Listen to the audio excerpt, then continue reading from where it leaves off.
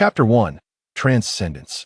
A strikingly handsome young man, standing at 185 centimeters tall, was presently undertaking the most pivotal examination of his life, the college entrance examination.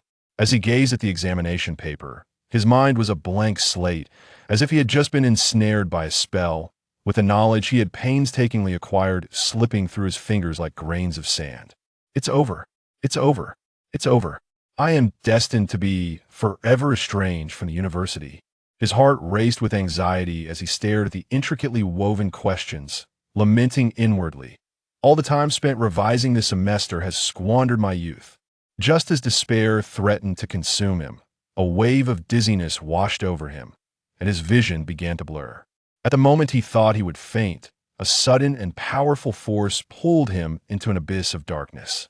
When he opened his eyes once more, he found himself lying on a patch of grass, surrounded by towering mountains and lush forests, the air infused with a simple fragrance and a refreshing breeze.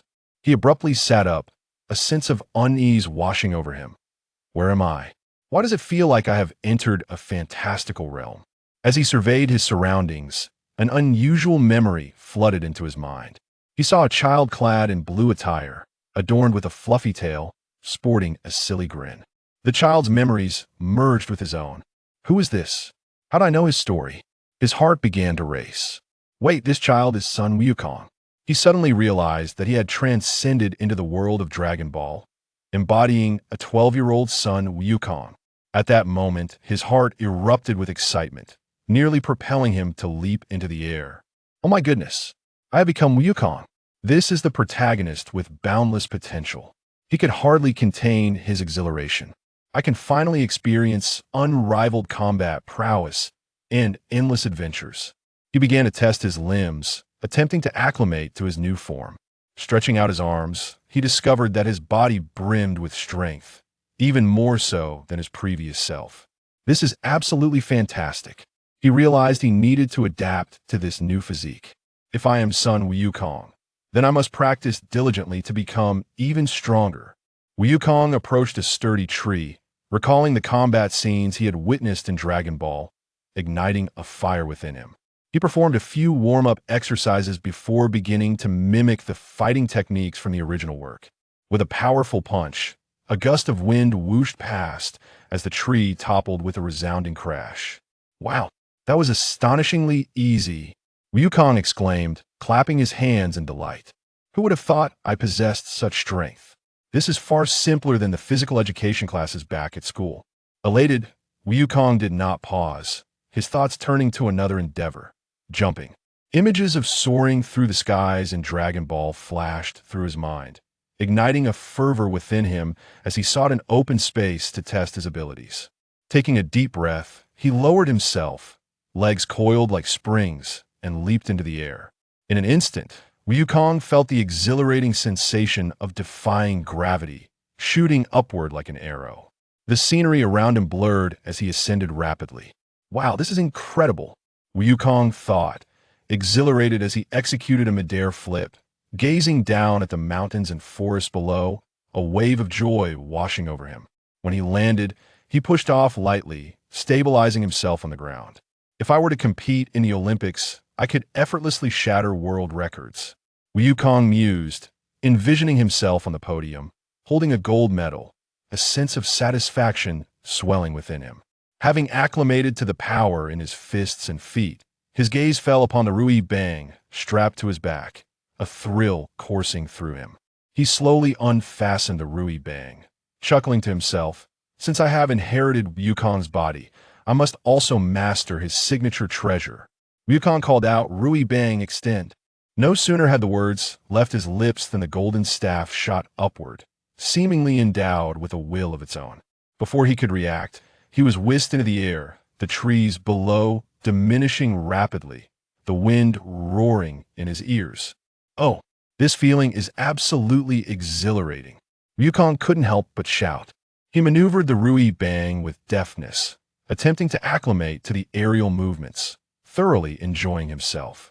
The staff's flexibility allowed Wukong to ascend and descend with ease, delighting like a child as he frolicked amidst the treetops.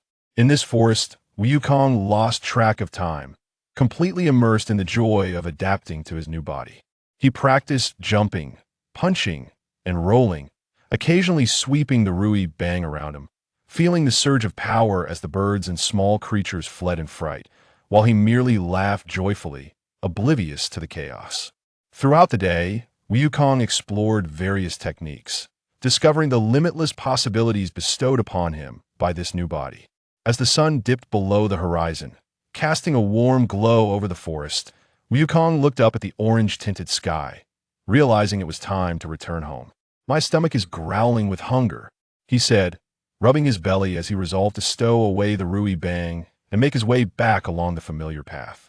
As he walked home, he spotted several plump fish by the riverbank, and upon closer inspection, one of them was enormous, measuring a full 2 meters, its scales shimmering like silver in the setting sun. "Haha, this big fellow will make for a splendid feast tonight." Wukong's eyes sparkled with excitement as he stripped off his clothes and leaped into the river, creating a splash. The massive fish sensed the disturbance and flicked its tail, darting away swiftly. Wukong, quick on the uptake, charged after it, undeterred by the resistance of the water. Though the current was strong, he easily caught up to the fish, reaching out with a vigorous grab. The fish twisted agilely, evading his grasp and sending a flurry of bubbles into the air. Wukong, momentarily stunned by the fish's quick reflexes, soon burst into laughter. "You're quite the challenge, but I will catch you today." Narrowing his eyes, he observed the fish's movements. Seizing the right moment, he no longer hesitated, delivering a powerful punch toward the fish's head. His fist created a surge of water as it struck the fish, which became dazed and ceased its struggle, floating motionless in the water. "Haha, finally got you," Wukong exclaimed, seizing the fish's tail and dragging it out of the water. With the unconscious fish in tow, Wukong excitedly made his way back home. The setting sun painted the mountains and forests in hues of red, while his stomach growled insistently. Thinking of the feast awaiting him, he quickened his pace. "I need to grill this fish quickly. It's going to be a delightful meal." Wukong pondered, suppressing the urge to break into a run, his speed increasing as the wind whistled past his ears. As he dashed along, he suddenly realized that his speed had far surpassed his previous efforts during school sports days. In the past, he could never outrun the athletic champions in his class, finishing each race breathless and exhausted. Now, however, he was gliding through the forest with merely a third of his effort, like a gust of wind. "This speed is positively extraordinary," Wukong thought excitedly, his steps becoming lighter as he effortlessly leaped over fallen tree trunks, and even giant boulders became targets for his jumps. Dragging the sizable fish along, he felt no burden whatsoever. Wukong couldn't help but reminisce about his previous live school sports day, where as an ordinary student, he could never come in first, always gasping for breath after running 400 meters, no matter how hard he tried. His results were merely mediocre. In comparison to his current speed, the difference was night and day. "If I had possessed this speed back then, I would have dominated the sports day." Wukong chuckled to himself. He couldn't help but fantasize about returning to that time, showcasing his prowess at the school sports meet, imagining the stir it would create. Chapter 2. An Encounter with Bulma. Wukong sped along the mountain path, dragging the large fish behind him, his mind occupied with an enchanting vision. If he could return to his previous life, with the strength and speed of this body, not only could he easily become the champion of the sports meet, but perhaps he could also win the heart of the school beauty. As this thought crossed his mind, he couldn't help but daydream, a smile creeping onto his lips. Just as he was lost in his reverie, a sudden bang jolted him as he collided with a solid object, propelling him and the fish into the air. "Ouch, that hurts!" Wukong rubbed his sore head, looking up to find a toppled motorcycle before him, beside which lay a girl with an irritated expression. He was momentarily stunned, for the girl before him was breathtakingly beautiful. With her striking blue hair, exquisite features, and captivating large eyes, she was utterly mesmerizing. He gasped inwardly, "Isn't this Bulma? She looks even more stunning than the school beauty I knew." Suppressing his excitement, he feigned ignorance, standing up and cautiously brushing the dust off his clothes. He spoke, I'm sorry, I was running a bit fast and didn't see you. Bulma frowned, crossing her arms, and replied, slightly displeased, are you trying to get yourself knocked down by running so fast? She glanced at the fallen fish, then scrutinized Wukong's appearance, seemingly assessing him. Wukong scratched his head, a shy smile creeping onto his face. I just caught a big fish and was on my way home. Hello, I'm Wukong. He extended his hand, tentatively introducing himself. Bulma offered a faint smile, seemingly intrigued by him. She extended her hand politely and shook his, saying, I am Bulma, hailing from a distant land. Goku, your speed just now was astonishing, almost as if propelled by some extraordinary strength. Goku suppressed a chuckle within, maintaining an outward pretense of modesty. Perhaps it's just that I was born with great strength. Bulma smiled mysteriously, lowering her gaze slightly as she spoke. I have come here in search of something. Have you ever heard of the Dragon Balls? Goku's heart raced at her words, realizing that the tale from the book was indeed unfolding before him. Yet, feigning surprise, he replied, Dragon Balls? What are those? Are they some sort of precious treasure? Seeing that he appeared completely oblivious, Bulma enthusiastically elaborated, yes. Legend has it that there are 7 Dragon Balls in the world. If one gathers them all, one can summon the eternal dragon and have any wish granted. I am here to find the Dragon Balls, and this is my Dragon Ball radar. As she spoke, she produced a peculiar, round device from her pocket, adorned with blinking red dots. Goku feigned astonishment, exclaiming, is it really that magical? If we gather the Dragon Balls, can I also have my wish fulfilled? Bulma shrugged with a smile, of course. However, collecting the Dragon Balls is no simple task. She regarded Goku closely, seemingly pondering something, before suggesting, you have such great energy, would you care to join me in the search for the Dragon Balls? You might be able to assist me. Goku's heart leaped with joy. This was the opportunity he had longed for. Yet, he outwardly maintained an expression of uncertainty, saying, do you truly need me? I'm not sure if I can be of any help. Bulma smiled gently, exuding confidence as she replied, absolutely. After all, it's always good to have assistance, especially from someone as strong as you. Goku nodded. All right then, I shall accompany you on this quest.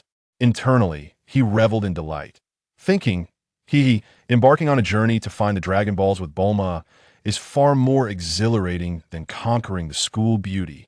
Goku had long been aware that a 4-star Dragon Ball resided in his humble cottage. As he observed the direction indicated by Bulma's Dragon Ball radar, he chuckled to himself. Isn't it fate that this girl seeking the Dragon Balls has found her way to my home? Bulma beckoned Goku to hop on her motorcycle. With one hand clutching a large fish and the other carefully wrapped around Bulma's waist, Goku thought, I can't believe I'm holding such a beautiful girl. Unaware of Goku's inner musings, Bulma revved the motorcycle, and the two sped along the mountain path. The wind whistled past their ears, and Goku, exhilarated, muttered, this feeling is simply delightful. Before long, they arrived at Goku's quaint wooden cottage. Goku feigned surprise. Hey, Bulma, is your radar malfunctioning? This is my home. Bulma's eyes widened in surprise. Really? Your home? What a coincidence that the Dragon Ball is right here. Goku nodded, secretly amused. Indeed, the plot seems to revolve around my house. He opened the door to the cottage and led Bulma inside.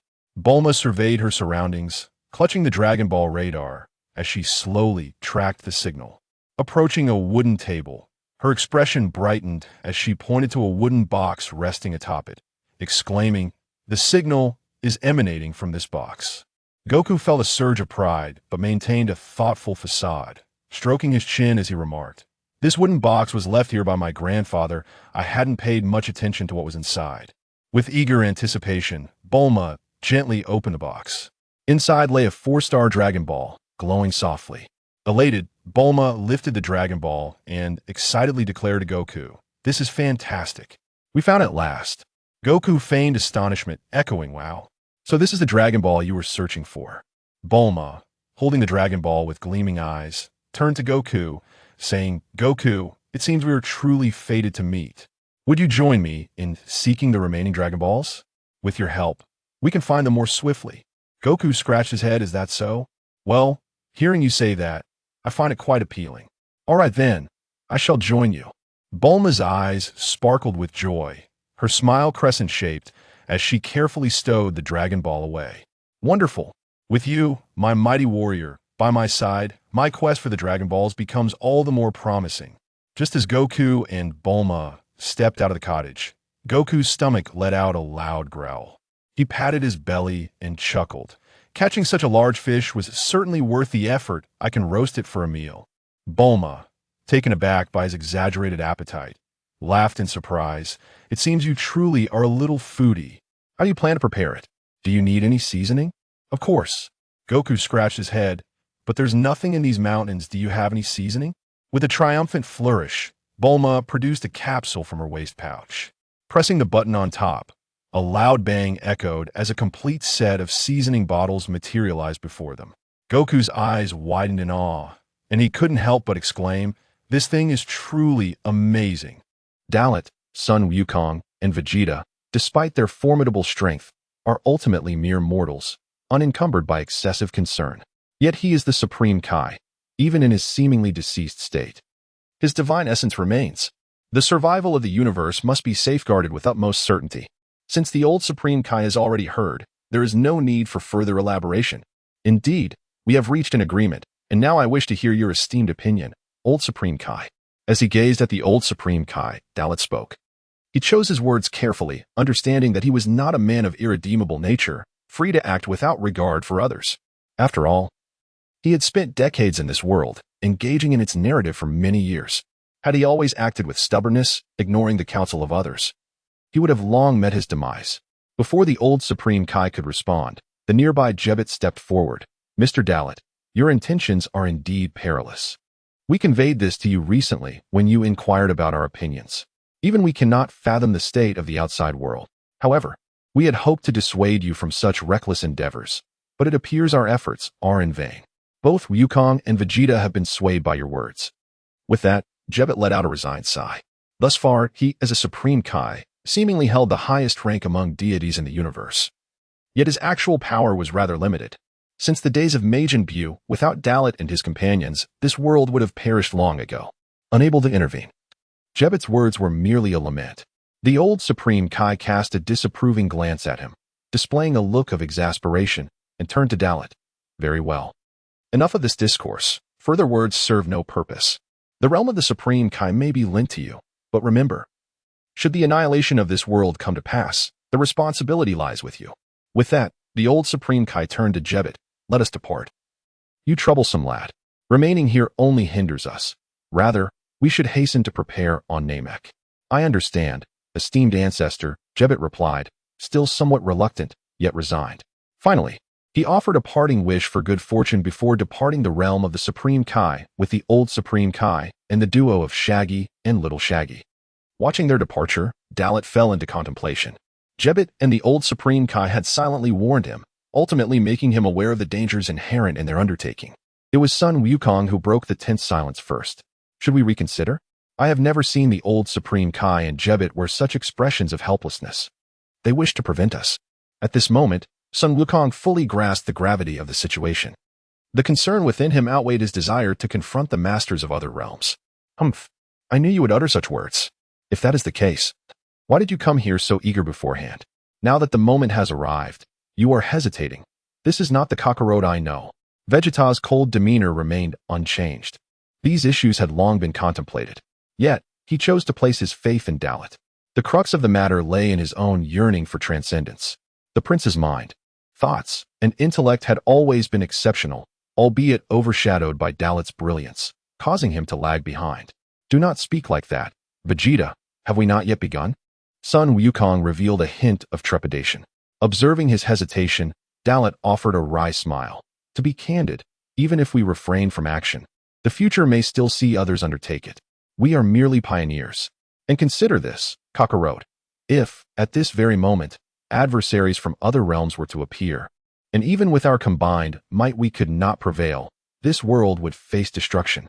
Thus, I firmly believe, even if the three of us shatter that barrier, the world shall not meet its end. If annihilation were so effortless, would we not be condemned to never engage in battle again?" His words instilled a profound sense of foreboding in both Sun Wukong and Vegeta. Dalit's assertion held merit. If the world were so easily destroyed, would they not forever be deprived of the camaraderie of combat? What a preposterous notion. Moreover, as Dalit stated, if they did not act, and if other worlds indeed existed, some unknown individuals might seize the opportunity to grow stronger, leaving them ensnared like caged birds. Come, if not now, when? Vegeta declared with icy resolve. Simultaneously, the previously wavering Sun Wukong found his convictions renewed. He had not contemplated the broader implications and thus had overlooked these issues. In this moment, reflecting upon the earlier expressions of the old Supreme Kai and Jebet, it became evident that they had wished to intervene yet refrained from uttering any explicit words. Perhaps they considered this very point. Chapter 4. The Triumphant Surge of the Three Super Saiyans. Part 1. Having finally made up his mind, Sun Wukong instinctively clenched his fists. It turns out, Vegeta, you have considered so much as well? I understand now, Darat. Let us do this. Stimulated by the moment, Sun Wukong's gaze became resolute. With his conviction solidified, he hesitated not. A glimmer of brilliance flickered in his eyes as the dormant energy pool within him was awakened in that instant. Sun Wukong's transformation caused a shift in expression for both Darat and Vegeta. Let the battle commence. Now, allow me to witness the extent of your progress over the past year. A slight smirk graced Darat's lips as he spoke. Simultaneously, the energy reservoir within him began to surge, an invisible pressure gradually spreading outward. It seemed as if nothing had changed. Yet this formidable aura would undoubtedly pin any ordinary person to the ground, rendering them immobile. Humph. Underestimate Kakarot if you must, but do not underestimate me. I have never ceased my training this past year. Vegeta, too, summoned his own strength, concentrating his energy in preparation for an explosive release. A year ago, both he and Kakarot were inferior to Darat. At that time, Darat had already attained the Super Saiyan 4th level with his crimson hair, while he and Kakarot had merely stabilized at the black-haired version of the same form. Each time, Darat had surged ahead, and Vegeta could not bear it. Not only he, but Sun Wukong felt the same. You let Darat underestimate you. Does that imply you underestimate me? Sun Wukong smiled, seemingly earnest, channeling his own aura to press against Vegeta. Sensing the anomaly, Vegeta huffed softly, raising his own pressure to clash against Sun Wukong's force. It is not that I underestimate you. Rather, in this past year, have you truly dedicated yourself to training? Even if you wish to. Your wife Chi-Chi would not allow it, would she? Vegeta's mocking prowess remained unparalleled. This playful banter between the two had left Darat in a state of bemused resignation. It had always been like this over the years, unchanged. Enough of this chatter. I shall go first, and then it will be your turn. With these words, Darat let out a mighty roar. Instantly, his battle power surged exponentially, an immense aura erupting from within him, shaking the very fabric of the Kaioshin realm. This level of power had reached a point where a mere gesture could obliterate an entire star system. This was still without transforming into a Super Saiyan, and not even utilizing his full strength. In terms of numerical value, Darat's power level had transcended the unit of Gai in a single breath. The units of Jing, Gai, Ji, Rang, and Go surged forth. Moreover, Darat's power continued to escalate uncontrollably. Vegeta and Sun Wukong furrowed their brows, their expressions grave. As they resisted Darat's overwhelming aura, they too continuously elevated their own energy to avoid being subdued. According to Darat, they must wait. They would wait for the critical moment of his transformation before unleashing their combined might, to breach that invisible barrier. They could not afford to give it a moment's response. Just like confronting an enemy, the most effective solution is always a decisive, instantaneous strike. A cry of release erupted from Darat. The earth trembled, and the air, even the very fabric of space, quaked under the rapid escalation of Darat's power. The golden aura replaced the pale white energy enveloping him. At that moment, his power had completely surpassed the unit of Gai, reaching the unit of Ji. It was even pushing towards higher realms, the unit of Rang. In its normal state, reaching 100 Rang is the true measure of Darat's strength. This was a number he alone comprehended, for he had wished upon Shenron to gain the ability to perceive power indices. With this, he could see the power levels of all beings below his own exalted state. Is this truly all the strength you possess right now? What an infuriating fellow. Each time, you overshadow me. Clenching his fists, Vegeta roared internally, struggling with his emotions. A year ago, the disparity in power was vast. Now, he had hoped it would have diminished, yet it remained significant. However, he felt a surge of confidence, for he knew Darat was not infallible. As long as Darat did not surpass the Super Saiyan 4th level with red hair, he could catch up, or even surpass him. Meanwhile, facing Darat's full-force eruption, Sun Wukong gasped in awe. Unlike Vegeta, Sun Wukong's emotional turmoil was filled with admiration for Darat. If not for Darat's relentless pursuit of strength over the years, guiding them, they would have surely stagnated in the era of Majin Buu. The golden aura completely enveloped Darat, transforming him into a being of pure gold. Subsequently, the golden light erupted, stabilizing at the full power of the Super Saiyan 1st level. In an instant, Darat's power surged nearly 80-fold. His battle power directly reaching 8,000 rang. The Super Saiyan 1st level comprises 4 forms. The first form amplifies the base power 50-fold, the second form 60-fold. The third form 70-fold, culminating in the final full power which can amplify to 80-fold. Next, the Super Saiyan 2nd level. I shall truly commence now. I will unleash my ultimate potential without hesitation. With a serious gaze, Darat announced. In an instant, his aura detonated, altering his form from the full power of the Super Saiyan 1st level. Lightning crackled. Super Saiyan 2nd level. 3 stages. The initial stage offers a 100-fold amplification. The mid-stage a 150-fold, and the final stage a 200-fold amplification. Darat's power instantly swelled to 2 Go units. The unit of Go seemed to transform the very space around him. Yet this transformation was merely the beginning. As the colors of the heavens and earth shifted, Darat slowly ascended into the air. The ground could no longer support the explosive force of his power. Suspended in the sky, the golden light resembled a small sun, shining brilliantly against the dim backdrop of the world. The Super Saiyan 3rd level formed at this moment. Super Saiyan 3, once hailed as the pinnacle of Super Saiyan. Similarly, it comprises 3 stages. The initial transformation offers a 400-fold amplification. The skilled phase can elevate to 500-fold, and at its peak, it can achieve 600-fold amplification. With a 600-fold increase over the base state, Darat's power erupted to the extreme limits of Super Saiyan 3, reaching beyond 6 Go units. Though still within the Go unit, the difference between this and the peak of Super Saiyan 2, which was merely 2 Go, was vast. The purity of energy alone was worlds apart. Chapter 5, The Triumphant Eruption of the 3 Super Saiyans, Part 2, at this very moment. In a distant corner of the universe, on the planet Namek, the old Kai and the father-son duo of Sheru and Goku, transported by the divine instant transmission of Jebet, arrived at their destination and sought the counsel of the Grand Elder of the Namekians. Upon swiftly recounting the dire situation, the Grand Elder, displaying remarkable foresight, promptly gathered the 7 Dragon Balls of Namek, preparing to summon Purunga as a precautionary measure. Dozens, even hundreds, of Namekians encircled the scene, their gazes fixed upon the crystalline sphere before them. This artifact, a divine tool of the old Kai, allowed them to perceive the current state of the Kaishin realm. Under normal circumstances, they would not have been able to sense the terrifying aura emanating from the Kaishin realm so swiftly. However, the crystal served as a conduit between the 2 dimensions, enabling the overwhelming power unleashed by Dalit to be transmitted directly. It was astonishing. No matter how many times he witnessed it, the old Kai found himself perpetually astounded. It was a pity that Dalit refused to ascend to the role of Kaishin. Otherwise, it would have been flawless, he mused. His reflections conveyed a sense of admiration for Dalit's formidable strength, albeit expressed in his characteristic roundabout manner. Beside him, Jebet felt a wave of embarrassment wash over him, his face flushed. He clearly understood that his esteemed ancestor's words implied a critique of his own capabilities as a Kaishin, particularly given that he was a product of their fusion. Esteemed ancestor, if this continues, will it truly not lead to calamity? Dalit's power is already so immense that even the Kaishin realm struggles to contain it. What if Goku and Vegeta join forces? Jebet expressed his concerns. The old Kai rolled his eyes in response. Is that not obvious? It would be remarkable if it didn't lead to disaster. However, if they succeed, it could be a boon. Who knows if there are unknown entities from other worlds pursuing similar ends? He reflected on the events of a year prior, recalling how Dalit, though often reckless, sometimes displayed remarkable foresight, perhaps a consequence of the evil dragon incident that compelled him to take such drastic actions.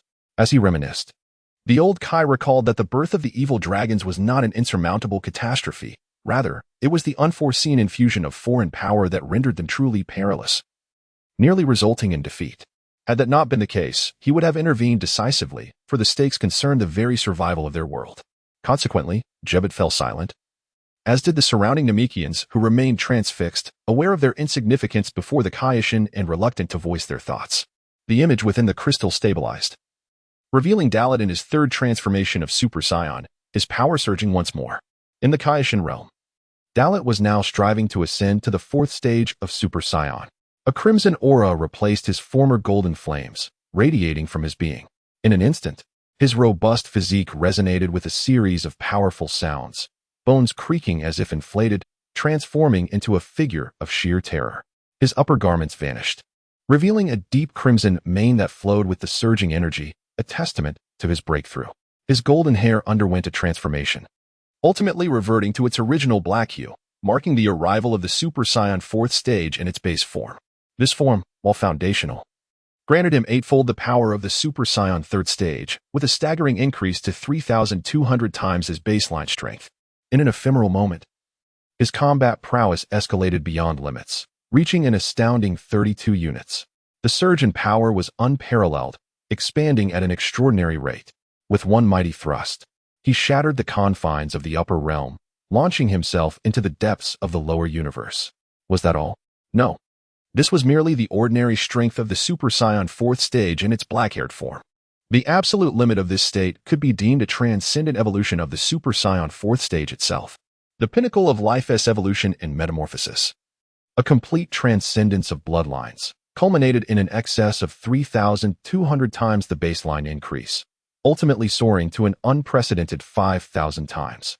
In a single breath, Dalit's combat power soared to a terrifying 50 units. The world dimmed in response, and the fabric of space trembled with thunderous roars, rendering the Kaioshin realm akin to a harbinger of apocalypse. Even Vegeta and Goku, present amidst this spectacle, could not help but gasp in astonishment. Has he truly attained such strength? This detestable fellow. Vegeta bit his lip in frustration, realizing that his own limits paled in comparison. Dalit's black-haired form surpassed even his own red-haired state. Despite a year of respite allowing for growth, they still lagged far behind. Both warriors wore expressions of grave concern. Nonetheless, an invisible barrier remained unyielding, indicating that even with such power, they could not breach the limits of their world. Hovering in the sky, Dalit inhaled deeply. With his combat prowess reaching 50 units, he felt entirely prepared. 50 units. By his calculations, he had surpassed the strength of Goku, who had achieved the pinnacle of Ultra Instinct during the Tournament of Power, perhaps even more formidable. Yet, he still fell short of touching the threshold of the world's barrier. With my strength alone, I am still far from sufficient, he thought, his gaze sharpening. Not enough. The terrifying power of the Super Saiyan fourth stage in its black-haired form was indeed formidable, yet it lacked the necessary magnitude to breach the world's boundaries. The Super Saiyan fourth stage in its red-haired form, the ultimate manifestation of bloodline transcendence, awaited. Meanwhile, far away on Earth in the North Galaxy solar system, the Z-Warriors had returned to their mundane lives. In an instant, they sensed the almost otherworldly aura radiating from Dalit, and each turned their gaze towards the heavens with an unsettling apprehension. They remained oblivious to the monumental endeavors undertaken by Dalit, Goku, and Vegeta, shrouded in mystery. All they could ponder was whether some cataclysmic event had transpired in the cosmos, compelling Dalit to unleash such terrifying power in response. Chapter 6. The Triumphant Eruption of the Three Great Super Saiyans, Part 2. What on earth is happening? Dalit. What kind of adversary demands such a level of power from you? The divine being of Earth, Piccolo, could not suppress his astonishment. Engaged in meditation and cultivation, he was taken aback. Now, he concentrated all his strength to sense the situation, desperate to understand what was unfolding. Beside him, the Supreme Kai Dandy and Bobo gazed at Piccolo in shock, utterly perplexed as they awaited his explanation. Two more powerful presences. Could it be Old Sun and Vegeta? Could it be? Wait, that place is the Kaioshin realm? With a clear perception, Piccolo could no longer contain his voice. Meanwhile, at the Baozi Mountain on Earth, Son Gohan was engrossed in his latest academic research, accompanied by his wife, Videl, and their daughter, Pan, who was playing with the cosmic robot, Jiru. The sudden surge of energy startled them. Particularly, Pan jumped up immediately, exclaiming, "Daddy, is that energy from Uncle Dalit?" Hearing this, Son Gohan's expression turned grave as he responded earnestly, "Yes, and there's also Dad and Uncle Vegeta's energy. They were just at Baozi Mountain." In that moment of realization, Son Gohan felt a wave of helplessness wash over him. His mother had instructed him to keep an eye on his father. Yet he had become so absorbed in his research that he had allowed his father to wander off. Naturally, this was under the assumption that everything was fine. Now, however, the unexpected situation caught him off guard. If nothing were amiss, he would find it hard to believe, given his understanding of Dalit. He knew all too well that he would never act recklessly without provocation. What on earth is happening? Has it only been a year of peace? And another disaster is about to strike? In this moment, Son Gohan could only pray inwardly. To be honest, his own situation was rather disheartening. Ever since Pan's arrival, he had become increasingly complacent in his training, to the point where he might not even be able to defeat his younger brother, Son Goten. The evil dragon incident had occurred just a year ago, preceded by numerous other events. This was a warning for him, yet after that ordeal, he resolutely cast aside all worries, naively believing that with the end of the calamity, peace had returned to Earth, allowing him to lower his guard. In simpler terms, Son Gohan had fallen far from the prowess he once possessed, relying on his father, Vegeta, and Dalit, a habit he had grown accustomed to. This dependence was what led Son Goku to contemplate fully entrusting Earth to the next generation. In truth, such thoughts had crossed his mind during the Majin Buu saga, but it was only now that he had finally made up his mind. Meanwhile, on the Turtle Hermit Island, Master Roshi, Krillin, in the Wolf Fong Plains, Yamchu, and in the dense forests of the eastern mountains, Tien and Kaiatsu, anyone with a modicum of power sensed the upheaval. Yet, being on Earth, they were oblivious to the specifics of the situation. All they could do was harbor silent concerns, hoping that no significant calamity would ensue. In the Kaishin realm, having completed the transformation into the fourth stage of Super Saiyan with black hair, Dalit began his ascent towards even greater heights. Merely achieving the pinnacle of the fourth stage with black hair was insufficient to breach the cosmic barrier. This barrier is more elusive than I had imagined. What about my full power?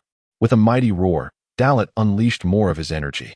The energy reservoir of the fourth stage of Super Saiyan with red hair surged forth, a vast torrent akin to an unrelenting cosmic storm, pouring forth its overwhelming essence at an astonishing speed, flooding every corner of the universe.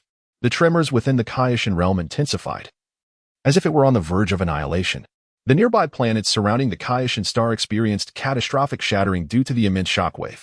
Thunder rumbled, winds howled, and numerous tornadoes erupted above the Kaishin star, continually tearing at the fabric of this exalted celestial body. Golden arcs of lightning danced around Dalit's form, marking the climax of his metamorphosis. A deep crimson energy beam erupted towards the heavens, distorting the space around it, akin to a primordial creation. The fourth stage of Super Saiyan with red hair, normally augmented by 6,400 times, propelled his combat power to an astounding 64 units. Although this was merely a 14-unit increase compared to his black-haired limit, it was indeed terrifying. In the realm of power, such a magnitude could rival that of a god of destruction in another primary universe. By classification, this was already at the 10th dimensional level. I refuse to believe that this barrier is truly so impenetrable. With golden light flashing in his eyes, Dalit's energy underwent another qualitative transformation. The deep crimson energy beam expanded, shooting skyward, violently distorting the space above. The magnitude of this power was starkly different from before, as he fully unleashed the entirety of his combat prowess as a fourth-stage Super Saiyan with red hair. With a 1,000-fold increase in his normal combat power, his battle strength ascended into the realm of the 100 units.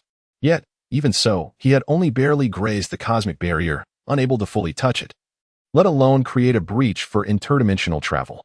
As I suspected, now, I must rely on them. With determination, Dalit took a deep breath to stabilize the eruption of his power, casting his gaze downward towards Son Goku and Vegeta. Infuriatingly, it seemed that Son Goku and Vegeta had forgotten the agreed-upon strategy. His power had shaken these two Saiyans, leaving them in deep contemplation. How long will you two remain in this state? At this juncture, if you do not act, when will you? With a thunderous roar directed at them, his presence surged wildly. The thunderous sound, coupled with his overwhelming aura, jolted the two Saiyans back to reality. They immediately recognized that their excessive deliberation had nearly cost them the optimal moment to act. Apologies, we were stunned by your power. We thought that a year of respite would allow us to narrow the gap between us, yet the distance has only widened. As the words fell, Son Goku unleashed his energy, racing to Dalit's side. Simultaneously, he activated his prepared energy reservoir, which surged forth wildly, accompanied by Son Goku's mighty shout. A resounding boom echoed.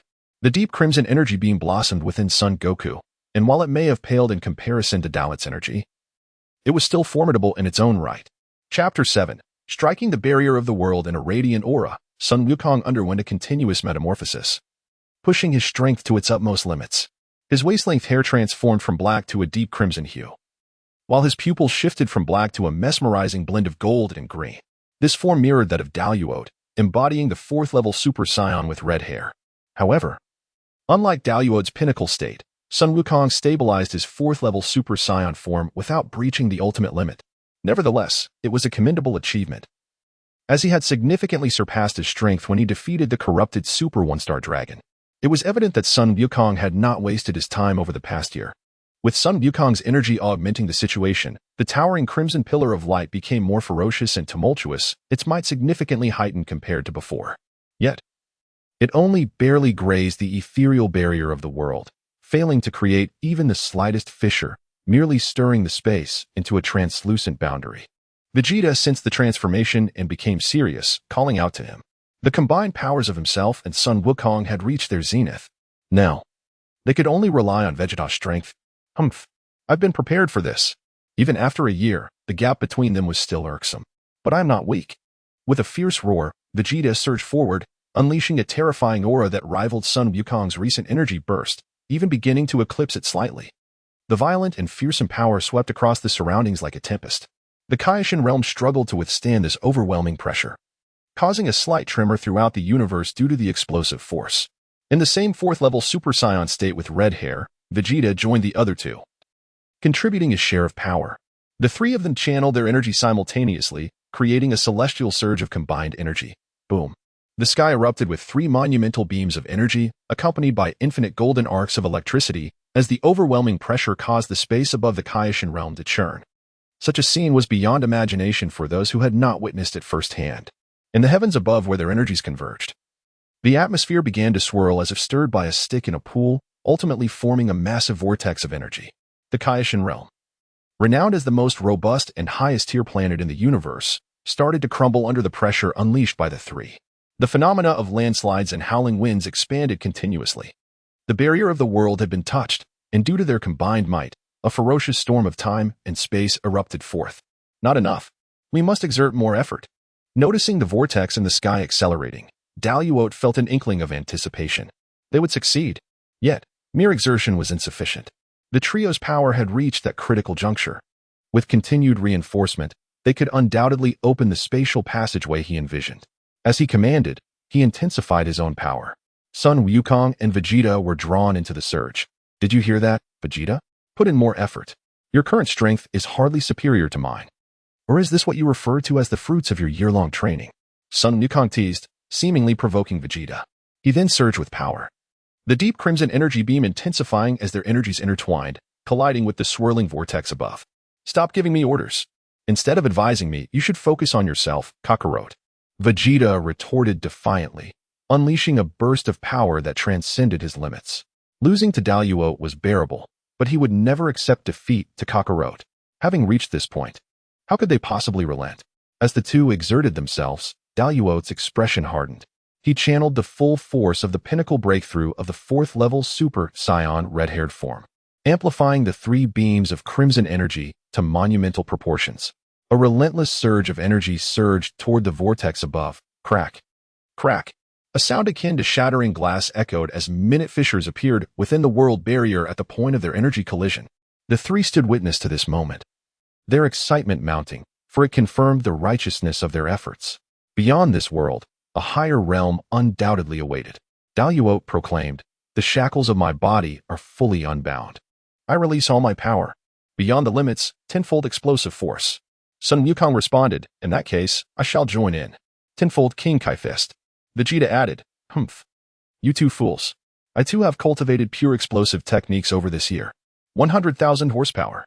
Tenfold explosive force, tenfold King Kai Fist. 100,000 horsepower."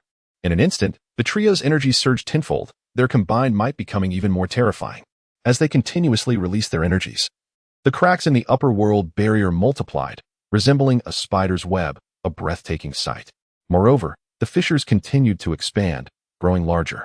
Simultaneously, The Kaioshin realm was rapidly disintegrating under the overwhelming aura of the three, teetering on the brink of collapse. Their combined energies permeated the entire universe, palpable even across great distances.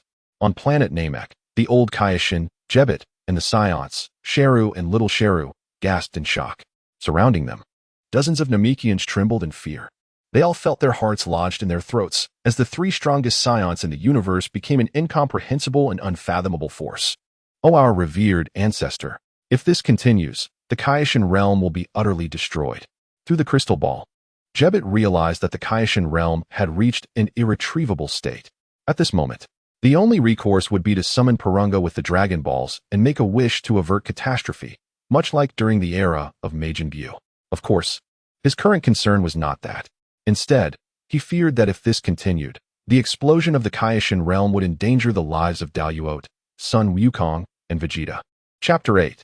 The Cataclysm and the Final Decision. In the face of the concerns and words of the god Jebet, the old Kai merely shot him a glance, at a loss for how to reprimand him. At this critical juncture, failure was not an option. Fool.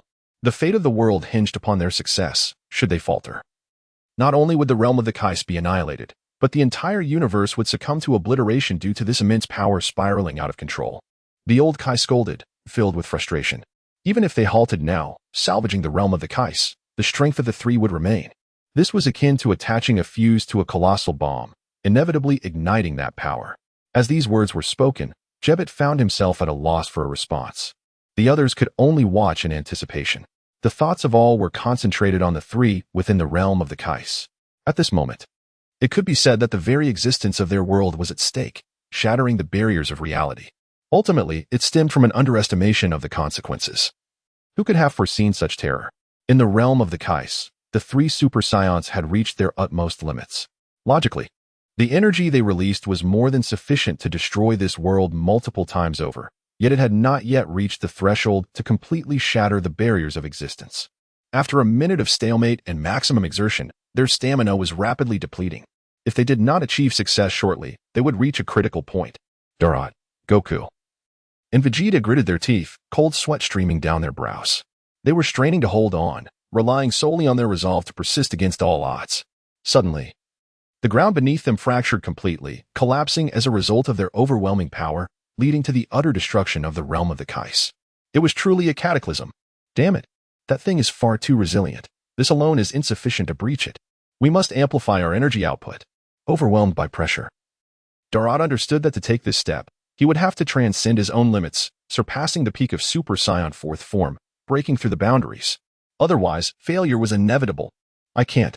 If I forcefully increase the multiplier of the Kaioken, I will surely collapse. Even maintaining the current state is already exceedingly taxing. In the face of this predicament, Goku clenched his teeth and shouted with fervor. Damn it, are we truly destined to be halted here? In another world, there are stronger warriors awaiting us. As a Saiyan, how can we simply give up? Vegeta was unwilling to accept this fate, but he found himself powerless. His situation was dire, his strength having reached its zenith. Not only were they two in such a state, but Dorot had also reached his output limit. In the sky, the massive vortex at its center displayed cracks across the world barrier. Yet it had not reached the point of collapse. The combined power of their Super Saiyan 4th form was still insufficient. No. Perhaps Goku and Vegeta could reach the pinnacle of the red-haired form, achieving the same boundary breakthrough. That would be. But they were just a tad short. If only they had fused into Vegito from the onset. No. It was pointless to dwell on such thoughts now. Regardless, we must persist. Victory or defeat hinges upon this moment. Let us make one final stand, believe in ourselves, once more, transcend our limits. Dorot was acutely aware that he could not falter, nor could Goku and Vegeta. Should they fail, it would be a complete loss. Even if the world would not be destroyed by their reckless actions this time, the next time would not be so simple. The world was continually evolving. As they grew stronger, so too did the world keep pace. Raising his head, he saw that a corner of the world barrier was on the verge of being breached. Thus, even at the cost of his life, he was determined to succeed. This world was merely a starting point for him. Breaking through the limits of reality to traverse to another realm was his true beginning. The trio's energy remained concentrated at a singular point, the intensity having reached its peak. Unable to be further augmented. However, they had yet to breach even a corner of this world. forming a passage adjacent to another realm. If they could not amplify their energy release in a short time frame to completely surpass the current threshold, continuing would be futile. In this desperate moment, a brilliant idea suddenly illuminated Goku's mind, as if he had discovered the optimal solution. There is no other way, Vegeta. We must transfer all our power to Darot. Goku's words left Vegeta in shock. Simultaneously, they rendered Darot momentarily speechless. This guy, even in such dire straits, could suddenly think on his feet. Kakarot, do you understand what this entails? Even if we succeed, it may mean. Vegeta's apprehensions left him in a frenzy. To relinquish the power he had painstakingly cultivated to another was a notion that had occurred in the past, yet to do so now felt unbearable. At this point, there were no alternatives. Only by transferring all of our Saiyan energy to Darot could there be hope to breach a corner of this world barrier. If they continued to stalemate, they would all succumb to exhaustion and fail. Ultimately, they could be overwhelmed by the uncontrollable power, leading to even graver consequences. In that moment, Goku appeared a changed man, addressing Vegeta with newfound clarity. Under normal circumstances, he would not possess such insight. Damn it. You must consider this carefully, huh? Once we do this, it means that even if we succeed, only Darot can venture into that world alone. Vegeta gritted his teeth. Aware of the gravity of the situation, yet still burdened by numerous concerns. It was not that he was unwilling to transfer his energy to Darot, but rather that the unknown world posed too great a danger. Their journey together could very well lead to death. If Darot were to enter that realm alone, what would the outcome be? No one knew, especially since he himself yearned to go. Was this not a desperate situation? Among the three of us, Darot is the strongest.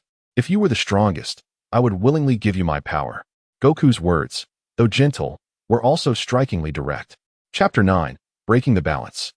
The World Passage. Though I long to explore that unknown realm, I believe this opportunity should be granted to Dalit.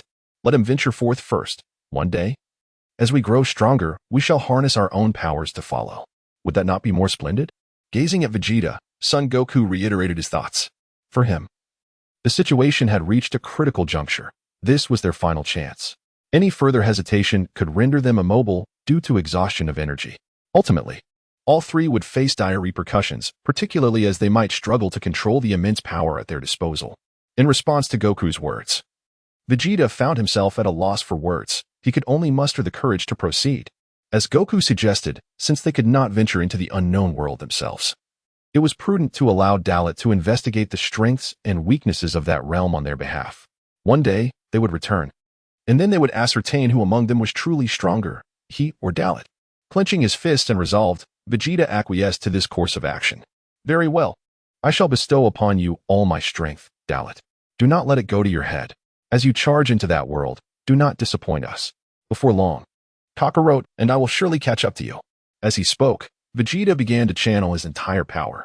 The terrifying energy of his Super Saiyan 4th level Crimson form surged forth, transforming into a golden aura that flowed towards Dalit. Vegeta, you. Dalit felt the overwhelming force emanating from Vegeta, yet he had no time to respond. At that moment, their selfless act instilled within him a sense of guilt. They had promised to break through the barriers of the world and explore other realms together. Now, they had placed their hopes entirely upon him. You must not fail. I entrust you with all that I and Vegeta possess. Goku's voice echoed beside him, and Dalit turned to him. Goku, too, had gathered his strength and began transmitting it to Dalit. The continuous flow of Saiyan energy, although inferior in magnitude to his own, replenished his waning stamina and significantly augmented his power. You too. I understand. I accept this favor. Clenching his fist slowly, Dalit inhaled deeply, choosing not to say more. As the one in a position of leadership, he resolved to forge ahead. Regardless of the challenges that lay before him, be it mountains of blades or hellish flames, let go of everything and show me how powerful you can become with the strength of both me and Vegeta. Due to the depletion of his energy, Goku swiftly retreated, his words resonating in Dalit's mind. You better succeed, otherwise, I shall show you no mercy. Once you reach that world, do not let yourself be defeated. I will hold you in contempt if that happens. Vegeta joined Goku in withdrawal, his expression remaining stern and serious. Though his words were harsh, they were laced with concern, serving as a reminder to Dalit. Rest assured, I am not so fragile. I will not fail. Dalit was not one to be overly sentimental. As the energies of the two Super Saiyan 4th level warriors were absorbed into him, a profound crimson glow enveloped his form. The convergence of their powers caused a metamorphosis within his bloodline, evolving toward an unknown direction. Dalit sensed the purity of his energy undergoing a rapid transformation. As time passed, Dalit's transformation unfolded entirely. His originally blood-red hair was suffused with a delicate pink aura that intensified with each moment. The hair on his body gradually shifted to pink due to the extraordinary energy following his metamorphosis. The essence of his aura underwent a fundamental change, elevating the power of his bloodline once more. He transcended the limits of the Super Saiyan 4th level. A mighty roar erupted from Dalit, releasing the emotions that had been pent up inside him, shattering the barrier that had obstructed his progress.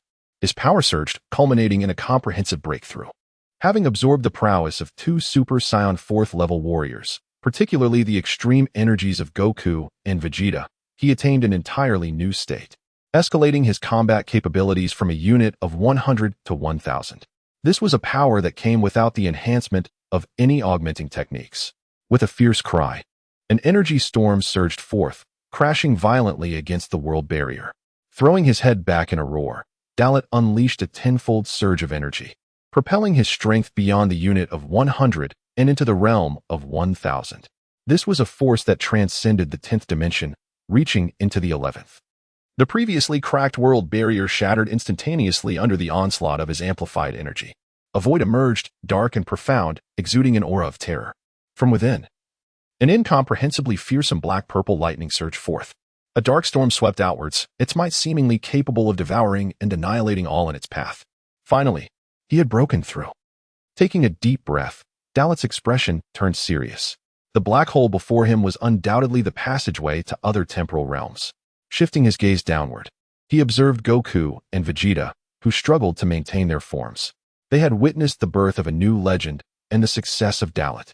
The three exchanged knowing glances, each acknowledging the other's thoughts. Thank you both. Allow me to take the lead this time.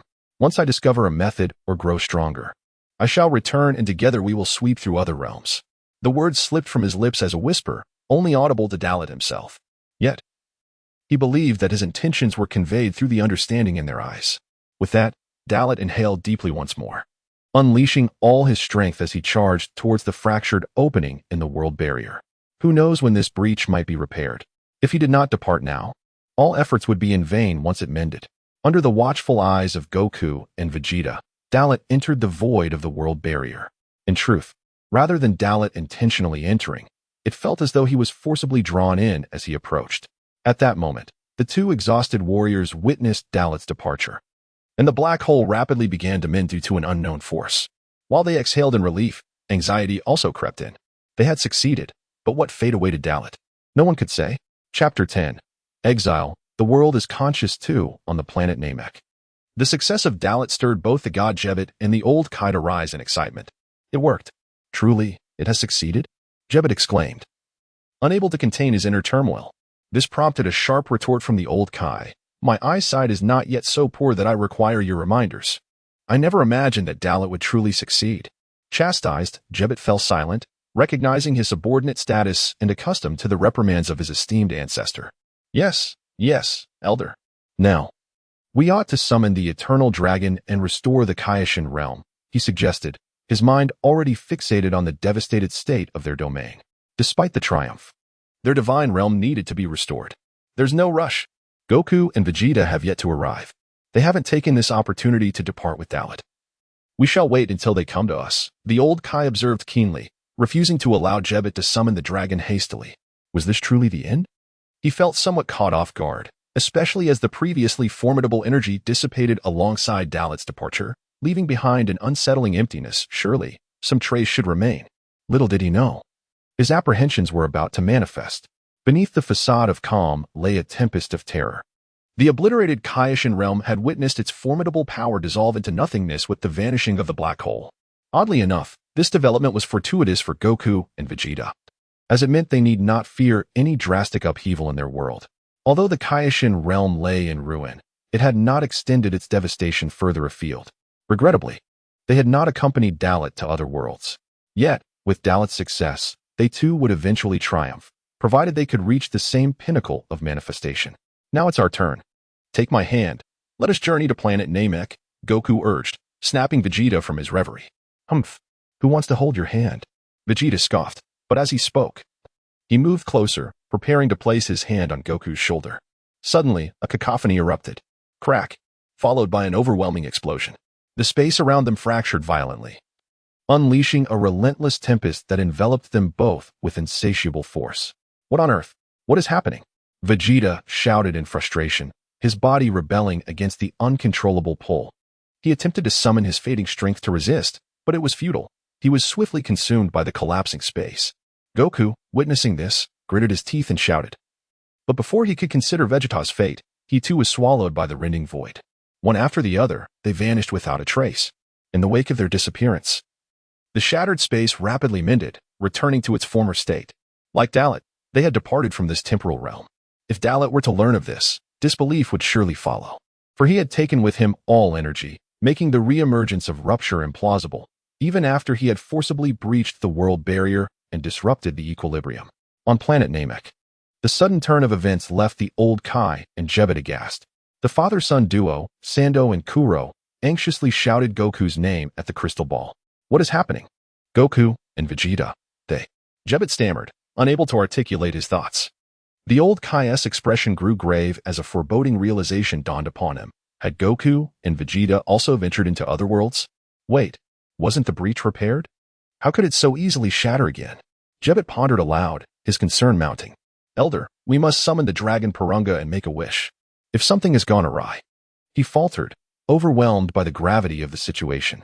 He feared that if they had not traversed to another world but instead fallen into some alternate dimension, Goku and Vegeta may never return.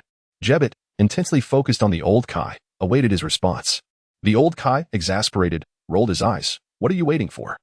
Summon the dragon, you foolish child. His frustration boiled over.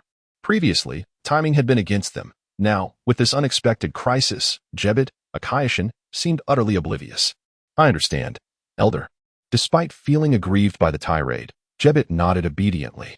He turned to the Grand Elder of the Namekians, who had already begun preparations upon hearing their conversation. When Purunga emerged, the awe-inspiring sight stirred a tumult of emotions within everyone present. After a series of inquiries, they learned of Goku and Vegeta's predicament.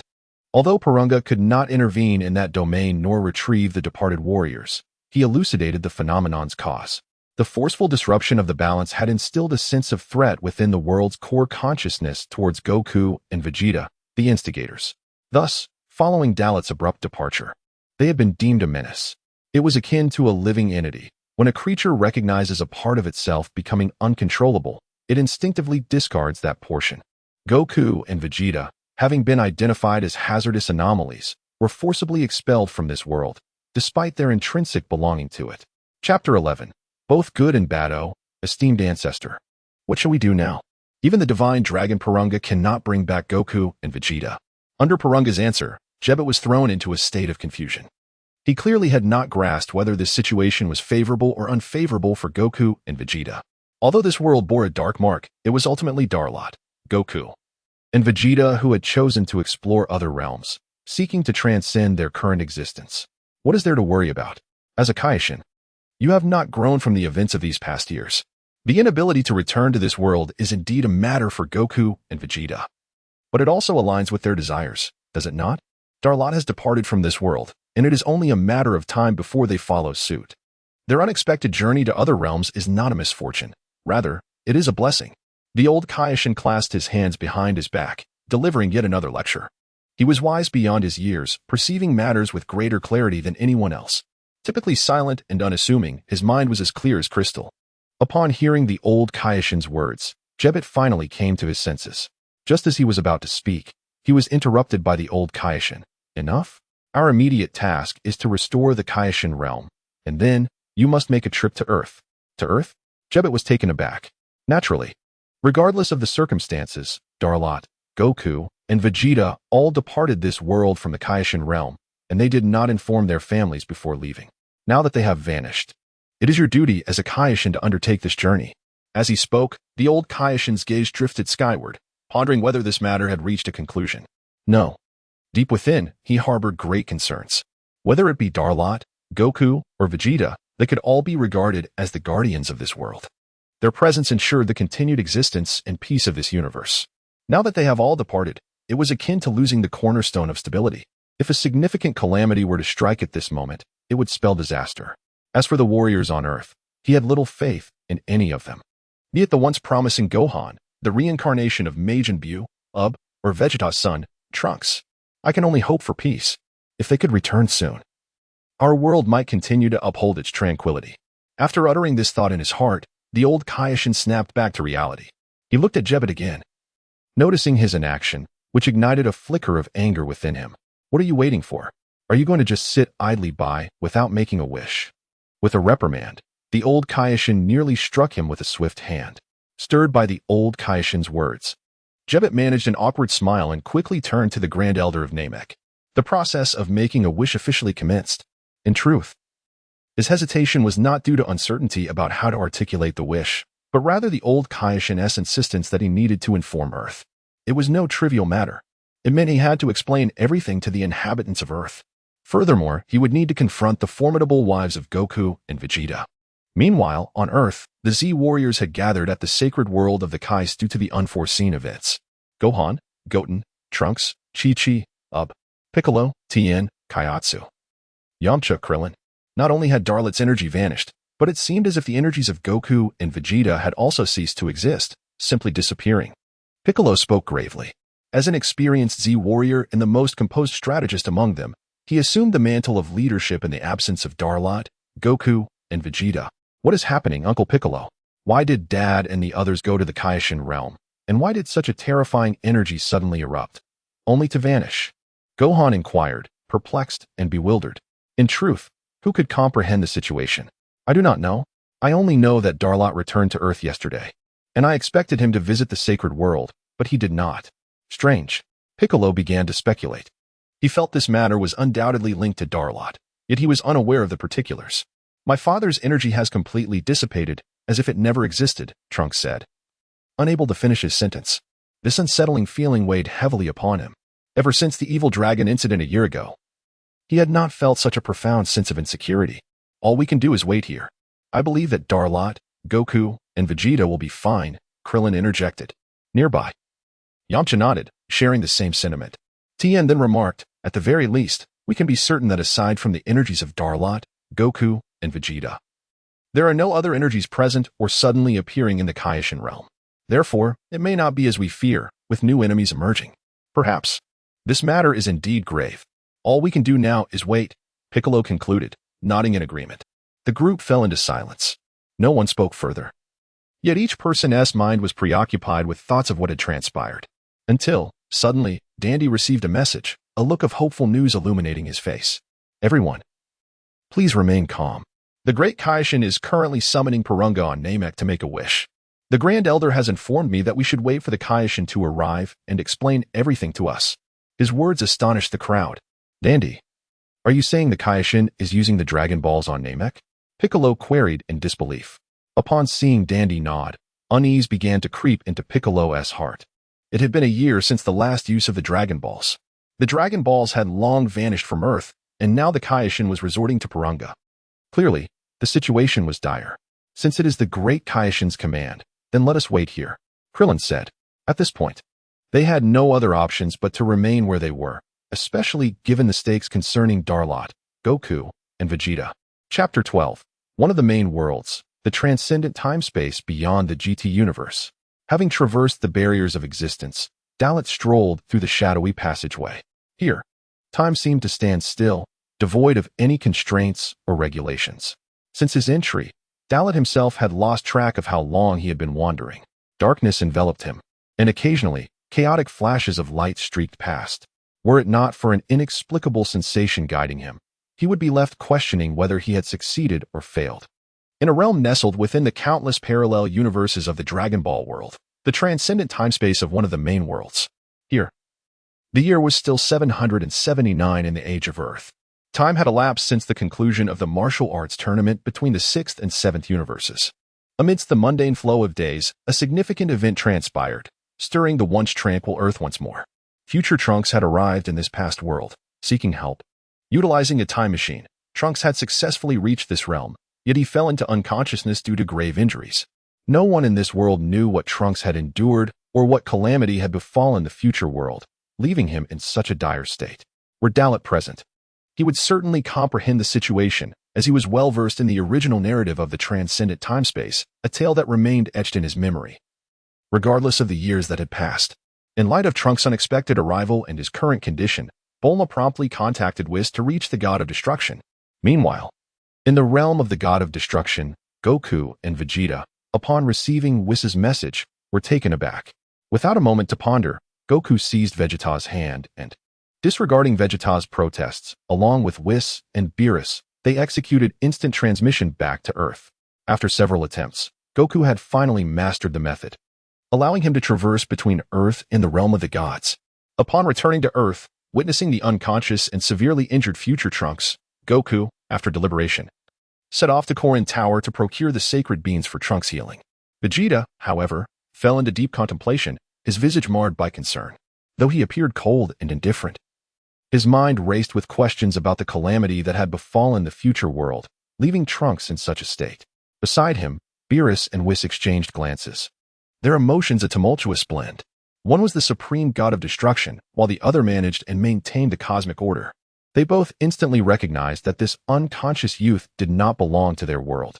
The gravity of the situation was apparent to them, yet they refrained from voicing their thoughts, caught off guard by the unexpected turn of events. Whis, as an angel, you must have known what this is about, right? This lad hails from the future, and it seems he has visited our world before, Beerus remarked, casting a sidelong glance at Whis, conveying his thoughts. Whis, standing beside Beerus, was aware of certain matters but could not speak openly. He communicated telepathically, Lord Beerus, let us remain patient until he awakens to inquire about the circumstances. Humph.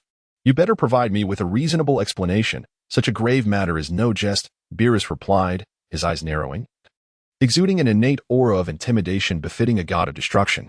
The incident had occurred within his jurisdiction, and any uncontrollable developments would reflect poorly on him. Ah, yes, Lord Beerus, Whis responded, a hint of awkwardness evident on his face. An angel's duty is to assist the god of destruction.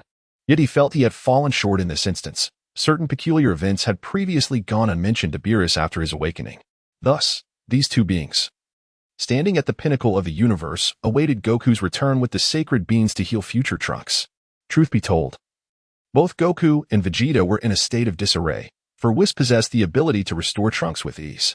When Goku finally returned, sacred beans in hand, he, with Vegeta's assistance, fed one to future Trunks. During this process, some Z fighters sensed the urgency and rushed from various parts of Earth, especially Piccolo and Gohan, who felt Trunks' presence and quickly made their way there. Thanks to the sacred beans, Trunks' injuries began to mend, and consciousness gradually returned. Normally, he would have first recollected the events leading to his unconsciousness or assessed his current situation. However, upon awakening and seeing Goku's face, identical to that of the dark figure he had encountered, he was immediately struck with alarm, instinctively launching a powerful punch in panic. Goku, taken by surprise, managed to intercept Trunks' blow with his superior strength. Confusion ensued. Why was future Trunks attacking him? This made no sense. Gazing into Trunks' eyes, Goku perceived the boundless rage and murderous intent boiling within him. Vegeta, too, was astonished. Not just him, everyone was bewildered by Trunks' sudden aggression. Hey Trunks, what is the meaning of this? Why are you attacking Kakarot? What catastrophe has transpired in the future? Vegeta, furrowing his brow, first neglected to inquire about Goku's condition, instead demanding answers from future Trunks. Yet, what he did not realize was that Trunks, engulfed by inner demons and deeply affected by the darkness of his future world, was unable to heed his words. Chapter 13. The era of Super Saiyans has long passed. How infuriating. How utterly despicable. Dark One, I shall bring you to your end. An overwhelming aura erupted in an instant as future Trunks' reason was consumed. His eyes glowed with a crimson light, leaving all present in sheer disbelief. What transpired to transform future Trunks into this state? And who is this Dark One? What deeds have provoked such wrath from future Trunks? Trunks, what has become of you? Do you not recognize me? It is I, Son Goku. As he gazed at future Trunks, Son Goku found himself entirely at a disadvantage, as if he had committed some unspeakable atrocity. The perplexing part was that he could not fathom the cause. Wake up, Trunks. You are safe now. You are at home, surrounded by us.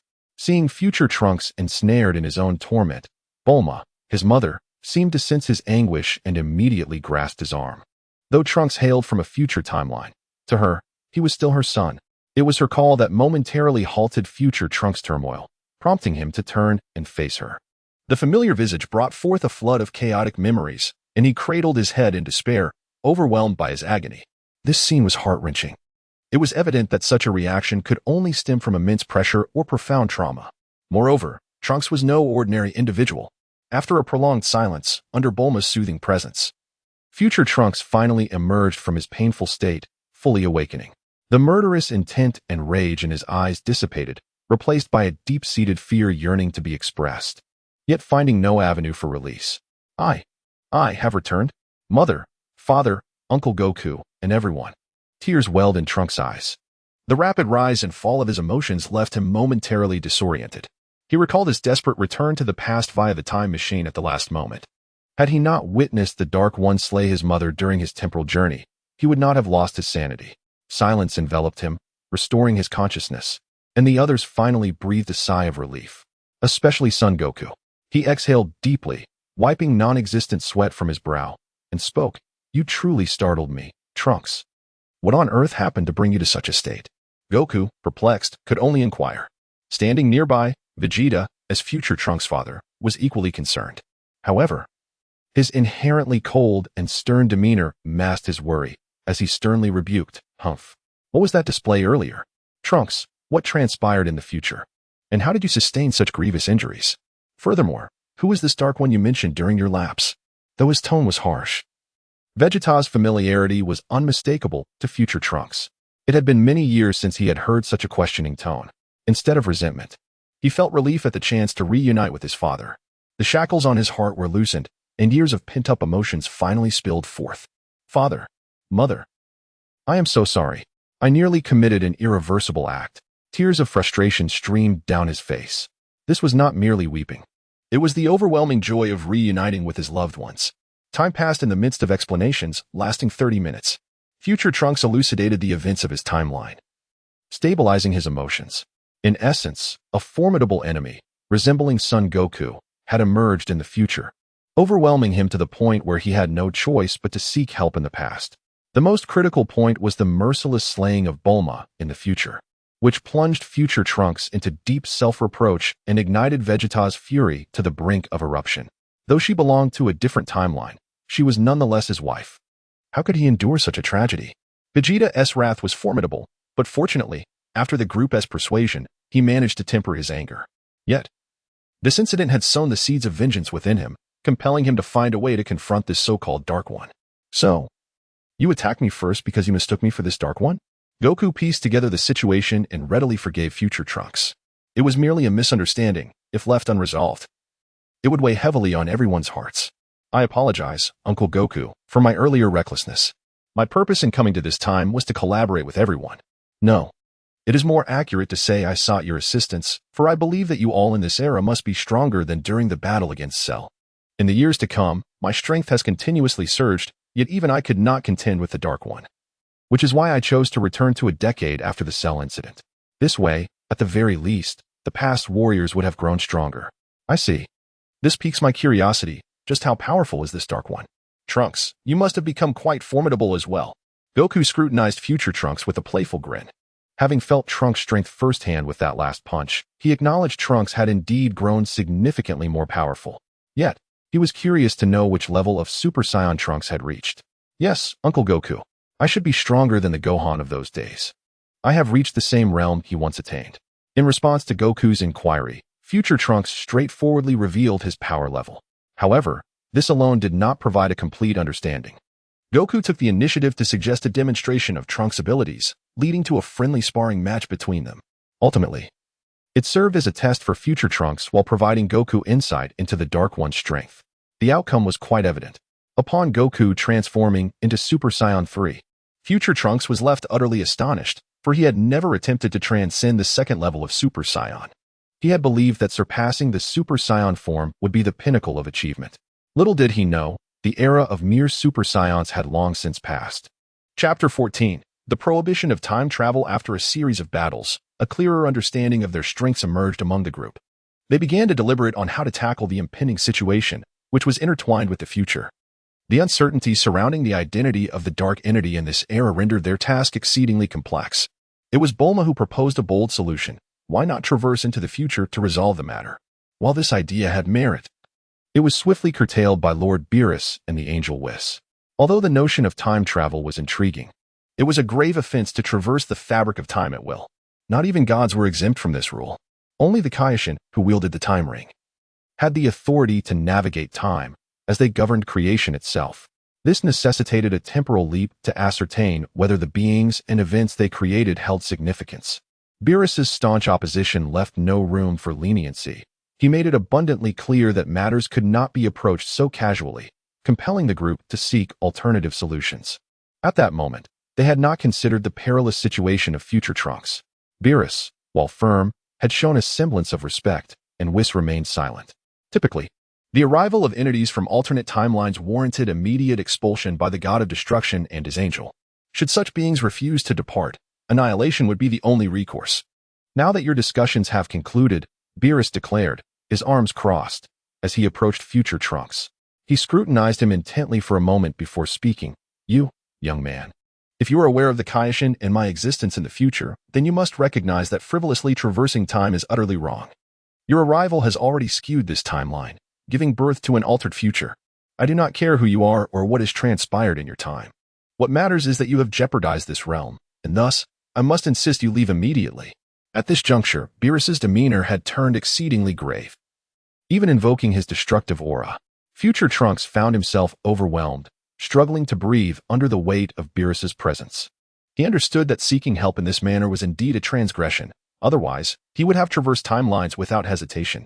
In the days of yore, the Kaioshin of his realm had cautioned him against the reckless manipulation of time, for it could lead to cataclysmic destruction. I deeply apologize for the unforeseen consequences of my actions, for I have inadvertently spawned an unknown future. However, my return was not born of choice.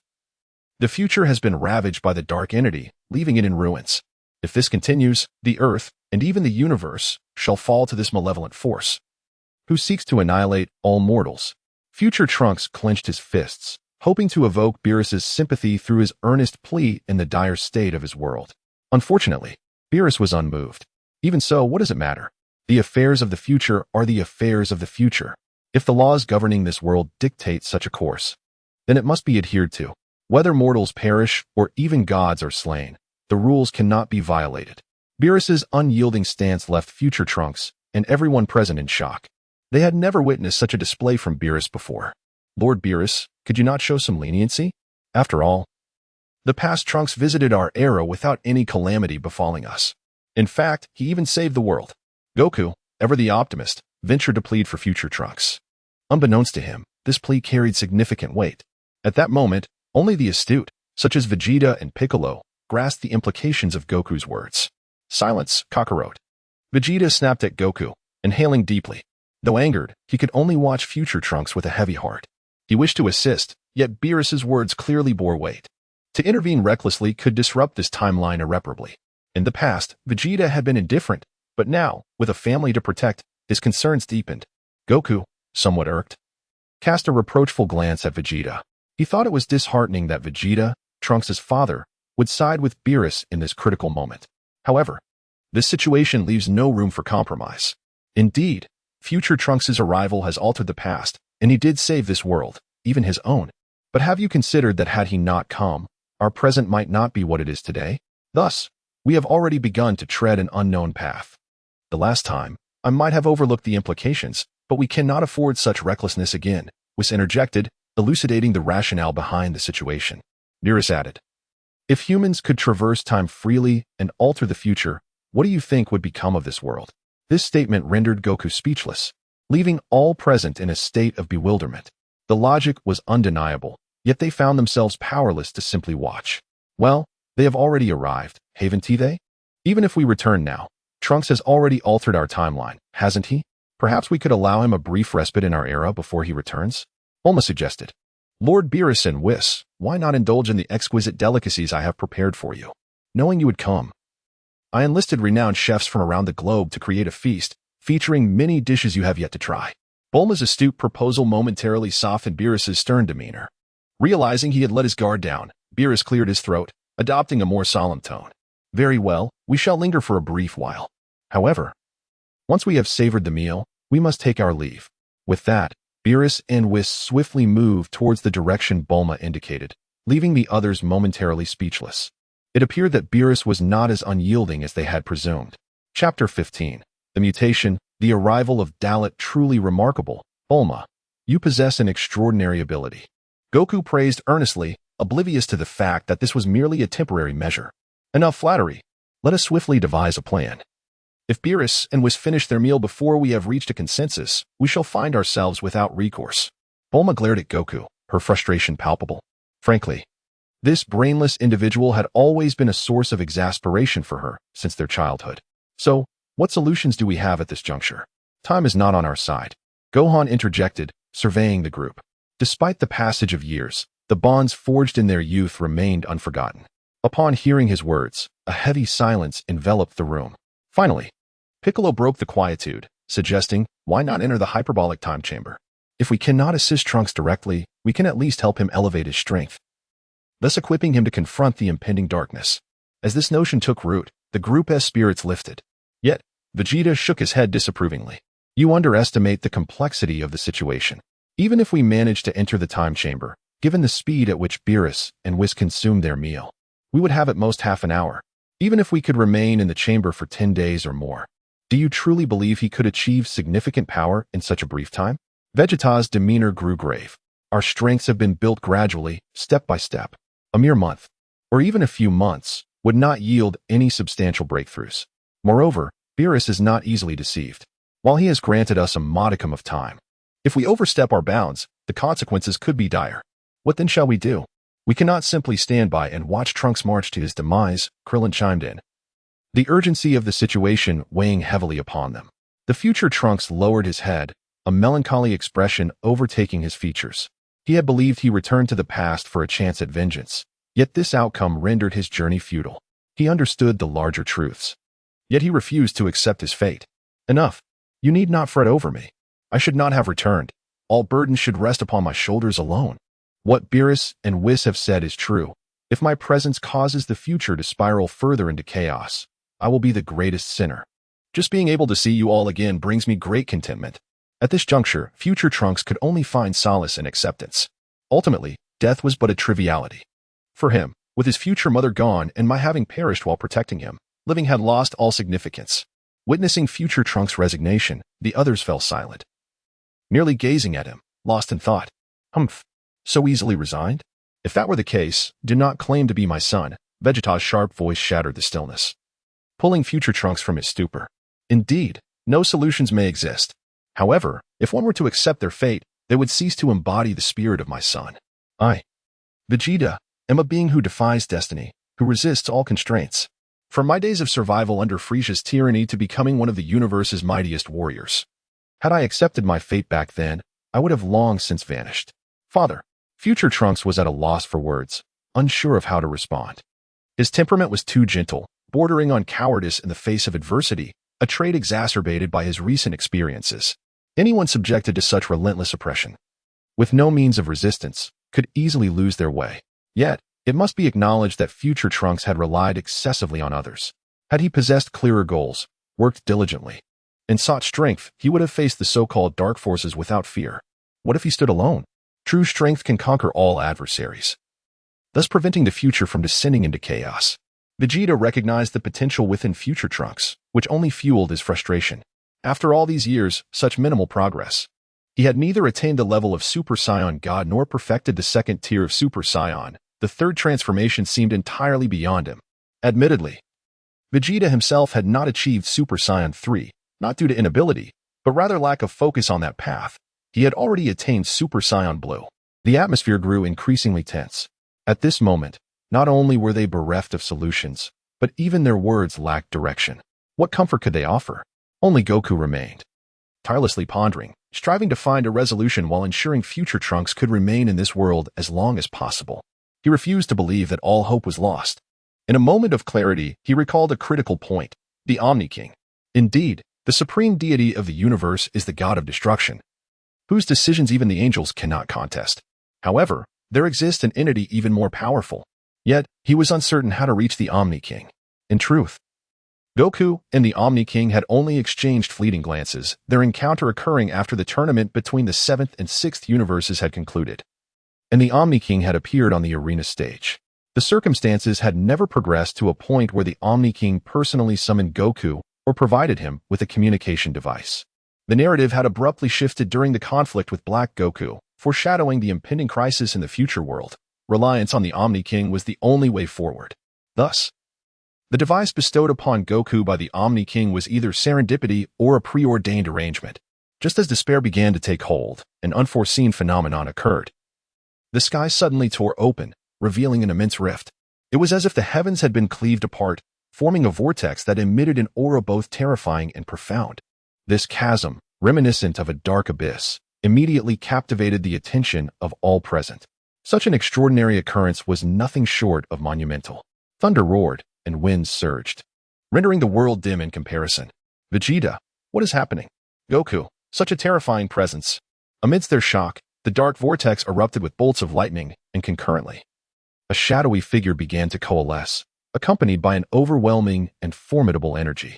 Chapter 16. The overwhelming aura that shakes the body and mind. This aura. Is it real? How can there exist such an overwhelmingly formidable presence in this world? The fierce energy, accompanied by a dark essence, surged forth, descending upon Earth. Among the gathered individuals, Krillin, the weakest in terms of power, could not help but change his expression drastically, exclaiming in astonishment. Piccolo and Gohan shared similar sentiments. Like Krillin, they too had been rendered obsolete by the passage of time. Although still powerful, they were nowhere near the level of Goku or Vegeta. Even Gohan had become a mere shell of his former self in this timeline, lacking the strength even of Piccolo. Unbelievable. This aura is astonishingly potent. It feels even more formidable than that of Goku and Vegeta. Piccolo inhaled deeply, striving to maintain his composure. This defiant and oppressive energy is not something a mere human could possess. The level of shock it instilled was beyond what they experienced when Goku and Vegeta attained godhood. Their faces paled, and beads of sweat formed on their foreheads. This was an unprecedented sense of pressure, a sensation unlike any they had encountered from past formidable foes. What could this possibly be? The suddenness of this aura was bewildering. Could it be? Gazing at the figure shrouded in darkness in the sky, Gohan's first thought was that this arriving enemy must be the Dark Person. Since the incident with Majin Buu, Gohan's strength had been on a downward spiral. Even after experiencing the God of Destruction and Frieza's resurrection events, in the 2 universal battles, he had only managed to regain a slight semblance of his former prowess, yearning to train and grow stronger once more. Yet, in his semi-retired state, his foundational skills had significantly declined. At this moment, he might even be weaker than future Trunks. As the dark vortex continued to expand, the overwhelming pressure intensified, enveloping the minds and bodies of everyone present. Future Trunks wore a grave expression. Though he had yet to see who it was, he felt a strange familiarity with this aura, reminiscent of the Dark Person. Humph, playing tricks. A sharp exclamation from Vegeta, furrowing his brow. The energy was indeed immense. Yet, in his eyes, it merely represented intensity. For someone who had already attained godhood, it was hardly a concern. It was simply a source of astonishment. Be cautious, Vegeta. This energy is unsettlingly potent, Goku warned, far more serious than Vegeta.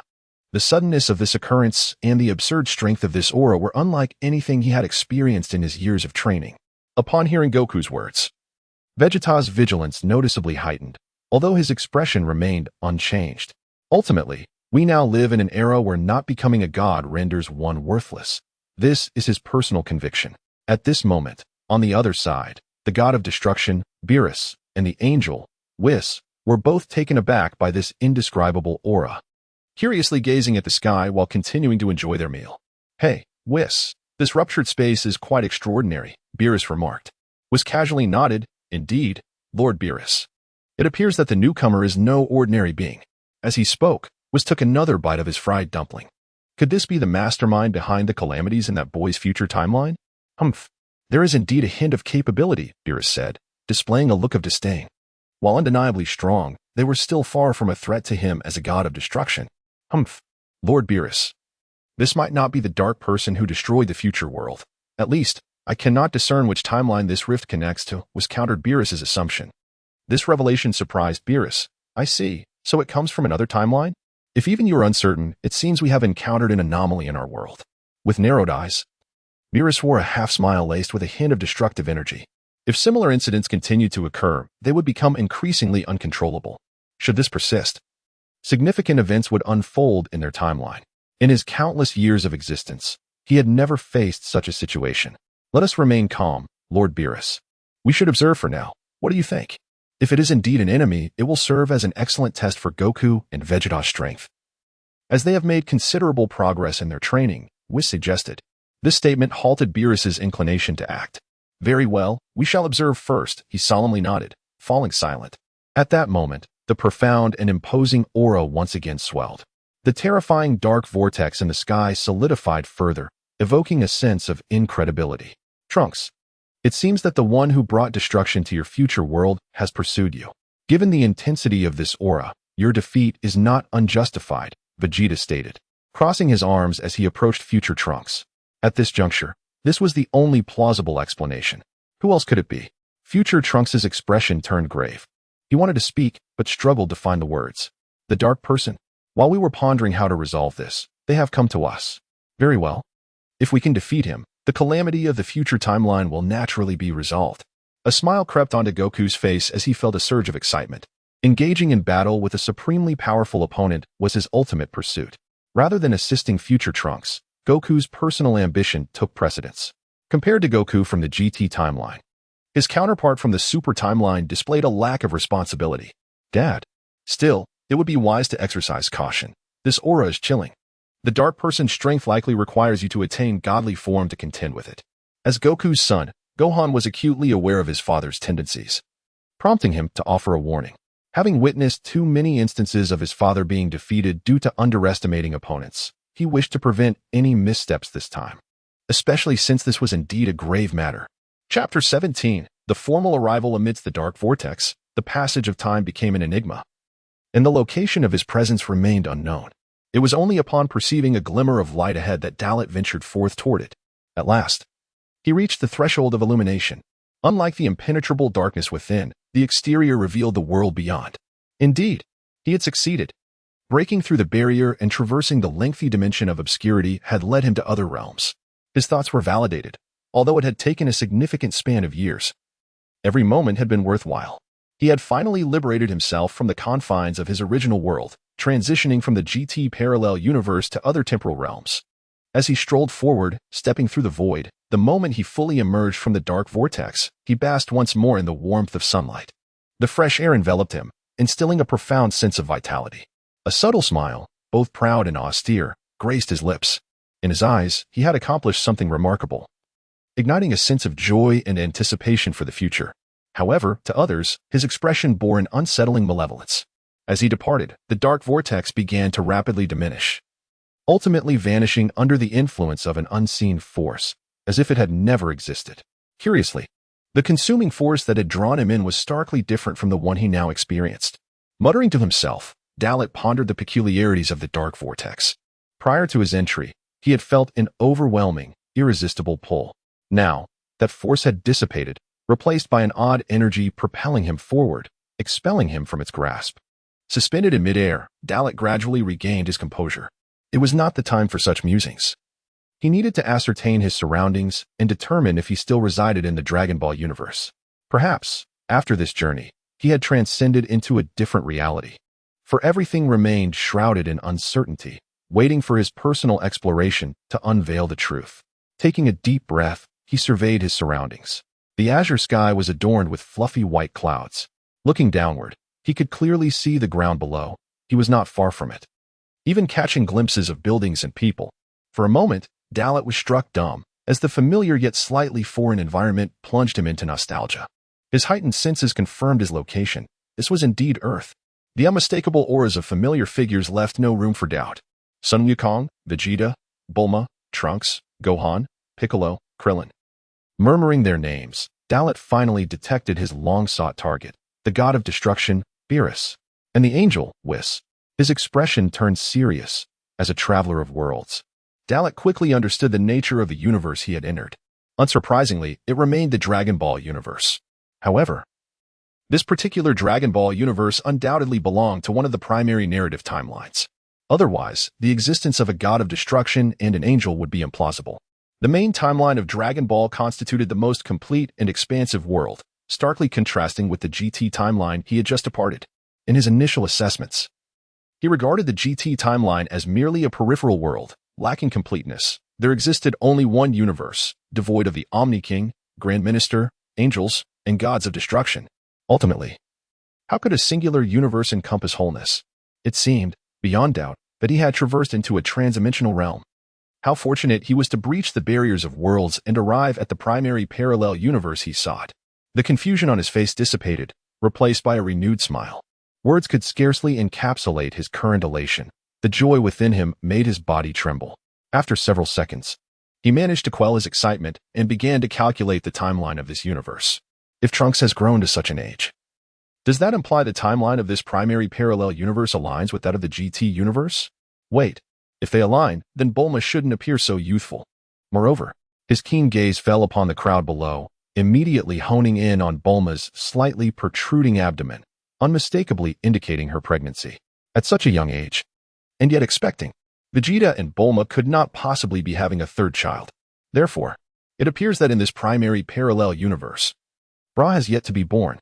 In that case, this Trunks is not the Trunks of this primary timeline, but rather the Trunks from the original future. Ah, I see. This period likely falls just after the martial arts tournament between the 6th and 7th universes in the primary timeline, during the chaotic time brought about by Zamasu. This future Trunks has traversed time seeking assistance. As his mind raced with evaluations and conjectures, Dalit ultimately arrived at a definitive conclusion, though it deviated from his expectations. The timeline was neither too early nor too late. It was, at best, suitably intriguing. He was eager to see the prowess of Goku and Vegeta within this primary timeline. The Super Saiyan God.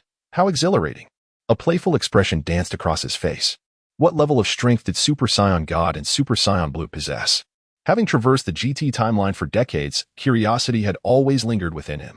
He had attempted to uncover it, yet had never succeeded. Meanwhile, below, the future Trunks was momentarily taken aback. He observed a figure emerging from the dark vortex, who was decidedly not a dark entity. Who was this individual? What was happening? He found himself ensnared in a labyrinth of confusion. Logically, such anomalies should not occur in this universe, leading him to attribute the source of this disruption to his own presence. It was due to his arrival that the world had undergone such a transformation. He forgot to explain, neglecting to inform his companions that this was not a dark entity. Consequently, the Z-warriors of this timeline hastily deemed Dalit the architect of the calamity threatening Trunks' future. Chapter 18. Sun Wukong takes the lead. Dalit's scheme excellent. Just when I was at a loss for how to confront this situation, it seems the opportunity has presented itself. Very well, let me witness the extent of your abilities. Is your intimidating presence truly as exaggerated as it appears? With these words, a sly smile crept upon Vegeta's lips. What once seemed an insurmountable challenge now could be resolved through sheer force. There was no need for elaborate strategies.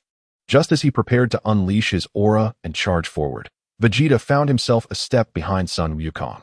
As was often the case, Sun Wukong had beaten him to the punch once again. My apologies, Vegeta, but allow me to assess our opponent's strength first, Sun Wukong chuckled. Utilizing his instant transmission technique to ascend into the sky, faced with such a formidable foe, Sun Wukong could no longer contain his eagerness to engage in battle. Such opportunities were rare, and he had been contemplating how to confront this enemy in the future. Now that the moment had arrived, it aligned perfectly with the intentions of Beerus and Whis. Vegeta, infuriated by Sun Wukong's words and actions, felt an overwhelming rage but was at a loss for how to express it. Damn it. Get back here, Kakarot. This is my affair, and it is not your place to intervene. Trunks is my son, not yours. Despite his protests, Vegeta could only allow Sun Wukong to proceed. Years of habit had conditioned him to this. All he received in return was a smile from Sun Wukong, though it was natural for him to feel vexed. Given the circumstances, Vegeta didn't truly mind Sun Wukong taking the lead. Recently, in every encounter, it had been Sun Wukong who stepped forward while he remained in the rear. With Sun Wukong testing the waters first, he felt more assured in defeating their adversary. Wait, Uncle Wukong, he's not a dark entity. At that moment, Trunks interjected suddenly. Thanks to the proactive actions of Sun Wukong and Vegeta, Trunks had finally realized the need for clarification. However, by now, it was too late for explanations. What? Trunks, do you even know what you're saying? Why are you only mentioning now that this person isn't the dark entity responsible for the destruction of the future world? Shocked, Vegeta found himself momentarily at a loss. If he wasn't a dark entity, did that not imply that their assumptions had been incorrect? Moreover, if he wasn't, then who was this being? Why did he possess such formidable power? Where did he come from? Vegeta struggled to suppress his urge to act.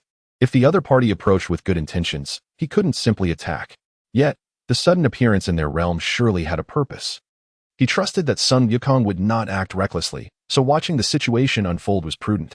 He remained still, and so did the others. Piccolo, Gohan, and Krillin all heard Trunks' declaration. But even if he were not a dark entity, the suddenness of the event necessitated understanding who this person was. In the air, under Dalit's cold gaze, a figure surged from the ground, unmistakably Sun Wukong, drawing closer. At this moment, witnessing Sun Wukong up close in this timeline, he appeared not only youthful but also brimming with vigor. Dalit immediately discerned the level of combat power that Sun Wukong possessed. In his normal state, it was merely at the level of Ji. Perhaps this was not his full strength, but it was certainly not far off. To be honest, having held such high expectations, Dalit felt somewhat disappointed. Is this Sun Wukong only at the level of Ji in this period? If so, even transforming into a Super Saiyan God might only allow him to reach the level of Rang at best. Dalit calculated quietly to himself.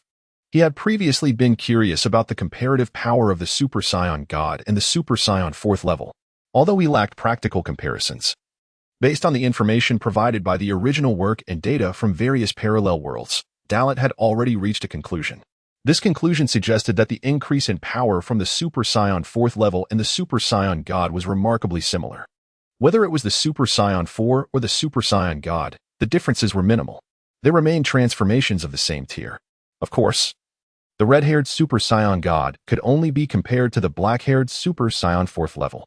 Thus, the increase in combat power would likely hover around 5,000 times that of the normal state. As for the blue-haired Super Saiyan God, it was a transformation that could be compared with the red-haired Super Saiyan. It represented a breakthrough beyond the original realm. It could not be definitively said which transformation was superior, but the disparity would not be substantial. Previously, this had been mere speculation. But now Dalit could practically test it and gain insight into the differences between the Super Saiyan God and the blue-haired Super Saiyan God through Sun Wukong. Without uttering a word, Dalit continued to observe Sun Wukong's approach with a steely gaze until they were nearly face to face. Sun Wukong, serious and focused, returned the scrutiny, attempting to discern something about Dalit. Unfortunately, the gap in their power was considerable. Even without transformation, Dalit's base combat power completely overshadowed Sun Wukong, making it impossible for him to gauge Dalit's true capabilities. Indeed, even with such close observation, I cannot discern the depths. This individual is undoubtedly far beyond his apparent strength. No wonder Trunks cannot match him. I wonder just how powerful he truly is? Sun Wukong mused internally. He remained unaware that the figure before him was not a dark entity but Dalit, hailing from an alternate timeline. Noticing Sun Wukong's prolonged silence and his rapt gaze, Dalit could no longer contain himself and decided to engage in light banter. Kakarot, you look remarkably youthful at this moment. His words caused Sun Wukong to pause, astonished, and gaze at Dalit in disbelief. You know me? The surprise was palpable, for Sun Wukong did not recognize the person before him, who bore a striking resemblance to himself. In response, Dalit chuckled nonchalantly, not only do I know you, but in my world, I have bested you more than once. To think the first person I encounter upon arriving in this world would be you. I wonder if the Sun Wukong of this timeline can bring me any surprises. As he spoke, Dalit began to stretch his arms. Having lost track of time in that abyss of darkness, his body had long since returned to its normal state, albeit stiffly. Startled by this display, Sun Wukong instinctively retreated, cold sweat beading on his forehead. He silently thought to himself, that was close. Observing Sun Wukong's natural retreat and heightened vigilance, Dalit was momentarily taken aback. You could sense my slight intent to attack? That's quite impressive, considering I did feel a bit tempted to throw a punch just now. With that, Dalit broke into a mysterious smile. Chapter 19. Is it necessary to evade such an attack? Provoked by Dalit's words, Sun Wukong heightened his vigilance. He was certain that the individual before him harbored ill intentions. Nevertheless, he was a rather direct person. Otherwise, he would have acted immediately. In that fleeting moment, Sun Wukong realized he would undoubtedly be unable to fend off an attack. Indeed, I underestimated you. Although I am unaware of your identity, The true instigator behind the destruction of Trunks' future world dares to enter our timeline. And I shall not stand idly by. With a sardonic smile, Sun Wukong's gaze suddenly sharpened. This revelation momentarily surprised Dalit. It seemed he was mistaken for the dark entity Zamasu. This was certainly peculiar, as few knew what Zamasu looked like. However, the future Trunks was undoubtedly aware. Sun Wukong's misidentification could only imply that he had rushed in without allowing the future Trunks to explain. This indeed aligned with his character. Given this, further words were futile. As a warrior of the Saiyan race, let me test your prowess. After his teasing remark, Dalit beckoned to Sun Wukong with a casual gesture, exuding a nonchalant demeanor that only served to further incite Sun Wukong's ire. Of course, he was not Vegeta, easily provoked to wrath, nor would he charge recklessly into battle. To his eyes, Dalit was shrouded in a veil of mist, rendering him uncertain of how to proceed. Moreover, an intangible, resilient aura surrounded him, forming an impenetrable defense that ordinary methods could not breach. Thus, this adversary was indeed formidable. So be it. Let us see your abilities. With a resounding shout to muster his courage, Sun Wukong inhaled deeply and unleashed his full strength. Unable to see through his opponent's defenses or discern a strategy, he resolved to attack with everything he had. Maintaining his stance, he brought his hands together, signaling the commencement of his technique. His energy surged rapidly, expanding in a direct line until his battle power soared to an astonishing 600 trillion units. This revelation informed Dalit that Sun Wukong's standard full power was indeed formidable. A brilliant blue light coalesced between Sun Wukong's palms, and with a thunderous roar, a Kamehameha wave, several meters in diameter, erupted forth. The vast energy radiated like a roaring dragon. In the face of such a formidable assault, Dalit merely smiled with indifference. This level of attack does not even warrant evasion. With that, Dalit puffed out his chest. A resounding thud echoed as the powerful Kamehameha wave collided with an invisible barrier, halted in its tracks. Sun Wukong was left in stunned disbelief. The energy of the Kamehameha surged fiercely but could not touch his opponent in the slightest. Feeling a surge of pressure, he gasped in astonishment as the Kamehameha dissipated into a myriad of energy particles, leaving him unable to calm his tumultuous emotions. On the ground, the Z warriors stood agape.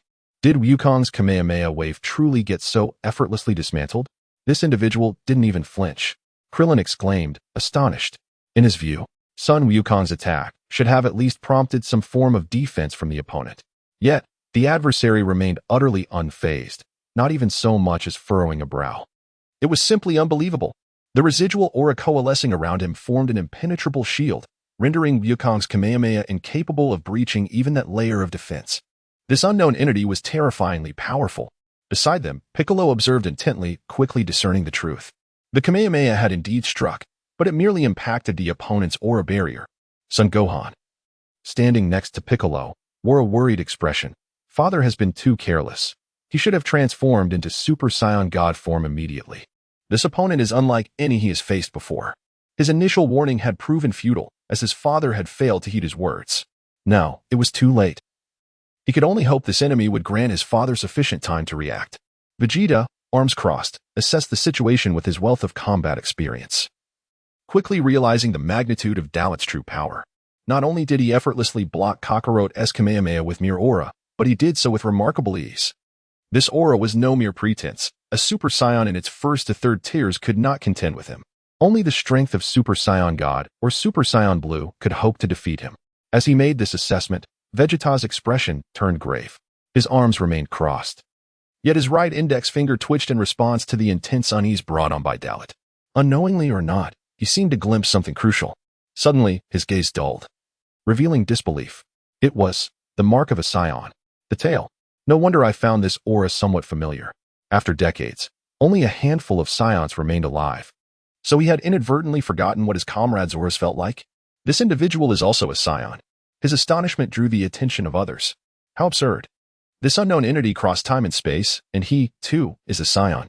Father, you cannot be mistaken. Future Trunks inquired, still in disbelief. This was inevitable, given that the known Saiyans numbered so few.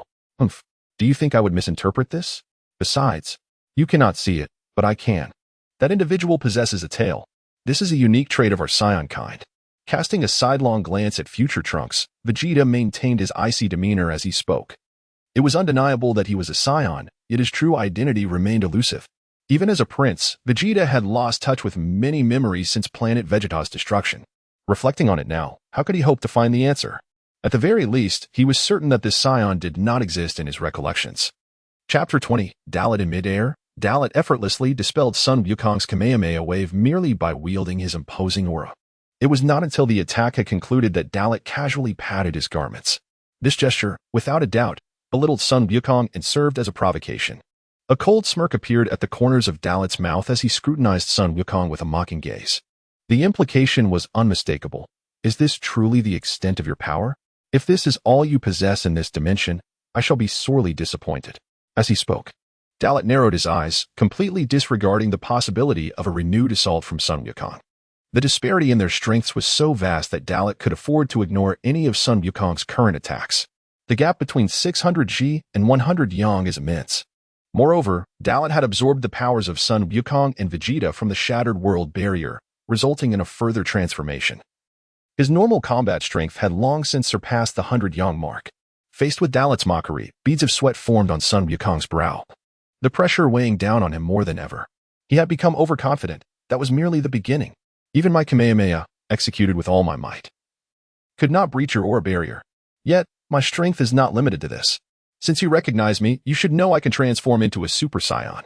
With that proclamation, a thunderous roar erupted from Sun Wukong, his energy surging explosively. Golden energy flames spiraled upward from his feet, enveloping him like a vortex. Saiyan energy surged forth, accompanied by a blue-white arc of electricity, causing his hair to stand upright and shift from black to gold, while his pupils transformed into a vibrant green. Simultaneously, his combat power underwent a dramatic metamorphosis.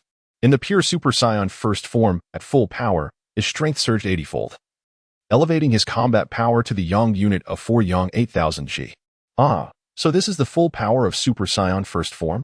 Dalit's lips curled into a slight smile. Entering the Yang unit indeed piqued his interest. However, it was still far from sufficient. This level of power merely stirred his spirits a little. Underestimating me will come at a price. With a command, Sun Wukong's aura erupted once more. What are you hesitating for? Come at me. Dalit taunted again. With such blatant provocation, Sun Wukong's expression transformed abruptly. The essence of the Super Saiyan amplifies the arrogance deep within, and even he was not immune to it. Do not underestimate me. A cry of defiance erupted from Sun Wukong as he darted forth like a beam of light. Clenching his fists tightly, he charged towards Dalit with a devastating momentum. Unleashing a powerful strike. Bang! His destructive fist collided forcefully against Dalit's forehead, producing a resounding thud. Waves of pressure radiated outward, causing the very fabric of space to tremble. Breaking through the barrier of aura, he made direct contact with Dalit. No, he was still a fraction short. His fist was halted just 1 centimeter from Dalit by an invisible force.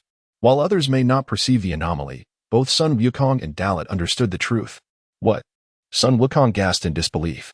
He was acutely aware of the strength behind this punch, which was leagues beyond the previous Kamehameha wave.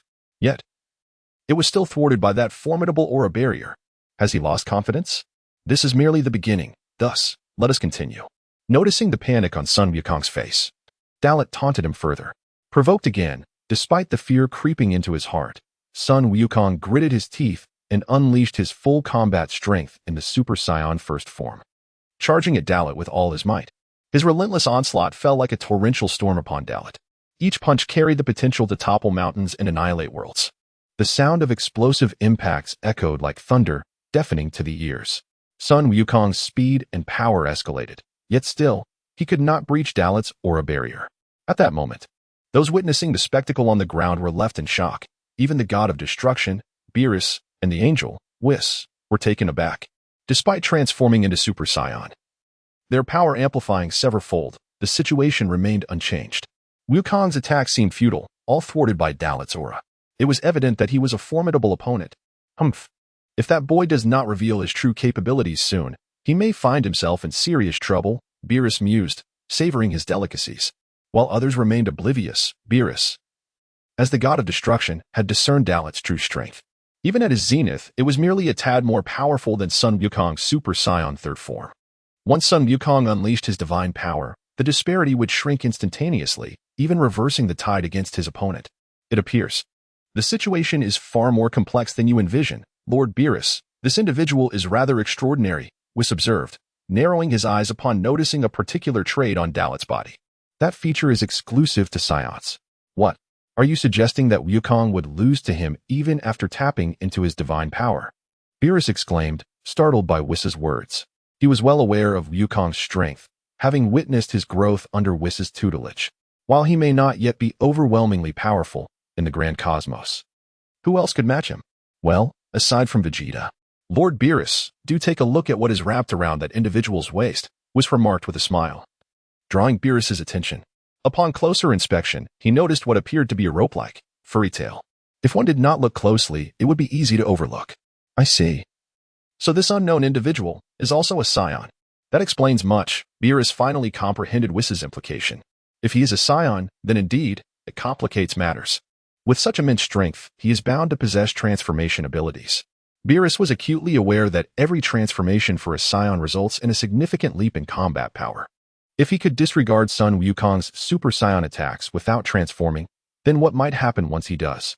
The thought sent chills down Beerus' spine. It all hinged on whether Wukong, upon transforming into Super Saiyan God, could fully gauge his opponent's strength.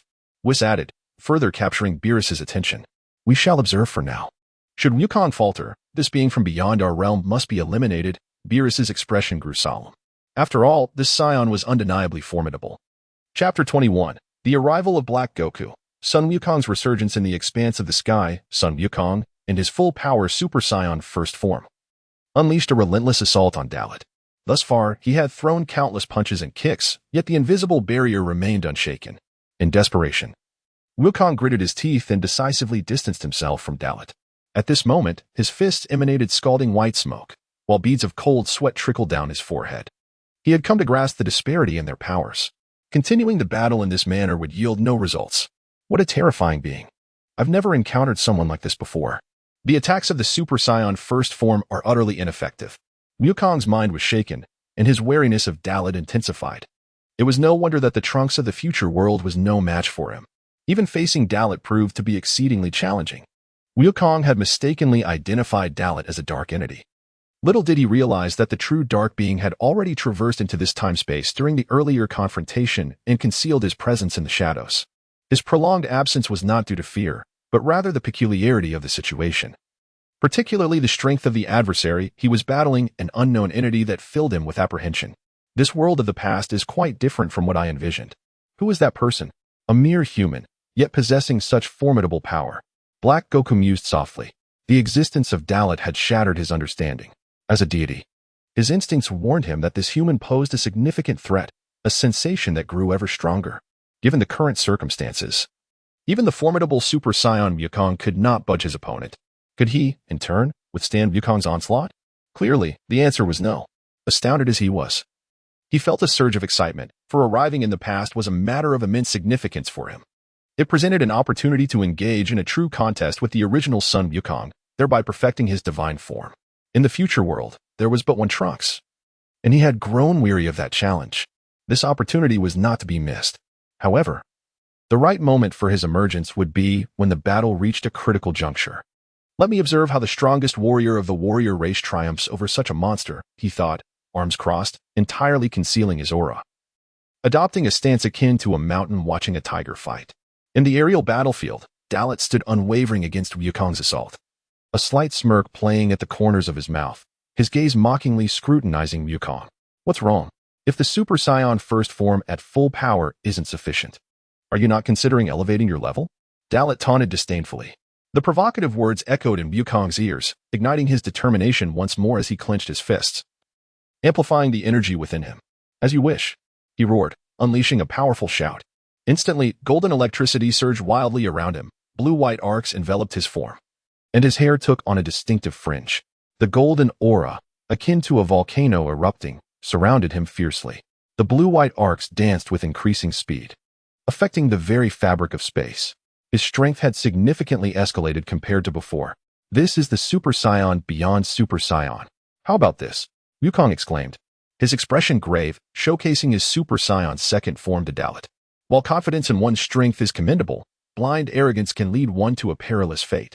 At present, Wukong still failed to grasp the gravity of the situation. Simultaneously, Dalit assessed Wukong's combat capabilities. The Super Saiyan second form achieved a remarkable 200-fold enhancement in battle power. elevating Wukong's combat prowess to an astonishing 12 quintillion. Regrettably, for Dalit, such an increase was negligible. Is there any difference? In the face of my 100 quintillion level ferocity, you remain as fragile as ever. To me, there is no change. Dalit remarked, his expression still mocking, indifferent to the unfolding events. A wave of humiliation washed over Wukong, his teeth gritting in frustration, yet he found himself powerless against the overwhelming aura emanating from Dalit. Even transformed into the Super Saiyan second form, Wukong's energy was still dwarfed by Dalit's might. Since you believe there's no change, then experience it firsthand. With a fierce shout, Wukong charged forth, closing the distance to Dalit with blinding speed. In an instant, he feigned an attack, teleporting behind Dalit to launch a surprise strike. Spinning at high velocity, all his energy coalesced in his leg, delivering a powerful whip kick aimed at Dalit's neck. The impact resonated like thunder, shaking the very fabric of space. Wukong's full-force kick struck Dalit's neck with precision. In a duel of equal strength, such an attack would undoubtedly determine the victor. Yet, Wukong remained vigilant, aware that his foe could not be easily vanquished. Success. Wukong exulted inwardly, his gaze shifting as he realized he had indeed breached the invisible barrier. Noting that Dalit's neck had slightly shifted due to his strike, the power of the Super Saiyan second form had finally reached a level capable of unsettling Dalit. However, the gap in their strengths remained staggering. Concluding his tentative assault, Wukong executed a front flip, hovering 10 meters away from Dalit, cautious of a sudden counterattack. Even though Dalit had yet to make a move, Dalit, fully aware that this was merely a test of Wukong's strength, endured the attack without resistance. How was that? Did you feel as if you broke the balance just now? His expression, a mix of amusement and disdain, conveyed a sense of superiority. This relaxed demeanor seemed to say to Wukong, even if you think you've disrupted the balance, such an attack merely tickles me. TCH, you are indeed formidable. Your unfathomable aura is something I've never encountered before. No matter how I strike, I cannot breach your defenses. However, I do not believe you can disregard my attacks indefinitely. Since the power of the Super Saiyan second form is ineffective, then let us engage with a higher transformation. With those words, Wukong summoned the deeper energy reserves of the Super Saiyan third form hidden within him. A golden tempest engulfed the heavens, far more ferocious than before. The sky transformed, as bolts of lightning descended, striking the earth with fury. Chapter 22. You are still too weak. A tempest raged, and the heavens transformed. The atmosphere roiled, fierce winds howled, and the entire planet was engulfed in turmoil. Not only did the earth tremble, but the seas churned violently as well. The transformation into Super Saiyan third grade wielded a force so immense that it could disrupt the ecological balance of this planet. Indeed, one could argue that merely the transformation of a Super Saiyan is sufficient. Even Son Goku in his normal state could accomplish this. It is only due to the meticulous control over his own power that he refrains from unleashing such monumental upheaval. In his Super Saiyan forms 1 and 2, Goku could perfectly regulate his energy. However, upon entering the third grade, he could no longer entirely suppress the surging aura that accompanied this transformation. The greater the spectacle of his transformation, seemingly terrifying and powerful, paradoxically reflected a kind of weakness. When one can fully master such power, wielding it at will, that is the hallmark of a true warrior. Ultimately, even Darat could not achieve this level of perfection, though he undoubtedly surpassed Goku. Setting aside Goku from the GT timeline, the Goku of this temporal realm is far inferior. Of course, there exists another scenario, that of genuine eruption. This state is entirely distinct, particularly since Goku has yet to reach his ultimate limit. An immense aura spread across nearly half the universe. At that moment, Goku's power surged once more, exceeding his previous limits and reaching new heights. The golden radiance of Super Saiyan third grade was dazzling, yet it elicited an odd sense of peculiarity within Darat. This same annoying flaw persists, regardless of the timeline. He never seems to realize the need to unleash his full power, even when faced with an opponent far superior to him, opting instead for this reckless style of combat. When it comes to Super Saiyan third grade, Goku should be acutely aware of the considerable gap between them. This boy appears utterly oblivious. He ought to know that unless he invokes the form of Super Saiyan God or Super Saiyan God Blue, he stands no chance. With a resounding boom, a powerful shockwave reverberated through space, marking the culmination of Goku's transformation. His expression was icy, akin to that of a reaper. His brow furrowed, his eyebrows vanished, his long golden hair cascading down to his waist, surrounded by arcs of terrifying blue-white electricity. Every movement seemed capable of causing slight tremors in the fabric of space itself. What immense power was being cultivated in this form? This is my Super Saiyan 3rd grade, this time. I refuse to believe you can remain unperturbed in the face of my assault. Transformed into Super Saiyan 3, Goku brimmed with confidence, his arrogance magnified to an infinite degree. His cold, piercing gaze locked onto Darrot, scrutinizing his every move with grave intensity. In this ultimate state of Super Saiyan 3rd grade, his combat power surged from 12 quintillion to 36 quintillion, a staggering increase of 600 times his base form, if calculated in terms of 100 quintillion. This indeed brought him perilously close to 1/3 of Darrot's strength. It was impossible to remain entirely undisturbed. Nevertheless, defeating you would be a trivial endeavor. Let me find a fitting description. Previously, I could have dispatched you with ease, but now it requires a serious gaze. With a mischievous glint, Darrot reveled in the thought of making Goku taste fear. In an instant, just 0.001 seconds after uttering these words, Darrot's figure descended before Super Saiyan 3 Goku. Barely allowing him a chance to react, his expression frozen in disbelief. Goku, confronted with Darrot, who had suddenly appeared before him, Goku's pupils constricted.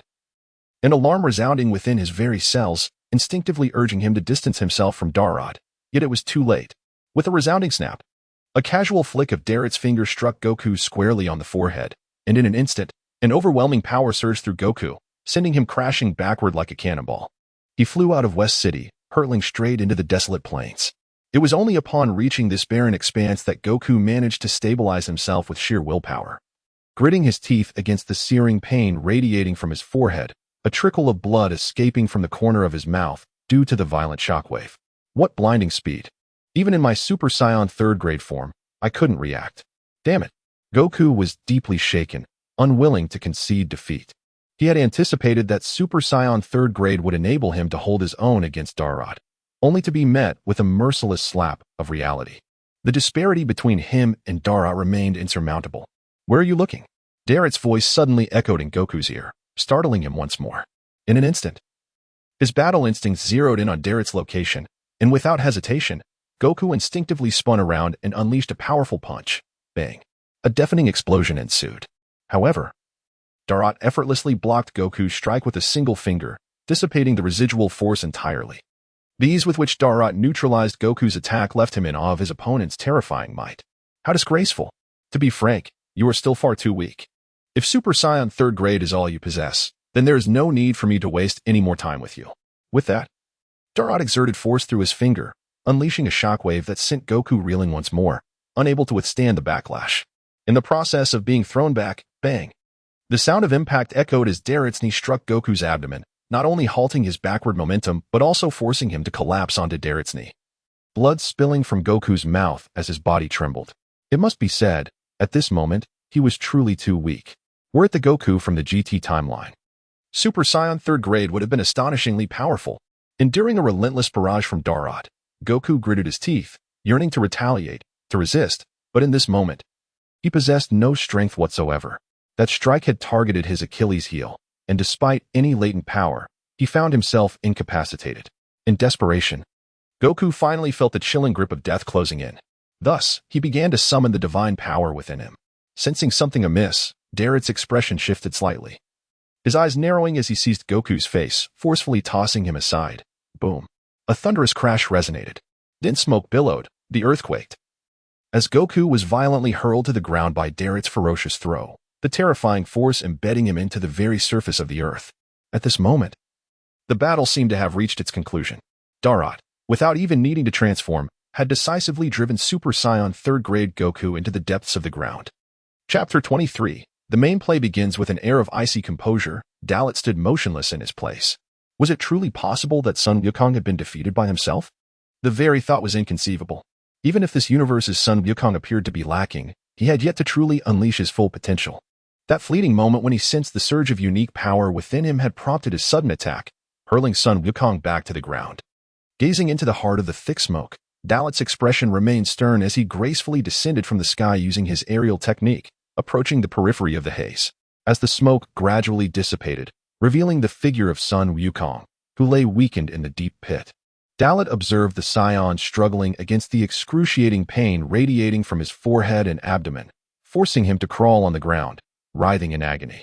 Dalit's assault had been merciless, nearly stripping Sun Wukong of his Super Saiyan 3rd level form. At that moment, Sun Wukong was acutely aware of a profound sense of helplessness, despite possessing greater strength.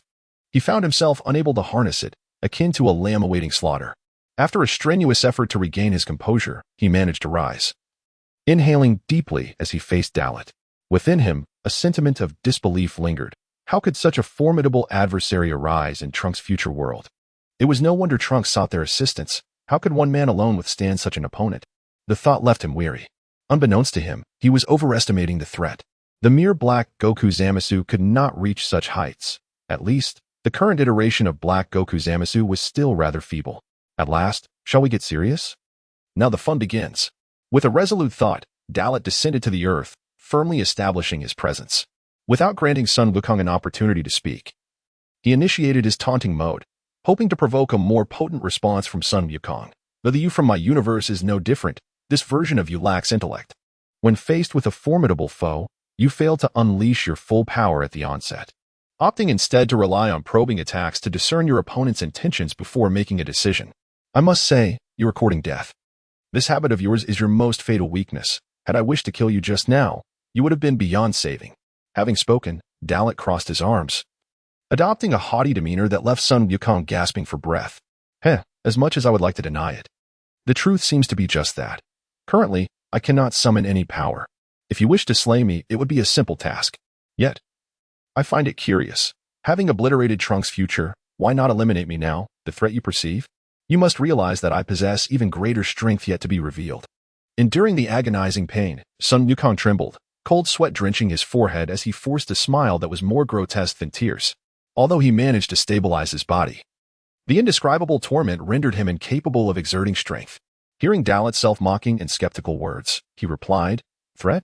You seem to regard yourself too highly." This disdain was not only directed at the current Sun Wukong but also at Black Goku Zamasu, whom he viewed as nothing more than an insect. Even if a god were to achieve immortality, they remained but an insignificant pest. Feeling Dalit's contempt, Sun Wukong's inner resentment flared anew.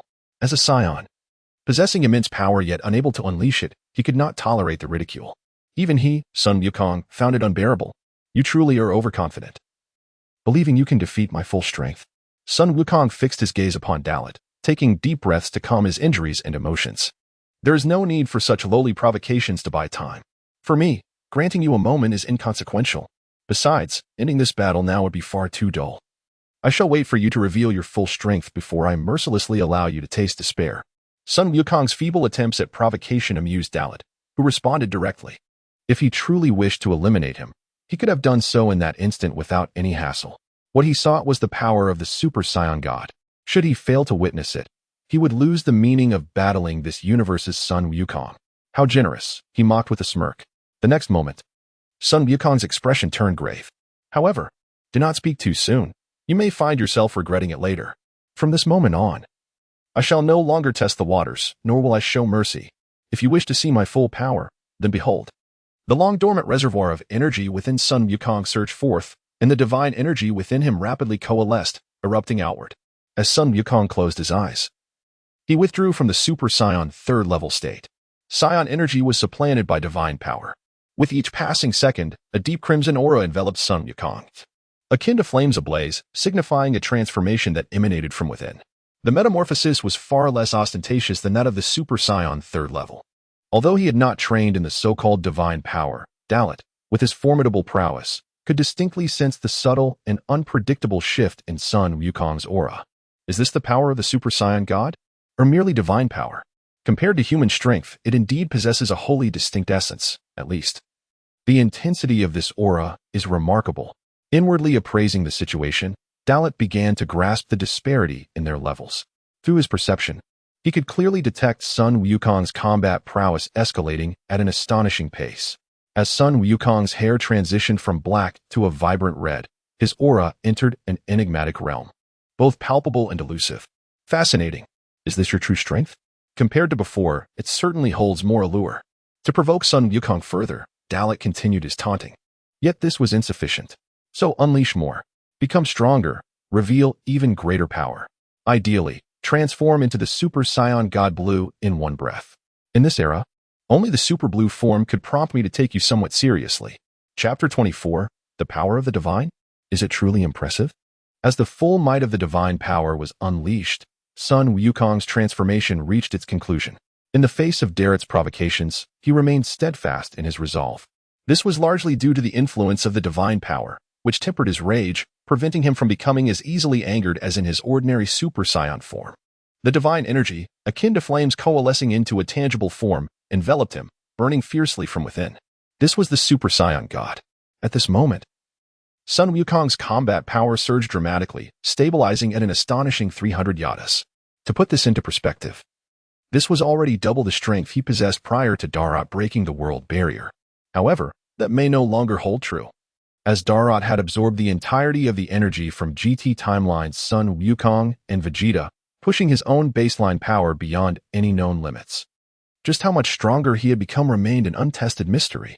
Nevertheless, even if his power were merely in the hundreds of yadas, Darrot was confident in his ability to contend with Sun Wukong's 300 yadas.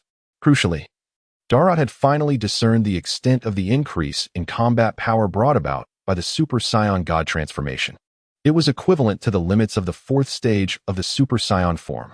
As he had surmised, there was no deviation from his expectations. How intriguing. This is the state of the Super Saiyan God. While it has its merits compared to the fourth stage of the Super Saiyan, it also has its shortcomings. As he observed Sun Wukong, Darrot reflected with a sense of appreciation. For him, this revelation was a fortuitous one, since the enhancement in power of the Super Saiyan God was on par with that of the fourth stage. He could deduce that the blue-haired Super Saiyan God surpassed the red-haired fourth stage in terms of capability. As the transformation concluded, Sun Wukong opened his eyes and gazed intently at Darrot. The Super Saiyan God had far surpassed the strength of the third stage. What do you think? Does this power stir your emotions? After becoming a Super Saiyan God, Sun Wukong was once again brimming with confidence. This phenomenon had occurred several times, indicating that he had not yet fully grasped the trials he faced. The elevation in power from the Super Saiyan God transformation was indeed far beyond what the third stage could boast. At the very least, it exceeded his previous self tenfold. Yet, he remained oblivious to the true circumstances. To date, Darrot had not engaged earnestly. The Super Saiyan God?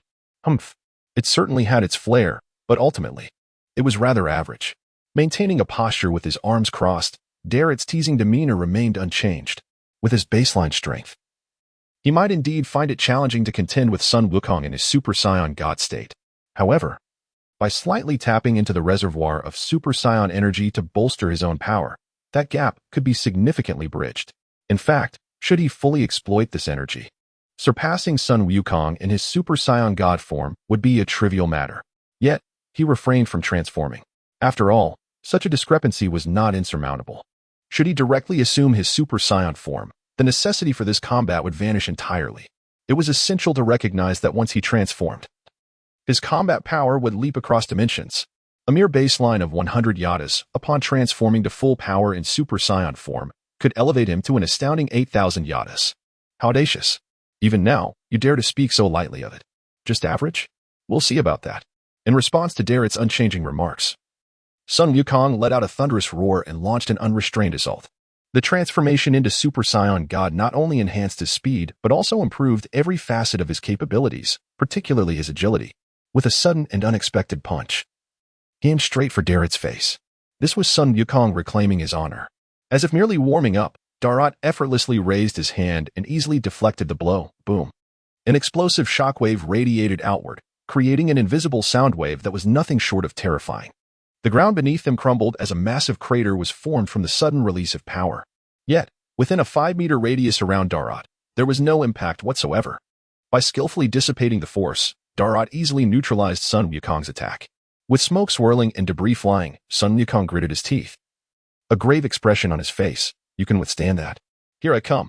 In the next instant, Sun Wukong, in his Super Saiyan God state, accelerated his assault. The Turtle School's combat techniques were executed to perfection. Speed, reflexes, strength, and bodily coordination all underwent a qualitative transformation, yet even so, he found it impossible to land a single blow on Darrot. The chasm between them remained unaltered, as if they had never been in the same realm. The battle intensified. And although Sun Wukong was the sole aggressor, the dynamic had shifted from their initial encounter. Meanwhile, on the West City front, although they had not pursued, the Z fighters could sense the energy emanating from the conflict. By merely observing the fluctuations and movements of the energy, they could ascertain the nature of the battle. Especially, Whis had, at some point, activated a projection, displaying the scene of the battlefield. This individual could engage with Sun Wukong in his Super Saiyan God state without even transforming, and yet he showed no signs of being at a disadvantage. Krillin was astounded, unable to fathom how Darrett's strength could be so formidable. It was well known that Sun Wukong in his base form was already incredibly powerful. After transforming into a Super Saiyan God, he could even contend with the mightiest deity in existence, Lord Beerus. Yet, here was Darrot, matching Sun Wukong in his Super Saiyan God form, which was simply unfathomable. This was not merely a matter of not being at a disadvantage. That individual still had not revealed his true capabilities. Throughout the encounter, it had solely been Sun Wukong launching strikes. The more powerful Piccolo discerned the truth. His fists clenched in shock as he struggled to contain his voice. A closer look revealed that Darrot had not been serious at all. He was merely toying with Sun Wukong in his Super Saiyan God form. Moreover, the manner in which he effortlessly neutralized attacks of such magnitude was astonishing. Beside them, Sun Gohan clenched his fists with anxiety. Cold sweat uncontrollably dripped from his forehead, a testament to his deep-seated worry. In the current situation, Darrot was still a Saiyan. It was one thing if he refrained from transforming, but if he did, the difference in power would be insurmountable. Not transforming? That was merely a baseless hope. One could only imagine the extent of his mastery over transformation, given such formidable strength. Chapter 25. Unconquerable, bewildered Sun Wukong Kakarot. That fool. He has been deceived from the very beginning. As he gazed at the storm unleashed by the battle projected before him, Vegeta could no longer contain himself. He yearned to charge into the fray immediately. Yet, he recognized that he was no longer the same. Dallet's power was terrifying, instilling a sense of trepidation within him. Even in his ordinary state, Dallet could contend with their Super Saiyan God forms. What would happen if he transformed into a Super Saiyan? The mere thought was enough to chill him. Vegeta understood that Dallet was probing Sun Wukong's strength, seeking to ascertain the limits of their abilities in this temporal realm. If he succeeded in his examination, the consequences would be dire. Moreover, should Sun Wukong be utterly defeated, Vegeta alone, regardless of his power surpassing that of Wukong, would be unable to turn the tide. Vegeta was burdened with worry. And what of future Trunks beside him? He was utterly dumbfounded. To him, this was not merely a Dark Saiyan. The magnitude of power exceeded all his expectations. Even the Dark Beings could not reach such heights.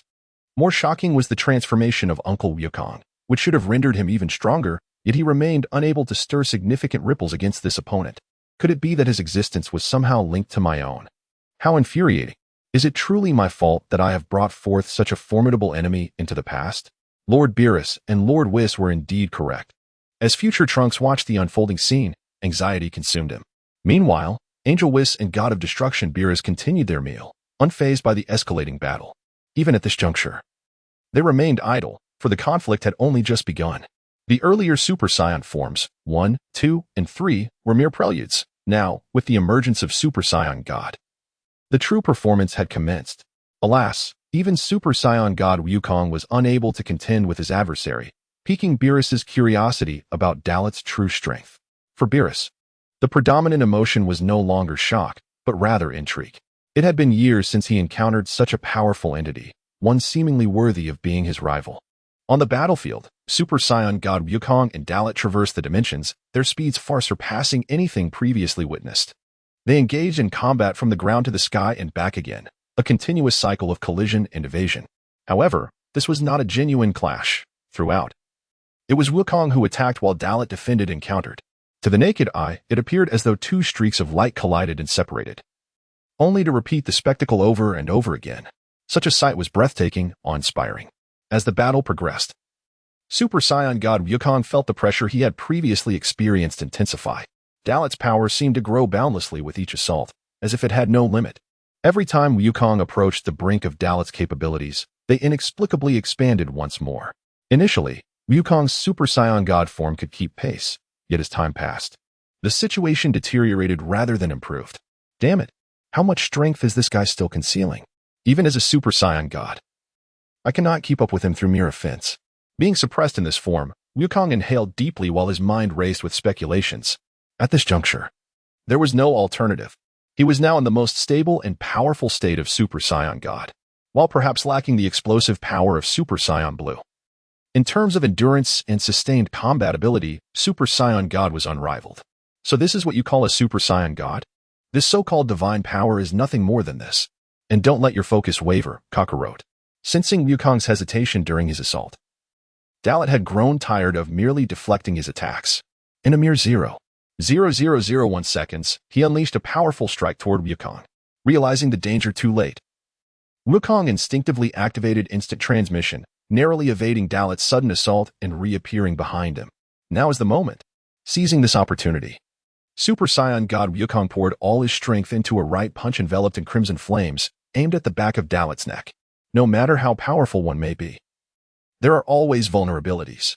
Should this blow connect, even if it does not incapacitate Dalit, it would surely inflict some discomfort. However, as Wukong launched this surprise attack, a sinister smile crept across Dalit's face. Fool. With disdain etched upon his features, Dalit's tail suddenly lashed out from his waist. In shock, Wukong watched as it struck him hard across the face. Crack. The force of the tail was formidable, sending Super Saiyan God Wukong hurtling backwards for dozens of meters, leaving him with indelible damage. Ouch, ouch, ouch. What was that? A tail. Stunned by the unexpected strike, Super Saiyan God Wukong clutched his reddened face, tears brimming in his eyes from the pain. Regaining his composure, he fixed his gaze once more on Dalit, particularly the mischievous tail swaying behind him, which left Wukong frozen in disbelief. In that moment, memories flooded back to him. This was undoubtedly the tail of a Saiyan. You are also? Wukong incredulously raised a finger to point at Dalit, unable to fathom the identity of his opponent. Only now did he realize how woefully inadequate his intellect had been. Did it take this long to notice? Truly, in any world, you remain the same. No. Compared to the you from my world, this version of you is even more foolish. Dalit couldn't help but scoff. The overwhelming influx of information left Wukong bewildered. After battling for so long, he finally understood that his opponent was, like him, a Saiyan. And yet, the magnitude of Dalit's strength was utterly staggering. And this was all without any transformation. Heavy-hearted, the feeling of resentment surged within him, evoking an indescribable sensation. If Dalit were not a Saiyan, he might have accepted this more readily. But sharing the same lineage, he felt woefully inadequate in comparison. No wonder Dalit had been mocking him all along. He had the right to do so. Chapter 26. The Final Ultra Blue, the last stubbornness. You have taken a rather long time to be astonished, Kakarot. I am aware that you have yet to unleash your full power. So, is it now the time to reveal your utmost strength? I must admit, I am growing weary of this game. As these words escaped his lips, a subtle shift occurred in Dalit's aura. Previously subdued, it now radiated a terrifying intensity. An invisible pressure imbued with murderous intent, forming a tempest that bore down upon Sun Wukong. Suspended in midair, Sun Wukong had yet to fully regain his composure when he was suddenly struck by an overwhelming sense of oppression. This sensation harkened back to the gravity restraint suits that Whis had provided for their training a few days prior. The pressure emanating from Dalit was far more suffocating than the discomfort caused by those restraints. He understood that, even with such immense oppression, it likely represented only a fraction of Dalit's true power. To put it plainly, this tension was reminiscent of the only being who had ever instilled such fear in him, the god of destruction, Beerus. Faced with this reality, he could no longer afford to be arrogant. He recognized that if he continued to conceal his true strength, the consequences would be unbearable. What a terrifying aura. Had I not felt it firsthand, I would never have believed it. Struggling against Dalit's oppressive aura, Sun Wukong trembled uncontrollably. Clenching his jaw, he resolutely summoned the last remnants of his hidden energy. In a moment of desperate fervor, Sun Wukong's power underwent a transformation. His previously deep crimson Super Saiyan God aura shifted to a brilliant blue. In an instant, a torrent of vibrant blue light erupted from within him, elevating the purity and intensity of his divine power. In the sky, the sudden brilliance of blue light burst forth, akin to a star shining its radiant glow. This spectacle caused Dalit to narrow his eyes, finally regarding Sun Wukong with the seriousness he deserved. This lad has finally decided to reveal his true capabilities. Although he had already formed an estimation of Sun Wukong's strength, witnessing it firsthand was an entirely different experience. At that moment, in West City, the spectators observed in awe as Sun Wukong ceased to hold back, taking a collective breath and gazing intently. Everyone understood that this battle would be exceedingly arduous, and victory seemed elusive, yet the fight was destined to unfold, and they were eager to witness it. Vegeta had lowered his crossed arms, his expression betraying the gravity of the situation.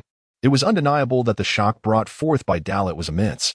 At this instant, even in his form of Super Saiyan God Blue, Sun Wukong might not stand a chance against Dalit. It was crucial to note that Dalit had not even transformed yet. Even without a transformation, his power was beyond their reach. It was unmistakable that they felt a sense of unwillingness. After having faced off against the formidable fighters from Universe 6, Vegeta had firmly established that the strongest in Universe 7 were himself and Kakarot. Particularly when the Saiyans from both universes clashed, showcasing an overwhelming advantage. Now, encountering such a powerful Saiyan, how could they possibly swallow their pride? They had been excessively arrogant, failing to comprehend the existence of realms beyond their own. Beyond their world lay countless formidable beings. Meanwhile, observing the unfolding events, the god of destruction, Beerus, and the angel, Whis, comprehended that this would be the final contest between Sun Wukong and Dalit. So, that lad has finally transformed into Super Saiyan God Blue? In that case, the unknown Saiyan would no longer be easily dealt with. Beerus' expression grew serious as he continued to indulge in his delicacies, appraising the situation. Judging by his perspective, this battle was unlikely to conclude swiftly. Even if Sun Wukong, in his Super Saiyan God Blue form, struggled to best Dalit, for Dalit to secure victory, he would indeed have to demonstrate his true prowess. This confrontation had become a foregone conclusion for Wukong. Even with his Super Saiyan God Blue form, his current strength would find it challenging to surpass this individual. If a true battle were to ensue, it would likely necessitate the use of the King Kai Fist he had previously executed during the tournament, and even then, it might prove futile against this person. Whis' gaze was marked by an unprecedented seriousness. The former had already unleashed all his power, while the latter had yet to reveal his true capabilities. As an angel, he had never encountered such an extraordinarily potent mortal, particularly a Saiyan. The intensity of his aura was not in the slightest inferior to that of a god of destruction. He could even suppress divine energy with mortal power. TCH, just as I had anticipated. Let him continue to fight for now. Ultimately, I shall have to intervene personally. Beerus had begun to contemplate taking action himself, indicating the regard he held for this Saiyan, as well as the seriousness with which he approached the situation. Whis nodded in understanding, remaining silent, yet his gaze inadvertently drifted towards a certain direction, as if he had sensed something, or perhaps it was merely a fleeting glance. In the shadows, hidden from view, Black Goku wore a triumphant smile. Here it comes. The sight of a warrior of the mortal realm clad in divine energy, heh. This level of power, even the gods have not possessed, and to see such divine strength manifest in the form of Sun Wukong, a mere mortal, truly confirms that my choice to exchange bodies with you is the right one. I too shall master this power, and I will undoubtedly wield it more proficiently than you ever could. Black Goku's expression was tinged with a hint of madness. Yet, at this moment, he was more preoccupied with another individual, one who eclipsed Sun Wukong in strength. This fellow is also a Saiyan. His power is somewhat exaggerated. Able to contend with Sun Wukong's Super Saiyan God form in his normal state, who on earth could he be? Sensing the monumental and terrifying power emanating from Dalit, Black Goku's expression grew serious. Unbelievably, he did not recognize him, even though he hailed from the future. He did not know all the Saiyans. Now is not the time to be fearful. As long as I can continue to fight, to grow accustomed to this body, I will surely surpass every existence. The more I battle, the more adept I will become in controlling this body, unlocking greater potential. He firmly believed that, in due time, his strength would undoubtedly surpass that of all others. Just then, an immense force of attraction surged towards his body. Noticing the anomaly, Black Goku turned to face the source of the pull. To his astonishment, a black vortex materialized before him. This world had recognized the intruder, and thus the forces of reality sought to expel him. Chapter 27, Darat, as you wish, damn it. At this critical moment, the distortion of time and space began to actively repair itself. Gritting his teeth, Black Goku displayed an unwilling expression. As a god, he understood the situation. Those who belonged to the future time were merely utilizing the time ring to open a tunnel to the past, and now the time had come. How frustrating. Let me at least witness this splendid battle before I depart. It is indeed a rare spectacle. Clenching his fists, Black Goku forcibly stabilized his body, using his energy to counteract the black hole's gravitational pull. Simultaneously, he leveraged the authority granted by the time ring to seek a slight permission from the rules of this world. This did prove to be effective. Yet he still could not remain for long. After all, he had arrived through a shortcut, unlike Darat, who had broken through on his own. The reason he could come to this world was fundamentally because he had gained the world's recognition. On the battlefield, wrapped in blue light, Sun Wukong's energy finally stabilized at a singular point. As the blue glow dissipated, he stood before Darot in a completely new form. The hairstyle of a Super Saiyan, shimmering with a divine blue hue. This was the Super Saiyan God, surpassing even the Super Saiyan, commonly referred to as Super Saiyan Blue. Having reached this realm, Sun Wukong's combat power surged to unprecedented heights.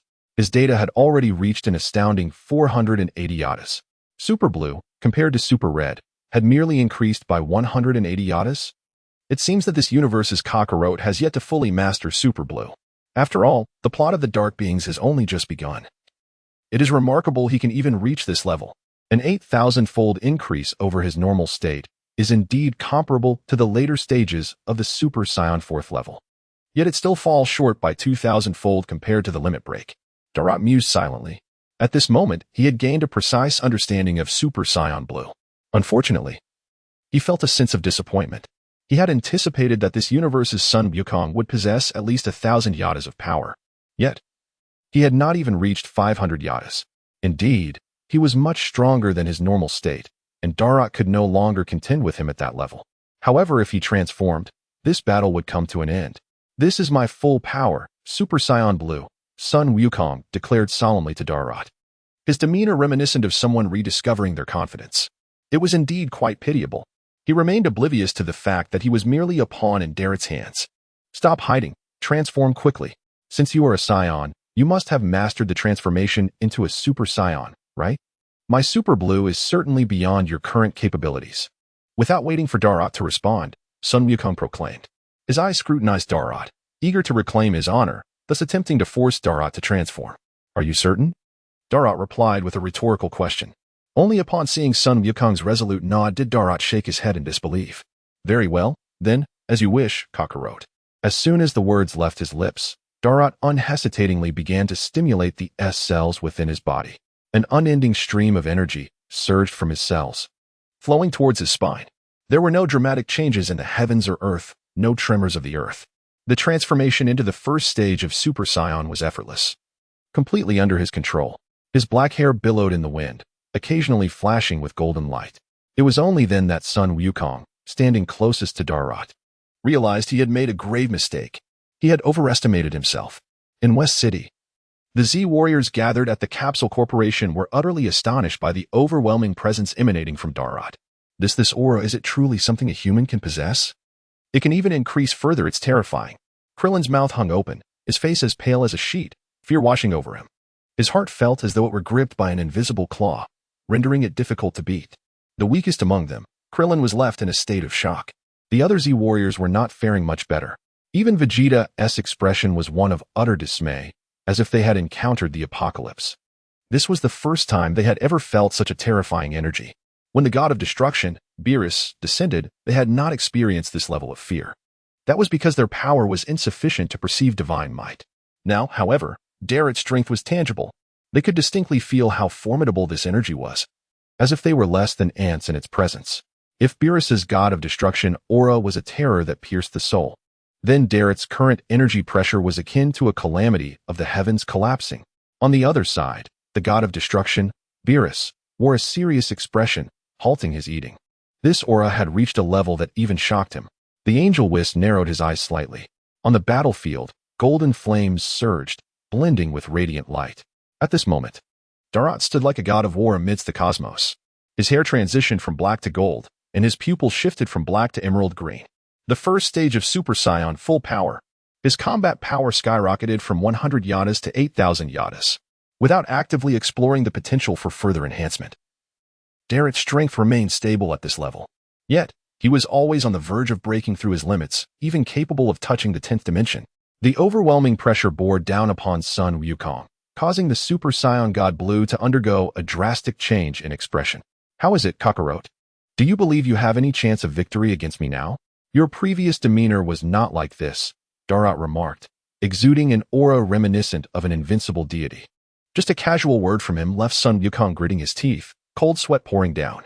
This aura, is it really possible for a person to emanate such power? And this is merely the first stage of Super Saiyan. Sun Wukong felt utterly powerless, experiencing for the first time in his life the insurmountable gap that effort alone could not bridge. It felt as though he had been living in ignorance for years. Dalat was far too powerful. Even the intensity of his aura was exponentially more terrifying than his own. Even with divine power, he felt pitifully weak in comparison. If Super 1 was thus, then what of Super 2? What of Super 3? He had no idea where the limits of this Saiyan lay. Chapter 28. Sun Wukong. Super Saiyan Level 4? What is the matter? Come at me. I wish to witness the extent of your azure-haired form and the amusement it brings. How different is it from Super Saiyan Level 4? With a beckoning gesture of his finger, Dalat provocatively taunted. Super Saiyan Level 4? The novel title caused Sun Wukong to pause, his expression momentarily perplexed. After reaching Super Saiyan Level 3, should they not have reached their utmost limit? They embarked upon the path of divine power training, striving for the godly Super Saiyan precisely for this reason. The notion of Super Saiyan Level 4 was utterly foreign to him. Now, upon hearing it, he inhaled sharply, immediately realizing that this individual before him had attained such a realm. In response to Sun Wukong's astonishment, a smirk formed on Dalat's lips. This was a slip of the tongue he had intentionally made, eager to observe Sun Wukong's dismay. What is the matter? You seem unaware? It appears that your world has indeed traversed an extraordinary path. Come now, let us not squander time. I have neither the leisure nor patience to destroy you while obliterating this world. As he spoke, Dalat's expression turned malevolent, seeking to provoke Sun Wukong further and discern the limits of his strength. This statement was a veiled threat, compelling Sun Wukong to grow stronger. Feeling the weight of impending death for the first time, Sun Wukong had to momentarily set aside his queries regarding Super Saiyan Level 4. His gaze filled with wrath directed at Dalat. Even aware of his own inferiority, he steeled himself for the confrontation. I shall not permit you to ravage my world. Do not underestimate me. With incredible swiftness, Sun Wukong propelled himself towards Dalat, seemingly defying the very fabric of space.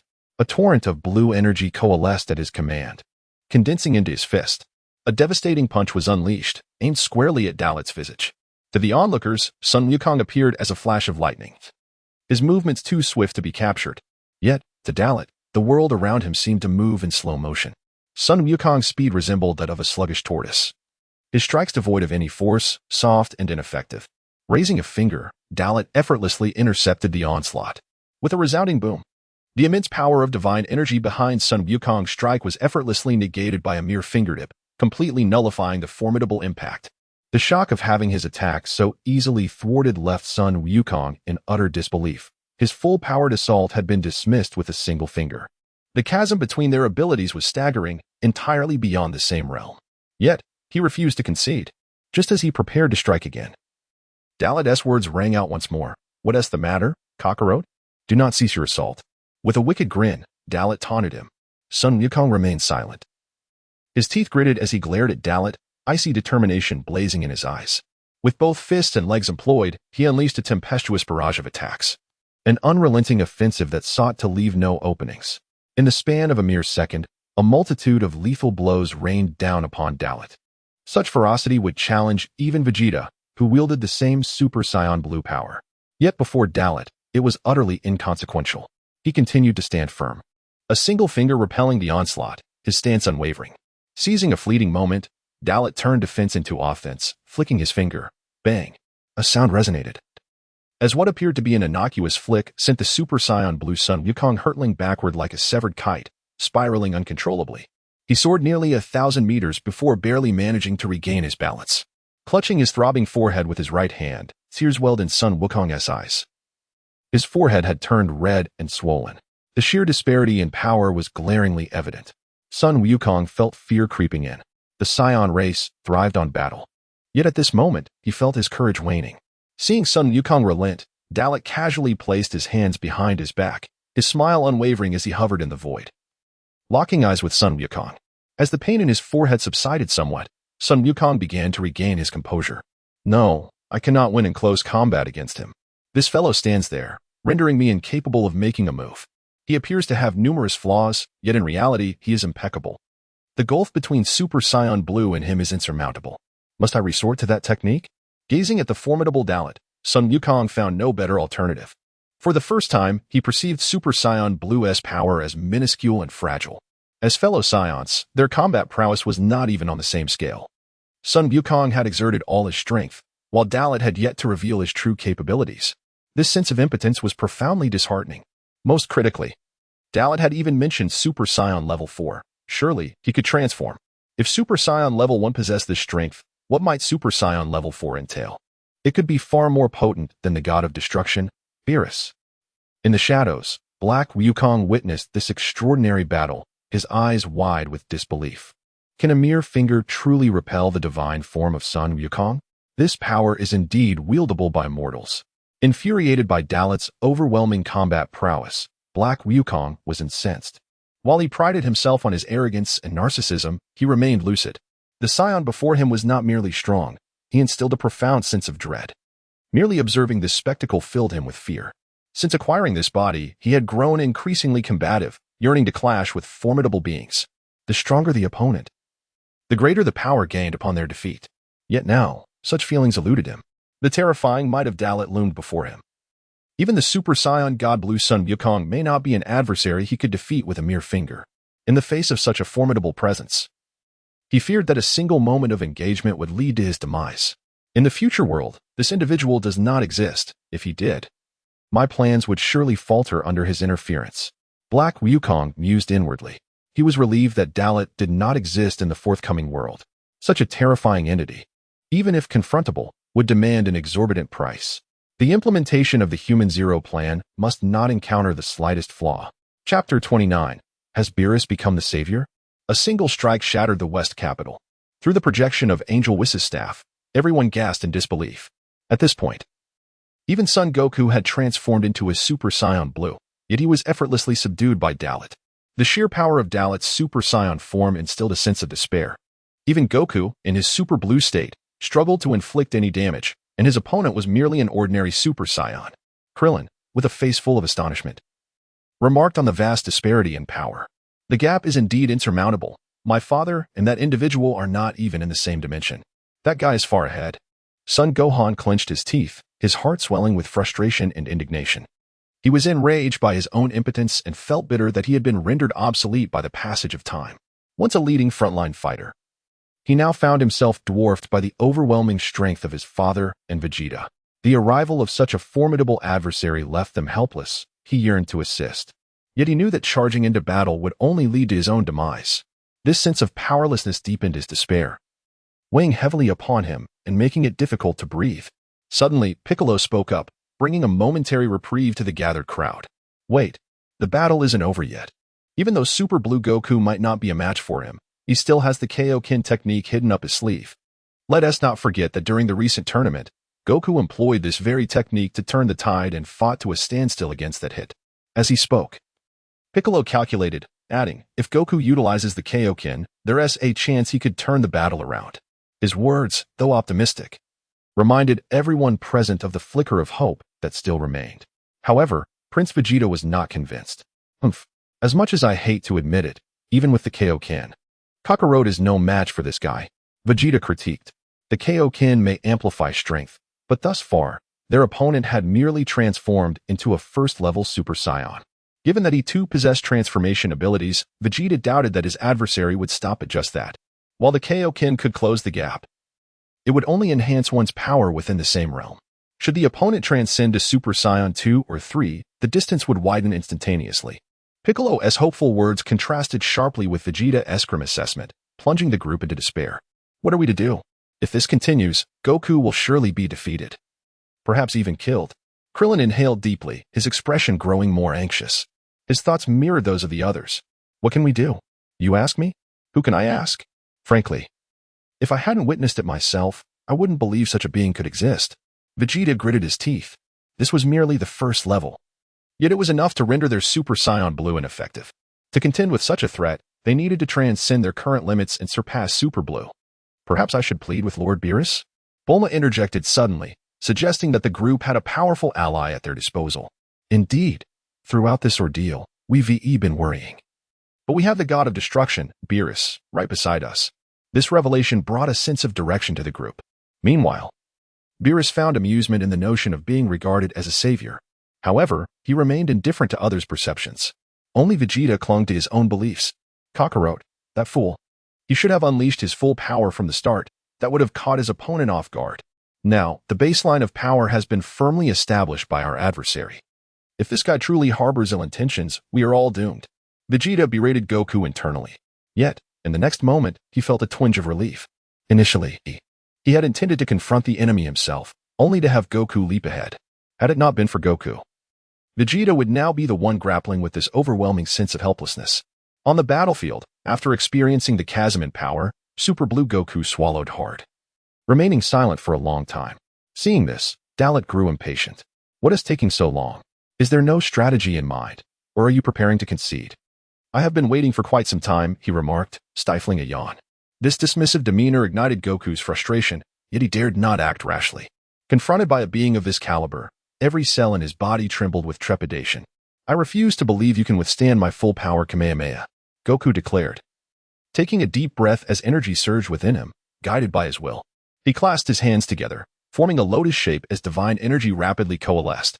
Azure particles gathered in his palms, morphing into a brilliant blue sphere, while Goku compressed his energy to amplify its potency.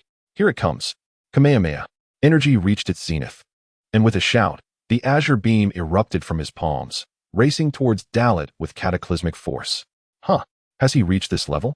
Dalit smirked, slightly impressed. Even as Goku unleashed his mightiest attack, it only piqued Dalit's interest. Without flinching, he raised his right hand, and a terrifying pressure erupted forth with a single swipe. Boom. An explosive sound echoed as the Kamehameha, just moments away from striking, was effortlessly shattered by Dalit's palm. The energy dissipated, transforming into a cascade of blue and white particles that danced in the air. This spectacle left Goku in shock and deep dismay. The ancestral Kamehameha, fueled by all his energy, had been so easily obliterated by a single blow. Chapter 30, A Deadly Strike. The relay of Vegeta. It appears that this is all you have, Kakarot. Well, I believe I have grasped the extent of your power, which is indeed disappointing. However, it has allowed me to witness the so-called divine form. Compared to the version of you from my timeline, you in this realm fall woefully short. The expression of disappointment is unmistakable. Even the mightiest blow in your strongest state is merely a futile gesture that stirs up dust. There is no point in continuing this farce. With this evaluation, Darat slowly advanced, treading upon the void, and in the blink of an eye, his form vanished like a specter. In less than 0.0001 seconds, he reappeared before Sun Wukong. Simultaneously, under the gaze of his opponent's terror, he once again teleported behind him. This is bad. The instinct of battle sensed impending doom. Sun Wukong sought to evade or counter, but it was already too late. A golden aura enveloped Darit's hand as he delivered a casual knife hand strike. The impact landed heavily on Sun Wukong's neck. An indescribable force radiated throughout Sun Wukong's entire being, including every nerve and fiber of his brain. He suddenly felt the world spin around him, his body uncontrollably teetering on the brink of collapse. The state of Super Saiyan God Blue dissipated, and the divine power crumbled in an instant. His pupils dilated, and his breath faltered. Moments later, he fell as if weightless towards the ground. One strike, certain death. The Super Saiyan God Blue state of Sun Wukong was effortlessly vanquished by Darat with a single blow. At that moment, as Sun Wukong plummeted, a cerulean streak of light surged from afar, catching the unconscious warrior and preventing any secondary damage from his fall. Upon closer inspection, it was none other than Vegeta who had arrived. Ah, the Relaya has come. How fortuitous. I shall give you a beating as well, Vegeta. With a mocking expression, Darit's demeanor grew more pronounced. To be honest, the strength of the Super Saiyan God left Darat somewhat underwhelmed. After all, it is the authentic transformation from the primary timeline, augmented by divine power, yet it amounts to merely this. Suspended in midair, Darat observed Vegeta as he gently laid Sun Wukong on the ground. He was not in a hurry to pursue. Vegeta's expression was grave. Initially, he had intended to strike alongside Sun Wukong to confront Darat. However, he had arrived too late. Yet even so, he could not retreat. He remained unaware of the true intentions of his opponent. Damn it. You rest here for a while, I deal with this guy. But do not sleep too long. Otherwise, if I am defeated, there will be no chance of victory. With a serious expression, Vegeta uttered these words before slowly ascending into the air, lifting his gaze to meet Darit's. The mere clash of their gazes conveyed an immense, intangible pressure bearing down upon him. His heartbeat quickened, and breathing became labored. Unbeknownst to him, cold sweat began to bead on Vegeta's forehead, trickling down his cheek. Moments ago, Kakarot had endured this overwhelming pressure while facing this unknown Saiyan. Clenching his fists involuntarily, Vegeta steeled himself. This guy is excessively strong. The intensity of his aura is on an entirely different level from what I sensed while watching earlier. With gritted teeth, Vegeta took a deep breath and firmly established his stance before Darot. With a questioning gaze, he demanded, "Who are you? As a fellow Saiyan, reveal your name." With those words, Vegeta finally felt a sense of relief. At least he had voiced his inquiry. Upon hearing Vegeta's question, Darot narrowed his eyes and regarded him with a mocking stare. At last, a sensible individual has arrived, not like Kakarot, who lacks intellect. Akin to the version of you from my timeline. Furthermore, you in this realm are significantly younger than the version of you from my world. As he spoke, he refrained from disclosing his name, opting instead for a psychological maneuver to assert dominance. Upon hearing this, Vegeta understood all too well that this enigmatic Saiyan was indeed from a future timeline, albeit different from Trunks' future world. Otherwise, how could he claim that he was younger? "So, you hail from the future?" Fixing his gaze upon Darot, Vegeta pressed his inquiry once again. Darot, upon hearing Vegeta's deduction, couldn't help but admire his intelligence. It must be said, he is indeed astute. Compared to Sun Wukong. No, there is no comparison. Merely a casual remark. And he has grasped the crux of the matter. Wearing a smile, Darot continued, "You are not here to battle me, are you? Kakarot has already fallen before me. A rational individual like yourself should comprehend that you cannot be my opponent." His mocking tone was blunt. Vegeta clenched his fists tighter. What does it matter if you have defeated Kakarot? I am not the same as him, so do not underestimate me." Suppressing the anger within, Vegeta retorted. "Is that so?" With a provocative glance, Darot feigned interest. "Your courage is commendable. Indeed, you are the prince of our warrior race. However, the chasm between us is far too vast. If you are unafraid of death, then come and give it a try." With those words spoken, Darot had already assessed Vegeta's strength. The gap between him and Sun Wukong was not significant. Though it was merely 400, that distinction was negligible. It could be inferred that Vegeta's base battle power was around 500, somewhat lesser than Sun Wukong, but possessing greater ferocity. This bears resemblance to the differences between Sun Wukong and Vegeta in the GT timeline. According to Darot's understanding, it aligns with the circumstances of the original timeline. During the Black Goku arc, Vegeta initially was indeed slightly weaker than Sun Wukong, but after he proactively entered the hyperbolic time chamber for training, he surpassed Sun Wukong. Alas, even after briefly overtaking him, during the Tournament of Power, he was ultimately outmatched by Sun Wukong, even when he achieved the deep blue evolution of Super Saiyan God. It paled in comparison to Sun Wukong's mastery of Ultra Instinct. Chapter 31. The Mouse in the Dark One. Despite being looked down upon by Dalit, Vegeta remained remarkably calm, a rare occurrence for him. Undoubtedly, the enemy was indeed formidable, justifying such contempt. Were the roles reversed, he would have made even more outrageous declarations. Although this individual incited his ire, he felt compelled to apologize on behalf of the previous fool who mistook him for the Dark One, leading to this confrontation. The unexpected apology from Vegeta puzzled Dalit, who was uncertain of his intentions. Vegeta continued without pause, however, given the circumstances. "Regardless of the reason for your arrival in our world, I must engage you in battle. This is not solely for my world, but as the prince of the saiyans of this realm, it is an imperative duty." With these words, Vegeta expressed his innermost feelings, leaving Dalit astonished. It was undeniable that Vegeta possessed intellect and understood the stakes of the battle. He fought for his dignity and represented the saiyans of his world, unwilling to be outmatched by those of another realm, just as Dalit did not wish to be bested by beings from another world, especially fellow saiyans. The thought of an unexpectedly powerful individual emerging was indeed provocative. "I must admit, you surprise me. It seems you have embraced the awareness of your royal status. While this sense of dignity is commendable, your self-righteous challenge may lead to your own downfall. I will not refuse your challenge, but I must caution you that our realms are not of the same dimension." With these words, Dalit displayed both admiration and acknowledgement of the disparity in their powers. If he was determined to fight, there was no reason to decline, and to battle this world's Vegeta was a worthwhile endeavor. That is something I need not be reminded of. Admittedly, the pressure is immense, and I possess no guarantee of victory against you. Yet, the outcome can only be known through combat. He clenched his fists, raising them high, embodying the pride and confidence of a prince, even in the face of certain defeat. Retreat was not an option. This display indeed warranted Dalit's serious consideration. In comparison to the two Gokus from their respective worlds, the two Vegetas were virtually identical. Perhaps there were subtle differences, but they were inconsequential. Indeed, at least the Vegeta of this world has earned my respect.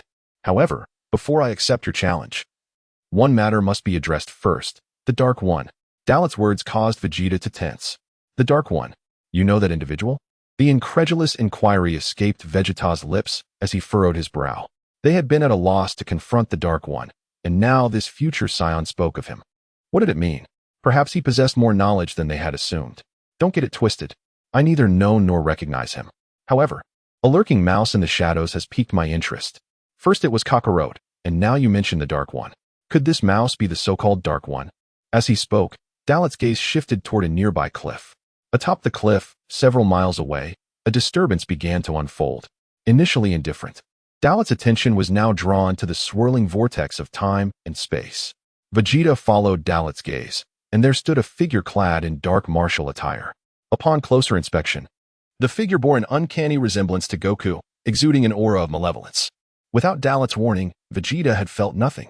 Once again, he felt the weight of his inadequacy, his frustration boiling beneath the surface. That guy, Kakarot. How could this be? Vegeta exclaimed in disbelief. The expanding black vortex reminded him of Dalit's arrival. The only explanation that surged forth was that if this wasn't the Dark One, who else could it be? How long do you intend to remain hidden? That swirling vortex behind you seems to be working against you. Dalit's commanding voice resonated, penetrating Black Goku's ears. Beside him, Vegeta was astounded, utterly bewildered. Upon hearing Dalit's words, Black Goku's expression shifted, revealing a sinister and malevolent smile. Humans are indeed a despicable race, especially you barbaric saiyans, who should be eradicated. To think a mere mortal would dare to speak to me, a being of divine stature. The disdain in Black Goku's eyes was palpable. Meanwhile, in West City, the image projected by Wish shifted in response to the presence of Black Goku, capturing the attention of Dalit and Vegeta. For those witnessing, the initial shock was followed by the realization of how strikingly similar this individual was to Goku. Future Trunks, upon seeing Black Goku's visage, could no longer contain himself. It's him. That damn Dark One. Fury surged within him, and his intense emotions catalyzed his transformation into a Super Saiyan second grade. With the death of his future mother and Mai at the hands of the Dark One, he would stop at nothing to eliminate him. Fueled by rage, he yearned to charge into battle for revenge, but was swiftly restrained by Gohan. Calm down, Trunks. Charging in now would be futile. The Dark One's elusive nature suggests he is far more powerful than you realize. Gohan's grave tone aimed to quell Trunks' impulsive tendencies. Rest assured, the Dark One is now exposed. I suspect that unknown Saiyan and the Dark One are unfamiliar with each other. Otherwise, this scene would not unfold as it is. Moreover, Uncle Vegeta is still present. Gohan's reasoning helped Trunks regain his composure. Chapter 32. The Dark Goku's Recklessness. Can it be endured? It is hard to believe. This dark figure bears an uncanny resemblance to Goku. However, the essence of his presence is fundamentally different. Krillin lamented, indeed, there is a profound malevolence in his aura, steeped in darkness, leaving one to ponder his true origins. Piccolo's gaze sharpened, echoing his sentiments. Memories surged in his mind, tracing back over a decade. There had indeed been a Saiyan identical to Son Goku who invaded Earth, planting a tree of might to annihilate the planet. That individual was named Darls, a formidable force in his time, rivaling Frieza before his transformation. Yet, in the present context, he would be akin to an insect, easily obliterated in an instant. Piccolo was uncertain. His sole conjecture was that this dark figure could be Darls from a future world, having consumed an abundance of spirit fruits, thus attaining such strength. Little did he know, this being was not Darls at all. This was Son Goku, merely possessing Goku's body, yet his soul belonged to Zamasu from the future world. The Z fighters were unable to perceive the intricacies of the situation. The Angel Whis and the God of Destruction Beerus had already sensed the strangeness. Lord Beerus observed the dark figure's left hand, Whis noted, having detected something unusual. As Beerus shifted his gaze, he immediately spotted a peculiar silver ring adorning the dark figure's left index finger. This ring seemed familiar. Is that the time ring? His brow furrowed slightly. Beerus recognized that the ring worn by the dark figure was indeed the time ring, an artifact reserved for the Kaioshins. Associated with forbidden usage, its power allowing one to traverse the future, yet not the past. Could this dark figure be a Kaioshin from the future world? That did not seem plausible, as the time ring alone should not suffice to return him to the present. Beerus spoke gravely, his words directed at both himself and Whis. In the known universe, there was no Kaioshin who bore a resemblance to Goku. This being was certainly not Goku. Whis immediately dismissed Beerus's assumption. suggesting that perhaps the unknown scion had traversed time to reach their world, creating a unique passage between Trunks' future world and their own. One thing was certain, the time ring had guided the dark figure into their realm. This becomes intriguing. A being capable of wielding the Kaioshin's time ring and resembling Goku. Many unforeseen events must have transpired in the future world, now entangling with their own. Beerus spoke with a serious tone, an unsettling premonition growing stronger within him. The dark figure undoubtedly hailed from a future realm. Yet the crucial question remained, from where did Darls originate? Their timeline had been plagued by peculiar occurrences, necessitating cautious consideration, especially since these events unfolded within his domain.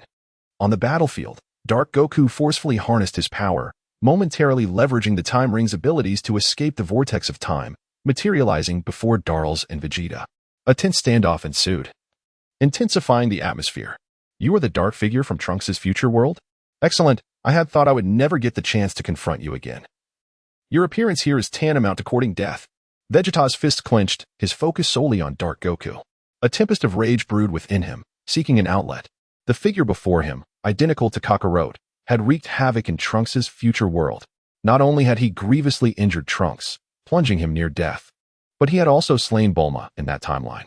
If he did not avenge this, he would not be called Vegeta. Is that you, Vegeta? The scion always left behind by Son Goku. Dark Goku paid Vegeta no heed, instead adopting a mocking demeanor to provoke him. Under normal circumstances, this would have ignited Vegeta's fury, compelling him to strike. Yet, oddly, Vegeta remained remarkably composed, refraining from impulsive action. The current situation did not permit such recklessness, and he was acutely aware of Darls' potential danger. Vegeta was no fool, nor was he Goku. He possessed the ability to discern. The audacity of Dark Goku to appear so brazenly within the sphere of his and Darls' energy, unaffected by the tension, was a testament to the dark figure's formidable strength. Quite bold of you to stand so close, showing no concern for your safety. Are you not afraid that I could end your life in an instant? Darls' eyes narrowed as he scrutinized Dark Goku, a flicker of disdain crossing his features. Truth be told, he had harbored disdain for this character for quite some time. From a previous life, he had found this figure intolerable. Who would appreciate someone who constantly exuded an air of superiority, believing themselves grand when they were merely insignificant? Ultimately, without Goku's body, Zamasu was nothing more than a worthless entity. In response to Darls' derision, Dark Goku appeared unfazed. If you believe you can achieve that, feel free to try. Such provocation was nothing short of suicidal. A subtle shift in Darls' energy manifested. If he could endure this, he would not be Darls. In terms of raw power, Dark Goku indeed surpassed Vegeta by threefold. However, when juxtaposed against Darls, he was akin to an insect. Nevertheless, one could not dismiss his formidable combat prowess. It was no surprise he could hold his own against two Super Saiyan Blues in the original narrative. Yet, at this moment, Dark Goku had yet to transform. The original storyline depicted him learning to transform only after battling Goku, eventually mastering the so-called Super Saiyan Rose form. It seemed he had been overly lenient, allowing even a scurrying rat like him to assume a sense of superiority in his presence. With a piercing gaze, Darls' demeanor shifted dramatically. A wave of killing intent surged forth, startling Vegeta beside him. Chapter 33, Engaging with Ants? The atmosphere shifted abruptly, infused with a palpable sense of dread. The murderous intent emanating from my opponent was truly terrifying, even with the countless lives I have extinguished. My own aura of death pales in comparison. My curiosity has only deepened. Who on earth are you? With no trace of fear or hesitation, Black Wukong's demeanor momentarily astonished Dalit. This surprise was not born from any admiration for his prowess or mental fortitude. Rather, it stemmed from the absurdity that he could not even grasp the gravity of the situation. Did he truly believe himself so formidable that he could look down upon all others? If Dalit were not well versed in the original plot, he might have pondered whether this fool possessed any hidden means of assurance. Yet, Dalit was acutely aware, and thus perceived Black Wukong's arrogance as nothing short of foolishness. How intriguing. You exhibit no fear of my words. Instead, you display the audacity to engage in combat with me? I must admit, your fearless bravery rivals that of Kakarot. Dalit chuckled derisively, for to him, Black Wukong was easily extinguishable. Indeed, now would be the most opportune moment to eliminate him, for he was far from invincible. Should he return to the future and merge with the immortal Zamasu, the ensuing confrontation would prove far more challenging. After all, the immortality granted by the Super Dragon is not the ordinary kind. Even the erasure by the Omni King might leave behind remnants. The situation began to feel increasingly precarious, rendering Vegeta a superfluous presence. Caught in the middle, he felt uncertain about his role. On one hand, the fury towards the dark being ignited within him a desire to quell this impudent foe and vent his own frustrations. On the other hand, the confrontation between the Dark Man and Dalit, this unknown scion, seemed fortuitous. As the saying goes, conflict between two adversaries presents a significant advantage to oneself. However, as a prince, Vegeta's pride prevented him from accepting such a boon. He regarded his current state of being overlooked as a reflection of his own inadequacy. What nonsense! I am a Super Saiyan Blue, he seethed, clenching his fists in a display of his simmering frustration. In the face of Dalit's mockery, Black Wukong remained unfazed. Dalit indeed posed a threat, but he was not yet at a level that inspired true fear, as a mortal wielding power surpassing that of gods. It was a source of pride. However, as a mortal, he would always remain just that mortal. While Son Goku and Vegeta might cower before him, I shall not. I am eternally superior, a being of the highest order, born to rule. His arrogant demeanor laid bare the deepest ambitions of Black Wukong. Dalit smirked coldly, dismissing the dark being's bravado. With a focused gaze, an invisible yet terrifying pressure surged towards Black Wukong, intent on delivering no mercy. If he was so confident, then it was time to savor the taste of death. The full power of the Super Saiyan, first transformation, unleashed a formidable force upon Black Wukong. At such close range, even Vegeta felt the effects, nearly losing his balance. As the overwhelming pressure bore down upon him, Black Wukong instinctively sensed an immense threat. Without hesitation, he summoned all of his divine energy to resist. His strength surged, but Dalit found his efforts laughable. Such meager power dared to boast? How foolish. He had yet to reach even the level of a mere Supreme Kai. He should have hidden away like a worm. Is this truly all you possess? Your pitiful divine power pales in comparison to mine, and even stands dwarfed against Kakarot. Dalit, rubbing his fists together, wore an increasingly wicked grin. This expression immediately alerted Black Wukong to the impending danger. Disaster loomed. Feeling immobilized, Black Wukong realized he could scarcely move. As a god, he was loath to relinquish his dignity, hence his direct confrontation and bold threats. Yet in this moment, he felt like a mere puppet, utterly devoid of resistance. A loud explosion resounded, shattering the air as blood sprayed forth, causing the very fabric of space to tremble. Dalit's rapid punch shattered Black Wukong's nose, inflicting intense pain that blurred his vision, as if he were teetering on the edge of unconsciousness. Such speed. One blow, and I cannot withstand it. Damn it. Accursed mortal. He gritted his teeth, the dignity of a god forcing him to stabilize his consciousness and prevent his body from succumbing to chaos. Is this it? Is this the power you so arrogantly believe to surpass all others? Ridiculous. I have discerned the truth. You are not of this world. Your body may belong to Kakarot, but your soul and consciousness are not your own. A god masquerading in Kakarot's form. With a mocking smile, Dalit intensified his provocations towards Black Wukong. The words startled Black Wukong, while Vegeta suddenly grasped the revelation. Without Dalit's insight, he would have remained oblivious. This body indeed belonged to Kakarot. Yet the being within was not Kakarot. So that is it. No wonder the resemblance is uncanny. Vegeta roared with fury, his anger palpable. Dalit had illuminated the greatest mystery in his heart. A mere human had seized a fleeting advantage. Let him not become too complacent. Black Wukong, who considered himself above all, could not tolerate such provocation. His blood-soaked hands swung violently, splattering crimson across the space around him. His eyes reddened with rage, and with a roar, he concentrated a ball of orange energy in one hand, hurling it towards Dalit. The compressed energy sphere, mere inches from Dalit, was deflected by an unseen force, crashing into a distant mountain and unleashing a thunderous explosion. The attack thwarted, Black Wukong seized the moment, teleporting in front of Dalit, fists clenched, ready to deliver a crushing blow to his opponent's face. The earlier energy blast had merely served to distract. The true assault would come from his own formidable close-range attack. Chapter 34.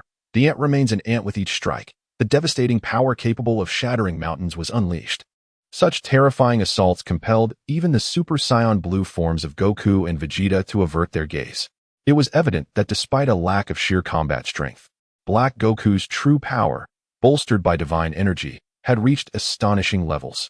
In the face of such annihilating force, Darat remained steadfast, refusing to flinch, his aura coalescing into an impervious barrier that withstood every onslaught from Black Goku. Is this all you've got? Darrett's disdainful taunts grew increasingly brazen. Impossible. My attacks have no effect? Who are you? Black Goku was taken aback, experiencing a profound sense of helplessness for the first time since acquiring Goku's body. Darrett's strength was utterly unfathomable. He had grown even more formidable since his arrival, having perfectly replicated Goku's previous battles, thus augmenting both his power and control. At this juncture, realization dawned upon him. So, have you had enough?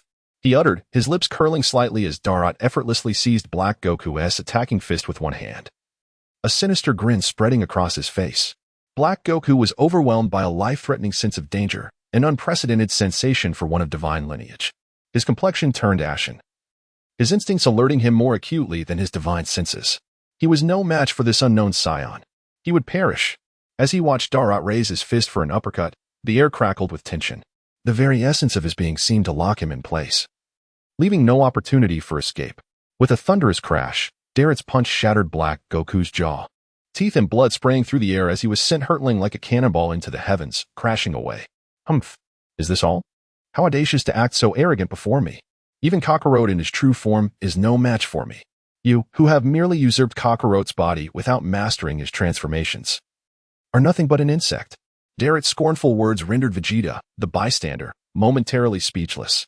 This was absurdly exaggerated, although the dark figure was not particularly strong. Even Vegeta felt a tinge of difficulty against him. Yet, Darrot's casual strike had obliterated Black Goku. Astonishment spread across Vegeta's face as he comprehended the vast chasm of power separating him from Darrot. Previously, Darrot had communicated this truth. Now, it was glaringly clear. Fighting Darrot to uphold the honor of the Saiyan Prince had sounded grand, and Vegeta had felt pride in his resolve. However, it had merely been a futile endeavor, one destined for suffering. Every word Darrot had spoken was genuine, a true warning rather than mere boasting. He possessed an unassailable strength. In an instant, Darrot vanished, leaving behind a mere shadow, seizing the moment to press his advantage. He reappeared behind the tumbling Black Goku, extending his finger to strike the nape of his neck. With a muffled thud, a terrifying force surged through Black Goku, the sound of shattered bones echoing in the air. A wretched cry escaped his lips.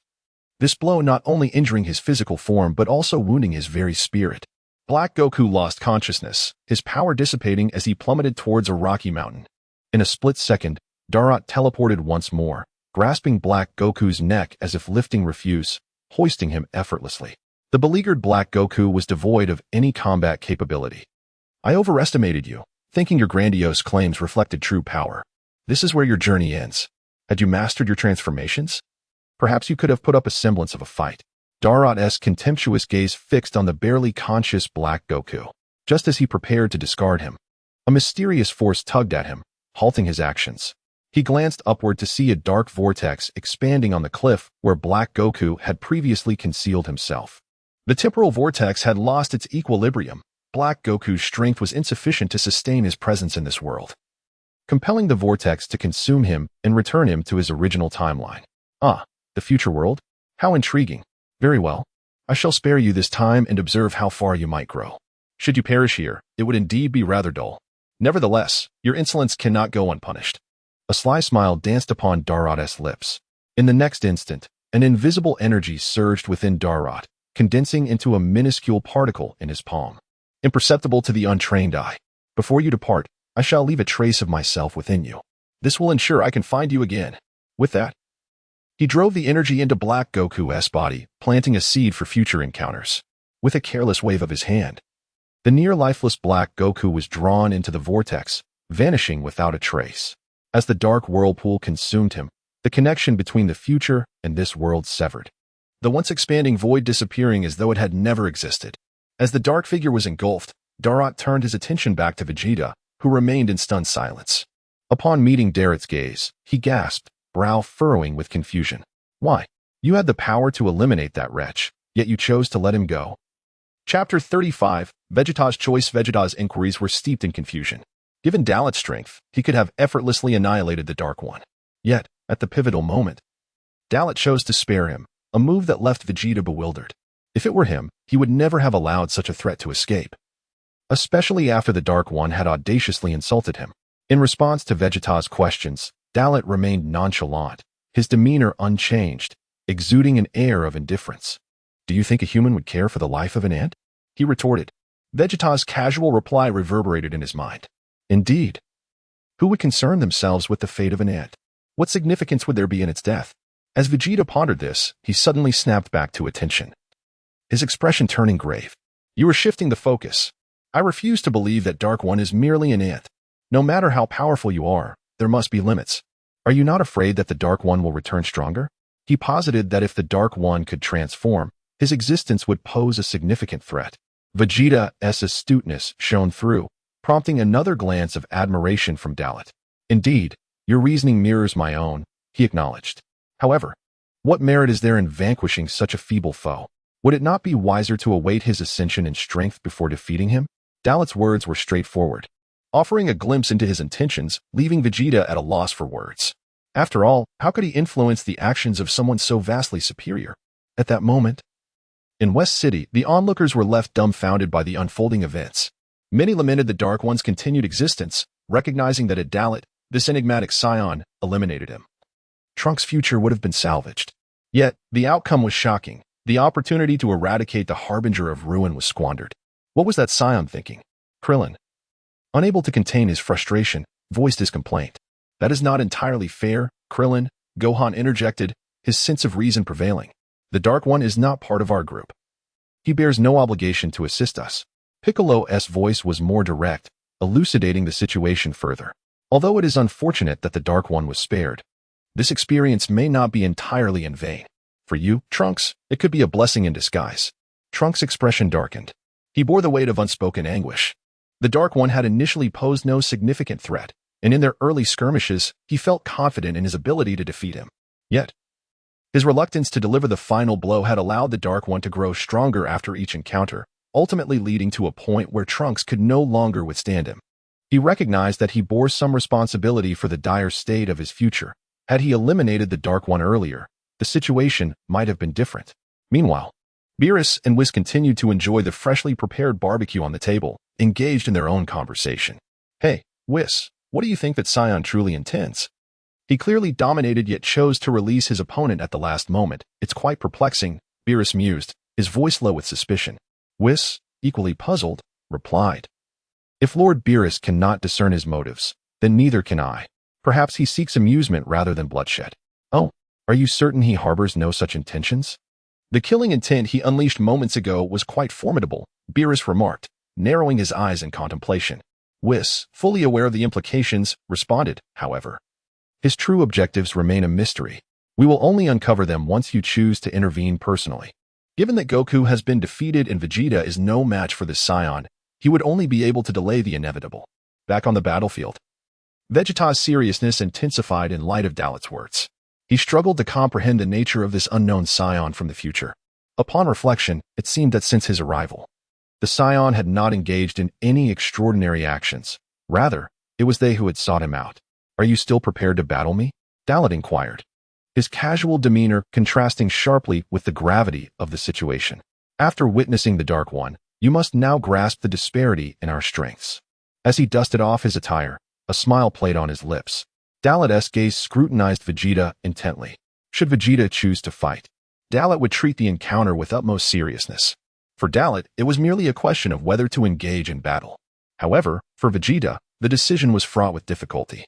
Fight, for my dignity and the honor of the science of this world. But if he chose not to engage, it would be an admission that the science of his realm were insignificant, akin to refuse before this formidable opponent. Damn it, am I truly considering retreat? How powerful must this scion from the future be? How has he achieved such strength? Vegeta's mind screamed in turmoil. The overwhelming strength of Dalit left him feeling powerless. To retreat would yield uncertain consequences, and he could not predict the actions of this enigmatic scion. As the last line of defense, Vegeta knew he could not evade this challenge. In his thoughts, he strategized relentlessly. A direct confrontation would surely lead to defeat, while subterfuge seemed futile in the face of overwhelming power. This adversary appeared flawless, devoid of any discernible weaknesses. Chapter 36. Vegeta's stubbornness. What's the matter, Vegeta? Are you not going to respond? Just a moment ago, you appeared quite confident, at least with the resolve of a king. Yet now, I perceive hesitation in your gaze. Have you succumbed to fear? Do you intend to surrender without a fight? Darat deliberately provoked Vegeta. As a proud prince, Vegeta could hardly contain himself. In times past, he would have gritted his teeth in fury and charged into battle, regardless of the odds. However, this situation was different. Darrot was unlike any adversary he had faced before. This being from another world was exponentially more powerful than he could imagine, and losing his composure would only lead him to ruin. You insufferable wretch. I concede your strength and the sense of invincibility you exude. But do you truly believe you can effortlessly dispatch me as you did with Kakarot and the Dark Ones? I am Vegeta. If you possess the ability, then take my ultimate move head-on. With no other recourse, Vegeta made a fateful choice, an act of provocation. This was his last resort. No other means could assure victory. If he could not overcome Darrot even under these circumstances, then his fate was sealed. Initially, he had hoped to join forces with Kakarot to confront their foe, but now he realized that such a collaboration was futile. Even united, they stood no chance against Darrot, unless they fused. However, the thought of fusion was something Vegeta was vehemently opposed to attempting again. Humph. You wish for me to stand idle while you unleash your attacks? How amusing. Let us see if you can inflict even a scratch upon me. If you do, I shall concede your victory. With narrowed eyes, Darrot recognized this as Vegeta's strategy to provoke him. But what of it? In the face of overwhelming power, all struggles are in vain. At present, Vegeta's strength barely reached a fraction of his Super Saiyan form. Even the mightiest of attacks would be insufficient to defeat him. To put it plainly, even if you were to fight with one hand, you would hardly stir the waters. The scheme bore fruit. Although seen through, Vegeta wore a smile. He understood that such provocation often proved effective against those of great strength. Should Darrot accept the challenge, a slim chance of victory would emerge. Even the mightiest could reveal fatal flaws through arrogance. The outcome of this confrontation would determine Vegeta's fate. Either he would triumph, or he would perish. I hope you are not intimidated by my power, and I also hope your resolve matches your words. With that, Vegeta soared into the sky, positioning himself 100 meters away from Darrot.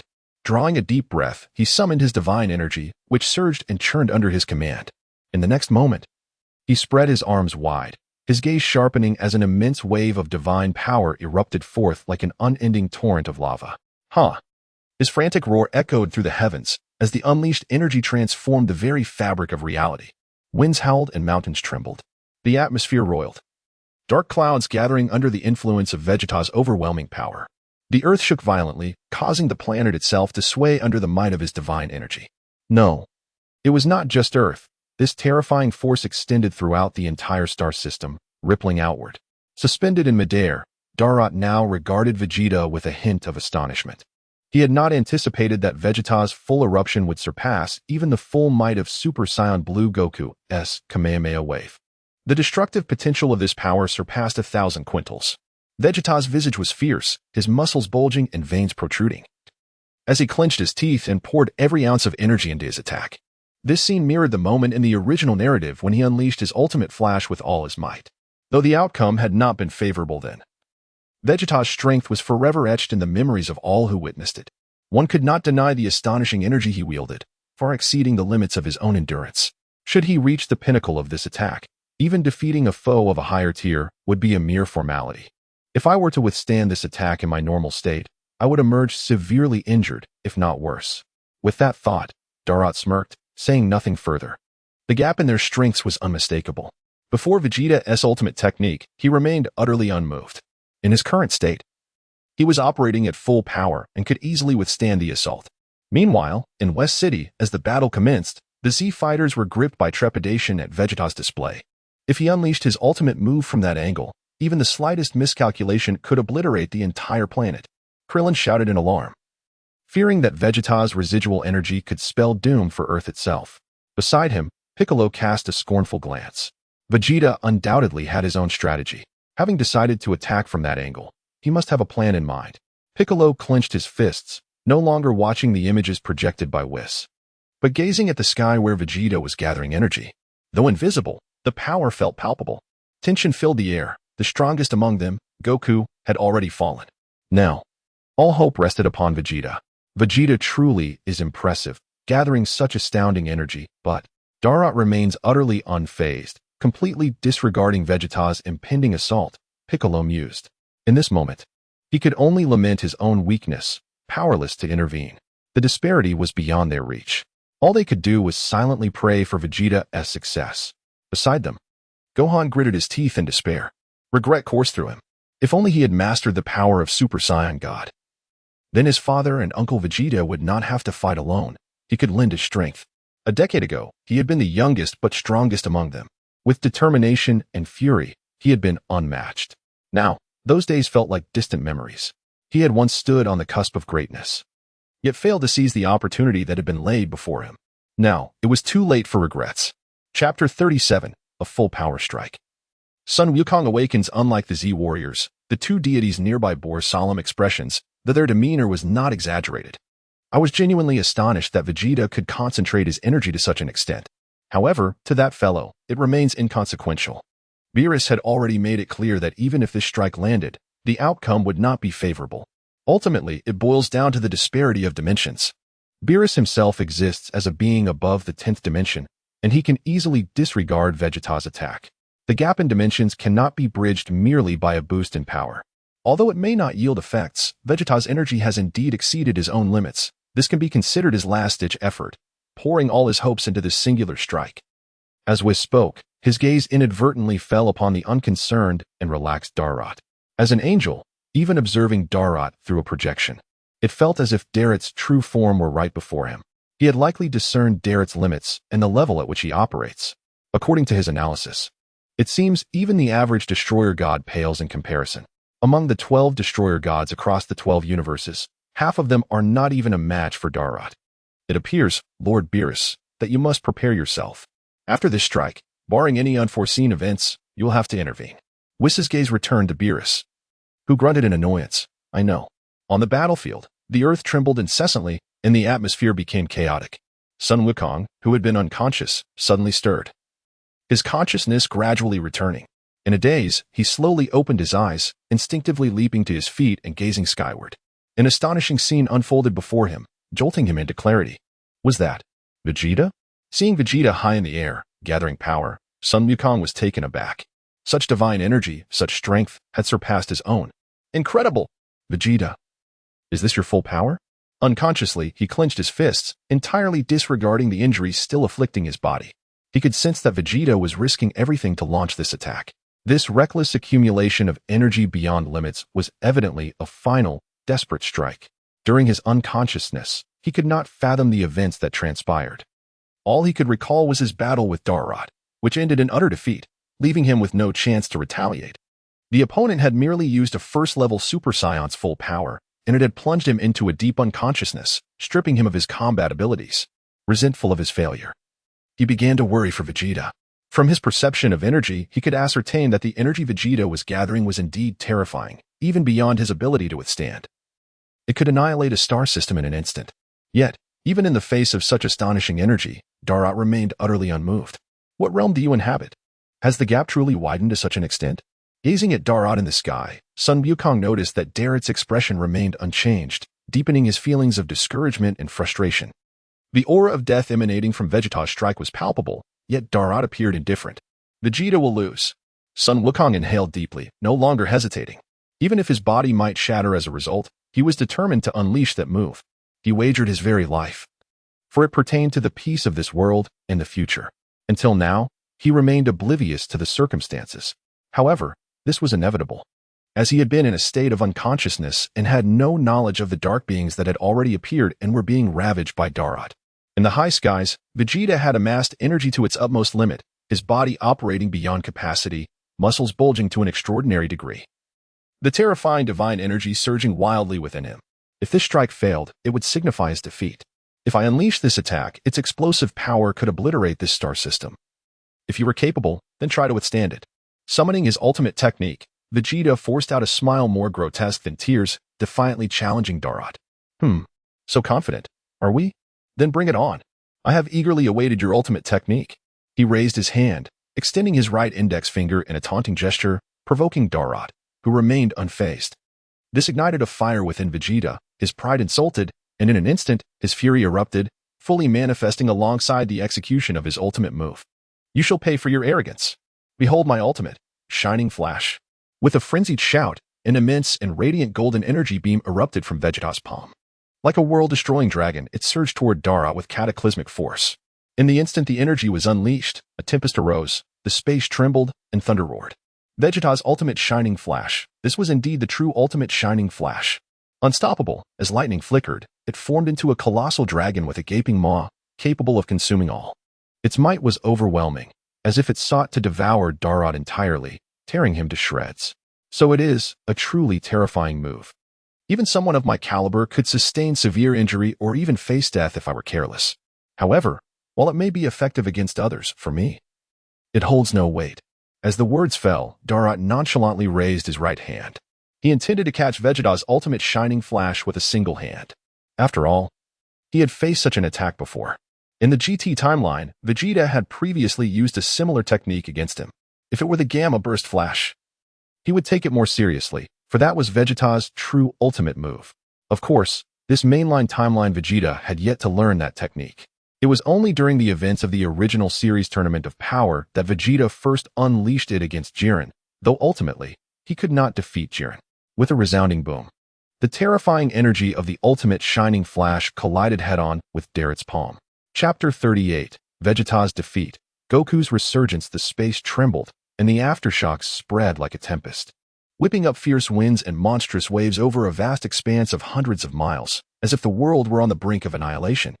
The overwhelming force was terrifying to the utmost degree. Vegeta, feeling an invisible barrier obstructing him, gritted his teeth, his visage contorted with rage, though he could not see it. He was acutely aware that his assault had been thwarted. No. Impossible. Breakthrough. The furious roar erupted from Vegeta's lips, pushing beyond his limits. He ignited his very essence to amplify his attack.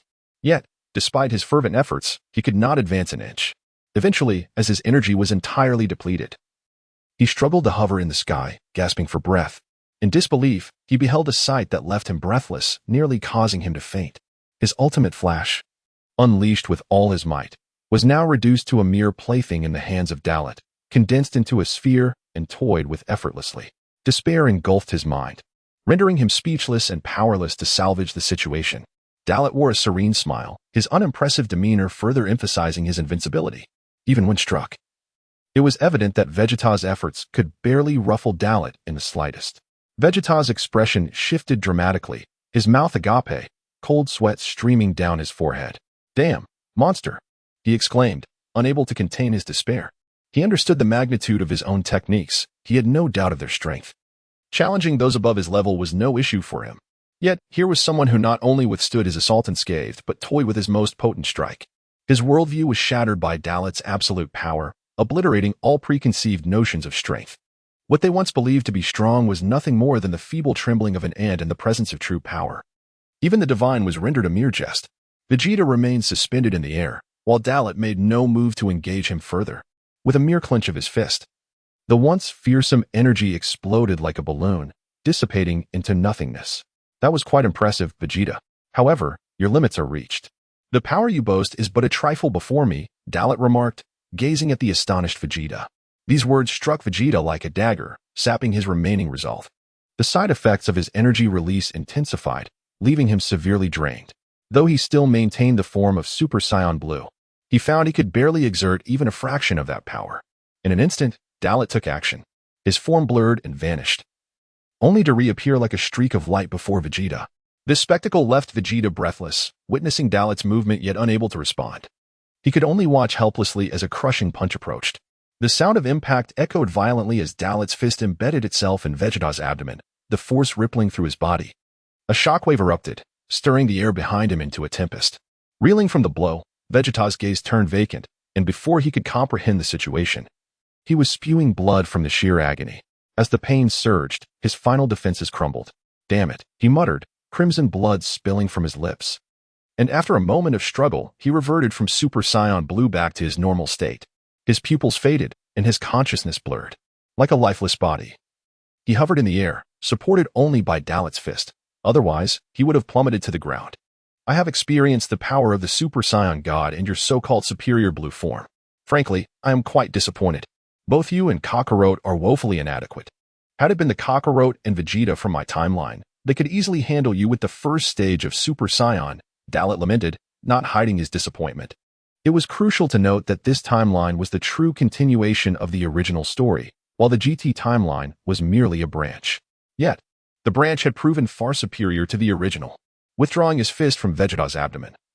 The loss of support caused Vegeta to cry out in anguish as he began to plummet. Simultaneously, a familiar scene unfolded once more. Previously, it was Goku who had fallen and been rescued by Vegeta. This time, as Vegeta descended halfway, Goku's figure teleported in, deftly catching the injured Saiyan. Awakening from the recent tumult, Goku's return surprised Dalit. He had not anticipated such a swift recovery. "Oh, you're awake already, Goku," Dalit remarked nonchalantly. Inciting a grimace from Goku. "Vegeta had fallen to you. That monstrous energy was effortlessly neutralized by you. I cannot fathom how you trained to become so formidable."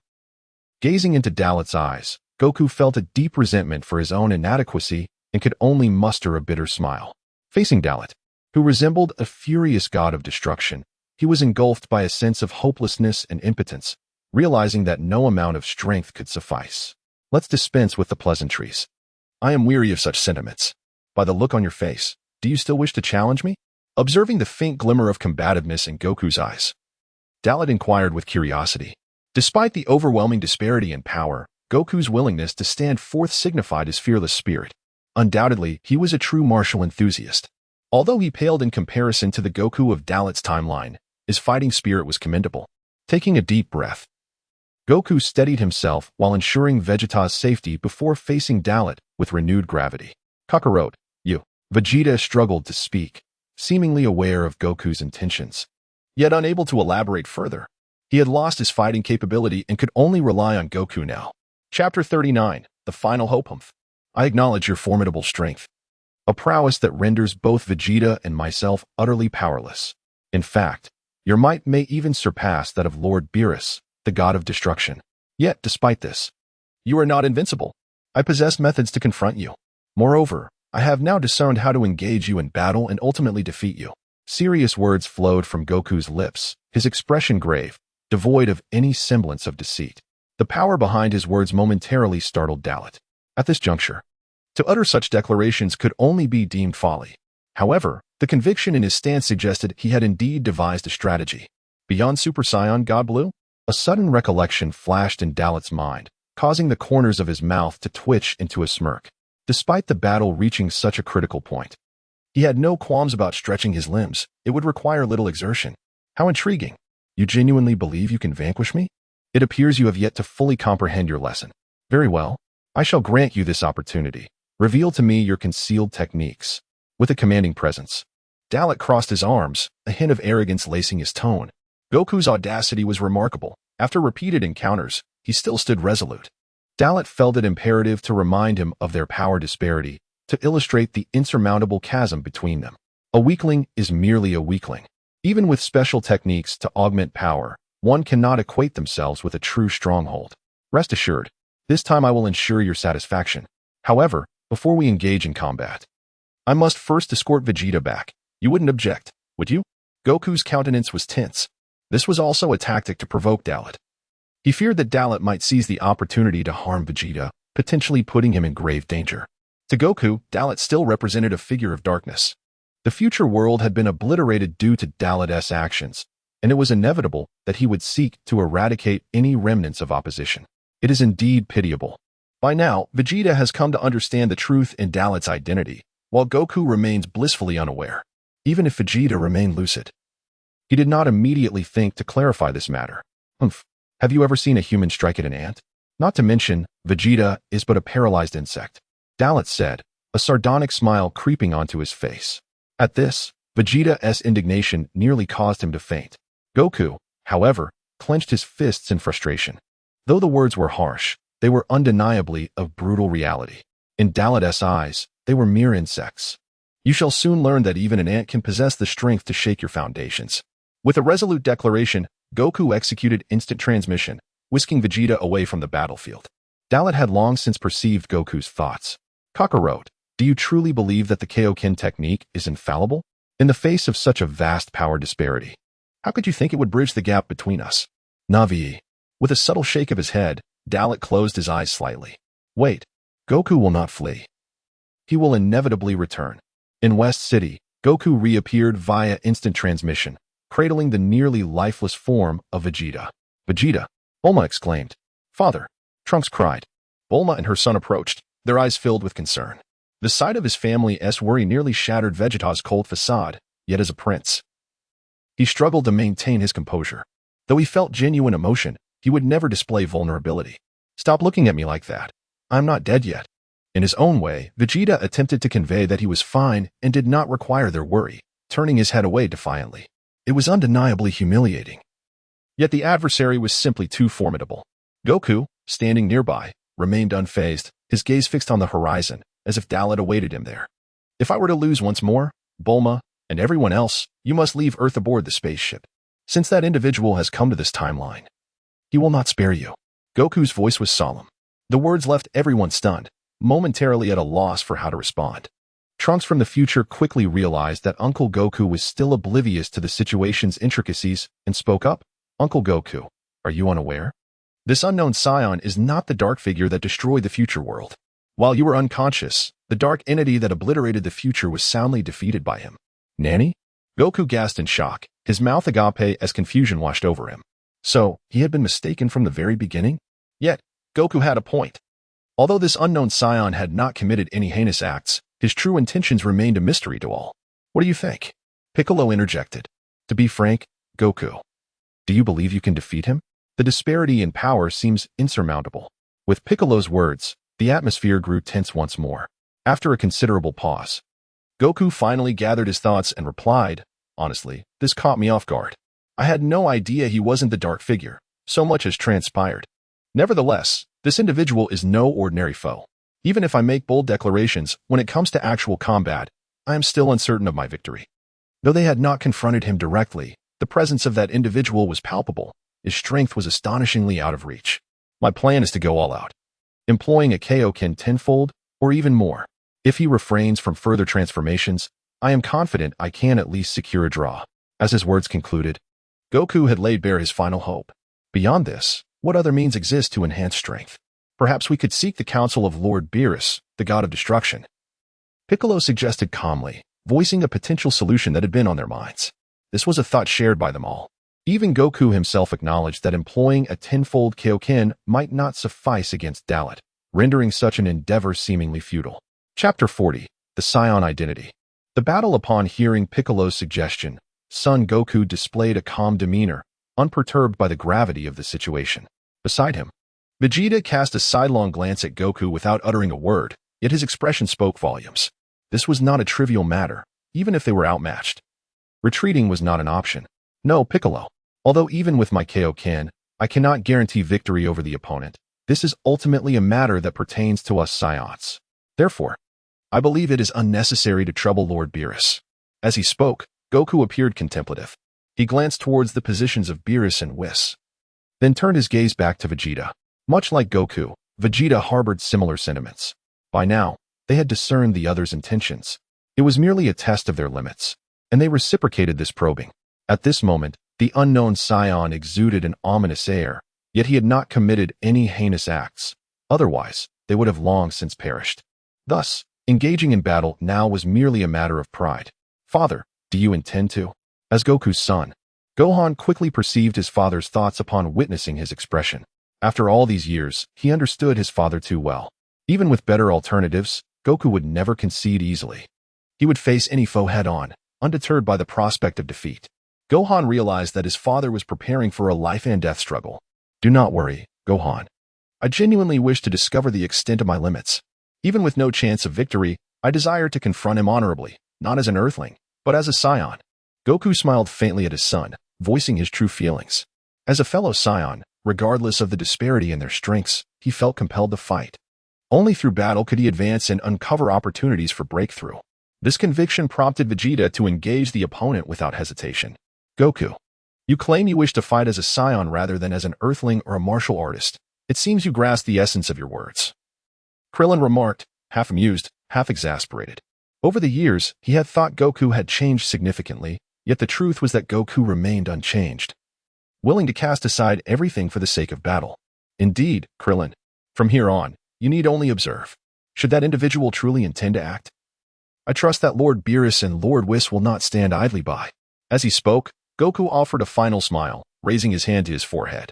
In an instant, He executed a technique of instantaneous movement, vanishing from sight. Truth be told, he had initially forgotten about Beerus and Whis. However, he now felt reassured about Earth's safety. He believed that should there be any threat to Earth, Beerus and Whis would intervene. Their exchange did not go unnoticed by the god of destruction, Beerus, and the angel. Whis, who overheard Goku's declaration. That fool Goku, still unchanged, challenging the mysterious Saiyan as if he were seeking trouble, Beerus sighed with disdain. He found Goku's foolishness perplexing. Yet he understood that if Goku were to behave differently, he would no longer be the Goku he knew. Despite the apparent lack of suspense in this battle, Goku often brought unexpected surprises, did he not? Lord Beerus was remarked with an air of anticipation. Goku's current challenge may prove beneficial for you. At the very least, it affords you additional time to rest. Should Goku uncover deeper layers of the opponent's strength, you will be forewarned. Upon hearing this, Beerus rolled his eyes, retorting, "Do you think I should be concerned about that? Should I?" He believed there was no need for such concern. Fine, if he wishes to fight, let him. By the way, Whis, you still appear remarkably calm. Do you genuinely believe this newcomer Saiyan poses no threat to our world? Before Beerus could finish, Whis interjected. That remains to be seen. Presently, this unknown Saiyan seems to be merely testing Goku and Vegeta's capabilities. Whis' words astonished Beerus, leading him to a state of disbelief. Moreover, Goku may very well attain a new level of understanding through this battle, Whis added. A new level? Just recently. Goku's performance at the martial arts tournament between the two universes had left Beerus astounded. Now, another transformation was on the horizon? If so, it could instill a sense of apprehension regarding the Saiyan race within Beerus. He was well aware of the power of Super Saiyan Blue. An additional transformation beyond that would be formidable, especially considering that a Saiyon's strength increases exponentially with each transformation. Are you certain? That rascal Goku has mastered Super Saiyan Blue and can still transform further? Beerus inquired, his expression now gravely serious. Indeed, it is quite challenging. However, it is entirely possible he could succeed, Whis replied with a smile. This left Beerus momentarily speechless, as Whis had a knack for speaking in such a manner. After pondering for a moment, he resigned himself to reclining in his chair, utilizing Whis' staff to project and observe the unfolding battle. On the battlefield, Goku had returned, his gaze locked with that of Darlot, and the atmosphere thickened with tension. Are you ready? If so, hurry and reveal your hidden strength. I hope you do not disappoint me, Darlot said with a confident smile. Rest assured, I shall not disappoint, Goku declared. Channeling the divine power within him and transcending all prior transformations, directly entering the state of Super Saiyan Blue. His battle power remained a staggering 480 trillion. A stark contrast to Darlot. Chapter 41, the 50-fold Kaioken, turning the tide. Is this your ultimate technique? An utterly unchanged transformation. Or perhaps this is the divine Super Saiyan in its azure state. Darlot couldn't help but sneer derisively upon witnessing the scene. Naturally, he anticipated more from Goku, recognizing his intention to provoke him into unleashing a greater Kaioken multiplier. Only then would the battle become truly entertaining. Hey, you haven't seen anything yet. Don't rush. This is merely the beginning. The moment the words left his mouth, Goku's expression morphed into one of fierce determination. In an instant, his muscles tensed, his body swelling with power. The azure aura of divine energy was enveloped by a dense crimson mist, confirming Darlot's suspicions. Indeed, it was the Kaioken that he relied upon. Though he was already aware, Darlot feigned astonishment, acknowledging the effort Goku was exerting in his display. His expression shifted again. Laden with mockery, under the guise of a Super Saiyan Blue, you dare to harness the Kaioken to amplify your power instantaneously? Let us set aside whether your body can withstand it and contemplate just how long it can endure. Even if you manage to multiply your strength tenfold, you are still far from my equal. His arrogant and confident words struck a chord deep within Goku. Of course I am aware. That's precisely why I did not intend to engage you with merely a tenfold increase. He continued, as a fellow Saiyan, I am acutely aware of your formidable nature. Nearly at full power as a first-level Super Saiyan, you are capable of contending with my Super Saiyan Blue. I also recognize that your first-level Super Saiyan at full power cannot possibly be your limit. Otherwise, you would not have mentioned the fourth level. To be honest, I can scarcely believe there exists a fourth level beyond the third. I am genuinely curious about what it entails. However, it is evident that my current strength does not merit the privilege of witnessing it. Nevertheless, I shall give my all in this battle. Even if it merely compels you to transform into a second-level Super Saiyan, That will be my triumph." With this lengthy declaration, Goku unleashed a desperate roar.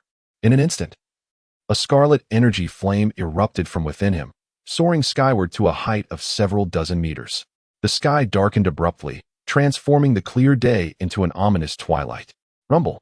The heavens echoed with thunder, the environment altered by the exponential surge of divine power, causing a shift in atmospheric pressure within a 1,000-mile radius. The ground beneath them began to crack, fissures spreading as Goku's energy intensified. Loose stones were crushed by the turbulent air, floating momentarily before being shattered by the sudden increase in pressure. As the pressure became palpable, Dalet's demeanor grew serious. His eyes narrowed, a cold glint flashing across them. Goku's divine energy was swelling at an astonishing rate, the crimson glow intensifying as he grew stronger. In the blink of an eye, he had already reached the level of 1,000 quintillion and continued to rise. The greater the surge of energy, the more Goku's physique expanded. His muscles bulging as veins resembling serpents writhed on the surface of his skin, a daunting sight. "Ah, so this is it. Your final gamble. Risking your very life?" Dalet's lips curled slightly, a hint of intrigue sparking within him. This energy was rapidly approaching the full power of his first-level Super Saiyan. And it was still on the rise. 3 times, 5 times, 7 times, 10 times. Was he truly aiming for a 20-fold increase? Dalet deduced that Goku intended to transcend his limits, overexerting his own energy. Ado! Goku's frantic scream reverberated through the skies. The scarlet flames surged forth, creating a formidable aura that enveloped everything within a 100-mile radius.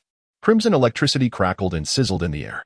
In Dalet's eyes, Goku's combat power erupted instantaneously, stabilizing at a remarkably impressive level. 7,200 quintillion. 15-fold. 15-fold Kaioken. With a thunderous shout, Goku transformed into a bolt of lightning, dashing toward Dalet. In less than 0.001 seconds, he closed the distance, delivering a powerful punch aimed directly at Dalet's face. Anticipating the attack, Dalet deftly dodged, retaliating with a counterstrike. Unlike the Goku of earlier, he adeptly intercepted Dalet's blow, perfectly neutralizing the impact. It was not a 20-fold increase, merely a 15-fold Kaioken. Yet, under the strain of an exceeded limit, it posed a tremendous burden on his body. A moment's carelessness could cost him his life. Even if he succeeded now, how long could he sustain it? With the attack thwarted, Dalet did not express anger but rather amusement, mocking Goku. In response to Dalet's derision, Goku remained unfazed. "Even if I cannot endure for long, I will fight to the bitter end in my own way. Am I still the insignificant insect you can trample upon at will?" A smile broke across Goku's face, the situation no longer as dire as before, his demeanor shifting. His left hand clutched Dalet's fist tightly. The gap between them had indeed narrowed. "You truly are something. Give you a taste of power, and you open a dye factory." With those words, Dalet showed no mercy, swiftly retracting his fist and launching an uppercut. In this nearly balanced battle, Goku's reflexes were astonishing, deftly avoiding Dalet's strike with a graceful backflip. Gaining distance, Goku propelled himself forward once more, igniting a fierce melee. Bang! Boom! Bang! Boom! The sound of fists and feet colliding echoed like rolling thunder, marking the commencement of the fierce contest between Dalet and Goku.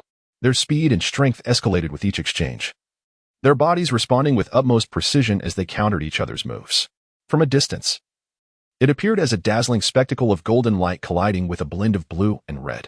To the onlookers, the intertwining blue and red light seemed to overshadow the golden brilliance. The earth trembled, the seas boiled, and mountains shook. Visible ripples of shockwaves cascaded through the air. In a matter of seconds, Goku and Dalet had exchanged hundreds of blows. Goku, exhibiting astonishing combat prowess and skillful techniques, had pushed Dalet to his limits, their battle reaching unprecedented heights. Chapter 42. Fierce Battle. Another defeat. Bang! Boom! 2 thunderous explosions resonated once again.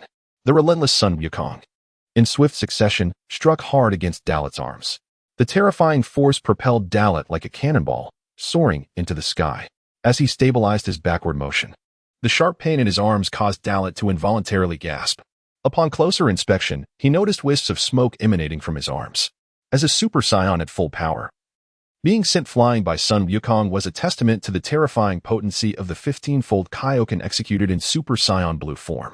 While the gap in their combat power had narrowed, Sun Wukong's extensive battle experience allowed him to momentarily maintain the upper hand. Indeed, the strength of divine energy surpassed that of Ki, at least in terms of energy purity. as the Super Saiyan at full power could not compare to the Super Saiyan Blue. Previously, Dalit had dominated them with sheer quantity. But only after ascending to Super Saiyan 4th stage, with the transformation of his bloodline, could he rival divine energy. The Kaioken technique was exceptionally formidable. If one could withstand its toll, it significantly amplified combat strength. However, its sole drawback was the consumption of the user's potential and lifespan, especially when pushed beyond limits. Lowering his arms, Dalit looked down from his elevated position. Through sensing ki, he quickly locked onto the rapidly moving Sun Wukong. As long as you can endure. Do your utmost to entertain me. With his legs coiled like springs, Dalit propelled himself towards Sun Wukong's position with all his might. At this moment, Sun Wukong was indeed worthy of Dalit unleashing his full power. However, what Dalit did not anticipate was that just as he prepared to engage earnestly, Sun Wukong encountered an unforeseen setback. While attempting to press his advantage, Sun Wukong suddenly found his body uncontrollable, halting his advance. The pain in his arm felt as if it were about to shatter. His right arm's muscles twisted, dark red currents crackling around him, pulsating violently. Observing this, Sun Wukong forcibly harnessed divine energy to mend his injuries while suppressing his bodily collapse. The 15-fold Kaioken was ultimately too overwhelming. Despite a slight increase in physical strength compared to the martial arts tournament, he could not sustain it for long. He needed a swift resolution. Taking a deep breath, Sun Wukong concentrated and once again activated his super speed movement, colliding with Dalit at an astonishing velocity. This brought Dalit a momentary thrill. At least he could still fight. Enough to stretch his muscles. Boom. The two forces of destruction clashed once more. The ground trembled, and brilliant white light erupted. In West City, all eyes turned to the sky instead of the projection screen. The blue radiance illuminating the heavens was blinding, compelling many to shield their eyes. As the light dissipated, Dalit and Sun Wukong neither diminished nor slowed in their speed. Dalit, retreating while simultaneously firing dozens of energy blasts from his palms to distract Sun Wukong, executed a tactical retreat. High above, Sun Wukong navigated through the barrage of energy blasts, skillfully evading each strike. However, his evasive maneuvers revealed a significant opening. Dalit seized the moment, altering his attack strategy, and in a flash, closed the distance to Sun Wukong, his right fist swinging with tremendous force. Nanny. The sudden appearance of Dalit startled Sun Wukong, causing him to instinctively raise his hand in defense, but it was too late. With a resounding bang, Dalit's fist connected squarely with Sun Wukong's face. The ferocious impact distorted his facial muscles, blood gushed from his mouth and nose, scattering through the air. In the next moment, his body spiraled out of control, hurtling back like a super cannonball at supersonic speed. With the attack landing successfully, Dalit focused his will and did not cease his onslaught. He instantaneously teleported above Sun Wukong. Executing a spinning kick, he struck forcefully at Sun Wukong's neck. The tremendous impact instantly altering Sun Wukong's trajectory as he plummeted toward the ground. Employing super speed movement once again, Dalit teleported to the spot where Sun Wukong was about to crash down, delivering a knee strike that connected solidly with Sun Wukong's abdomen. Boom. The space rippled with shockwaves as the devastating knee strike impacted. Puff. A stream of dark blood erupted from Sun Wukong, propelling him hundreds of meters away. Unable to regain control, he skidded across the ground, tumbling for dozens of rolls before barely stabilizing.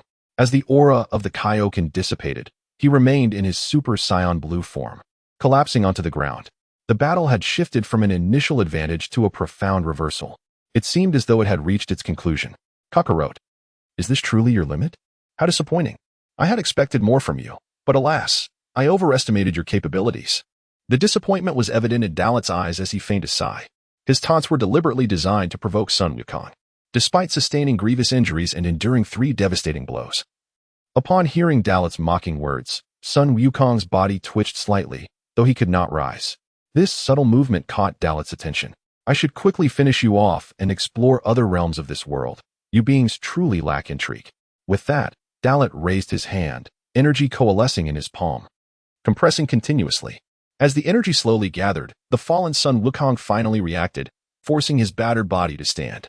Each movement felt as though 1,000 ants were gnawing at him. This agony stemmed not only from the side effects of the Kaioken, but also from the effects of Dalit's 3 lethal strikes. It's not over. I have yet to reach my limit. Gritting his teeth, Sun Wukong struggled to stand, his battered body trembling. He lifted his gaze to meet Dalit's. Unwavering determination radiating from his eyes. Not at your limit? Just look at your current state, Kakarot. How utterly pathetic. In this nearly broken body, can you still harness the Kaioken to elevate your energy as before? Even if you could, the outcome would remain unchanged. It would merely be a dying struggle. Surrender. And I might allow you a complete corpse before transforming this planet into cosmic dust as your final resting place. Dalit's every word was a deep provocation to Sun Wukong's psyche. This is our battle. It has nothing to do with Earth. Therefore, you need not utter such threats. Upon hearing Dalit's intent to destroy Earth, Sun Wukong gritted his teeth. His face darkened as he bellowed. Chapter 43. Ultra Blue Full Power, 20-fold Kaioken. Is it necessary? Does it matter? That is not for you to decide. From beginning to end, the power of choice lies solely in my hands, Kakarot. Unwilling to concede defeat. Son Goku's rebuttal was of little consequence to Dalit. Especially considering his Na'vi nature, it left one speechless. How could he be so certain that he wouldn't resort to drastic measures? Certainly, Dalit had no intention of destroying the Earth, but he would not openly reveal that. His deliberate jabs at Goku's resolve were intended to provoke a response, to see if Goku's attachment to Earth would unleash a greater potential within him. Would the extreme pressure compel him to grasp the concept of Ultra Instinct prematurely?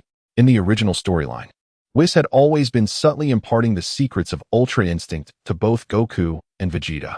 Thus, it was no surprise that during the Tournament of Power, Goku managed to transcend his limits and reach that state. Faced with Dalit's cold indifference and resolute demeanor, Goku clenched his teeth in anger and retorted, "You, even if not a being of darkness, are just as devoid of compassion. I once thought you were merely a formidable opponent. But it seems you are as merciless as they come. You speak of destroying a planet as if it were trivial, disregarding the lives upon it. A creature like you will never succeed, even if it costs me my life. I will never bow to you. The Earth is my home, my everything." Dalit's words and actions had ignited a profound fury within Goku. He was angrier than ever before. The once depleted divine energy surged within him once more. A vast azure glow shooting towards the heavens, albeit slightly weaker than during his peak. Goku was transcending his limits, climbing towards a higher pinnacle. The provocation had worked. Dalit's eyes sparkled with a cruel delight. If this was insufficient, then he would add more fuel to the fire. What if he destroyed it? What if he chose not to? This planet is your everything, your home, but to me, it holds no value. Just how much power can you muster with that battered body of yours? You Na'vi fool, do you truly believe you can contend with me? Spare me the jokes. Even if you unleash the 15-fold Kaioken again, what could you possibly change? His merciless words dripped with mockery, and Dalit's contemptuous attitude further stoked the flames of Goku's wrath. Frankly, Dalit himself despised such tactics, yet they were often the most effective means of spurring an opponent. Bastard. Gritting his teeth, Goku could only utter that curse. His energy seemed to find an outlet, surging forth like a fountain, as a crimson energy enveloped his azure divine power once more. Was it truly the 15-fold Kaioken again? Knowing it was futile, he resolved to employ it once more. Very well, I shall make you fully comprehend the absolute disparity in strength. It was not about breaking through limits, it was about utilizing the Kaioken again. Dalit sighed, his interest waning. Goku had not genuinely transcended, and continuing the fight seemed futile. The 15-fold Kaioken could not change the tide of battle. Even the 20-fold Kaioken held little promise. The energy within him churned as the Saiyan power within Dalit continued to be refined, climbing towards a higher threshold, subtly approaching the full power of Super Saiyan Level 1. Not enough. My strength is far from sufficient. The 15-fold Kaioken cannot secure victory. To defeat him, I must unleash an even greater multiplier. Even if it means risking my body to explode. I must succeed. Goku's frantic thoughts echoed in his mind as he sought to surpass his limits. In this dire circumstance, only boundless despair awaited him. Dalit was too powerful, and he could not retreat. Defeating this man was the only way to ensure the safety of Earth and his friends. Even with the god of destruction Beerus and the angel Whis on Earth, he wished to rely solely on his own strength for protection. Memories flooded his mind. The moments shared with his friends and the beautiful life with his family playing like a looping projection before his eyes. It was this very experience that fortified his determination. Chi-Chi, Gohan, Goten, Pan, Bulma, Vegeta, and everyone, your hopes rest entirely on my shoulders. How could I possibly fall here? The power of belief surged within him, and Goku's gaze sharpened. The chaotic and uncontrollable energy surrounding him seemed to be tamed, becoming stable as it abruptly retracted into his body. The previously tumultuous state fell eerily silent, altering the atmosphere entirely. This sudden calmness took Dalit by surprise, halting his own power's ascent. Is he about to break through? Intrigued, Dalit narrowed his eyes, pondering. In an instant, Goku's battle cry erupted from his lips. Immediately, azure light and crimson storms radiated outward from him, crackling, the air filled with thunderous roars. An overwhelming aura of pressure descended upon all. The scene grew fearsome once more.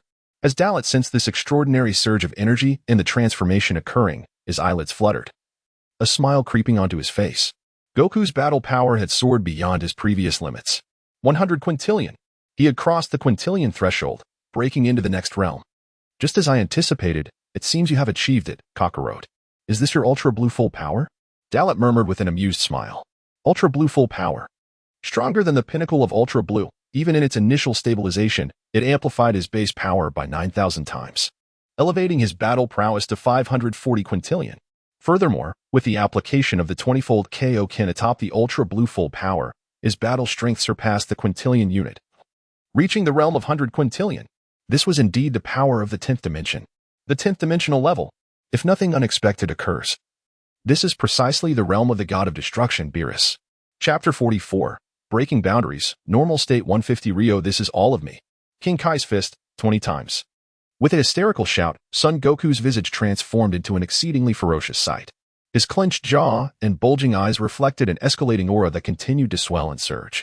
At this juncture, he had reached a critical threshold within this realm, causing the very fabric of space to tremble. Have I truly reached this level? Humph. Not only have I transcended my limits to achieve a higher transformation, but I am also unleashing the 20-fold King Kai's fist. To acquire power that surpasses my own in such a brief span is indeed remarkable. Yet, how long can your body endure this? At this moment, you probably cannot last even half a minute. If you forced yourself to maintain this state, that chaotic and violent aura will utterly consume your body. In gaining power, you will inevitably lose more. The critical words were spoken as Dalit maintained his initial demeanor, even though Son Goku had undeniably grown stronger and truly surpassed his limits. Executing the 20-fold King Kai's fist, it was ultimately futile if his body could not withstand it. I am well aware of my own condition. No need for your interjections. Even if my body crumbles, I shall stand before you. Now is the moment I shall conquer you. With that, Son Goku took a deep breath, sustaining his form at full power under the 20-fold King Kai's fist, while fervently gathering energy. His arms contracted and encircled his waist, as azure aura and crimson flames converged in his palms. Is this a desperate gamble? Launching the most powerful strike? Kiki, aware that he cannot maintain this for long. You intend to settle everything with a single blow. Very well, let me witness the extent of your capabilities. I shall receive this attack. Feeling the impending threat of the gathered energy, Dalit narrowed his eyes, wearing a half-smile. This strike's potency was indeed formidable. Even a being of the 10th dimensional unit level would need to approach this with utmost seriousness. A moment's carelessness could result in significant injury. This is excellent. If you were to evade, I would lose all respect for you. At this moment, Son Goku had learned Vegeta's provocation tactics, a hint of mockery dancing upon his features. He sought to deliberately incite Dalit. Should Dalit truly dodge this strike, all of his efforts would be in vain. A tiresome charade. I have stated I shall receive it. And I shall wait for you. Kakarot, come forth. Allow me to see if your all-or-nothing attack can shake me. Dalit remained calm and steadfast as a mountain, his golden aura visibly intensifying. From before his traversal to after, having absorbed the powers of Son Goku and Vegeta from the GT timeline, it was now time to unleash them. The normal state of 100 Rio shattered in an instant, while others remained oblivious. Only Dalit understood that he had achieved a normal state of 150 Rio, an elevation of a full 50 Rio. The dimensional units surged past the limits. Merely in the form of a full-power Super Saiyan, his battle power reached 1,200 Rio. This was a feat Dalit had previously struggled to attain but had now completely surpassed. Upon confirming that Dalit would neither dodge nor evade, Son Goku's expression morphed into one of triumph. Since his opponent had explicitly stated he would not evade, there was no need for restraint. The speed of energy accumulation surged once more. With a thunderous roar, the crimson energy surged forth, and Son Goku's aura became increasingly exaggerated and terrifying. The azure energy sphere in his palms radiated an unearthly brilliance, intimidating in its intensity. Due to this unrestrained energy fluctuation, the Earth experienced various anomalies. Gales howled, and dark clouds gathered ominously. The heavens rumbled intermittently, unleashing bolts of lightning. Atmospheric pressure became exceedingly unstable, the ground beneath cracking, while debris floated in midair, only to be crushed into dust in an instant. After several seconds of energy accumulation, Son Goku's ultimate attack reached its zenith. Behold, the 20-fold King Kai's fist. Kamehameha wave. His thunderous shout echoed across the sky as a ferocious beam of energy erupted from Son Goku's palms. The terrifying energy roared like a dragon, carrying the devastating might toward Dalit. Yet Dalit remained as unwavering as a mountain, arms crossed, unperturbed, his smile unfaltering. The encroaching Kamehameha wave was but an inconsequential matter to him, entirely disregarded.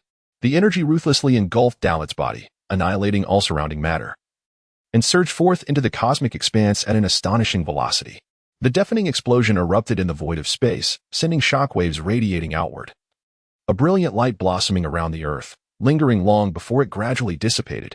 On Son Goku's side, having released the full force of the Kamehameha wave, he had reached a critical juncture.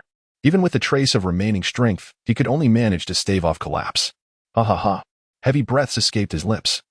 His arms numb and body rigid, cold sweat trickling from his forehead to his cheeks. The aura of King Kai's fist dissipated, and the full power of the Super Saiyan Blue state was lifted, reverting to his normal state. Son Goku's breathing quickened, fatigue gnawing at his mind and body. Now, he felt utterly drained, unable to move, arms hanging limply, his energy severely depleted, nearly succumbing to unconsciousness. Had it not been for years of rigorous training fortifying his endurance, he may have long since fainted from such an intense release of energy. Now, he was entirely reliant on sheer willpower to sustain himself. His gaze fixed unwaveringly upon the billowing smoke ahead.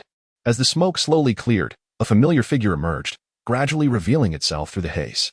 Dalit, unscathed, appeared before Son Goku's eyes. Upon witnessing this, Son Goku's previously tense expression transformed into one of shock and dread.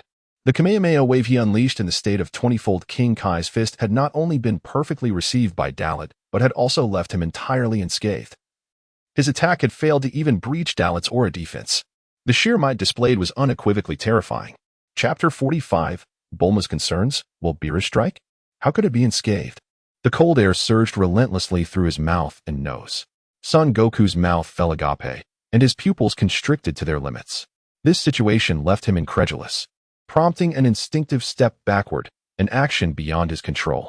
Yet, with this slight movement, a searing pain erupted within him. The overexertion from utilizing the 20-fold Kaioken had taken its toll. Remaining still had been bearable, but now, even the slightest motion ignited a torrent of agony. His muscles contorted as if experiencing the sensation of being torn apart, and the internal injuries accumulated within him detonated in an instant. With a loud poo, a spurt of black blood erupted from Son Goku's mouth. In the next moment, he staggered backward several steps, forcing himself to regain stability. Though he was already on the brink of losing consciousness, teetering on the edge of death, he had exhausted all his strength, depleting his potential, with even his lifespan being consumed by the Kaioken. Amidst the billowing smoke, Dalit wore a faint, sinister smile, having observed Son Goku's plight from the very start. Nonchalantly, he remarked, "The 20-fold Kaioken's Kamehameha is indeed powerful, but to me, it merely stirs up dust. Kakarot, it ends here for you." With that, Dalit sauntered forward, stepping through the void. Surrounding him was a crackling aura of blue and white electricity.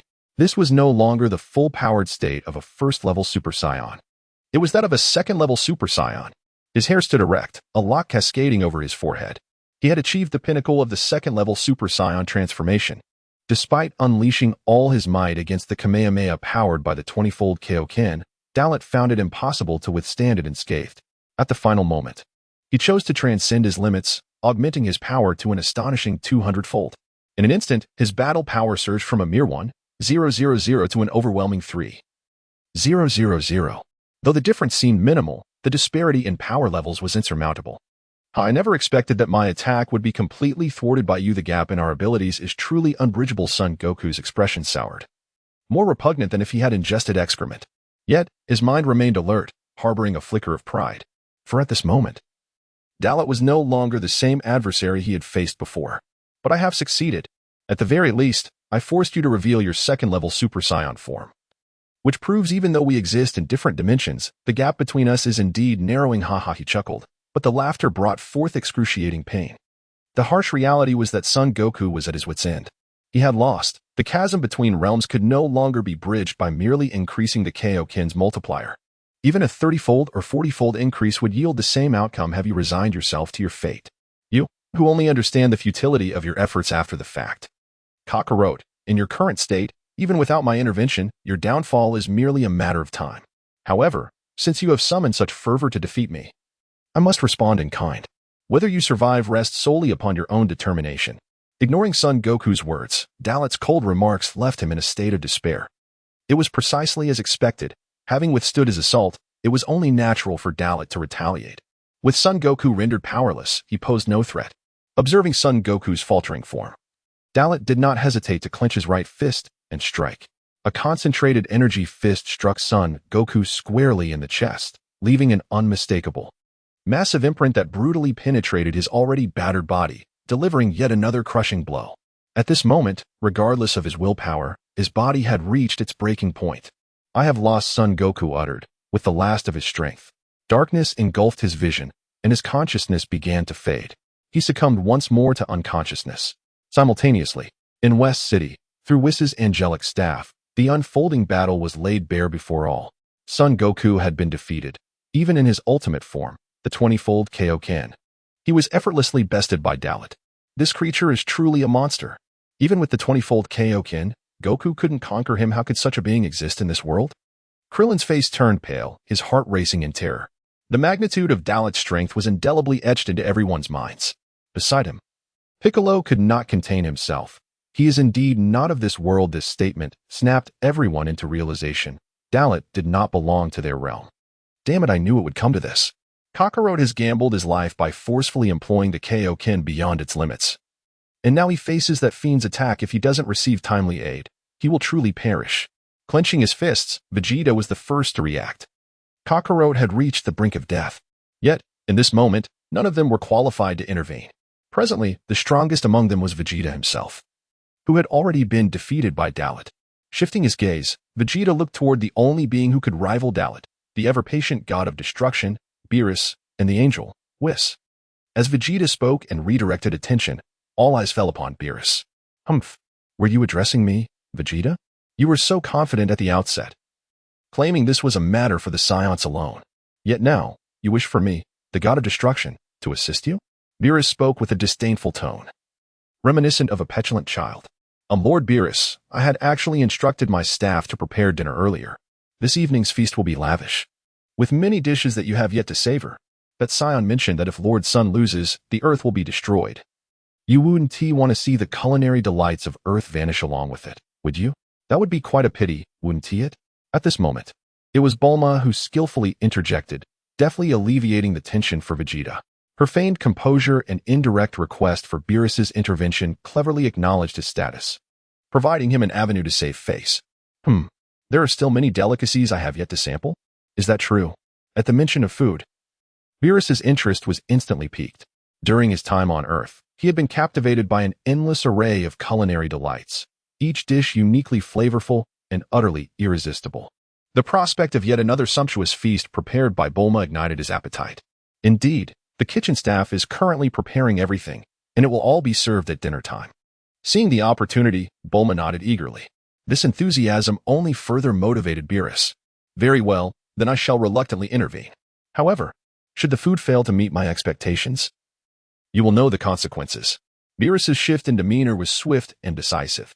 Chapter 46. The future time-space world. As words were spoken, Beerus maintained an air of nonchalance, appearing to believe that Bulma's actions were a prerequisite for him to intervene. Such a demeanor seemed rather contrived. However, while others remained oblivious to Beerus's true intentions, Whis was acutely aware. Observing Beerus's behavior, Whis could not suppress a chuckle. In truth, Beerus should have acted long ago, as the god of destruction. It was his duty to safeguard the balance of the universe. The emergence of beings from other worlds posed a threat to both this world and the cosmos. Initially, their interest lay in gauging the current strength of Goku and Vegeta, as well as the extent of their capabilities. To be candid, Beerus was also a warrior at heart. The formidable power exhibited by Dalit had ignited a stirring desire within him to stretch his limbs. After such a prolonged period of tranquility, coupled with the previous martial arts tournament between Universe 6 and Universe 7, he had longed for an opportunity to unleash his strength, but had been thwarted by the absence of suitable opponents. With his agreement to engage, Beerus rose and approached the Z-Warriors, casting glances at the visibly apprehensive individuals. At this juncture, the god of destruction was finally prepared to act. Any further delay would surely incite their anxiety. Let us proceed, Whis. This time, let us ascertain the true measure of that scion from another world. With this declaration, Beerus began to levitate into the skies. Whis, with narrowed eyes, stood respectfully by his side. Simultaneously, in the world of future Trunks, after enduring a severe beating from Dalit, the severely injured Black Goku collapsed from the time-space portal, barely clinging to life. His aura was faint, and his survival hung in the balance. This predicament was not much better than that of Goku, who had been ruthlessly battered in the hyperbolic time chamber. Meanwhile, in the northern mountains of the future world, a pristine house perched atop a peak, serving as the stronghold of the Dark Ones. Within, two figures resided, the native Zamasu and a masked individual. The local Zamasu brewed tea in silence, casting a glance at the masked man gazing out over the mountains. Has the other me in Trunks' presence truly vanished for a considerable time? Is everything truly all right? Zamasu could not help but inquire. Fear not, this is his destiny.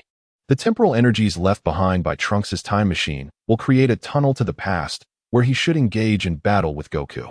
Upon his return, he shall fully master the powers of that body, the masked man replied nonchalantly, exuding an air of absolute confidence as if everything lay within his grasp. At that moment, Zamasu finished his tea and savored a sip, a sinister smile creeping upon his lips. Once the powers of Super Saiyan God merge with divine strength, it will manifest in the form you previously displayed, correct? Zamasu inquired. Indeed, we are essentially one and the same. Transformation will yield no discrepancies. Upon his return, he too will wield powers akin to mine, the masked man affirmed with a nod, responding casually. Satisfied with this answer, a frenzied grin spread across Zamasu's face. As the cells from parallel timelines converge, the amalgamation of immortal strength and Super Saiyan God's prowess, along with your cultivation of Goku's body to its zenith, will render us unstoppable. The implementation of the Human Zero plan shall commence, ushering in a pristine world, free from blemish. The masked man, also known as Black Goku, shared Zamasu's vision. He had successfully seized Goku's body, traversing history and dimensions, conquering numerous versions of Goku, ultimately mastering the full extent of this formidable physique. He represented the culmination of the Dragon Ball hero's narrative, embodying overwhelming power and having reached the pinnacle of strength. Now, he had refined this most powerful Saiyan's body to its utmost capacity. Even the Goku from the past would find himself facing certain doom should he dare to confront him. Zamasu believed their plan to be flawless. Indeed, to eradicate all pests from this world, we must unite. Once our counterpart from another world returns, having harnessed the powers of Super Saiyan God, none shall rival our might. The masked Black Goku's eyes glimmered with ambition. However, the true intentions and plans of the masked man regarding the execution of the Human Zero plan remained shrouded in mystery. Just as they prepared to continue their discourse, they sensed an aura. Black Goku's energy had returned. It seems he has come back, but wait, why does his aura feel so faint? Upon recognizing the near-dying essence of Black Goku, the masked Black Goku paused in disbelief. The strength he sensed was almost non-existent. Confirming a grim realization, he was on the brink of death. This is not what I anticipated. Did Goku unleash Super Saiyan God's power from the very start? How could history deviate so? It should not be like this. The masked Black Goku furrowed his brow, grappling with incredulity. While it is true another version of me has returned, he is gravely injured. Zamasu, perceiving Black Goku's dire state, abruptly declared, utilizing instant transmission to reach Black Goku's location. Meanwhile, the masked Black Goku remained deep in thought. Ultimately, he was the last to arrive. For the Zamasu of this timeline, Black Goku had been his initial ally. It appears the historical trajectory of this timeline diverges slightly from my understanding. Nevertheless, the difference is negligible. At least he has returned. Haha, once you master Goku's powers, I can utilize you to attain even greater strength. At that point, even the gods shall be but ants before me. The Human Zero plan shall unfold flawlessly. With a sinister chuckle, the masked Black Goku activated instant transmission, vanishing in a blur, racing towards the location of the returning Black Goku. He viewed this opportunity as a pivotal moment for his empowerment, and he could not afford to let him perish. Chapter 47. Confronting the God of Destruction in the world of future Trunks, subtle changes are unfolding. At this very moment, within the transcendent realm of the past, Dalit stands resolute in the air, having utterly defeated Sun Wukong. To him, the only heavyweight presence in this universe is the two of them. Now that they have both faced their own defeats, it is inevitable that Dalit must confront someone next. He, an entity not belonging to this world, has recklessly arrived here. Appearing before the god of destruction, Beerus, and the angel, Whis. Previously, due to the ties between Sun Wukong and Vegeta, they might have refrained from intervening directly. However, with their defeat, it is certain that Beerus and Whis will not dismiss the situation as if nothing has transpired. With narrowed eyes, he quietly awaits the impending storm. Ultimately, within the seventh universe of the Transcendent realm, the only beings worthy of his concern are Beerus and Whis, a supreme deity of the universe and an angel who stands atop the world, assisting in its management.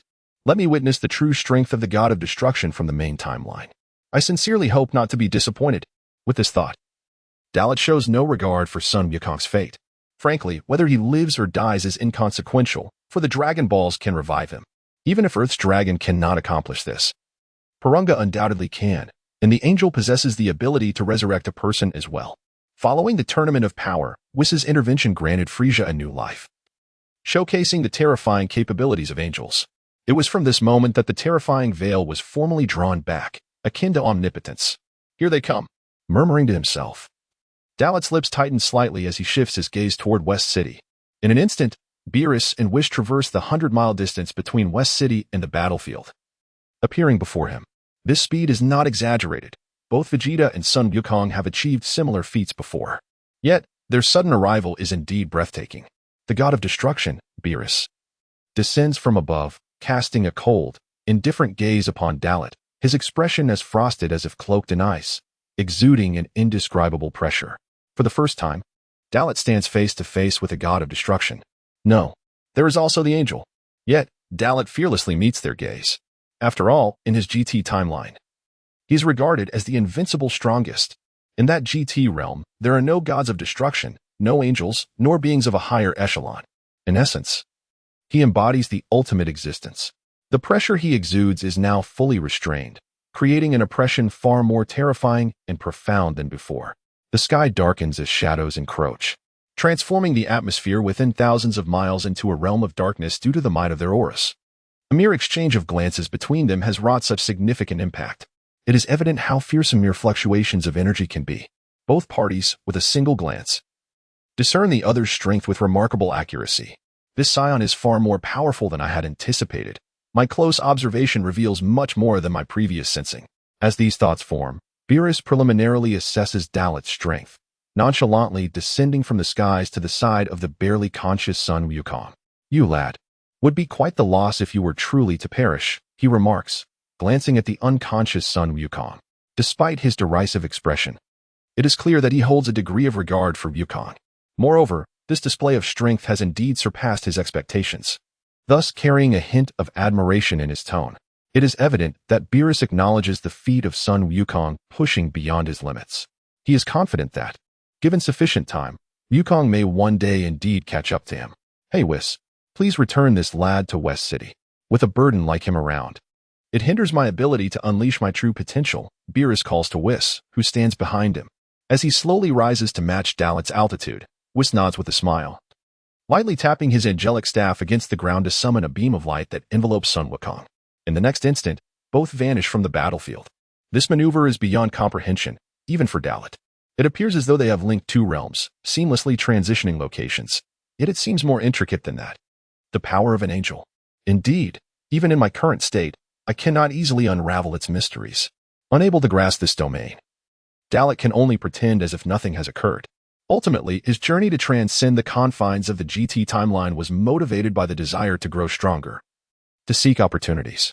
Stagnation restricts growth. Only through continuous innovation and the pursuit of new possibilities can one attain greater strength. Step by step, he must tread steadily onward.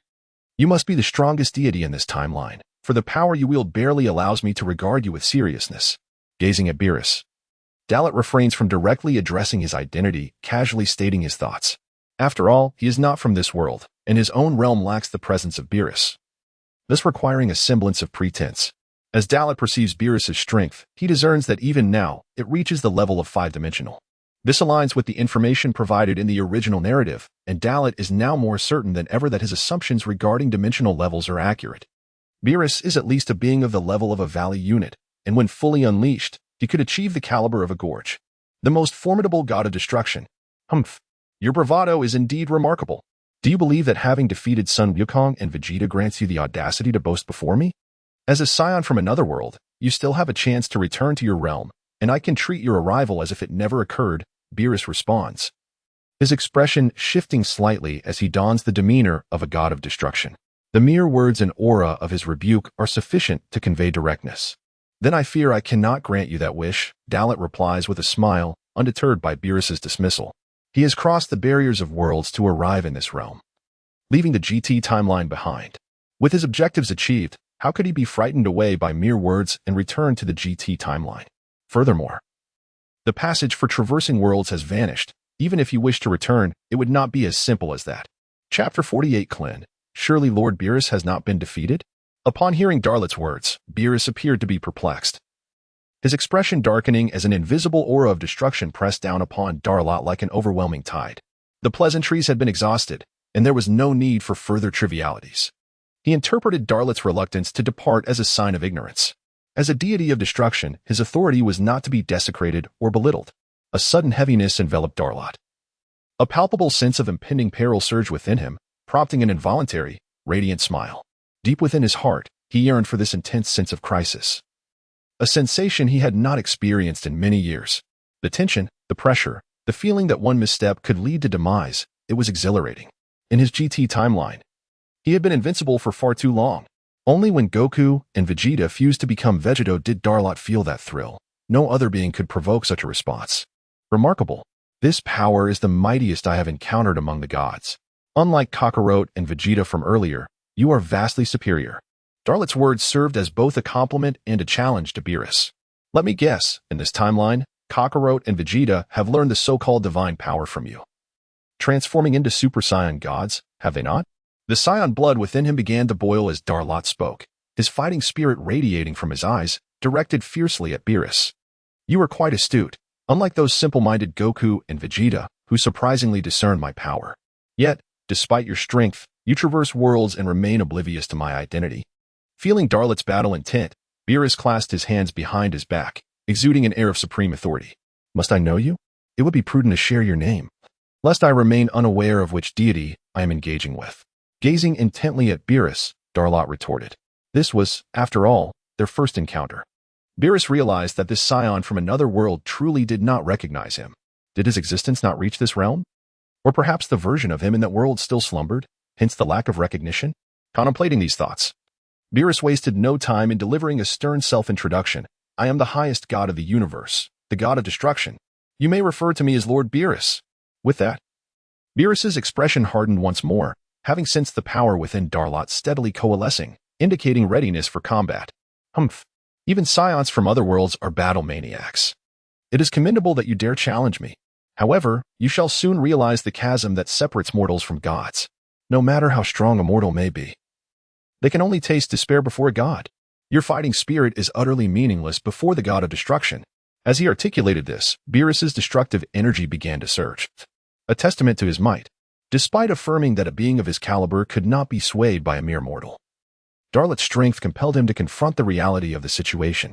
The oppressive aura of the god of destruction descended upon the realm, warping the very fabric of existence around him, as purple energy encircled Beerus, exuding an almost dazzling brilliance.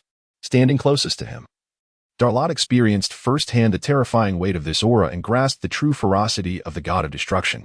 So this is the power you possess. The highest god of the universe, far surpassing the supreme Kai of my world. It has been an eternity since I felt such a sensation. I should be elated, for my body trembles in response to your might. Clenching his fist, Darlot, maintaining his Super Saiyan second-level form, felt his battle cells fully awaken.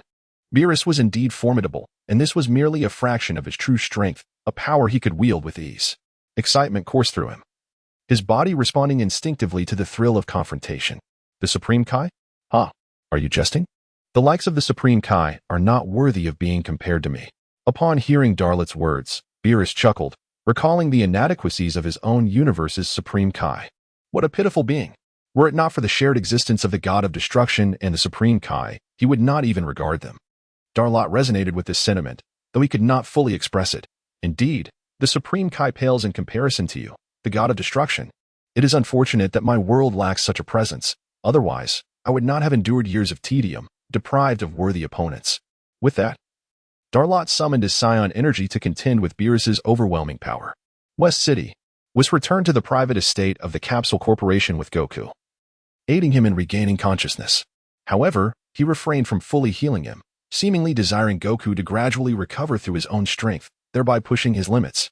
Saiyans, each time they claw back from the brink of death, experience significant power increases. Thus, this was Goku's opportunity, just as it was for Vegeta. Restoring them was merely a trivial matter for Whis, but to reap greater rewards, one must endure suffering. The confrontation is about to commence. Between Lord Beerus and this scion from another world, Whis remarked, as the projected image revealed Beerus and Darlot poised for battle, each appearing ready to strike at any moment. In that moment, even without the projection, everyone could feel the immense pressure enveloping them, not only from Beerus, but also from Darlot. Even in the face of Beerus, Darlot did not falter. That guy wouldn't he possibly defeat Lord Beerus, would he? Clint interjected, unable to contain himself. Everyone had initially approached the situation with solemnity, but Clint's words conjured images of Beerus's defeat in their minds. Though highly improbable, this scion from another world indeed exuded great strength. If Lord Beerus hears you, Clint, do you think he might simply obliterate you? Whis remarked, subtly steering Clint away from such thoughts. The god of destruction remains the most formidable entity in the universe. Yet, as he now faces a scion from another world, the outcome remains uncertain, even for Whis. Chapter 49. The Attention of the Grand Priest in the Upper Realm. The Upper Realm. This domain, still belonging to the fabric of this spatial world, transcends the 12 universes of the lower realm. It stands above the cosmos, at the pinnacle of true existence. In the heart of this unique space, a palace, distinct in its design and resembling the character for all, rises majestically, radiating an aura of sanctity and brilliance. Undoubtedly, this is the palace of the Omni King, the most formidable entity in the Dragon Ball universe, the abode of the Omni King himself. At this moment, standing at the entrance of the palace is a being clad in blue divine attire, with a sacred halo behind him. He is not the Omni King, yet he occupies a position at the zenith of existence, the Grand Priest, the leader of the angels, and the servant to the Omni King. Before him, a projection formed by a mysterious power displays the scene unfolding in the 7th universe, specifically on Earth, ignoring the vast distances of space and the layers of barriers. Such a feat is beyond the capabilities of ordinary beings, even angels. This underscores the terrifying prowess of the Grand Priest. The entire world lies within his observational reach. With a mere thought, he can perceive anything he desires. At this moment, the projection reveals the confrontation between the god of destruction, Beerus, and the enigmatic Dalit. He has been observing ever since the anomaly began, intrigued by the arrival of this powerful life form, a scion from a distant timeline, one that has emerged from a relatively obscure branch of worlds. Not only does Dalit possess formidable strength, but the fact that even Beerus has intervened is utterly unexpected. The Grand Priest muses, his curiosity about Dalit intensifying, although he is uncertain how Dalit traversed the dimensional rift into his meticulously governed world. It is evident that Dalit is extraordinary. This uniqueness eludes his comprehension, especially since Dalit's presence has not been rejected by this world. Rather, it has accepted him.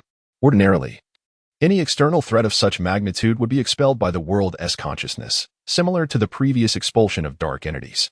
Yet, the world has not acted against Dalit, signifying its recognition of his existence and the potential for a positive transformation in the future of this primary world. Countless branch worlds exist, yet it is rare for a slightly more complete world to emerge among them, and from these slightly more complete worlds, the probability of giving rise to a supreme being is exceedingly low. With his thoughts drifting, the Grand Priest gestures, and the mysterious projection dissipates into a purple haze, as if it had never existed. He then slowly closes his eyes, reaching out with his divine mind to contact the angel Whis on Earth in the 7th universe. Dalit is indeed extraordinary. He wishes to delve deeper into understanding him. On Earth, in West City, Whis observes the unfolding battle through his angelic staff, his expression grave, for he knows that this clash could spiral out of control. However, as an angel, he must remain neutral and refrain from intervening. Otherwise, he risks vanishing for violating the world's rules. He recognizes that Dalit is not malevolent nor a harbinger of destruction, like Goku and Vegeta. He merely yearns for combat with the strong. Otherwise, Goku and Vegeta would have perished long ago at his hands. It is impossible for Whis not to feel concern. While others may be unaware of Beerus's true strength, he is acutely aware. He cannot ascertain just how powerful Dalet's Super Saiyan 4th level is. If it surpasses the strength of Super Saiyan Blue, then with Dalet's current power, he might even rival Beerus. If Beerus cannot defeat him, that would indeed pose a significant dilemma. Just then, an abrupt and intangible change occurs. The familiar voice of the Grand Priest resonates within Whis' mind. Whis. The solemn and familiar tone echoes in his consciousness. Startled, Whis' pupils dilate. It is the voice of his father, the Grand Priest himself. Father, Whis responds with utmost reverence, establishing a mental connection with the Grand Priest. Do not be so tense, Whis. After all, you are my son. We may speak as father and son in private. The voice reassures him, slightly easing Whis' serious demeanor. Yes, father, he nods in acknowledgement. Simultaneously, he inquires with his thoughts. It seems you are already aware of the events unfolding on Earth in the 7th universe. What are your instructions? I am indeed aware of the situation. Regarding the Scion from another timeline, I wish for you to bring him to the palace of the Omni King once his battle with Beerus concludes, so that I may meet him. The Grand Priest's voice reverberates in Whis' mind, stirring a tempest of emotions within him. His father, the Grand Priest, is intrigued by this unknown Scion, a first since the dawn of their world. I understand, father, Whis replies, though confusion lingers within him. Nevertheless, he promptly conveys his compliance through thought. Once the connection is severed, Whis takes a deep breath, his expression turning profoundly serious as he gazes towards the area where energy is surging, where Beerus and Dalet stand. The arrival of this visitor from another realm has escalated the situation beyond control. I hope nothing too catastrophic occurs. This world has enjoyed peace for many years, and it has taken considerable effort to reach its current state. If it were to be destroyed, everything would have to start anew. Whis silently contemplates. On the battlefield, chaos reigns. The release of destructive energy emanating from Beerus instills a profound sense of dread, creating an atmosphere that feels oppressively heavy. It is as if an invisible claw has gripped the heart, instilling a sense of impending doom. Dalet, standing closest to Beerus, experiences firsthand the overwhelming might of the god of destruction, a force that is beyond comprehension and ferocious. Even in his peak state as a Super Saiyan 2nd level, he feels an immense pressure in the presence of this divine being. Chapter 50, the battle commences. So, is this the power you possess as the god of destruction? Such an overwhelming pressure. I have never encountered anything like it in my life. Truly, the strongest entity in this universe. As the words left his lips, a look of exhilaration spread across Daret's face. In an instant, he gathered energy with a single hand, forming a compressed energy sphere that erupted from his palm, hurtling directly towards Beerus's face. Without hesitation, he shattered the current atmosphere, deliberately engaging Beerus in combat. Facing Daret's energy assault, Beerus's expression shifted subtly. Yet he showed no intention of evading. The aura of destruction enveloped his form. A low rumble echoed. In an unseen manner, Daret's compressed energy sphere fragmented upon contact with Beerus, as if it had been disassembled into particles, scattering throughout the space. This scene caused Daret's expression to stiffen. He understood the methods of the god of destruction, but was taken aback that Beerus utilized such power right from the outset. The power of destruction. It can annihilate all forms of energy and even the very substances that exist. Upon contact, they are disintegrated, ultimately reduced to nothingness. This power, particularly evident during the original series Tournament of Power, was wielded by the candidate for God of Destruction from Universe 11, Topo.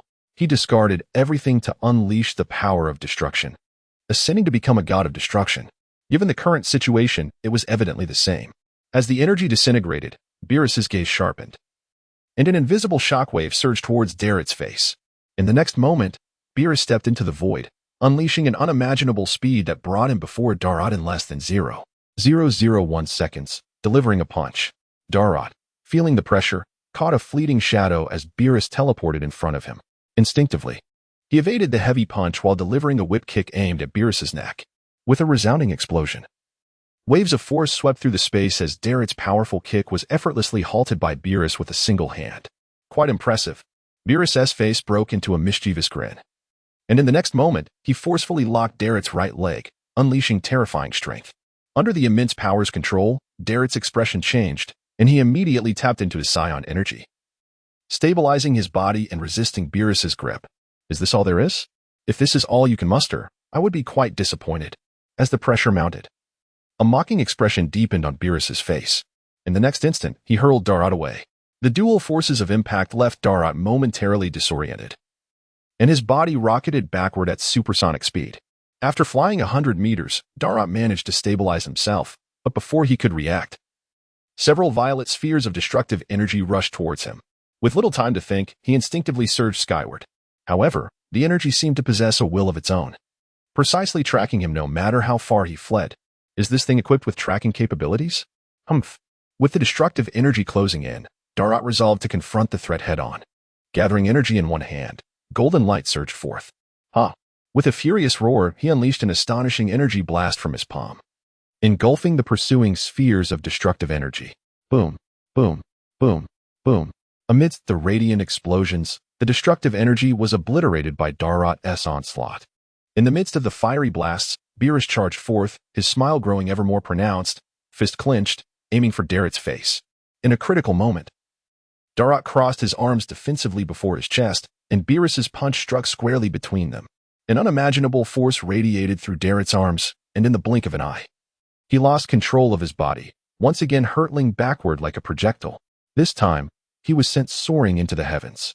Once stabilized, he found himself at an altitude of 10,000 meters, his body ablaze with fervor, the saiyan blood within him surging to erupt. The warrior spirit of the saiyan ignited, driving him to fight. The battle intent in his eyes intensified. This sensation had not been felt in many years. Even during the GT timeline, when Goku and Vegeta, his equals, joined forces, they had never imposed such pressure upon him. Not even the malevolent Super One-Star Dragon from a year prior in the GT timeline could compare. Before him stood Beerus, a true god of destruction. Stabilizing himself, Darrot unleashed a primal roar. His voice echoed like that of a golden giant ape, resonating throughout the skies. In an instant, a tempest arose, golden light enveloping him. Darrot fully unlocked the energy reservoir of Super Saiyan 2nd grade. The peak power of Super Saiyan 2nd grade ignited, ready for battle. Come forth, god of destruction. With a resounding challenge, Darrot charged forward, his golden aura blazing like an inferno. He dove from the sky, unleashing a full-force punch aimed at Beerus's face. Does he possess such strength? Not bad at all. Beerus's corner of his mouth twitched as he was enveloped by Darrot's heightened aura and fervent battle intent. With fists clenched, he retaliated with a powerful strike. Boom! A thunderous roar erupted, and a circular shockwave radiated outward. The white light blazed, blinding as the sun. The surrounding area quaked, the very planet trembling from the weight of the formidable strike. Beerus and Darrot locked eyes, both bearing faint smiles. Beerus, with hands clasped behind his back, appeared utterly relaxed, as if the battle had never transpired.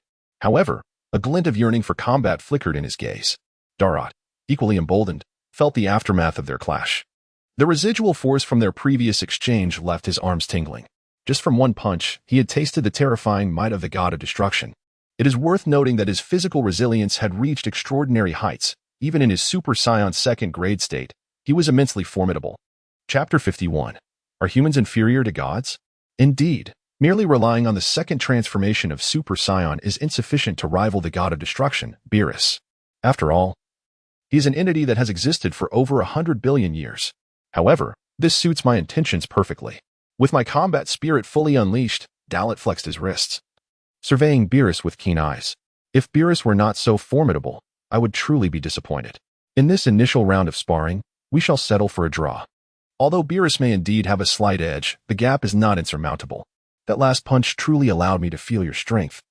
So I shall take this seriously from now on, Darrot remarked, his gaze fixed on Beerus. In response to such praise, Beerus scoffed with disdain. It seemed like a compliment. But was it not an assertion that Darrot believed himself superior? The tone typically reserved for the powerful was something Beerus spoke to others, not what he would receive. Humph.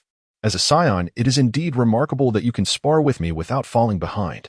Yet, you still fail to comprehend the chasm that exists between us. Do not blame me for not providing you an opportunity earlier. Should you feel regret later, it will be too late. With narrowed eyes, Beerus regarded Darrot, his expression a blend of amusement and menace. The word regret does not exist in my vocabulary. God of destruction, Beerus, you may be overestimating yourself. Perhaps in this world, you are indeed peerless, but in my eyes, we must truly test who is stronger. Unfazed by Beerus' words, Darrot spoke confidently, beginning to tap into the deeper reservoirs of energy within him. Golden flames encircled Darrot, burning fiercely around his form. With a crackle of electricity, the air shifted dramatically, and in an instant, Darrot's appearance transformed. His golden hair extended to his waist, his brow furrowed, and his energy's intensity and purity surged exponentially. With frosty eyes fixed on Beerus, enveloped in blue and white lightning, the corners of his mouth curled slightly, reminiscent of a grim reaper's smile. The ultimate form of Super Saiyan, third transformation. With a 600-fold increase, Dalet's combat prowess soared to unimaginable heights. The third transformation of Super Saiyan? Compared to before. The only notable change is a more ferocious appearance. The essence remains largely unchanged. Do you truly believe this can contend with a god of destruction? In the presence of divinity, mortals will always remain mortals. Even if you grasp divine power, it may compel me to take you more seriously, yet alas, at your core, you are still but a mortal, a gulf separating us. Feigning a sigh, Beerus mused. To him, Dalet's strength was indeed astonishing, surpassing the limits of imagination. Having lived for billions of years, he had witnessed the birth and growth of life, yet he had never encountered a human possessing such pure and formidable power. If nurtured properly, such a human could achieve a transformative leap in power upon mastering divine energy. However, regrettably, this human does not belong to this world. He is a visitor from another realm. Had he been a native of this world, Beerus would have been reluctant to destroy him. For his existence would elevate the overall standard of the universe he governed. So, according to your reasoning, are humans destined to be inferior to gods? Hee. Who exactly decreed such a notion? Mortals, inferior to gods. Dalet adamantly rejected this assertion. Since you gods harbor biases against human strength, I shall today shatter your entrenched beliefs. If mortals are sufficiently powerful, they too can surpass gods. And gods are merely those who have taken the lead in this journey. Clenching his fists, Dalet declared with unwavering confidence. After traversing into the Dragon Ball realm and becoming a Saiyan, this question had lingered within him. Although he did not know who had established this unwritten rule, Dalet firmly believed that if humanity possessed enough strength, surpassing and even slaying gods was entirely feasible. Just as now, Beerus is indeed powerful, yet Dalet is confident he surpasses him. Hiki. Ridiculous. Do you truly think you can transcend divinity with a mortal form? Do you genuinely believe you can alter this reality? You are but a human who has yet to grasp divine power, yet you audaciously claim you will surpass gods. Since you harbor such lofty ambitions, prove it to me. If you cannot even defeat me, then your laughable beliefs are mere fantasies. Beerus chuckled at Dalet's audacious thoughts. Should he mock ignorance or acknowledge Dalet's audacity? For billions of years, his icy, unyielding demeanor had wavered for the first time. In Dalet, he saw a reflection of his younger self, that undying spirit vowing to surpass all. It was precisely Dalet's fervent declarations that compelled Beerus to truly regard him. This human, this mortal, was deserving of a modicum of respect. At the very least, he possessed sufficient strength to pursue what he deemed worthy. And as he offered respect, he would unleash the true power of a god of destruction in their battle. Then, let us fight. Beerus, with a fierce roar. Dalet fully unleashed the energy of the third transformation of Super Saiyan. His blazing combat spirit and indomitable golden aura erupted forth from his being, dazzling in brilliance. In the blink of an eye, Dalet stepped into the void, his form becoming ethereal as he traversed space, closing in on Beerus with blinding speed. With all his might, he launched an uppercut, targeting Beerus' chin. Anticipating the attack, Beerus merely smiled, deftly evading Dalet's ferocious uppercut, while simultaneously countering with a swift hand chop aimed at Dalet's neck. This strike was terrifying, seemingly designed to exploit Dalet's vulnerabilities for a lethal blow. Reacting instinctively, Dalet narrowly dodged Beerus' hand strike, and upon evasion, his energy surged as he pushed off from the void, unleashing a powerful kick aimed straight at Beerus' face. Caught off guard, Beerus could only raise his arms in defense as Dalet's kick struck with ferocity between his forearms. Chapter 52, A Fierce Collision. No mercy, the air was pierced by a deafening roar. The shockwave expanded, distorting the very fabric of space as a terrifying power surged from Beerus' arms, enveloping his entire being. This left Beerus astounded, for the sheer force exhibited by Dalet, in his Super Saiyan third-level form, was sufficient to shake him to his core. In an instant, his body transformed into a super projectile, soaring into the sky. While he sustained no physical harm, the impact resonated within his mind. Seeing his attack succeed, Dalet seized the moment, surging forward with unrestrained fury. With one hand raised high, a purple aura coalesced in his palm, swiftly locking onto the retreating figure of Beerus. Tempestuous winds, he bellowed, as a dazzling purple light erupted forth, and a flurry of energy orbs, imbued with tracking capabilities, shot from his fingertips. These energy spheres, as if possessed of their own consciousness, relentlessly pursued Beerus' form. I can employ tracking techniques as well, and I assure you, they are no less formidable. A determined smirk graced Dalit's lips, a response to the humiliation he previously endured at Beerus's hands. Hearing Dalit's taunt, Beerus effortlessly stabilized his form mid-flight, a sly smile creeping onto his face. If you possess the skill, then let us see how well you can pursue. In the next moment, his movements became erratic and inscrutable. His body moved with the grace of a fish in water, evading all of Dalit's energy orbs with uncanny precision. Interesting, Dalit thought, astonished. His seemingly instinctual movements defy prediction, even by himself. This is certainly an extraordinary technique. It reminded him of a certain divine skill that emerged during the latter stages of the original time-space narrative free-flowing intent. This technique enabled each cell of the body to think autonomously, allowing for instinctual and precise evasive maneuvers that could dodge any attack. Beerus's recent actions bore a striking resemblance to this. Yet whether it truly was such a technique would require further combat to confirm. A sudden whoosh echoed behind Dalit. Instinctively, he felt an overwhelming sense of danger, a chilling cold creeping from his feet to his core. The god of destruction, Beerus, had somehow traversed space and instantaneously appeared behind him. How fast? Dalit thought, suddenly realizing the gravity of the situation. Did I only just now comprehend this? I mentioned that the Super Saiyan 3rd level holds little significance against me. As the words left his mouth, Beerus clasped his hands together, forming a hammer, and struck down with tremendous force upon Dalit's back. The impact resonated like a thunderclap, shaking the very ground beneath them and creating a deep crater in an instant. The earth trembled, and the atmosphere shifted ominously. Though Dalit endured the blow, he felt the searing pain in his back as he plummeted towards the ground. Akin to a meteor, gritting his teeth, he fought through the agony, stabilizing himself for a controlled landing.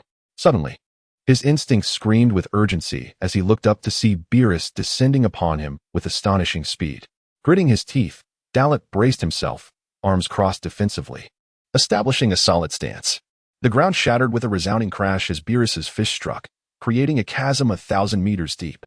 With sheer force, he altered the landscape with a single blow, showcasing the immense power he wielded. Though Dalit managed to block the devastating punch, he felt his arms ache under the pressure.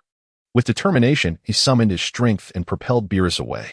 Carefree, Beerus completed a backflip in mid-air, landing gracefully while maintaining an enigmatic demeanor, hands clasped behind his back. The battlefield fell into a brief silence as both warriors regarded one another, an invisible tension crackling in the air. The surrounding space warped under the weight of their ferocious auras. What an overwhelming sense of pressure. Even in the Super Saiyan 3rd level, I'm still vastly outmatched. Truly. Beerus, the god of destruction of the main time-space, is a force to be reckoned with. After all these years, this is the first time I have felt such a strain, Dalit mused, his expression grave.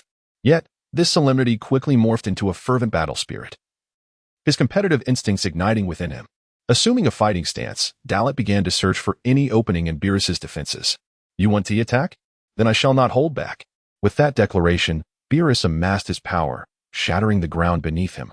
In less than a fraction of a second, he teleported in front of Dalit and unleashed a punch filled with boundless destructive energy. Once again, Dalit intercepted the blow with one hand, countering with a fierce offensive. The melee erupted.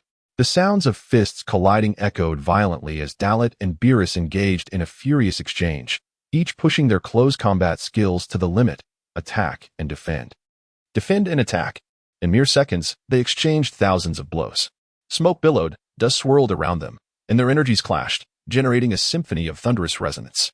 The battle raged on, intensifying with every passing moment. Meanwhile, in West City, the battle between Dalit and Beerus was being projected live through Whis' staff.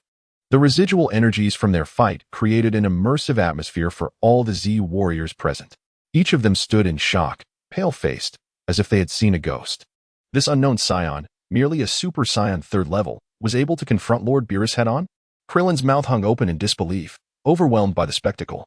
In his mind, Beerus had always been the most fearsome and powerful being in the universe, far surpassing even Goku and Vegeta in their Super Saiyan blue forms. Yet, this Saiyan from another realm was capable of holding his own against Beerus. As he had previously pondered, what would it mean if Beerus were to lose? This Saiyan from another world was truly a monster, and he was merely a Super Saiyan 3rd level. Piccolo's green visage turned pale, greatly shaken. First, there was the crisis in the future world. Now, it was a crisis in their own world. Chapter 53, The Intense Battle Heats Up. Super Saiyan 3 is truly invincible amidst the fierce skirmish. Future Trunks stood aside, his emotions fluctuating with the intensity of the conflict. At this moment, he found it unfathomable to imagine. He began to indulge in his own fantasies. If only he possessed such immense power, the future world would not be confronted with such dire crises. His heart yearned desperately for strength to exact vengeance on the dark forces plaguing his future world. With nothing to his name but an ever-expanding hatred, he realized that if he truly possessed power rivaling that of Dalit and the god of destruction, Beerus, what were these dark entities to him? A tumult of excitement, indignation, and dismay swirled within him, while others remained oblivious to his transformation. One person did take notice, son Gohan. Emotionally, Gohan and future Trunks resonated on a similar frequency, but their thoughts diverged. Gohan contemplated how, with such formidable power, he too could intervene in this crisis. On the battlefield, the close-quarters combat concluded as Dalit and Beerus interlocked their fingers, exerting all their might in a titanic struggle, liberating every ounce of their power in a clash that reverberated across the arena. The purple aura, emblematic of Beerus' destructive power, surged forth from his being, while the golden flame, symbolizing the Saiyan strength, erupted from Dalit. These two disparate forces collided, creating a tempest that engulfed the battlefield. The ground beneath them continued to cave in, expanding with every passing moment. This was a pure contest of strength. Both warriors gritted their teeth, their gazes locked in fierce determination. Although Dalit had fully unleashed the power of Super Saiyan 3, he found it utterly ineffective against Beerus. This realization only confirmed Dalit's suspicion that Beerus was merely toying with him. The apparent might he wielded was, in truth, insignificant. As they faced each other, both were consumed by the intense struggle, lost in the thrill of their evenly matched confrontation. However, Dalit understood that prolonging this stalemate would yield no favorable outcome. In that fleeting moment, he resolved to change his approach. Harnessing the momentum, he leaned back, pulling Beerus closer, and unleashed a powerful kick. A resounding explosion echoed as Dalit's leg struck Beerus's abdomen with tremendous force, launching him skyward. Seizing the opportunity, Dalit unleashed a torrent of golden energy, his Saiyan power surging forth. Super Saiyan 3 was fully activated. With hands clasped, he prepared to release a devastating energy attack, his aura swirling like a tempest, cascading outward in all directions. Energy gathered from his arms into his palms, compressed to its utmost limit. "Let me witness the true extent of your strength," he declared, bracing himself to amplify the potency of his ultimate move. High above, Beerus effortlessly stabilized himself, a taunting smile playing on his lips as he gazed down, his expression radiating disbelief. Such astonishing energy, but alas, it lacks purity. He scoffed. An attack of this caliber will have no effect on a god of destruction. With a casual chuckle, he raised his right hand. His finger curled as boundless destructive energy surged forth, darkening the skies and casting the world into chaos. Reminiscent of an apocalyptic scene, the unfathomable power of destruction coalesced at his fingertip, forming a purplish-red energy sphere that expanded from the size of a ping-pong ball to that of a basketball, and continued to grow larger. 5 meters, 10 meters, 20 meters, 50 meters, ultimately exceeding 100 meters, and still inflating. The energy sphere, infused with destructive power, seemed limitless. Such a caliber of energy projectile could only be conjured by Beerus himself. At least, Dalit had never encountered anything like it before. "Come, let me see if your so-called power to defeat me can withstand this blow." With that, Beerus swung his hand, unleashing the colossal sphere of destructive energy that tore through space, descending directly towards Dalit. The purple orb radiated a fiery glow, illuminating the ground below, resembling an asteroid hurtling toward Earth, terrifying in its approach. "Humph, this is the god of destruction, devoid of restraint in battle. Do you intend to obliterate me and this planet into fragments? How intriguing. Then allow me to shatter your expectations." With an involuntary chuckle, Dalit's gaze sharpened as he concentrated the energy in his palms to its zenith, ready to unleash his own attack. Obliteration cannon. With a thunderous roar, a golden beam of energy erupted from Dalit's palms, enveloped in countless blue-white lightning bolts, exuding an overwhelming aura and unfathomable power. The roaring energy cannon tore through space, carrying the capacity to consume all in its path, directly colliding with Beerus's super-destructive sphere. The moment their energies clashed, a terrifying shockwave erupted, rippling through the air.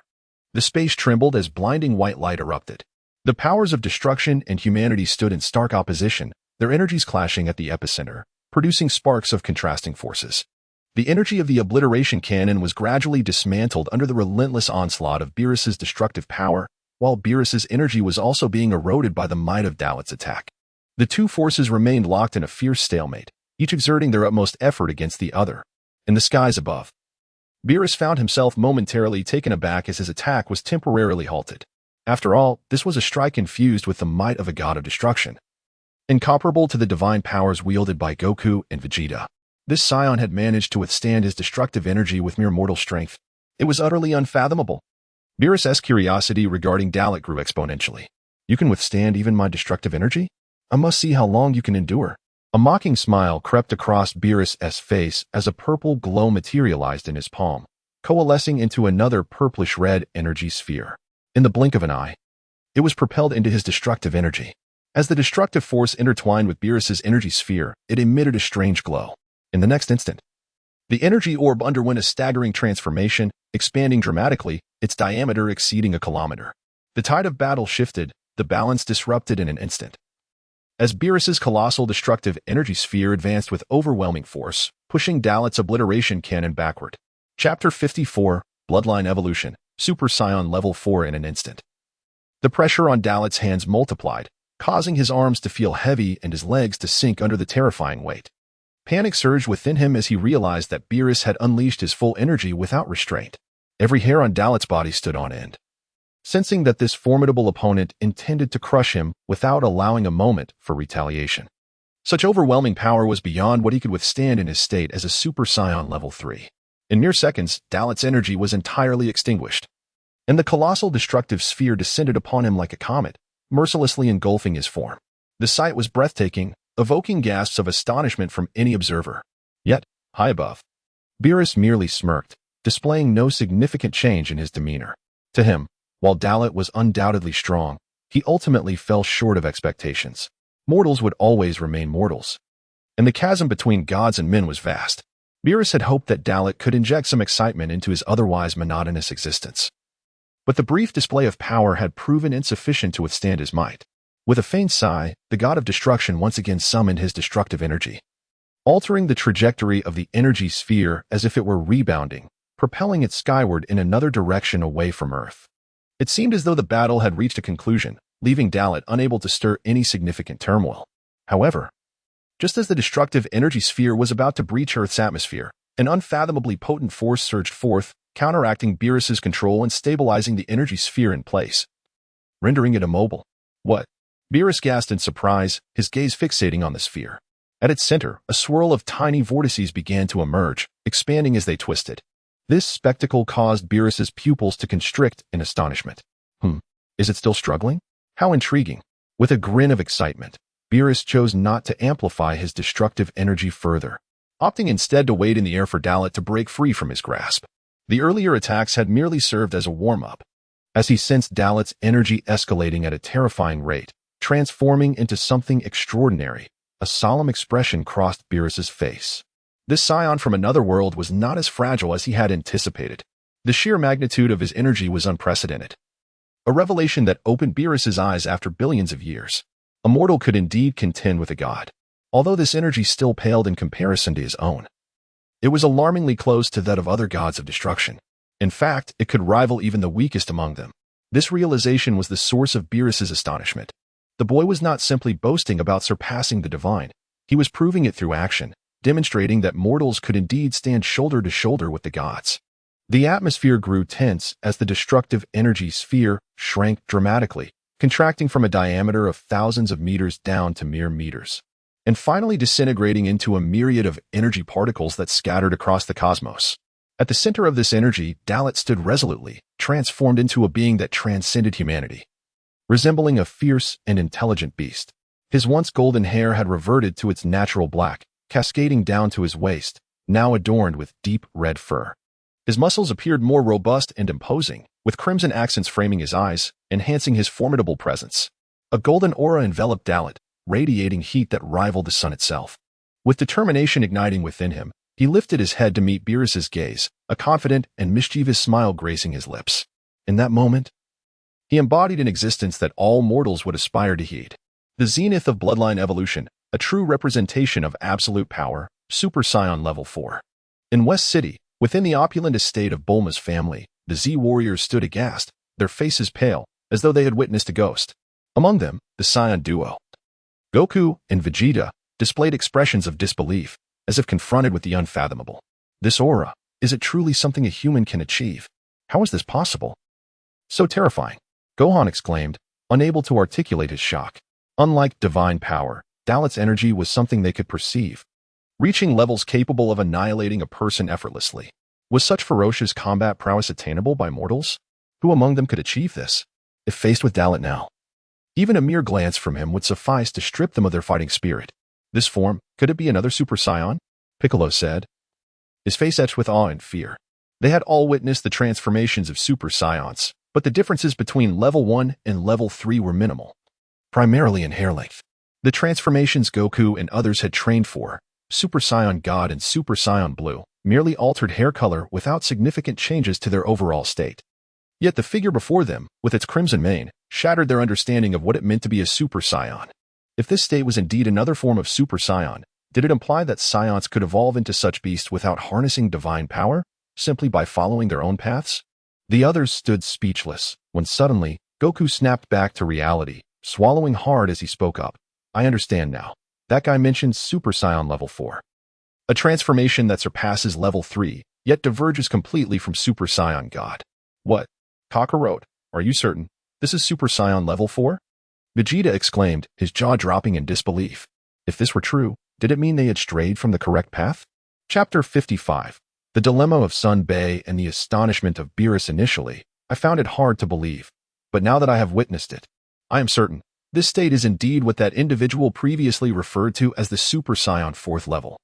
It is beyond comprehension that after the Super Saiyan 3rd level, there exists such a transformation that transcends limits. The mere aura emanating from it instills a profound sense of fear within me, invoking a deep-seated dread. It is overwhelmingly powerful. Sun Wukong gritted his teeth, his heart filled with a sense of unwillingness. In this world, he was the first to achieve the Super Saiyan 3rd level.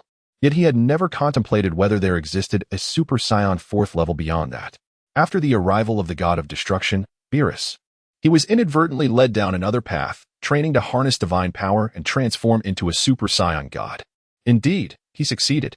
Vegeta, too, followed suit, successfully attaining the current form of Super Saiyan God in its blue variant. However, based on Dalit's current appearance, it is evident that this is the true evolution pathway for Saiyans, is it not? The purest manifestation of power, the ultimate embodiment of one's own bloodline evolution. In contrast, their Super Saiyan God form resembles a mere offshoot, as they reach their current level only by leveraging divine power. How infuriating! To think that after the Super Saiyan 3rd level, there exists a Super Saiyan 4th level. Had I known of such a transformation sooner, it would not have been necessary. Damn it! Vegeta clenched his fists, his heart brimming with indignation. The Super Saiyan 4th level holds immense significance for him as the prince of the Saiyan race. From a young age, his father instilled in him that his bloodline is the most noble among the Saiyan lineage. Had he discovered the Super Saiyan 4th level transformation earlier, he would not have had to learn the so-called Super Saiyan God nonsense. As a member of the Saiyan royal family, the Super Saiyan 4th level is the true evolutionary path he should embrace, the most fitting advancement for him. Vegeta. The atmosphere grew somewhat peculiar. The Angel Whis observed the psychological shifts among everyone present. To be candid, he too was deeply astonished. Dalit's entirely new appearance captivated his attention. Super Saiyan 4th level. Super Saiyan God. Although their training paths diverged, there is no definitive indication of which form is inherently stronger. The reason why Wukong and Vegeta are outmatched by the Saiyan from another world is indeed tied to their current lack of strength. If only you were sufficiently powerful, then the Super Saiyan God might not necessarily fall short against the Super Saiyan 4th level, Whis consoled. While he spoke thus, there remained a subtle bias in Whis' heart.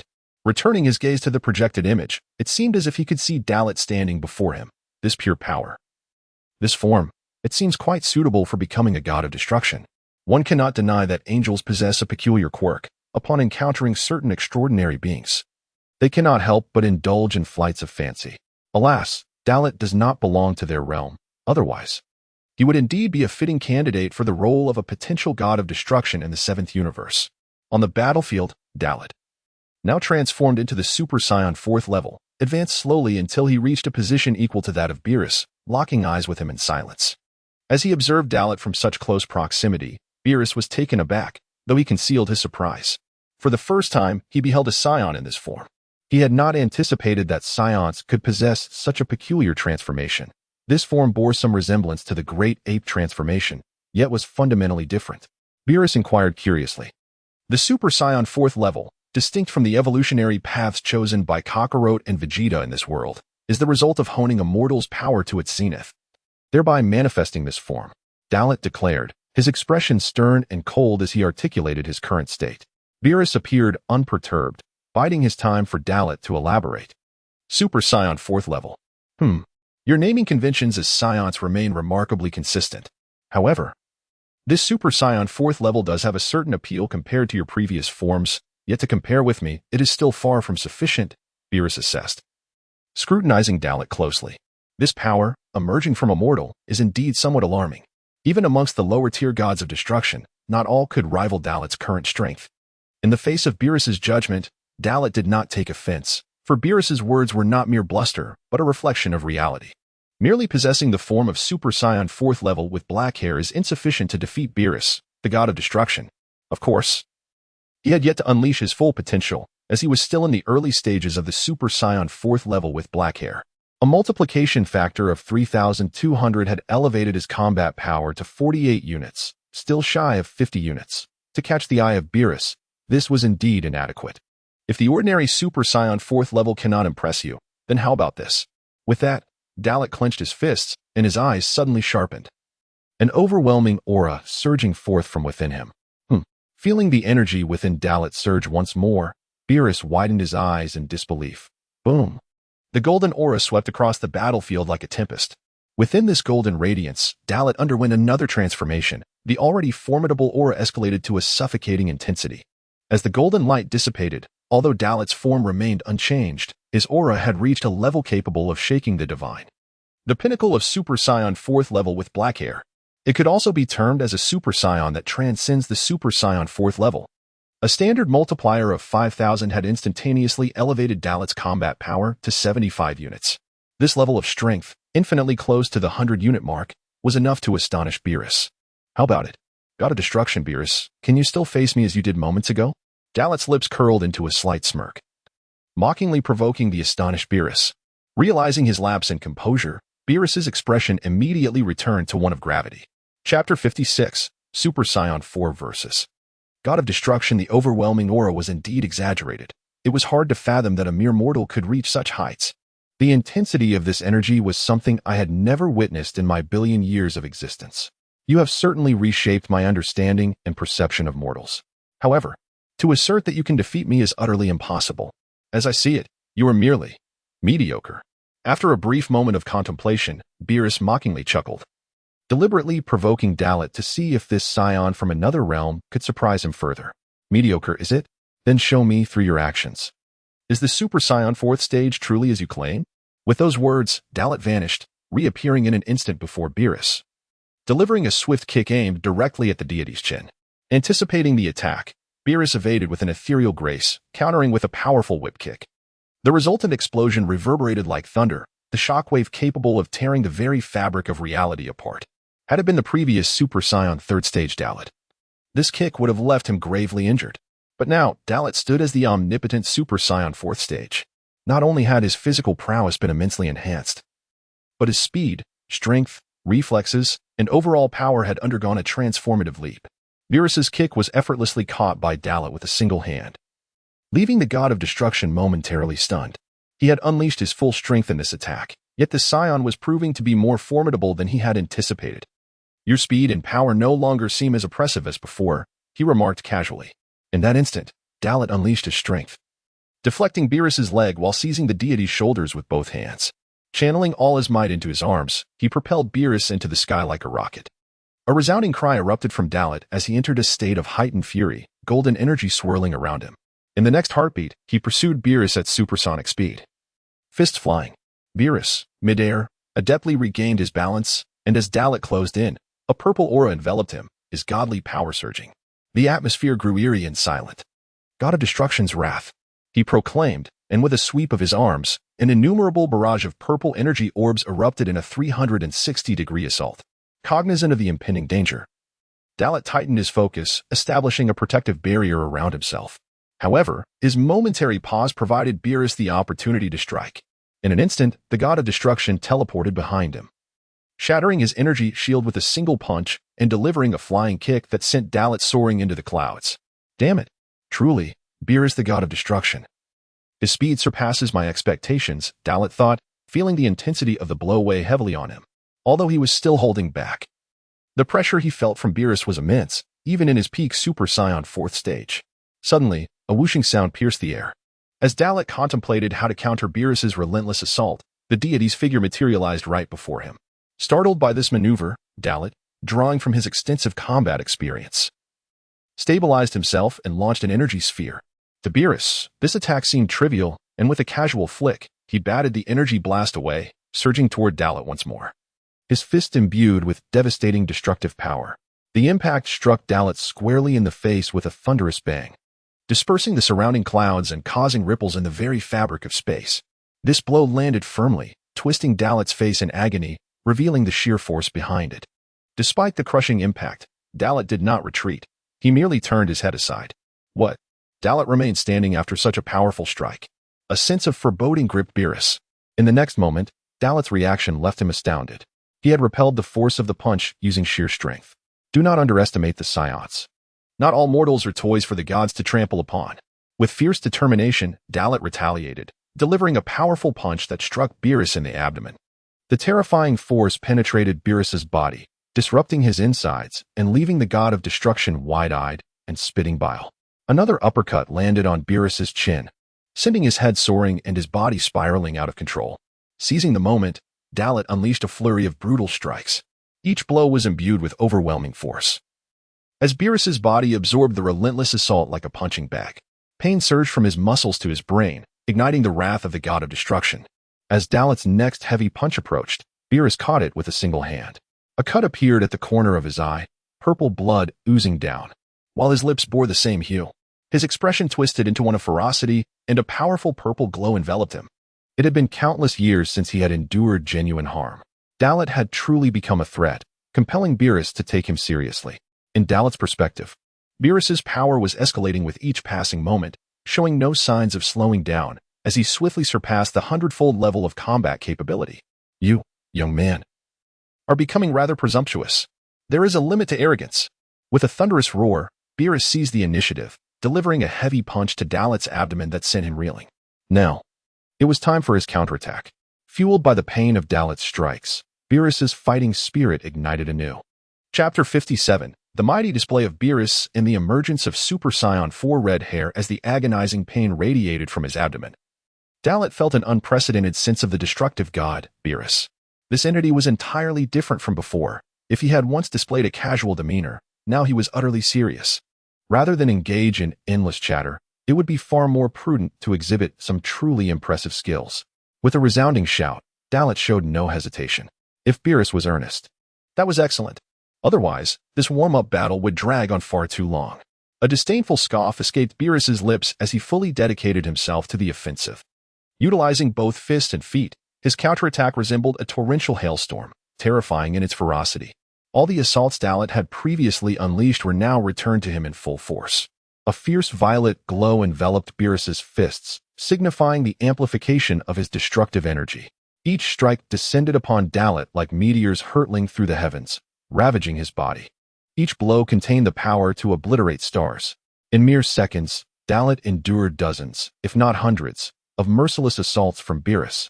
Despite his utmost efforts to defend himself, the limits of Super Saiyan 4 black hair were becoming painfully apparent. Beerus's attacks were relentless, prompting Dalit to consider transforming into his red hair form. Super Saiyan 4 black hair had merely served as a test. It was the red hair that signified the true commencement of battle. Thanks to his Super Saiyan 4 black hair form, Dalit had roughly gauged Beerus's strength threshold.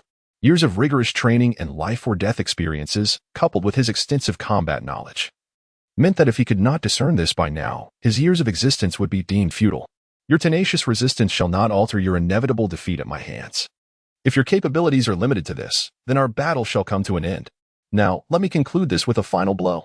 With an icy, bone-chilling aura, Beerus concentrated a formidable surge of destructive energy in his palm. He aimed to subdue Dalit in one fell swoop, even seeking to annihilate him. If Dalit could withstand this attack, then he might deserve to face Beerus's full power. From Beerus's perspective, the outcome seemed predetermined. However, in that critical moment, Beerus was taken aback as Dalit decisively seized his wrist, leaving him momentarily stunned. A terrifying force erupted, rendering Beerus unable to move his arm an inch, completely immobilizing him. "Nanny, what are you?" Gazing into the grim visage of Dalit, Beerus felt an ominous premonition wash over him. He had underestimated this scion from another realm, who was far from simple. "Have you had your fun? The battle is far from over. You think you can defeat me in one go? Your energy, I've witnessed its might, so prepare to be cast away." With a resounding yell, Dalit delivered a powerful kick to Beerus's jaw. This marked yet another instance where Dalit exploited an opening to strike the same vulnerable spot. The sheer force of this kick caused blood to erupt from Beerus's mouth and nostrils as his body was propelled at supersonic speeds towards the atmosphere. With gritted teeth, Dalit seized the opportunity, no longer concealing his intentions. He resolutely tapped into the energy reservoir of Super Saiyan 4 red hair. Boom! A blood-red aura erupted from within him, a vast energy sweeping through the cosmos. Dalit's combat prowess experienced a monumental surge. At the initial stage of Super Saiyan 4 red hair, his normal strength multiplied by 6,400, elevating his power level to 96, merely a step away from surpassing the 100 mark. With this newfound strength, Dalit transformed into a deep crimson streak, charging at Beerus with unbridled fervor. As Beerus, who had been sent flying, sensed Dalit's energy rapidly closing in, now even stronger than before, his expression shifted dramatically, stabilizing himself mid-air. Beerus began to concentrate his destructive godly energy. You have once again altered your form? Is this a stronger state than before?" Noticing the transformation of Dalit's hair from black to blood red, along with the accompanying surge in energy, Beerus spoke cautiously. "I have yet to reach my limit, so it would be wise for you to remain vigilant." The words emanating from Dalit morphed into sound waves that reached Beerus's ears. This declaration tightened Beerus's focus, as waves of destructive energy surged throughout his being, gathering in his palms. Regardless, it is all in vain. You have indeed grown strong enough to contend with me to this extent, but your essence remains unchanged. As a mortal, you cannot overcome a deity like me. This battle is over." With a thunderous shout, Beerus unleashed his full destructive power. The violet light blazed like an agitated flame, and the energy sphere in his palm grew denser, exuding an increasingly formidable aura. Such a dramatic transformation caused Dalit's brows to furrow. He would no longer conceal the might of Super Saiyan 4 red hair. "Enough of your incessant prattle. Let us clash head-on." With steely determination, the terrifying Saiyan energy surged within him. Super Saiyan 4 red hair mid-stage, late stage, peak stage. Finally, Super Saiyan 4 red hair, limit breakthrough. His power soared exponentially, multiplying his strength 1,000-fold, instantly elevating Dalit's combat prowess to 150 units. This was a force more formidable than what Beerus had currently manifested. A pure energy sphere, distilled from infinite Saiyan energy, materialized in Dalit's hands, continuously expanding. This technique, though lacking a formal name, was indeed the culmination of Dalit's most potent energy. Seeing this, Beerus resolved to act without delay. "The heights you have reached are indeed beyond my imagination. Yet, despite your strength, you are still merely a mortal destruction." With a command, Beerus unleashed his destructive force. Unfazed, Dalit transformed into a streak of light, propelling himself upwards with the energy sphere in tow. Boom. The earth-shattering clash marked the commencement of a battle between two colossal forces. The terrifying energy expanded exponentially upon impact. Such power had reached the threshold of universal annihilation. What terror lay within the units of power, the 10th dimension. Chapter 58, The God-Slaying Fist. Has the overall situation been determined? A cataclysmic shockwave radiated outward, with scorching waves of heat surging in all directions. Such a terrifying explosion of energy had far exceeded Beerus's ability to control and surpassed his wildest imagination. This young man could actually harness such immense energy? The magnitude of this power left even a deity like me feeling somewhat inadequate. Gritting his teeth, Beerus felt a sense of urgency, finding himself troubled by Dalit's explosive force. This strike's power had already transcended that of the vast majority of destroyers. What Dalit had previously claimed, that a mortal could defeat a god, was no jest. He truly had the capability to accomplish it, having lived for hundreds of billions of years. It was the first time he had witnessed a mortal evoke such overwhelming destructive energy. This was not even his full potential. In the next moment, a figure surged through the epicenter of the energy clash. Not only did it pierce through his condensed sphere of destructive energy, but it also rushed towards him with terrifying speed. Beerus noticed something amiss, and when he focused, he realized it was none other than Dalit. The aura radiating from Dalit now was far more fearsome than before, reaching a level that posed a genuine threat to him. The destructive energy was breached, causing Beerus's heart to clench. Once again, he concentrated destructive energy in his palm, the ethereal purple glow hovering around him. Clenching his jaw, his expression twisted in rage. Even though the balance had been disrupted and Dalit approached him, he had now lost his offensive capability. Everything was over. Maximizing the condensation of destructive energy, a continuous stream of power flowed into Beerus's palm. The intensity of this gathered destructive energy was even more astonishing and terrifying than before. Feeling this overwhelming might, Dalit gritted his teeth and took a deep breath. As pressure bore down on him, he would not retreat. For he had come to this world in pursuit of stronger adversaries, and this formidable foe stood before him. How could he possibly be vanquished so easily? All of the saiyan energy coalesced upon his right fist, the deep crimson waves contracting around it. Destroyer. I shall prove through my actions that mortals are not as fragile as you believe. Even those without divine power can surpass gods. The first deity I aim to surpass is you. With a desperate roar, Dalit charged forth, wielding world-shattering power, and unleashed a full-force punch aimed at the destructive energy within Beerus's palm. Boom! The aftershocks reverberated, the space trembled. This fist, capable of slaying gods, struck Beerus's palm of condensed destructive energy. The explosive force shattered the maximally condensed sphere of destructive energy, sending a wave of power from Dalit's fist throughout Beerus's entire being. Overwhelmed by the terrifying force, Beerus's body became uncontrollable, propelled forward into the cosmos alongside Dalit by the relentless drive of Dalit's punch. Acknowledging his power being suppressed by Dalit, Beerus bared his teeth in fury. After all, he was a destroyer, the strongest among the 12 destroyers, yet he was being shaken by a scion from another world, even being overpowered in strength. As they burst through the atmosphere and into the cosmos, Beerus's rage ignited. An intense fury surged within him. Buzz. All was silent. The world seemingly frozen in that moment. Dalit's formidable power could no longer shake Beerus in the slightest. The ghostly purple glow of destructive energy enveloped Beerus, revealing the true combat prowess of a destroyer. Dalit's fist was ensnared within Beerus's palm. No matter how fiercely he struggled, he could not budge him. Simultaneously, Dalit's vision displayed Beerus's current battle power data, which had surged to a terrifying level of 2,000. It was more than 10 times greater than his own current strength. So this is the true power of the destroyer Beerus. As I anticipated, he is now truly unleashing his full potential. Feeling the deadly crisis emanating from Beerus, Dalit's heart tightened, and he exerted all his rage to break free from the restraints, only to discover it was futile. Beerus's power far exceeded his own, making escape impossible. In that moment, Beerus's demeanor was as cold as ice, his eyes radiating purple light devoid of any emotion. What Dalit beheld was boundless ruthlessness, alongside an insatiable desire for destruction. Beerus raised his other hand, rapidly condensing destructive energy. The sheer power emanating from it instilled terror in Dalit, for he sensed that this destructive energy was not on the same level as before. It was lethal. Destruction. With those words, the destructive energy sphere was unleashed, descending upon Dalit. Upon contact, the destructive energy engulfed Dalit's body. Crackle. The surging lightning flickered in the cosmos, akin to a roaring beast.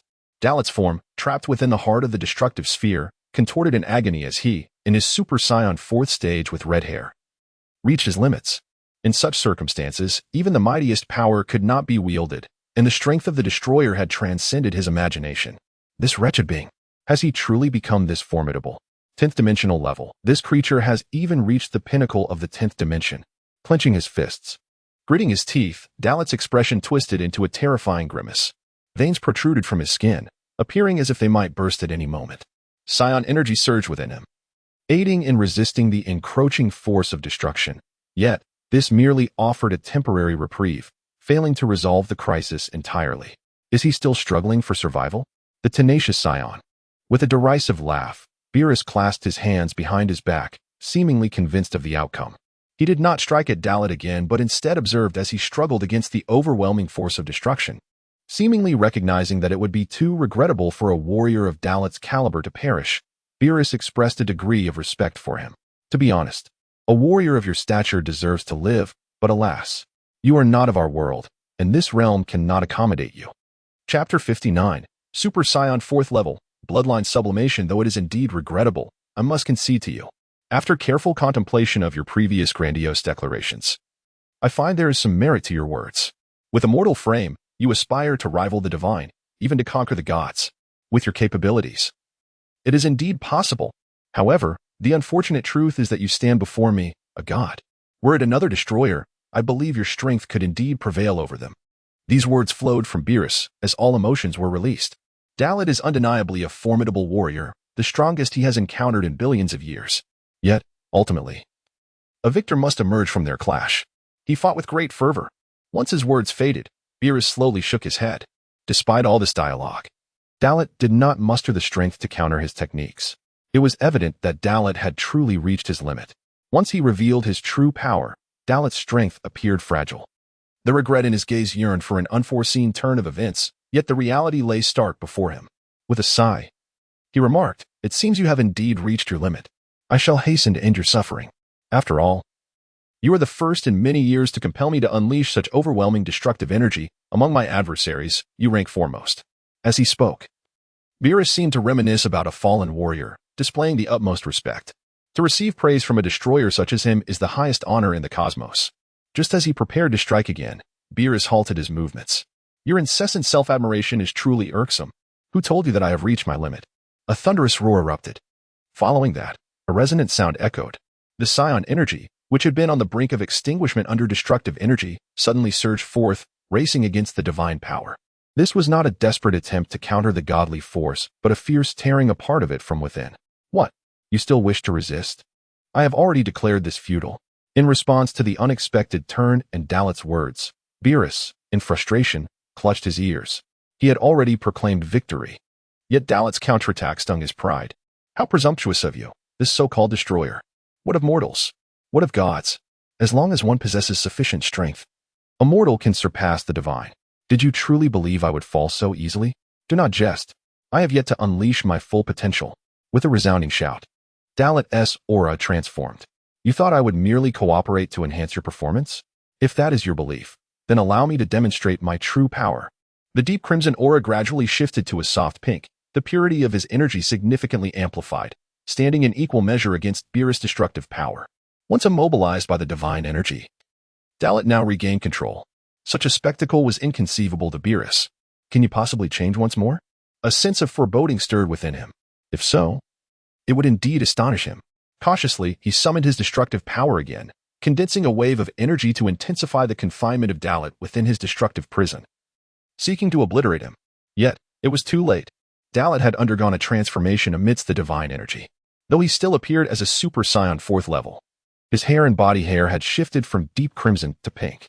The aura irradiated with a transformative change, his power distinctly elevated from before. Sublimation.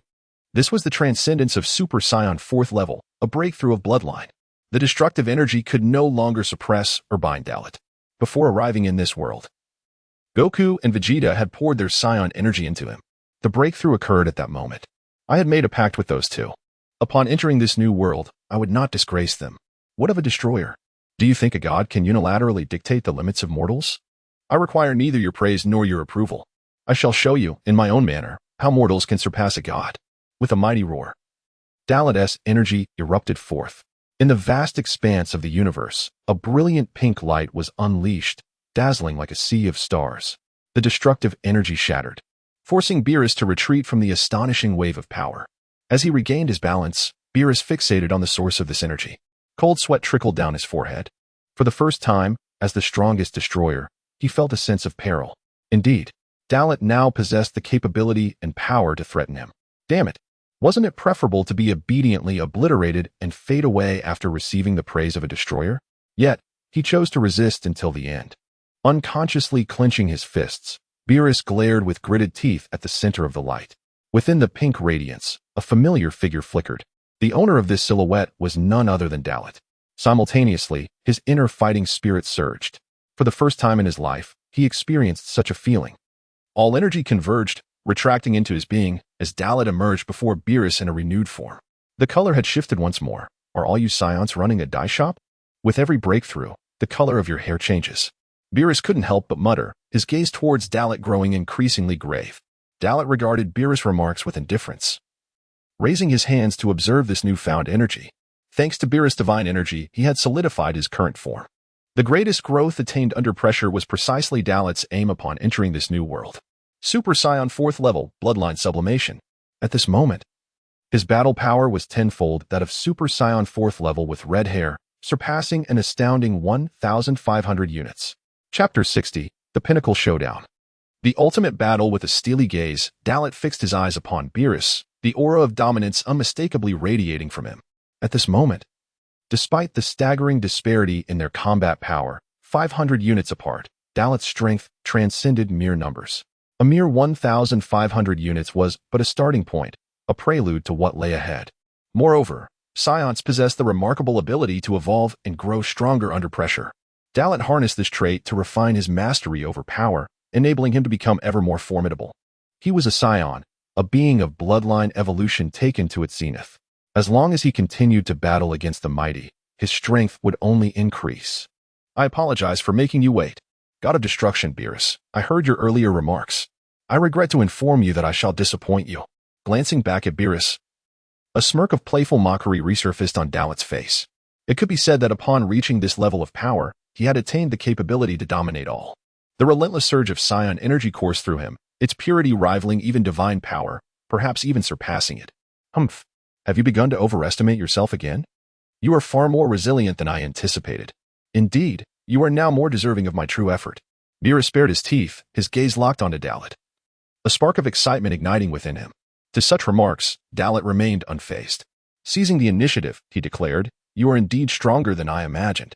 However, even so, your presumption in setting limits for mortals is excessive compared to my own. Next, I shall shatter your misconceptions about mortals with my fist, and make you realize how foolish your beliefs are. With that, Dalet raised his hand and, with a swift motion, contained his aura, adopting a distinctive battle stance. His resolve was unwavering. Foolish, are you? You truly possess audacity. You are the first to dare speak such insulting words to me. Scion, if you were facing any other god of destruction, perhaps you could indeed suppress them, but I am no ordinary god of destruction. The corners of Beerus's mouth twitched as he assumed his own battle posture. The confrontation between the mightiest mortal and the strongest god of destruction was about to commence. The vast expanse of the universe served as their arena. The atmosphere was as silent as the cosmic void, devoid of sound. In the cosmic environment, sound could not propagate in a simple manner. The exchange between Dalet and Beerus was facilitated through special means. Time passed, each second stretching into eternity. It was hard to determine how long had elapsed when both Dalet and Beerus unleashed a devastating wave of energy, their gazes igniting with palpable intensity. Their auras cascaded downwards, a colossal pressure sweeping forth like a tidal wave. The collision of their formidable energies distorted the fabric of the universe. Such overwhelming force would render even the mightiest of beings unconscious in an instant if they were to be caught in its wake. In a flash, Dalet struck first. Enveloped in a radiant pink energy, he streaked toward Beerus at a speed rivaling light itself. In the face of Dalet's sudden onslaught, Beerus did not retreat. Instead, he chose to confront it head-on. Clenching his fist, the god of destruction summoned his power, channeling it into his right hand, and unleashed a full-force strike aimed directly at Dalet's visage. Dalet, too, responded with his mightiest punch. A resounding explosion echoed through the cosmos, a reverberation born from the clash of their fists. The shockwave rippled through the universe, causing tremors and reverberations. Waves of energy spread outward, annihilating everything within reach, while nearby asteroids and meteor fragments shattered under the weight of the overwhelming force. The colossal celestial bodies trembled, undergoing catastrophic transformations due to the sheer power unleashed. The collision of their fists was merely the beginning. Dalet pressed the attack, and Beerus, unwilling to yield, retaliated with his own strikes. Thus commenced a fierce melee, both warriors pushing their close-quarter combat to the utmost limit. Their speeds transcended the limits of human perception, exchanging thousands of blows within mere seconds, and the battle raged on. The shockwaves generated by their clashes reverberated in all directions, cascading endlessly throughout the cosmos. This battle of titans surpassed the legendary clash between Super Saiyan God Goku and Beerus, embodying a far greater terror. Yet, the imminent threat loomed, unfathomable destruction of the universe. Both Beerus and Dalet possessed the power to obliterate the cosmos. Should they continue their conflict unchecked, the very fabric of the universe would unravel. In the seventh universe, No one stood capable of halting the clash between these two colossi at the pinnacle of existence. No, there was one who could. However, this individual was of a unique stature and would not intervene unless absolutely necessary to halt the battle between Beerus and Dalit. Meanwhile, on Earth, in West City, the Z fighters watched with bated breath, their hearts racing as they fixated on the projection of the battle displayed upon the Angel's staff. Although the battlefield had shifted to the cosmos, the overwhelming power radiating from the combatants instilled a profound sense of dread. It felt as though even a mere ripple from the clash could obliterate them in an instant. Logically, the Earth, being the closest to the battlefield, should have been shattered by the overwhelming waves of energy from these two titanic forces. Yet, an invisible barrier enveloped the planet, shielding it from the devastation. For on this world resided a being far more powerful than either Beerus or Dalit, the Angel, Whis. In the cosmos, he was the sole entity capable of preventing the cataclysmic confrontation between Beerus and Dalit. Yet, Whis wore a serious expression, his demeanor grave, lost in thought. Perhaps he awaited the moment when Beerus had exhausted his amusement before escorting Dalit to the Grand Priest's temple. Or perhaps he sought to witness whether this scion, hailing from another realm, could indeed surpass his limits and fulfill his audacious claim of overcoming a deity to vanquish Beerus. Chapter 61. Bloodline Sublimation. The pinnacle. Has this battle finally entered its official phase? After the warm-up and playful skirmishes, both sides are now unleashing their full strength. I believe I have begun to understand why my father wishes to meet you. Whis silently mused. Suddenly, a tremendous explosion shattered his thoughts. Boom. In the vastness of outer space, scorching energy orbs rained down upon Earth like a swarm of meteors. All of these energy projectiles were perfectly intercepted by the barrier Whis had conjured, leaving the planet unscathed. Otherwise, even a single orb landing on Earth would obliterate it in an instant, reducing it to cosmic dust. Could it be that Scion possesses such power that even Lord Beerus is being suppressed? At that moment, the bald youth Krillin could no longer contain himself and exclaimed. Whis' attention shifted as well. Within the projection of his angelic staff, the battle between Dalit and Beerus had reached a climactic crescendo. Beerus found himself relentlessly pursued by Dalit, their forms flitting through the cosmos like auroras. It seems I must intervene before things escalate further. Whis had made his decision. This conflict needed to come to an end. If they continued their skirmish, even if the seventh universe did not face total annihilation, a significant portion of its planets would be left in ruin due to their clash. The seventh universe was already at its lowest. And if the data were to decline further, it would be on the brink of abandonment. In the expanse of space, the melee had concluded, leading to a shift towards energy combat. Due to the sublimation of energy, Dalit's attacks could no longer be easily erased by Beerus's destructive prowess. Thus, astonishing scenes unfolded. Beerus, pursued by Dalit, found the dark void of space illuminated by red light, as each energy orb was compressed to its utmost limit, terrifying in both power and quantity. Exhibiting a tracking capability that even the formidable god of destruction, Beerus, could only evade. Bang, bang, bang, bang, bang, bang, bang, bang. The energy orbs exploded incessantly, unleashing brilliant crimson light across the universe, while Beerus maneuvered through the fiery chaos, appearing somewhat disheveled. Purple blood oozed from his wounds, and the garments symbolizing his identity as a god of destruction were rendered tattered and unrecognizable due to Dalit's relentless barrage. For the strongest god of destruction, this was the first time he felt such disarray. Rage surged within Beerus's chest. He was furious. Enough. Do not push your luck, Scion. With a roar of fury, Beerus unleashed his full power. Ethereal purple light, emblematic of a god of destruction, surged from his being. An unending flow of destructive energy emerged, far more formidable than before. The incoming energy orbs were obliterated within half a meter of Beerus, dissipating into particles that scattered throughout the cosmos. Startled by this extraordinary display of might, Dalit halted his pursuit, stabilizing himself before Beerus. Before him, Beerus's combat power had more than doubled. Now, he perceived a staggering battle power of 5,000. This strength surpassed his own by a factor of 2. Scion, I must concede that your might exceeds my expectations. You are the first mortal in my billion years of existence to compel me to unleash my utmost power. Beerus gritted his teeth. And this was indeed his full strength 5,000. This, however, was limited to his form as a god of destruction. He still possessed hidden divine techniques that remained unutilized.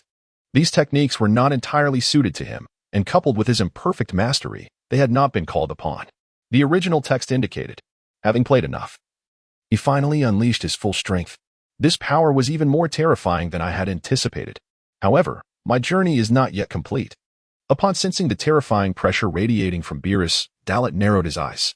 He had previously speculated about the true battle power of God of Destruction Beerus. Now, it appeared that his conjectures were correct. Beerus' complete power in his God of Destruction form aligned perfectly with his predictions. Such formidable power truly left one in awe. Do you imply that you have a trump card? Do not jest with me. Beerus glared at Dalit, incredulity in his tone. Jest? Do you believe it necessary? God of Destruction Beerus, you have yet to unleash your full power, so why would I reveal mine? With a confident grin, Dalit declared, his spirit ignited. Concurrently, Dalit clenched his fists. The power of Super Saiyan 4th stage, bloodline sublimation, surged within him. The previously tenfold increase of Super Saiyan 4th stage red hair, limit breakthrough, was merely the foundation. Is there truly more to come? Even so, you cannot defeat me. Observing Dalit's preparatory stance, Beerus felt a shock of astonishment. Is this Saiyan a monster? After all they had endured, he could still grow stronger. To be frank, this was the first time I have tapped into this power. My previous command of it was not refined. It was only through this battle with you that I have perfected my mastery. I owe you my gratitude. Otherwise, I would not have been able to transcend my limits and truly harness it. As he spoke, Dalit's visage contorted with ferocity. With each moment of focus, the pink energy surged higher, the veins on his forehead bulging, resembling a terrifying demon. The countless exchanges prior had fully unlocked and stabilized Dalit's potential. A thunderous roar reverberated through the cosmos, as Dalit's aura surged dramatically. The pink energy illuminated the dark expanse of space, shining like a sun.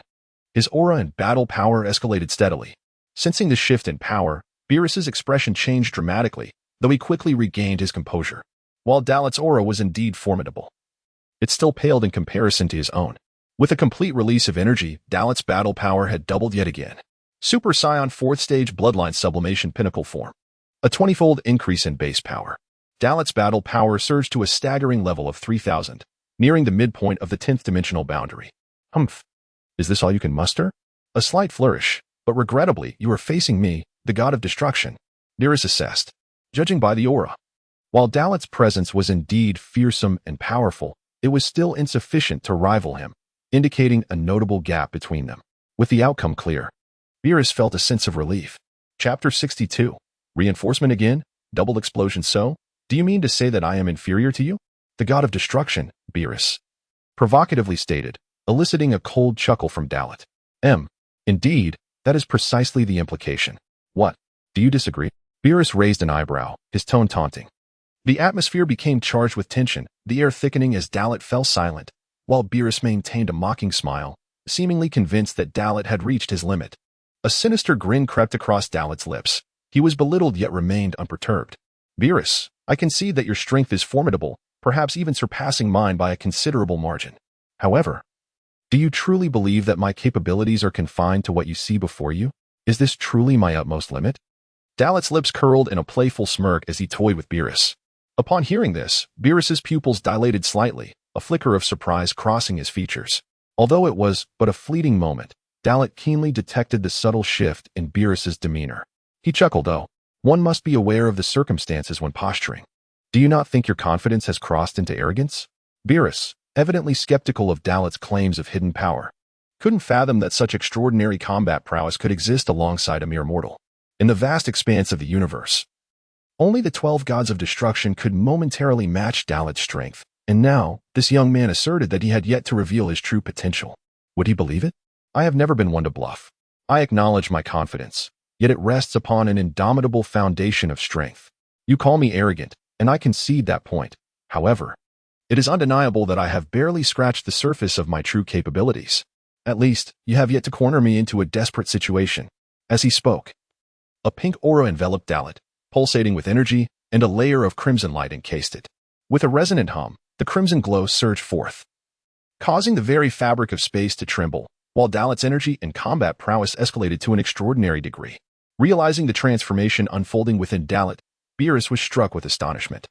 He understood now that Dalit's declarations were grounded in reality. Do you think I would allow you to amplify your energy unchecked as before? How naive. Recognizing the perilous turn of events, Beerus wasted no time, launching an unprovoked offensive. In the blink of an eye, he teleported before Dalit, channeling all his destructive power into a single, forceful punch aimed directly at Dalit's torso. The impact reverberated with a deafening roar, sending shockwaves rippling through the cosmic expanse. Yet, despite the overwhelming force of the blow, it failed to disrupt Dalit's ascent in power. Before Beerus could even make contact, a formidable barrier of energy repelled him, halting his advance a mere half-meter away. What? Beerus was taken aback as his attack was thwarted by Dalit's aura. A realization dawning upon him, the Saiyan race was indeed monstrous. The varying transformations yielded vastly different levels of power, and it was clear that Dalit's current strength placed him on par with, if not exceeding, Beerus. Was it too late for Beerus to feel fear? As Dalit's aura surged ominously, his expression morphed into one of grotesque malice. The sight of Dalit's audacious grin only fueled Beerus's rage. Before he could act, a whip-like tendril of dark red energy lashed out from Dalit, striking Beerus and forcing him back. Gasping in pain, Beerus stumbled several meters away. The energy left a long, dark wound on his chest and back, causing purple blood to seep forth, the excruciating sensation akin to being devoured by ants, making him grimace in agony. Beerus, you repeatedly proclaim that mortals cannot surpass gods. Today, I shall demonstrate otherwise. Do not hastily declare the limits of the Saiyan race. A thunderous roar erupted from Dalit, shaking the very cosmos. As the sound reverberated, waves of sonic force emanated from Dalit, his terrifying aura swelling beyond comprehension, blood-red lightning illuminating the universe, fracturing the space around them. This spectacle sent shivers down Beerus's spine. Such an overwhelming intensity of aura. What manner of monstrous race are the Saiyans? A tempest of emotions surged within Beerus, mingling fear and dread. Ironically, as a god of destruction, one of the apex beings within the 12 universes, he now found himself quaking before the raw power of a mere human. This was a disgrace. Double explosion. With a fierce bellow, Dalit's aura stabilized, his energy doubling once more. The technique known as explosion was a creation of Dalit's, derived from the Kaioken technique, enhanced by his own insights, allowing for a significant boost in combat prowess without the toll on vitality that the Kaioken exacted. Though similar in function, it did not consume potential or life force to forcibly enhance strength, imposing even less strain on the body. In his Super Saiyan 4th stage, with a staggering 20,000 times the base power level, he unleashed the ability to further amplify his combat prowess twofold. Now, his combat power soared to an astonishing 6,000. Surpassing Beerus, Dalit unleashed his aura, charging towards him. Confronted by the overwhelming pressure of Dalit's energy, Beerus felt a tightening in his spirit, summoning his destructive power to counteract it. This unforeseen turn of events was beyond his imagination. A human, indeed, had managed to reach such heights. At this moment, he found himself outmatched by a mortal. Unwilling to accept this reality, Beerus, ever so arrogant, would not relent easily. Enough of your posturing before me. If you possess the ability, then come at me. With a roar, Beerus expanded his destructive power to its maximum extent, attempting to push back Dalit's released energy. Yet, even as he resisted, he could not fully suppress it. At best, he could merely hold his ground. Chapter 63. The Divine Technique Beyond the Ultra Instinct. Let us see how you fare against this, Beerus. With a fierce cry, Dalit launched himself into action, his body transforming into a deep crimson aurora, aimed directly at Beerus's face. In that moment, his instincts sensed impending danger, and every cell in his body began to strategize. Faced with Dalit's sudden assault, Beerus's joints instinctively adopted a defensive posture. This was the effect of integrating Ultra Instinct into his being. Although Beerus had not mastered Ultra Instinct to an advanced level, he had reached a certain proficiency. Dalit's fist struck with unrelenting force, but was caught single-handedly by Beerus. A thunderous cosmic explosion resounded, shaking the very fabric of space and sending shockwaves rippling outward. The overwhelming impact left Beerus's arm numb. Seizing the advantage, Dalit committed fully to the battle, executing his punches and kicks with flawless precision. The cacophony of explosions reverberated through the cosmos, as the very space around them seemed on the verge of shattering. Fiery red light erupted across the universe. In response to Dalit's relentless onslaught, Beerus found himself on the defensive. Despite having mastered Ultra Instinct, his current state was far from perfect. Under Dalit's continued assault, Beerus was pushed into a corner. The aftermath of their clashes spread at an astonishing velocity, devastating every planet within millions of light years. The impact of their battle extended continuously, shaking the entire 7th universe. And even the adjacent 6th universe felt the effects of this unleashed energy. On Earth, in West City, although Dalit and Beerus had transferred their battlefield. The residual energy from their clash was so immense that it caused the very earth to tremble. Had it not been for Whis, who used his abilities to envelop the planet in a protective barrier, the entire globe and its inhabitants would have undoubtedly been reduced to cosmic dust. All the Z-fighters and the ordinary people present wore expressions of dread, including the Saiyan duo, Goku and Vegeta. They were witnessing the overwhelming combat prowess of the strongest destroyer, Beerus, and the terrifying strength of Dalit, who was formidable enough to rival a god of destruction. It dawned on them that the notion of Super Saiyan Blue being able to contend with Beerus was nothing more than a delusion. In that moment, Whis became serious, preparing to intervene. Suddenly, the voice of the Grand Priest echoed in Whis's mind. You need not rush to halt this battle, Whis. Allow the newcomer from another world to continue his fight with Beerus. Once a victor emerges, bring the Scion to the Zin's palace to meet me. The Grand Priest's mental transmission commanded Whis. Is that truly wise? Whis questioned, puzzled. This was no trivial matter. What does it matter? We can manage the aftermath. Besides, I have not witnessed such a level of combat in ages. The Grand Priest's tone was filled with anticipation, compelling Whis to relent. Understood, Father, Whis acquiesced, abandoning his intention to intervene. With the Grand Priest's command issued, he recognized that defying his father's wishes, even as an angel, was out of the question.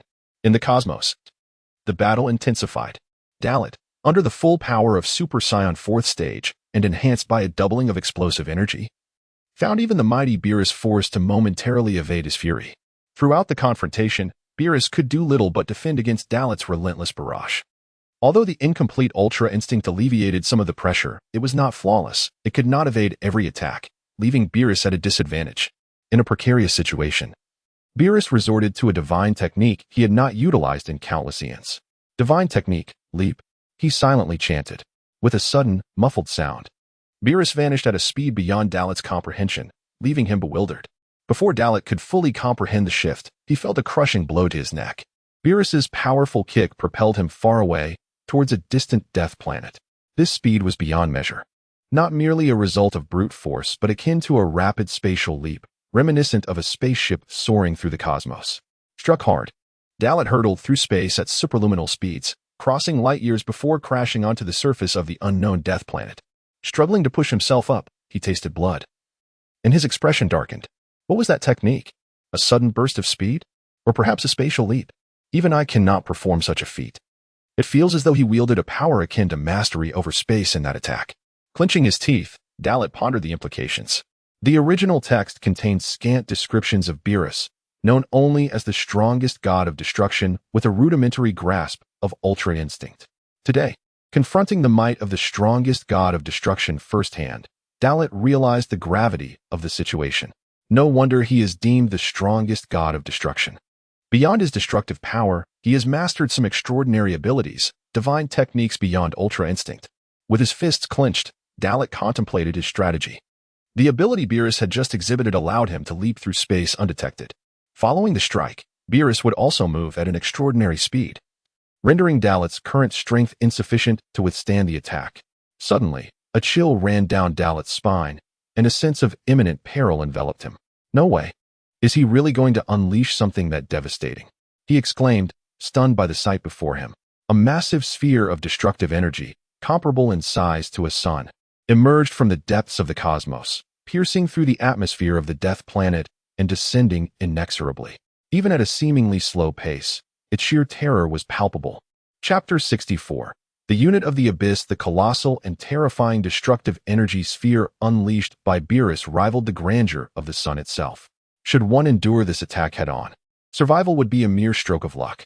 Sensing the impending danger, Dalit concentrated his thoughts, honing in on Beerus's aura, and without hesitation, employed instantaneous movement to vanish from the scene. If this continued unabated, within mere seconds, the Death Star would be wholly engulfed by the destructive energy, rendered to nothingness.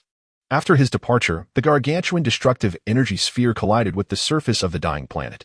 Under the relentless onslaught of the god of destruction's energy sphere, the planet erupted in a cataclysmic explosion, radiating an astonishingly brilliant light. Its brilliance was captivating, enchanting, and breathtaking. Beerus, the wielder of such immense power, found himself in another realm of the cosmos. As he turned his gaze, he suddenly perceived a threat approaching from the abyss of space. A golden energy beam, roaring like a dragon, surged toward him with devastating force. Is it possible for him to evade this as well? This fellow truly possesses remarkable skills, but divine technique, leap. In response to the impending strike, Beerus unleashed his divine ability once more. Just as the golden energy cannon was about to impact him, he vanished, reappearing at an indeterminate distance away. Notably, this location coincided with Dalit's hideout. Once again face to face, neither combatant initiated an attack. They merely glared at each other with palpable fury. The expenditure of energy was immense, and their expressions bore the weight of gravity, though fatigue was not immediately evident. It was nonetheless apparent that their bodies were marred with wounds. Should this conflict persist, the victor would inevitably pay a grievous and costly price. Truly, Beerus embodied the essence of a god of destruction, the most formidable deity in the universe, a title well-deserved. Moreover, he wielded abilities that Dalit had never before encountered. How troublesome, Dalit remarked, a sinister grin gracing his features. Oh, are you only just now realizing this? The moment you chose to reject my proposal and remain in this realm, there was no turning back. Regret is futile. Beerus's gaze turned icy, an aura of lethal intent emanating from his eyes. This was destined to be a battle to the death, one where only one would emerge alive. Regret? He scoffed. You, the arrogant deity, have merely grasped elements beyond my reach. Yet, your skills are not without flaw. I have stated that with sufficient strength, even a god can be vanquished. If I find myself unable to defeat you at this level of power, then I shall simply elevate my energy once more. With a slight quiver of his lips, Dalit uttered the very words that Beerus dreaded to hear. This individual could indeed amplify his energy further? Was this not a sign that he had yet to reveal his full potential? Enough of your nonsense, scion, Beerus bellowed, gathering a purple aura with a single hand.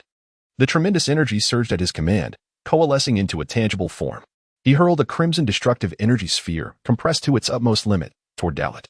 Though the potency of this sphere was not as great as the previously unleashed behemoth, it was formidable nonetheless.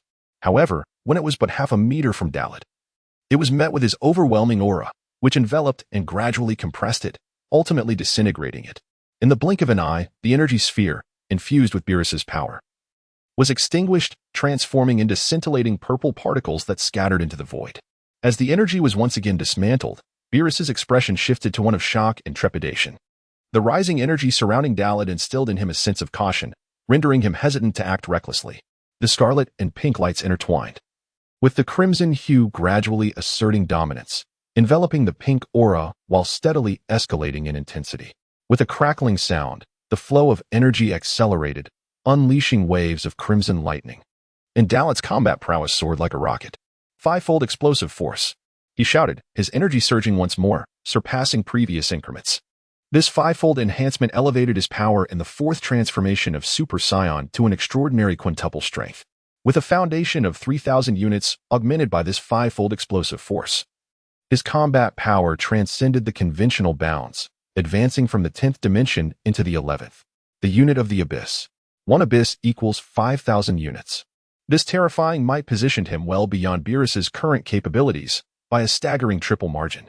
As the fivefold explosive force unleashed uncontrolled energy that radiated outward, Beerus was the first to bear the brunt of it. Upon sensing this overwhelming aura, he gritted his teeth, his body stiffening. This individual's energy expansion was extraordinary. Had he truly achieved such a degree of power? Beerus was filled with dread, realizing that Dalit, merely a human, had reached an almost divine level of strength. With a thunderous boom, Dalit surged forward with a destructive force, arriving before Beerus, a wicked smile illuminating his face. What? Beerus, caught off guard, felt his pupils constrict in terror as he realized he had not sensed Dalit's advance. This is bad. Divine technique. Leap. Anticipating disaster, Beerus attempted to teleport once more. After creating distance, he warily scanned his surroundings, yet failed to detect Dalit's presence. What are you looking for, Beerus? Even at this vast distance, I can instantly perceive your existence. Dalit's chilling laughter echoed from behind him. Upon hearing this, Beerus's body froze, cold sweat trickling down his forehead as an icy dread enveloped him. While he desperately searched for Dalit's position, he remained oblivious to the fact that Dalit had already teleported behind him. Your speed is woefully inadequate, Beerus, Dalit taunted with a smirk. Infuriated, Beerus clenched his jaw and retaliated with a full-force strike. A resounding explosion reverberated through the cosmos, waves of energy cascading outward as purple light erupted. When the radiance dissipated, Beerus's punch had struck Dalit squarely in the face. A fleeting moment of joy surged within Beerus, only to be swiftly eclipsed by fear when he realized that his full-powered blow had failed to budge Dalit an inch. Chapter 65, Destruction. Wielding infinity under the weight of a heavy strike, Beerus wore a grave expression. Why does your punch feel so feeble? It's utterly ineffective, god of destruction. Dalit's lips curled slightly, a glimmer of crimson flashing in his eyes. An intangible shockwave struck Beerus's chest, propelling him backward in an instant. Beerus, reeling from the blow, felt a heaviness in his chest and spat out bile as he staggered several paces back. Enduring the excruciating pain, Beerus was not entirely defeated.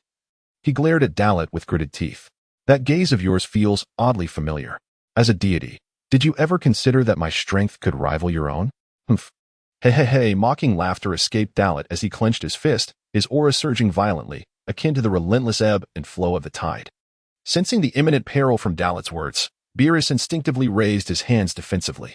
Dalit's aura coalesced into an invisible assault, unleashing a tempest of strikes that rained down upon Beerus's form. Bang, boom, bang, boom, bang, boom, bang, boom, bang, boom, bang, boom, bang, boom. The incessant sound of explosions resonated, sending tremors through the fabric of space. In mere moments, Beerus endured countless lethal blows. His defenses shattered, blood spilled from his mouth, and his arms were forced wide open, revealing numerous vulnerabilities.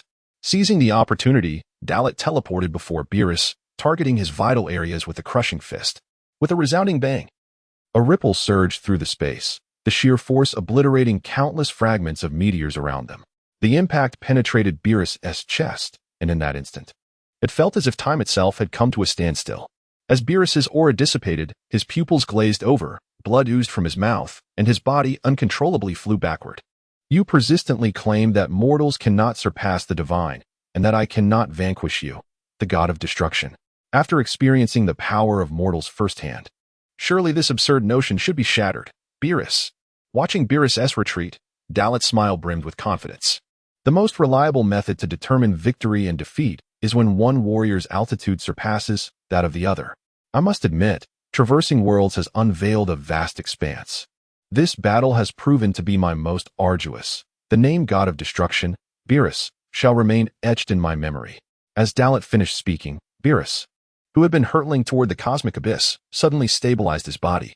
Oh, after enduring so much, you can still regain balance? The God of Destruction is indeed formidable, Dalit remarked, unable to suppress his astonishment. To conclude this encounter so swiftly would be dreadfully dull. With the divine energy of destruction reigniting, Dalit's eyes shimmered with anticipation. Beerus had not succumbed to unconsciousness, indicating that this conflict was far from over. At the very least, it could still consume some time. Damn it. Do you think that mere trifling attacks could defeat me, Beerus? Don't be absurd. I'm the god of destruction. With a frenzied roar, Beerus's eyes bulged, his expression twisted in rage, the overwhelming power of destruction surging within him. The strength of the god of destruction escalated with the fervor of his desire to annihilate. It could be said that the stronger the yearning for destruction, the mightier the deity's power would become. This force knew no bounds, dictated solely by the wielder's destructive ambitions. Wounded and aflame with fury, Beerus's rage could incinerate everything. In this moment, he resembled a being possessed, the relentless energy of destruction pouring forth from his being, rapidly escalating. The cosmos trembled under his might, space erupting in chaos. You claim the best way to gauge victory is when one warrior's elevation surpasses the other. Humph. While that may hold true, it does not apply to us. Even if you are powerful enough, I shall obliterate you to the last cell. I care not if I plunge into a prolonged slumber due to excessive energy release. The annihilation of the entire universe is of no concern to me. I will destroy everything. Unable to accept his defeat, Beerus succumbed to a furious rampage. The terrifying energy of destruction swirled like a tornado. As he raised his hands skyward, the boundless force of destruction surging violently at his command. Destroy, destroy, destroy. With each thunderous cry, Beerus's amassed energy of destruction grew ever more colossal and fearsome. Simultaneously, the destructive energy sphere in his hands expanded at an astonishing rate. 10 meters, 100 meters. 1,000 meters, 10,000 meters. And still it ascended. In that moment, it felt as if all had come to a halt. This wave of destructive energy was larger than anything that had come before. Had he lost a measure of reason in his wrath, pushing himself to the brink of madness? Feeling the extraordinary surge of Beerus's power, Dalit sensed a perilous threat. The situation had escalated beyond his expectations. With arms outstretched, energy coalesced as he poured every ounce of strength into this moment. This marked the first time he unleashed his full power since ascending to this realm. Energy converged from his arms to his palms, compressed to its limits. Should their energies collide, the seventh universe would face obliteration. At this moment, Beerus's final strike had reached its apex, consolidating untold eons of his destructive power. Not even the mightiest of other deities had ever pushed him to such extremes. Destruction. Magnified to infinity. Vanish under the might of destruction. Divine technique. Absolute destruction. With a commanding shout. The energy in Beerus's palms swelled hundreds of times in an instant, its size surpassing human perception. I shall not be undone by your destruction. Behold. Ultimate cataclysmic blast. With a furious cry, a colossal energy beam, resembling a dragon's head and measuring 100 meters in diameter, erupted from the center of Dalit's hands. Chapter 66, Complete Resolution, The Terror of the Angels, Gigantic Explosive Energy. A tumultuous wave of energy surged forth. Akin to a roaring dragon, surrounded by countless golden lightning bolts that exploded, sending chills down the spine merely by sight. This marked the first occasion that Dalit unleashed his most formidable technique since arriving in this world. The howling gigantic explosion collided with the boundless destructive energy sphere conjured by Beerus. The earth-shattering sound reverberated, as if it could shatter one's very essence. Countless stars disintegrated in an instant, turning into the intangible. The clash between energy and divine destruction unleashed shockwaves that swept in all directions. The very fabric of space twisted violently at the center of this catastrophic confrontation, with minute black holes expanding, greedily consuming all matter and energy in this realm. Impossible. You actually blocked it. With pupils constricted, Beerus's visage contorted in rage. Veins bulging from his body as fury compelled him to overextend his divine power once more. His disbelief grew. Before him stood a mere mortal, leading him to question whether this was truly a scion from another world. How could one possess such formidable strength? How could I possibly lose to you? I am the god of destruction, Beerus. Gritting his teeth, the blood vessels in Beerus's eyes intensified, and his divine energy surged. He could no longer concern himself with his own physical state. Even if it meant sacrificing his life to obliterate the universe, he would do so without hesitation. Even if the entire seventh universe were to perish, he would relinquish his title as god of destruction without a second thought. This time, Beerus cast aside everything. He wagered his dignity as a god of destruction, unleashing an all-consuming strike of annihilation. With a furious roar, the deep purple aura enveloping Beerus swelled once more, channeling all its might into the destructive energy sphere. As Beerus exerted himself, the balance shifted, and Dalit's gigantic explosion was overwhelmed by Beerus's destructive energy sphere. Feeling the pressure multiply in his hands, Dalit clenched his jaw, acutely aware of the strain. Even in the pinnacle state of Super Saiyan 4th level, where his bloodline reached its zenith, and utilizing fivefold explosive energy, he could not subdue Beerus. Thus, he had no choice but to amplify his energy once more. Truly, Beerus, the god of destruction, you are the most formidable opponent I have ever encountered, the first to push me to my limits. Even at fivefold explosive energy, I cannot overcome you. So, how will you fare against my heightened explosive energy?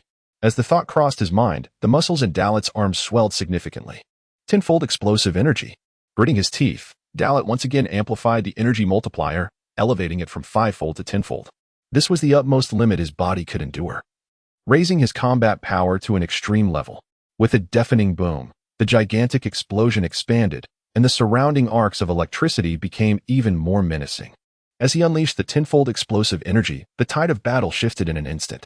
Beerus's absolute destruction was pushed back by Dalit's colossal energy explosion. The pressure surged instantly, leaving Beerus astonished. Nanny, this is impossible. Facing the imminent threat of death, Beerus exerted everything he had to prevent Dalit's power from breaching his divine might. Yet, the reality was unforgiving. The roaring gigantic explosion pierced through his destructive energy sphere, traversing the fabric of space, hurtling directly towards him, as if it intended to consume him entirely. In that moment, it felt as though Beerus's heart had ceased to beat. Have I lost to this scion? The thought flashed through his mind, and Beerus seemed to grasp the inevitability of defeat. He could not alter the course of the battle. Just then, an unexpected turn of events occurred. A mysterious force froze the space around them and, in an instant, dispersed the colossal energy explosion that had nearly claimed Beerus's life. Nanny. The strongest strike dispersed, Dalit was taken aback, unable to believe what had just transpired. This was his most powerful attack, one that even Beerus could not withstand, let alone be instantaneously dissipated. Who had intervened? Enough, a transcendent voice resonated. As a figure radiating white light and a mysterious aura materialized at the center of the battlefield, having effortlessly neutralized Dalit's strongest blow while simultaneously extinguishing Beerus's divine power. As the radiance faded, the identity of this being was revealed. So it was I should have anticipated this. It is you. Having easily blocked his ultimate strike. Dalit's eyes widened in realization that the entity who had saved Beerus was none other than the angel, Whis, who had previously been on Earth. Truly, as an angel, you exist far above the life level of a god of destruction. Even now, I remain oblivious to your presence. Dalit had anticipated Whis's arrival. Yet the extent of his abilities left him astounded. The angel had traversed an unfathomable distance in an instant, appearing without a trace. This is what it means to be an angel. In this world, a being more terrifying and enigmatic than the gods of destruction, a true entity standing at the pinnacle of existence. Upon encountering him up close, Dalit realized that the angel was far more mysterious and formidable than he had imagined. The aura that emanated invisibly was unfathomable and imperceptible. Even with the ability bestowed upon him by the Dragon Balls to perceive others' combat powers in numerical form, he could not ascertain Whis's true strength. This being is rather terrifying. We are not even in the same realm. According to the data from the original text, Whis is an angel of the 15th dimension. The 15th dimension. That translates to an incomprehensible multitude. The 10th dimension of chasms, the 11th dimension of abysses, the 12th dimension of righteousness, the 13th dimension of carriers, the 14th dimension of extremes, and finally the 15th dimension, reaching the infinite. Damn it. Whis, what are you doing here at this moment? I was so close to defeating this guy. I wanted to eliminate this disrespectful human before the god of destruction. With the battle halted by Whis, Beerus grasped at this lifeline, venting his pent-up frustration. This was merely a matter of salvaging his pride. Ultimately, he was unwilling to appear too disheveled. Lord Beerus, the battle has concluded. It is an undeniable fact that this scion from another world possesses powers far superior to yours. You have lost. Whis turned and addressed Beerus. His expression grave. Chapter 67. The Grand Priest summons. No, I have not failed. This battle has yet to reach its conclusion. Whirling with determination, Beerus shouted at Whis. I will soon obliterate this scion from another world. Clenching his teeth, he was reluctant to concede defeat. Deep down, he understood that without Whis's intervention, he would likely be dead by now. Yet, the pride and dignity befitting a god of destruction forbade him from accepting failure. Lord Beerus, I do not oppose your desire to battle him, even if the outcome may lead to the annihilation of Universe 7. After all, it would merely be starting anew. However, if you choose to continue the fight, it would mean defying the Grand Priest's orders, Whis remarked with a serious demeanor. At the mention of the Grand Priest, Beerus froze in astonishment. Not only him, but even his adversary, Dalit, was momentarily taken aback. The Grand Priest, undoubtedly recognized as the pinnacle of power within the Dragon Ball universe, second only to the omnipotent Xeno, he had emerged from the shadows, evidently aware of the unfolding events. Is it true that the Grand Priest wishes to summon this scion from another world? Beerus exclaimed, unable to contain his astonishment. The prospect of the Grand Priest personally meeting Dalit signified that this scion bore significant weight. He felt a surge of anxiety, cold sweat dripping from his brow. Could it be that his failure in this task might cost him his position as a god of destruction? It is not every day that one meets the Grand Priest. Even among the gods of destruction, opportunities to be summoned are rare. To them, the Grand Priest is a being of unparalleled authority, a deity above all others. If his actions had displeased the Grand Priest, leading to his removal from office, he would possess no means of resistance. Ultimately, we shall only ascertain the details once this scion meets the Grand Priest. After all, it is the Grand Priest's command, and we must abide by it. Whis continued to counsel Beerus.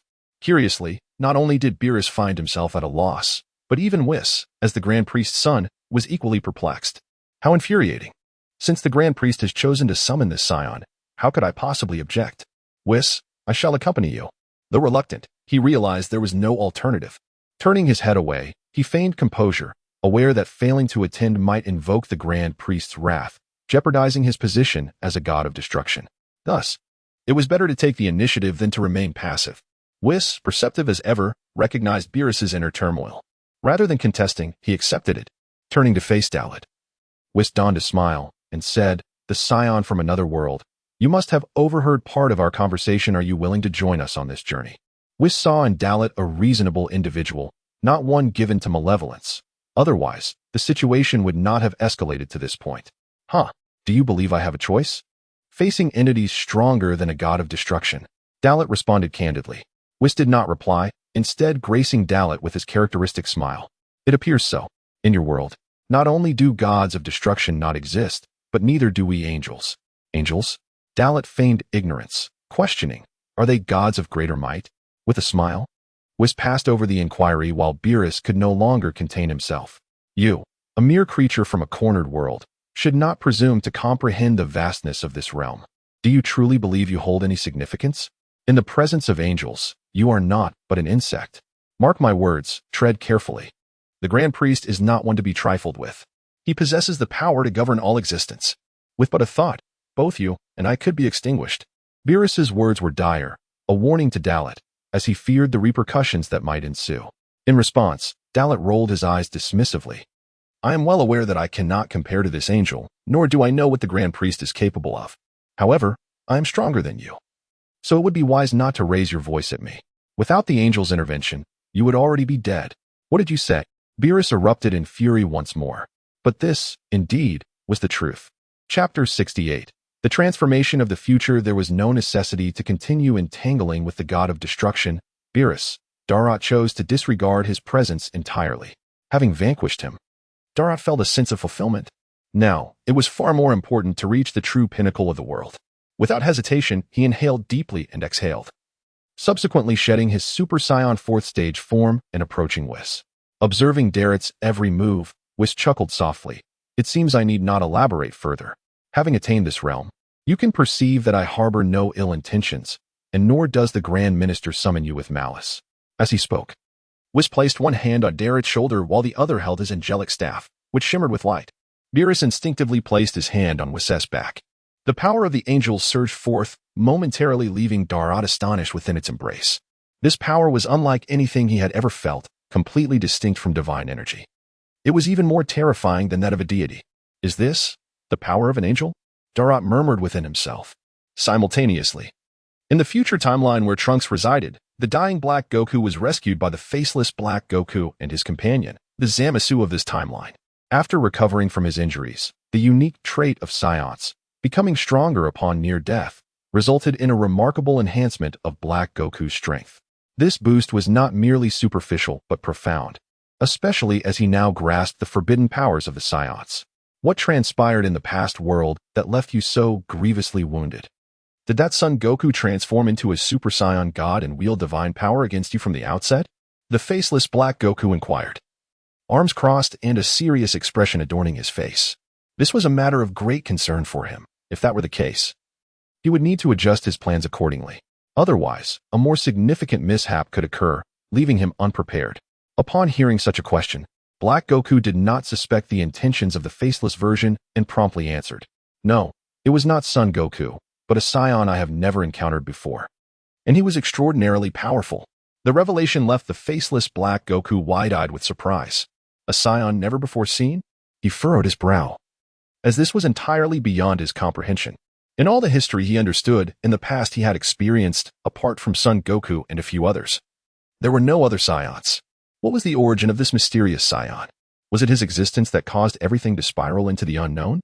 Indeed, that Saiyan was not only fearfully strong, he effortlessly defeated the Son Goku and Vegeta from the past using the power of Super Saiyan God. When I was discovered, I nearly lost my life. Recollecting that harrowing and indelible memory, Black Goku trembled with rage, gritting his teeth in fury. As a self-proclaimed supreme deity, he believed himself unparalleled in all realms. Yet, he was soundly defeated by a completely unfamiliar Saiyan. This grudge must be avenged. That Saiyan must be eliminated. Now, anger served no purpose. You merely fortuitously traversed a tunnel created by the time ring to enter the past.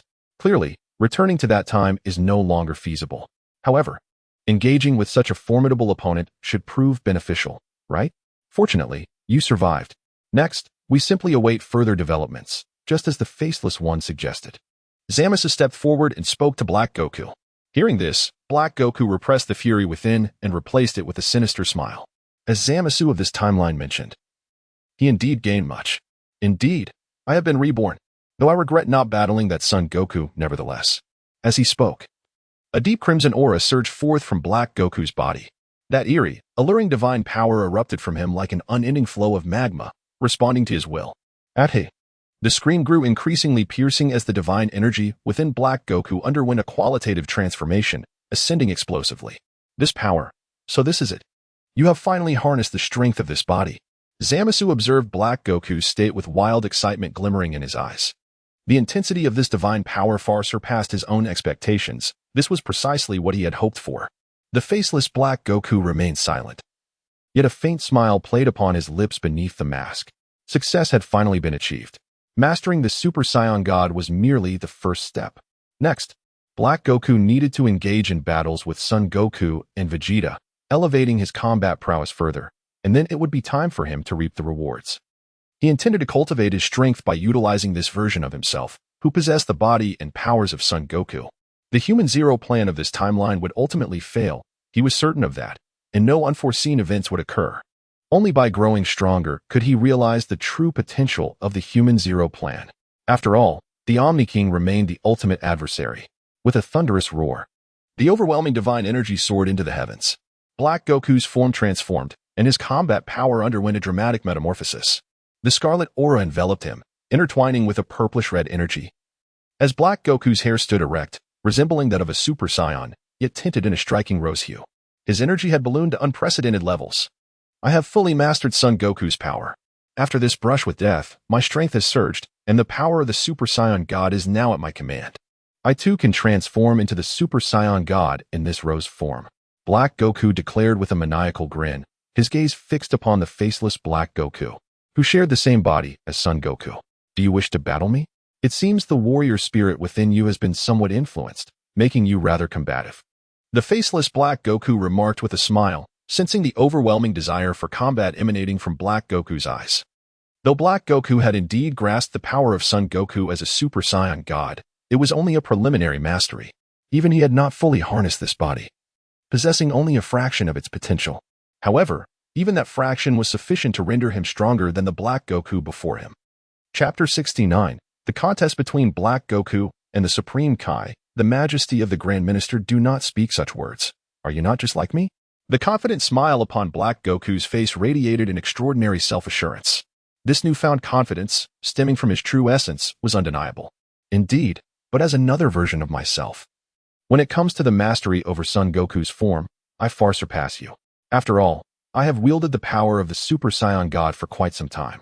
You, however, are merely at the beginning of your journey. No matter how unwilling you may be, this is the truth, declared the masked Black Goku with a smirk. Such arrogance irked Black Goku, yet he acknowledged the truth within himself. Both were Super Saiyan gods, and he was being reminded of the considerable gap between them. The masked Black Goku did not directly respond, tacitly accepting the statement. At this moment, Zamasu from the native timeline stepped forward, suggesting, why not truly test your strengths? Allow me to witness the difference in your abilities as Super Saiyan gods. The more powerful they became, the more advantageous it was for the implementation of the Human Zero plan. Despite his apprehensions regarding the masked Black Goku, Zamasu remained focused on his ultimate objective. Very well. I shall demonstrate, the masked Black Goku proclaimed, awakening the divine realm that had lain dormant within him for years. Unlike the fervent energy fluctuations emitted by Black Goku, his transformation was seamless and effortless, as if he could enter this state at will, integrating it into his very being. His hair stood tall, transformed into a vibrant rose hue. This effortless transition into the Super Saiyan God form astonished both Zamasu and Black Goku. The masked Black Goku indeed possessed a power that eclipsed their own. The divine energy you command, both in purity and intensity, far exceeds my own. Your mastery over Son Goku's body is undeniably beyond my current capabilities, truly magnificent. Upon witnessing the imposing form and formidable strength of the masked Black Goku, Black Goku felt a surge of excitement and aspiration. This power was what he yearned for. The version of himself from another timeline had mastered the Super Saiyan God transformation to such an extent, indicating that he could achieve the same. With the existence of these alternate selves and the immortal version of himself, no one would be able to impede their ambitions. Even if, as you stated. They attempted to thwart them from the past. It would be futile against their human zero plan. The realization of an ideal paradise was imminent. Zamasu laughed maniacally, reveling in the strength of the two versions of himself, each more powerful than the last, capable of rivaling or even defeating a god of destruction. Who could possibly stand in their way? Even if Son Goku and Vegeta from the past were to arrive, they would meet a dead end. Save your praises for later. Do you not wish to engage in battle with me? Come, let me compare your Super Saiyan roast to mine. The masked black Goku cracked his knuckles, eager for the challenge. Indeed, let us take this elsewhere. Fighting here would reduce the surroundings to rubble, Zamasu interjected, offering a considerate suggestion to the two black Gokus. Then let us ascend to the skies. The masked black Goku replied, launching upward in an instant. Perfect. With a resounding shout, black Goku followed suit, both departing into the heavens while Zamasu from the native world observed with a smile. However, unlike before, a hint of concern clouded his thoughts. If the masked black Goku possessed such formidable power, why had he ventured into this timeline? He was filled with doubt and curiosity, always on guard, apprehensive of the unforeseen consequences that the presence of the masked black Goku might bring. In the primary timeline, beyond the 12 universes, within the highest realm of existence, stood the Grand Minister, awaiting the arrival of anticipated visitors. He remained motionless, a smile gracing his features.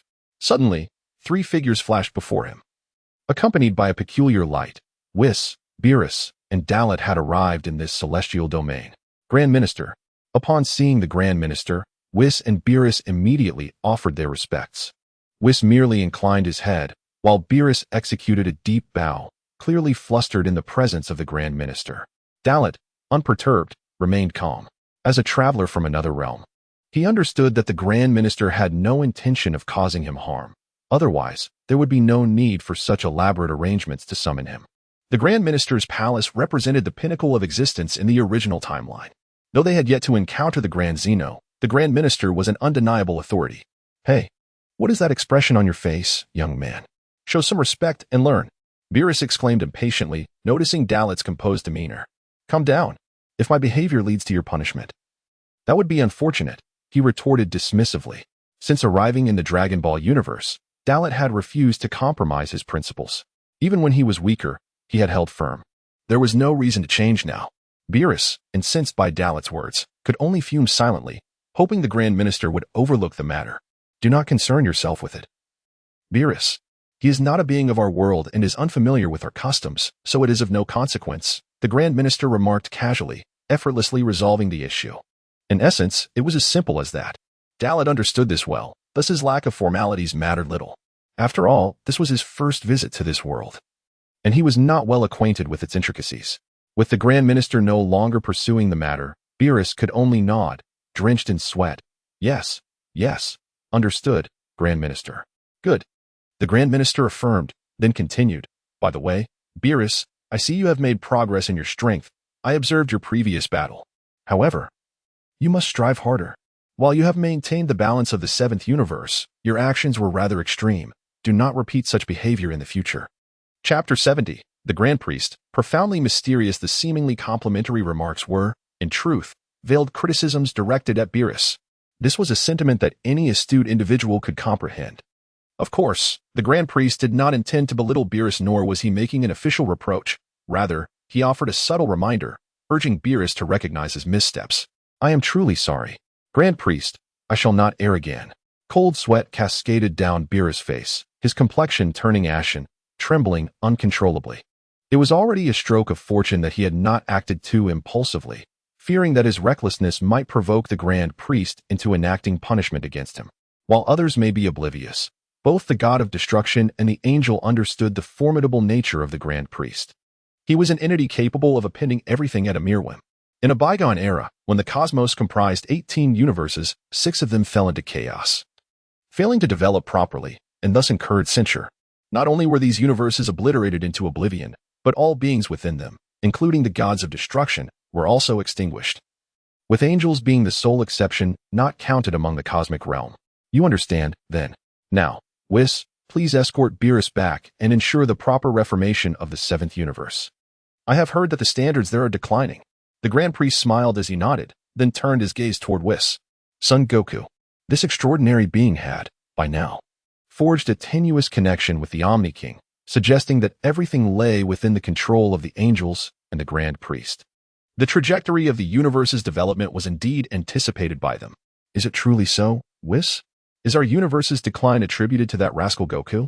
Beerus exclaimed, taken aback. His instinct prompting the question. Ah, indeed. It does seem to stem from Goku's actions, Whis explained. In the past, Goku had vanquished Frieza, which indirectly led to a mutation within Frieza's army. Some lesser beings, in their pursuit of power and territory, formed their own factions, engaging in fratricidal conflict. Although many remained, they were but a fraction of their former numbers. Particularly after Frieza's demise, the universe fell into an excessive peace, where life ceased to aspire for strength, instead yearning for a mundane existence. This reflection stirred memories deep within Beerus. The Frieza force had once been vast, as his decree ensured that no one could interfere with Frieza's destructive endeavors. During Beerus' slumber, the ranks of Frieza's army had swelled beyond mere billions, their presence permeating every corner of the universe. Even if most possessed only a few hundred power levels, their sheer numbers constituted an astronomical figure. Moreover, countless beings wielded strengths in the thousands. Ultimately, such circumstances compelled life to grow stronger for self-preservation and gain. Yet, as of today, those entities had either vanished or perished. Even though Goku and his companions continued to grow in power, they could only marginally restore the average level to its former baseline, and it still fell woefully short.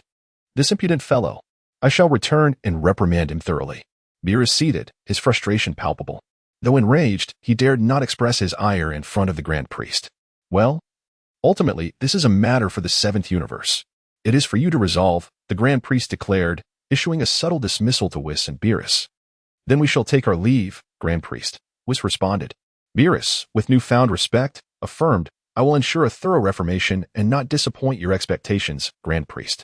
After uttering these words, Beerus hastened to follow Whis, and together, they transformed into a streak of light, vanishing from sight, leaving only Dalit, who remained motionless, gazing at the Grand Priest.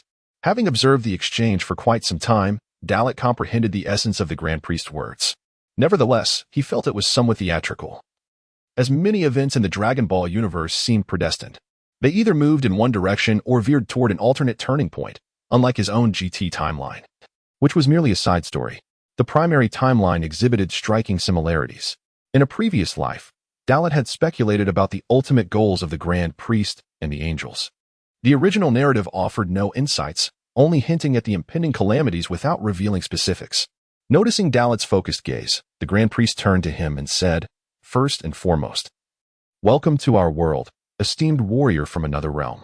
He appeared exceedingly cordial toward Dalit, yet this only deepened Dalit's confusion. It felt as if the Grand Priest harbored ulterior motives, with Dalit as a pivotal piece in some grand scheme. Profoundly mysterious. You are the highest existence in this world, are you not? Dalit remarked candidly. Grand Priest, I must admit, you are the most formidable presence I have ever encountered. My own strength may surpass even that of Beerus. Yet before you, I feel no more significant than an ant. There is no need for such self-deprecation. Dalit, you are indeed remarkably powerful, at least in our timeline. Finding a challenger who can rival your strength is akin to climbing a mountain, the Grand Priest replied. Upon hearing this, Dalit was taken aback. He had yet to introduce himself or reveal his name since arriving in this world. How could the Grand Priest possibly know who he was? What did this imply? Had he anticipated Dalit's arrival? Or had the Grand Priest been monitoring him even while he resided in the GT timeline? Such thoughts were unfathomable and hard to accept. Seemingly perceiving Dalit's shock, the Grand Priest offered a cryptic smile. I can see you are curious about how I know your name, are you not? It is not as extraordinary as it seems. While I am not the supreme ruler of this world, I govern it. With my abilities, I can trace your origins and uncover your past. As these words were spoken, Dalit inhaled deeply. This being was indeed instilling a profound sense of dread. Chapter 71. Labeling. The purpose of the High Priest? Are you implying that before you, I harbor no secrets? Darlit's expression remained impassive as he gazed at the High Priest. No secrets? This was indeed a palpable truth, considering the priest was aware of his name and origin. Yet, how far could the High Priest see through him? If he were to discern Darlit's identity as a traveler from another world, that would spell danger. Traversing from other parallel worlds to this primary realm was not an uncommon phenomenon. In the latter parts of the original narrative, The Z warriors of the Time Patrol had been traversing various timelines. However, being a genuine visitor from another world was entirely different, marking one as a unique entity within this realm. Not at all. I merely know where you hail from and your name, although there are no intersections between parallel timelines. Every version of me across these dimensions is interconnected. It's just that the world you come from is not yet complete, hence my absence there. The High Priest elucidated, seemingly attempting to clarify for Darlot. If your world lacks my presence, how do you know of it? Darlot pressed on, having identified a flaw in the priest's reasoning. The High Priest smiled slightly in response. Your world, while incomplete, undeniably exists. Even in the absence of my existence, I can glean sufficient information through you. This is a world imprint that every individual carries, which cannot be entirely erased. World imprint? Darlot inquired, astonished. Are you suggesting that wherever I go, I am marked with a label? The High Priest nodded, choosing to remain silent thereafter. He recognized Darlot's intelligence. With just a few subtle hints, he could grasp profound concepts. Regaining his composure, Darlot continued to scrutinize the High Priest, vigilance etched on his face. Then, as an entity of supreme authority in this world, why do you seek an audience with me? By your own claims. I have breached the barriers of worlds and ought to be regarded as an unstable element to be eliminated. With the discussion reaching a crucial juncture, the High Priest maintained his serene demeanor. Indeed, I find your existence immensely intriguing, and this curiosity is one of the reasons for summoning you. Logically, a being as formidable as you should not arise from an incomplete world, yet you have managed to forcefully transcend the confines of your realm to arrive here. Is that so? In your view, my world should not produce powerful beings? Darlot retorted, sensing a hint of offense in the High Priest's words. The comparison to the GT timeline was indeed somewhat disheartening, even in the later arcs. The Super Saiyan 4 form had not reached the pinnacle of the red-haired Super Saiyan 4, and the narrative had already drawn to a close. Furthermore, without Darlot's intervention, it was likely that Goku and Vegeta's Super Saiyan 4 forms would have struggled to achieve even the most basic levels of power in that timeline. It was his presence that had significantly elevated the combat capabilities of that world. I am not underestimating you. Rather, among the myriad of branches in existence, few are as powerful as you. Even if such beings exist, they are exceedingly rare. The High Priest's response was direct and decisive. This underscored the notion that a branch world remains a branch world, no matter how developed it becomes. If you hold my world in such disdain, why summon me at all?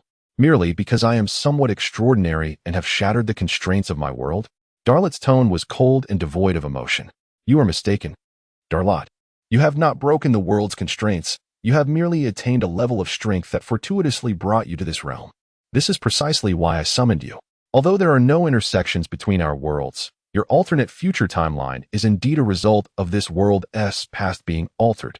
Therefore, you were afforded the opportunity to enter this complete world, and the world has tacitly recognized you, choosing not to eliminate you as a threat.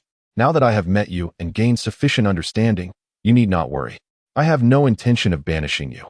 My purpose is merely to label you, ensuring your enduring presence in this world as part of its whole. As he spoke, the High Priest's eyes narrowed, and a cerulean orb of light materialized in his hand. This development startled Darlot, instantly heightening his awareness. The High Priest intended to grant him an identity, transforming him from a nameless entity into one recognized by this realm.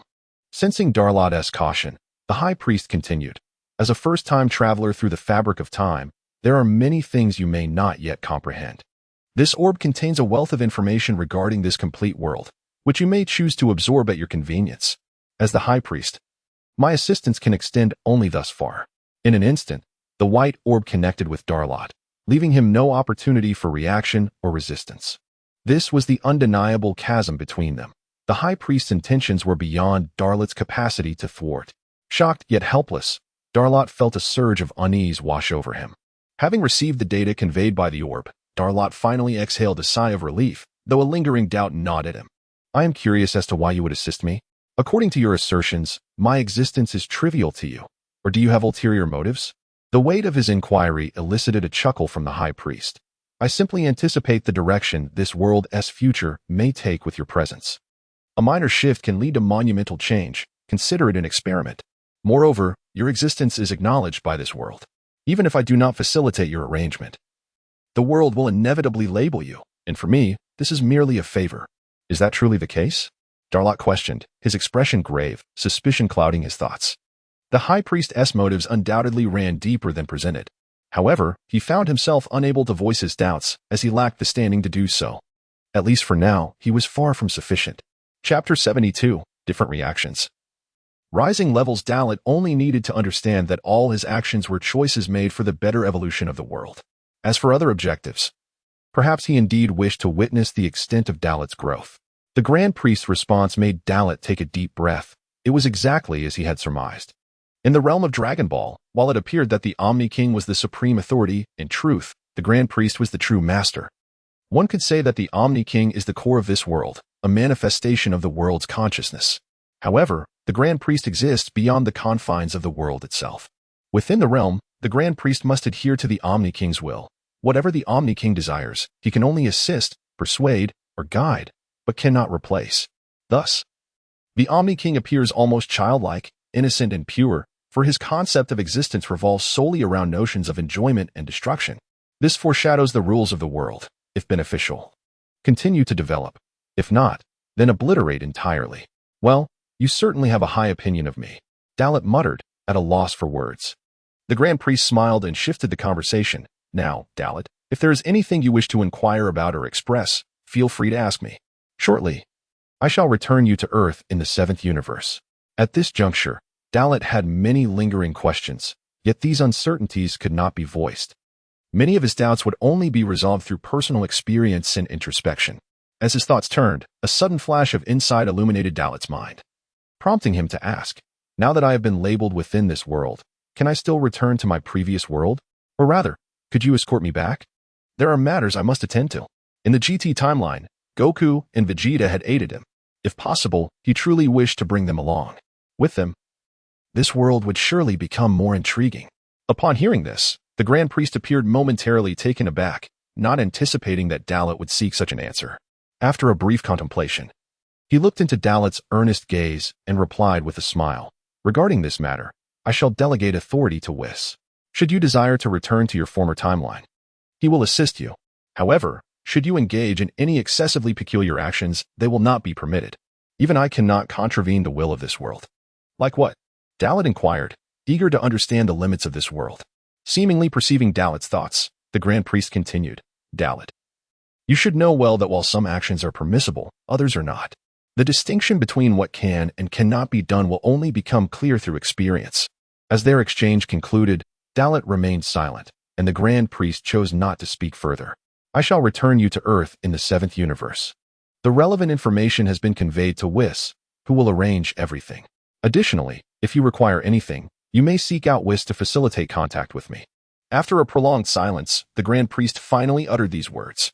Without waiting for Dalit to respond or act, he waved his hand, enveloping Dalit in an invisible force once more, leaving him astounded. In the main timeline world, Earth, Whis, and Beerus had returned. The destruction wrought by the previous battle had been quelled by Whis' power, as if nothing had ever occurred. The Z warriors were on edge, shaken by the sudden turn of events, and the current situation was difficult to comprehend. Fortunately, after Whis' explanations, this matter was resolved. Dalit's situation had become a predetermined fate. The only one who felt discontent was Beerus, for the 7th universe was his dominion. And now a being stronger than himself had arrived. How could he accept that? Furthermore, Beerus harbored immense frustration towards Goku, as he had been oblivious to the cosmic hierarchy until the Grand Priest's mention, directing all his ire towards Goku.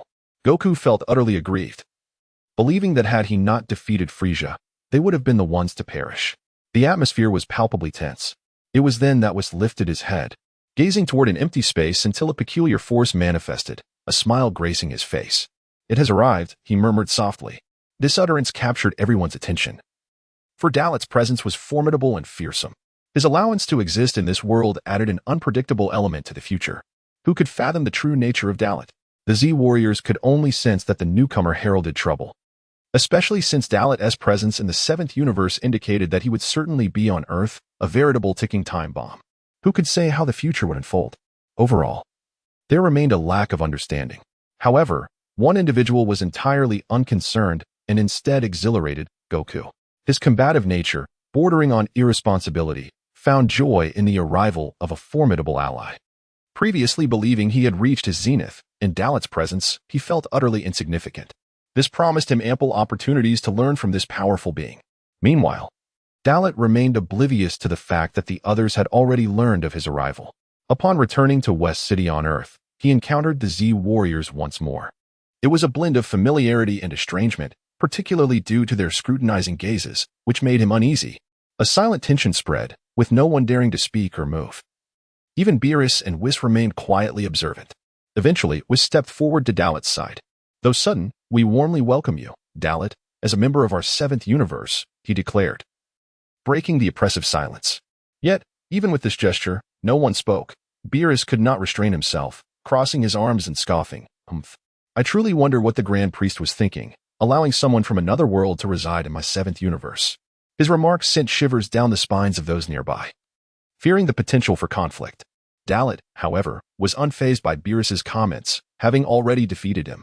"You should understand, Lord Beerus, that with Dalit's joining us, the average strength of our 7th universe has surged past several others," Whis interjected, his words leaving Beerus momentarily speechless, caught between anger and surprise. Chapter 73. Traversing Worlds Together with Sun Bei. Are you jesting with me, Whis? Are you implying that this individual's arrival is, in fact, a boon for our universe? Though internally skeptical, I must admit that if this were true, it might not be such a bad thing after all. Beerus cast a sidelong glance at Dalit, then turned his attention to Whis. "Indeed, Lord Beerus," Whis replied with a nod. He then addressed Dalit. "The Grand Priest has informed me of all pertinent matters. So what are your intentions moving forward, Dalit-san? Or do you plan to remain on Earth?" According to Dalit's previous world, he seemed to have lived on Earth for quite some time. It was essential to inquire about Dalit's thoughts and decisions. After all, being permitted to reside in this world meant Dalit was a free individual, unbound by any constraints. This was advantageous for Dalit, yet as an angel, Whis was particularly concerned. As the overseeing angel of the 7th universe, he needed to ascertain Dalit's purpose and future actions, as numerous potential factors required his oversight. The Grand Priest's endorsement of Dalit's existence essentially placed all the burden on Whis alone. Upon hearing Whis's inquiry, Dalit was momentarily taken aback. The Grand Priest knew his name and the location of his world, which he initially thought was merely common knowledge. However, Whis's assertion that Dalit had consistently lived on Earth in his world confirmed that the angelic hierarchy was thoroughly aware of his movements. Before delving into this matter, "You should be aware of my foremost desire at this moment," Dalit said, gazing intently at Whis. This was the first statement he made upon returning. While other matters could be postponed, this particular issue needed clarification and experimentation to determine its feasibility. Whis's words astonished those around him, even leaving Beerus bewildered about Dalit's intentions. Whis knew. All eyes turned to Whis, as they assumed that Dalit's plans were of considerable significance. "Hey Whis, what's going on? Is there something you haven't told me?" Beerus interjected, unable to suppress his curiosity. As a destroyer god, he detested being kept in the dark. "Fear not, Lord Beerus. It is not of great consequence. The Grand Priest merely granted me permission to escort Dalit-san back to his world to attend to certain matters," Whis explained, leaving Beerus and the others astonished. Traversing worlds. Whis possessed the ability to do so. This was a realization that none could overlook, for it was beyond their capabilities. Hearing this, Beerus felt a weight settle upon him. Fully grasping the peculiarity of Dalit's existence that warranted such a decision from the Grand Priest, the notion of traversing worlds was something that had previously been deemed inconceivable. Dalit remained silent, patiently awaiting Whis's response while disregarding the curious gazes directed at him. Eventually, Whis spoke again, offering an answer. "Since you are so eager, Dalit-san, I can take you back to that temporal world right now, but the timeline will be set to 1 month after your departure. I am quite curious about your world as well, particularly regarding Goku-san and Vegeta-san." His words were laden with significance, prompting the main timeline's Goku and Vegeta to perk up with interest. The versions of themselves in that world. They had inadvertently overheard Dalit mention them during their previous battle. While it had not seemed significant at the time, it now warranted deeper contemplation. Goku, ever bold, stepped forward to voice his thoughts. "Whis-san, could Vegeta and I also accompany you? To meet our counterparts in another world?" Only Goku possessed such audacity. Vegeta was taken aback by his words. Yet a spark of excitement ignited within him. It seemed plausible. After all, the Grand Priest had not expressly forbidden them from visiting other worlds. Whis pretended to ponder for a moment before responding, neither rejecting nor fully accepting the proposal, instead casting a glance at Dalit, giving him the authority to decide. "If you wish to go, then go. Since it is not against the rules, and no one in my world would object to it, I only need you, Whis, to ensure that they do not erase them from existence. Dalit's reply was cool and composed. Taking Goku and Vegeta from this main world to the GT timeline was not out of the question. In other words, if it were impossible to bring the GT versions of Goku and Vegeta to this world, then taking their counterparts back to meet them would fulfill a significant wish. All right. Thank you, Goku exclaimed, his excitement palpable. At that moment, it felt as though he and Dalit had forged a friendship. Beside him, Vegeta could only mutter, "What a fool." Then it settled. "Will you accompany us, Lord Beerus?" Whis shifted the topic, addressing Beerus. Upon hearing this, the proud Beerus turned his head, feigning indifference, yet he replied honestly, "Since you put it that way, I might as well see for myself. It will be my first experience traversing worlds. I'm genuinely curious whether my counterpart exists in that world or if I remain in slumber." With that, Beerus moved closer, his demeanor surprisingly earnest. Dalit couldn't help but remark on this. His words roused Beerus's ire, causing him to grind his teeth in frustration. "If you insist, I will have to go and see for myself." As the tension between them began to escalate, Whis intervened, stating, "Now, everyone, please gather around me. While it may be a bit taxing to transport 4 individuals at once, it is within my capabilities. Not 4, but 3 individuals and 1 god." Beerus corrected Whis's oversight. "Indeed, Lord Beerus, you are quite the god," Whis replied with an amused expression. As they prepared to depart, the others felt the sudden shift in pace. Initially, Piccolo, Krillin, Gohan, and future Trunks had all intended to join. Even Bulma felt a twinge of desire to accompany them. But Whis's mention of the difficulty in transporting 4 individuals left them silent, unable to voice their wishes to join the journey. Chapter 74, Returning to the GT Dimension. The world is vast. A month has elapsed since Dalit shattered the barriers of the world, resulting in the simultaneous departure of Sun Wukong and Vegeta from their realm. A month, a span neither excessively long nor unduly brief. For the progression of the universe, and for the vast majority of beings, it is but a fleeting moment. However, for certain individuals, this month has been a profound trial, particularly for the Kaioshin of the universe, Jebbet, the old Kaioshin, and the cosmic raccoon father and son. Not to mention the Z warriors on Earth. As a month passed without any news of Dalit, Sun Wukong, or Vegeta, unease began to settle in. This silence was ominous. If they had truly succeeded, some sign or message would have surely reached back to them. Both Dalit and Sun Wukong, along with Vegeta, would undoubtedly have considered this and employed every means at their disposal to convey any tidings. The absence of communication left only 3 possibilities. 1. Dalit, Sun Wukong, and Vegeta may have become trapped in an unknown realm during their journey, or perhaps they have perished. 2. They may have successfully traversed to another world but met their demise there. 3. They might have succeeded in their journey and are thriving in another world, yet are unable to transmit any messages back due to their individual limitations. In the Kaioshin realm, Jebbet, the old Kaioshin, and the cosmic raccoon father and son continued their daily lives. Although they worried and pondered the fate of Dalit and the others, over time, it became a familiar routine. After all, even in the absence of Dalit, Sun Wukong, and Vegeta, life must go on, and the universe must continue its relentless march of progress. At this juncture, the old Kaioshin, idly fishing, while Jebbet and the cosmic raccoons prepared lunch, was suddenly interrupted. An enigmatic and unfathomable force emanated from beyond the fabric of space, prompting both the old Kaioshin and Jebbet to react with alarm. They turned their gaze toward an empty expanse, their expressions tense and serious. Without warning, the space around them quivered, and a vortex of time and space materialized, revealing a group of figures who descended into their world. Entities from another realm.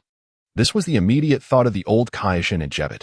However, upon recognizing Dalit, Sun Wukong, and Vegeta, their countenances brightened considerably. Though they had yet to encounter the angel Whis or the god of destruction Beerus, such concerns were trivial. They were perhaps merely new acquaintances. "Is this your world? It seems we have arrived at the Kaioshin realm," remarked Beerus, hands on his hips, surveying the surroundings as he landed, noticing the old Kaioshin and Jebbet. He was well acquainted with the old Kaioshin, yet Jebbet was a stranger to him, having reverted to his original form with the aid of the dragon after the Majin Buu saga in the main timeline. "Indeed, Lord Beerus, this is the Kaioshin realm of our current time-space. If we were to measure it against our original timeline, it should represent a future line several years hence. Am I correct, Dalit-san?" Whis explained, his words returning focus to Dalit. Before Dalit could respond, Sun Wukong eagerly interjected, "Wow. The old Kaioshin and the Kaioshin. Wait a moment. Didn't the Kaioshin transform back into their original forms with the dragon's power?" "What a curious statement," Whis replied. "This is indeed an alternate timeline. Not the legitimate future of our original world." "Humph. Kakarot, you should refrain from such theatrics. It makes you appear rather foolish, like a country bumpkin," Vegeta remarked coldly, giving Sun Wukong a disapproving glare. "Don't say that, Vegeta," Sun Wukong replied, looking somewhat dejected. The banter continued, leaving the old Kaioshin and Jebbit utterly bewildered, as were the cosmic raccoon father and son. Ultimately, it was the old Kaioshin who first spoke up. Based on your dialogue, it seems you are not the Wukong and Vegeta from our world. Then Dalit is not either?" Upon this inquiry, both the old Kaioshin and Jebbit heightened their vigilance. If they were not the same, it would imply the reality of Dalit's earlier assertions, that while they sought to traverse worlds, other entities had also succeeded in doing so. "Do not worry, old Kaioshin. I am indeed the Dalit of this timeline, albeit they are not," Dalit clarified, alleviating the tense atmosphere. He continued, "I have successfully crossed the barriers of the world and entered another timeline, though we may not belong to the same world. The old Kaioshin remains much like our original. The only difference seems to be that he has not perished because of me." Sun Wukong chuckled, his familiar exuberance shining through. This remark rendered the old Kaioshin quite uncomfortable. "What do you mean I have not perished because of you? Are you suggesting that in other worlds, my counterpart perished due to you?" The old Kaioshin was now sweating profusely. "Indeed, it appears so. It seems that this other version of you perished after sacrificing your life to save Wukong during his battle with Cell, and later, you gave your life to Wukong when Majin Buu was revived," Whis teased, squinting mischievously. The conversation spiraled into absurdity. The old Kaioshin and Jebbit exchanged bewildered glances, though confounded. They were not ignorant. As the highest-ranking Kaioshin in this realm, they sensed the level of authority emanating from Whis. "Who are you?" the old Kaioshin managed to ask, gathering his composure. With a smile, Whis replied, "I am an angel, a being that assists the god of destruction in maintaining cosmic balance in another timeline. It seems your universe lacks my presence, perhaps due to its incompleteness, as it appears to possess only a singular universe." God of destruction? Incomplete? Universe? Singular? The old Kaioshin and Jebbit were utterly flummoxed, entirely unfamiliar with these concepts. Observing their confusion, Whis promptly raised his angelic staff, channeling his celestial powers to create a stream of information that flowed directly into the minds of the old Kaioshin and Jebbit. In an instant, clarity dawned upon them. Thus, they came to realize the vastness of the world. Chapter 75, Sunbei, long gone through the worlds upon receiving the information stream provided by Whis. The old Kai and Jebbit finally achieved a moment of clarity. With these revelations, they comprehended the vastness of the universe and the multitude of unknowns that lay beyond their understanding. Dalit was indeed a pioneer, shattering the previous equilibrium and setting a precedent deemed impossible, thus allowing the world to evolve into a more complete state, although it may not mirror the primary world. At the very least, the structure would become more robust, even if the universe remained singular. After a round of discussions under the hospitality of the old Kai and Jebbit, the group shared laughter and deepened the ties between their two worlds. Although Beerus feigned indifference, it was his first venture into another world since his birth. Eventually, the conversation turned to the figures of Son Goku and Vegeta from this timeline. The events of a month prior were recounted by the old Kai and Jebbit, leaving Dalit in disbelief. "Are you suggesting that after I breached the world barrier and departed, Kakarot and Vegeta were also consumed by a temporal black hole, leaving this realm?" Dalit found it hard to fathom. According to his understanding, such an occurrence should be impossible. Yet, it had transpired. Logically, the immense energy should have sufficed for his departure alone. What force propelled Son Goku and Vegeta away? Silence enveloped the room as no one could provide an explanation. Ultimately, it was Whis who spoke, offering insight. Perhaps, when Dalit shattered the barrier, the world, while mending itself, altered its rules. Consequently, Goku-san and Vegeta-san from this timeline inadvertently crossed those thresholds and were forcibly transported away. With those words, all attention gravitated towards Whis. Indeed, only he, as an angel, possessed the capability to grasp such a dimension. So, after being expelled from this world, where might Kakarot and Vegeta find themselves? Dalit inquired, feeling adrift once more. The multitude of parallel universes in the Dragon Ball realm left him bewildered. This required thorough investigation. "I cannot provide an answer. Only the Grand Minister might hold the key," Whis remarked, raising his gaze towards the heavens. This gesture spoke volumes. The situation had transcended the control of even an angel like him. At this very moment, within the myriad parallel universes of the Dragon Ball realm, in one particular dimension, Son Goku from the GT timeline emerged from a vortex of time and space, disoriented and unconscious, drifting aimlessly in the cosmos. Had it not been for his ability, akin to Dalit to survive in the universe, he would have perished upon arrival. His presence was anomalous, yet acknowledged by the laws of this world, stirring it without attracting the notice of its formidable entities, save for the omnipotent Grand Minister. This era was not that of Dragon Ball Super, but rather a time long before, when Majin Buu had yet to break free from his seal. After floating in the vast cosmos for what felt like an eternity, GT Son Goku gradually regained consciousness. Upon awakening, he found himself in an expansive void, the realm of the Kai long gone from sight. What on earth happened? I remember, he murmured, recalling the moments before his unconsciousness. Together with Dalit and Vegeta, he had nearly succeeded in breaking the world barrier to aid Dalit in traversing to other realms. He and Vegeta had channeled their entire energy of Super Saiyan 4th stage into Dalit. Consequently, Dalit had departed that world for the unknown. Things had seemingly stabilized until he was about to use instant transmission to take Vegeta to Namek, when the world beneath him suddenly collapsed, plunging him and Vegeta into an abyss of darkness. In that void, weak and vulnerable, he was ensnared by a fissure, leading him to this place. The perilous experience sent shivers down GT Son Goku's spine. Thankfully, he possessed the capability to survive in outer space, or else the outcome would have been dire. As he gathered his thoughts, a wave of excitement washed over him.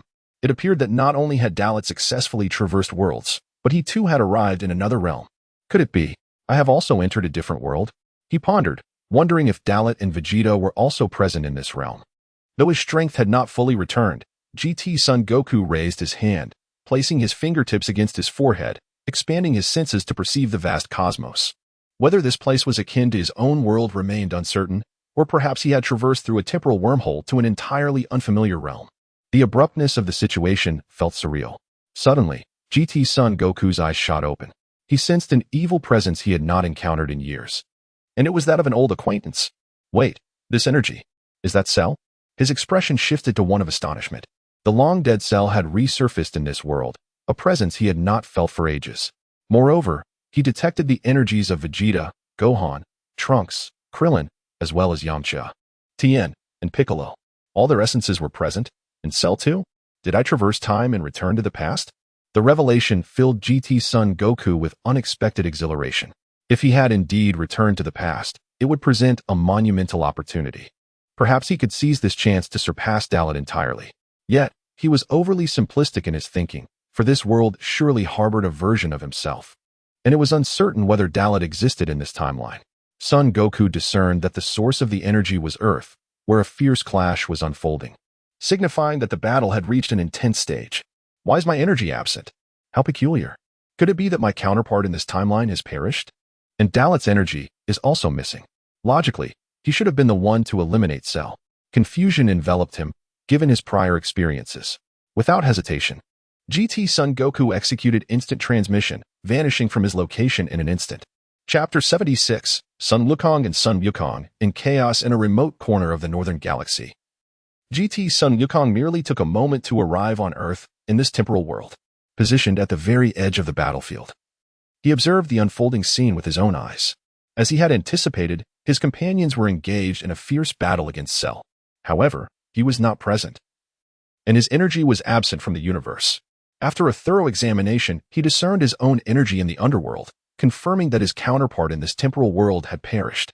Reflecting on his memories, the current scenario was indeed vastly different. He was certain that the strength of everyone present was significantly inferior to what he had experienced in the past. Most importantly, there was no sign of Dallo. What was happening? Was this world not the past he recognized, but rather a truly distinct parallel world? Through the battle's occurrence and the absence of Dallo, GT Sun Wukong gleaned some information. Notably, while his companions in this temporal world were weaker than their past selves, the Cell in this world possessed a far more terrifying power. According to his memories, even the lightning Cell from his recollection was merely average, right? Sun Wukong's perception was accurate, for the lightning Cell of this temporal world was nearly twice as formidable as the one he had once known. As he continued to observe, Sun Wukong utilized his sensing abilities to forcefully lock onto King Kai and the version of himself that had already perished in this world. Ultimately, he was unaware that his own GT temporal world was also a parallel universe. According to the canonical narrative, the variations in this parallel world were not substantial. It was the GT temporal world that bore significant differences. In the afterlife, within the realm of the underworld, the Sun Wukong of this world and King Kai suddenly sensed an indescribable feeling. Yet, no matter how hard they pondered, they could not fathom that another Sun Wukong from a parallel temporal world was perceiving their existence. To them, this sensation of being observed was both familiar and bizarre. Suddenly, King Kai and the Sun Wukong of this realm pinpointed the source of this feeling. They were taken aback. Upon looking, both were left dumbfounded. Wukong, another Wukong? What is going on? You need to explain this to me. King Kai exclaimed in shock upon seeing another Sun Wukong on Earth. At that moment, the bewildered Sun Wukong had no idea what was happening. His astonishment was evident. He stood there agape, unable to articulate the shock within him. Impossible. This person is not me, but how can his energy be identical to mine? Who is he? In the backdrop, the bewildered Greg and Baburis were equally perplexed. Still grappling with confusion, Sun Wukong speculated on the identity of this doppelganger on Earth, while King Kai suddenly perceived a disconcerting truth. He recognized that the Sun Wukong on Earth, in terms of both strength and energy, was far beyond what the deceased Sun Wukong beside him could ever hope to achieve. Wukong, this person, who looks exactly like you, seems to truly be you. And his energy, you will understand upon closer inspection. King Kai's expression turned grave. Cold sweat trickling down his blue skin, revealing his intense anxiety. The overwhelming sense of pressure was unparalleled and unfathomable. Me? How is that possible? Sun Wukong felt bewildered. Following King Kai's instruction to sense the energy, he was utterly stunned the moment he did. His face drained of color as if he had lost his very soul. This energy, how can it exist? It is terrifying, profoundly deep. Is this truly something a human can possess? Cold sweat dripped from Sun Wukong's brow. His astonishment palpable. This energy was leagues beyond him, existing in a realm he believed impossible. Wukong. How can this doppelganger be so formidable? This energy, I have never encountered such a terrifying and overwhelmingly potent force in my billions of years of existence. Even the god of destruction and the supreme Kai pale in comparison. King Kai wore a ghostly expression. God of destruction? Supreme Kai? What are these? Multiple question marks floated above Sun Wukong's head as the sudden influx of information left him utterly bewildered. This revelation shattered his worldview and expanded his horizons. Wukong, I hope that this counterpart who looks just like you will not harm the people of Earth. If he intends to wreak havoc, you will find that not even you can stop him. That cell will seem like mere ants before him. King Kai trembled as he spoke. From his understanding, the terrifying energy radiating from this Sun Wukong was something he had only felt emanating from the god of destruction, Beerus. On Earth. After a moment of sensing, GT Sun Wukong also became aware of another version of himself and King Kai observing from the underworld.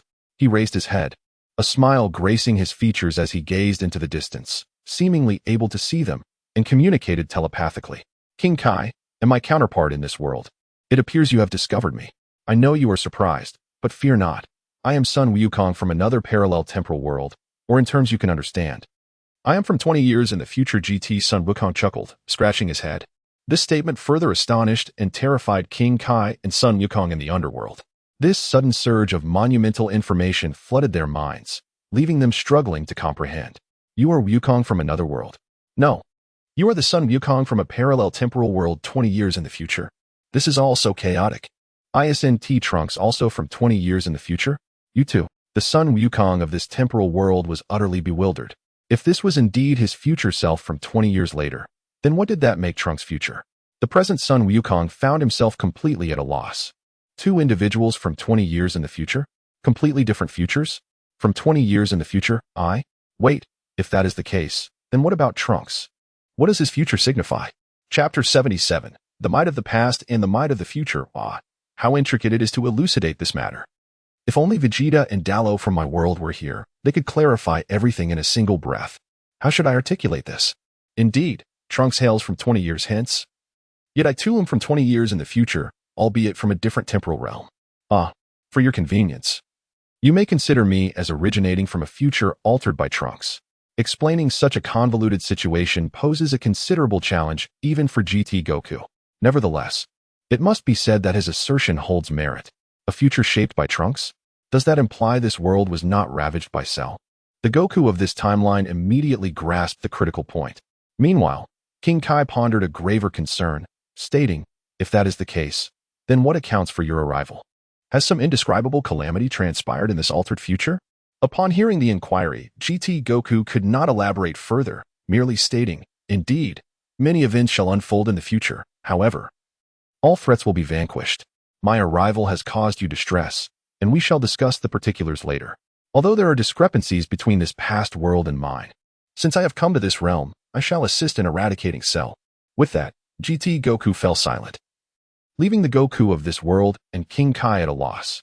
What is the true nature of this Goku from a parallel future? They could not fathom it. The only certainty was that this Goku, 20 years hence, was astonishingly formidable. For the moment, this does not seem to bode ill. Goku, let us observe how events unfold. King Kai advised the Goku of this timeline, who nodded in agreement. After all, Gohan was currently locked in a confrontation with Cell, finding himself at a significant disadvantage. With the presence of his future self, Cell no longer posed a threat. On Earth, the battle raged on, intensifying as it approached its climactic phase. Super Saiyan Level 2 Gohan clashed with the reborn Lightning Cell, both unleashing their Kamehameha waves in a fierce duel. Regrettably, Super Saiyan Level 2 Gohan had lost the overwhelming strength he initially possessed and found himself overpowered by Lightning Cell. The prolonged struggle was merely a manifestation of Lightning Cell toying with Gohan and the Z fighters of this era. He believed that having attained the ultra-perfect form post-rebirth, he was invincible in this world, rendering any existence beneath him powerless. As the situation descended into a deadlock, the terrifying combat prowess displayed by Lightning Cell was utterly daunting. Super Saiyan 2 Gohan had reached his limit, the disparity in strength too vast, completely overwhelming everyone. Lightning Cell regarded the entire ordeal as a mere game, dismissing it with contempt. At this juncture, Gohan faced utter defeat. His arrogance had not only cost his father his life, but had also allowed Trunks from the future to be pierced through the chest by Cell's energy. He was mistaken. The reborn Cell had ascended to an exceedingly terrifying level. Now, Lightning Cell was far more formidable than he had ever been. Gohan, continuously pushed back by Cell's Kamehameha, found himself overwhelmed as Lightning Cell's momentum surged, utterly suppressing Gohan's energy. The Earth trembled under the strain of their energies, potent enough to obliterate the solar system. As if heralding the apocalypse, Gohan, this surrender is uncharacteristic of you. Even in different temporal realms, you are my son. Do you truly believe you cannot protect this world in my absence? I recall telling you that even at the final moment, one must never yield. The voice of GT Goku resonated across the battlefield, igniting a spark of hope within all. Simultaneously, GT Goku descended from the heavens, landing beside Gohan. Dad? Father? Gohan exclaimed, stunned by GT Goku's sudden appearance. Had he not perished moments ago? And yet, here he was, returning to aid him. Gohan was utterly bewildered. The first to feel the shock was Cell. Momentarily taken aback by Goku's reappearance, he soon wore a bloodthirsty grin. Although Goku should have been obliterated in Cell's self-detonation, his return meant yet another opportunity to torment him. Humph. So you didn't die, Goku. Even if you two unite, you will not stand a chance against me. I have transcended the ultimate life form. With a thunderous roar, Lightning Cell unleashed his full power Kamehameha wave. While he did not fear Goku, he unleashed his full might to ensure that both Gohan and GT Goku were obliterated. Little did he know, this GT Goku possessed energy capable of overwhelming him by thousands, if not tens of thousands, of times. Goku's unexpected emergence instilled newfound hope in everyone. Krillin, Goku, is it really you? Piccolo, old son. He is not dead. Vegeta, Kakarot, that fool. Humph. Tien, Goku, thank goodness. Yamcha, Goku. Amidst their exclamations, Goku's appearance served as a potent morale booster. However, Gohan had reached his critical limit.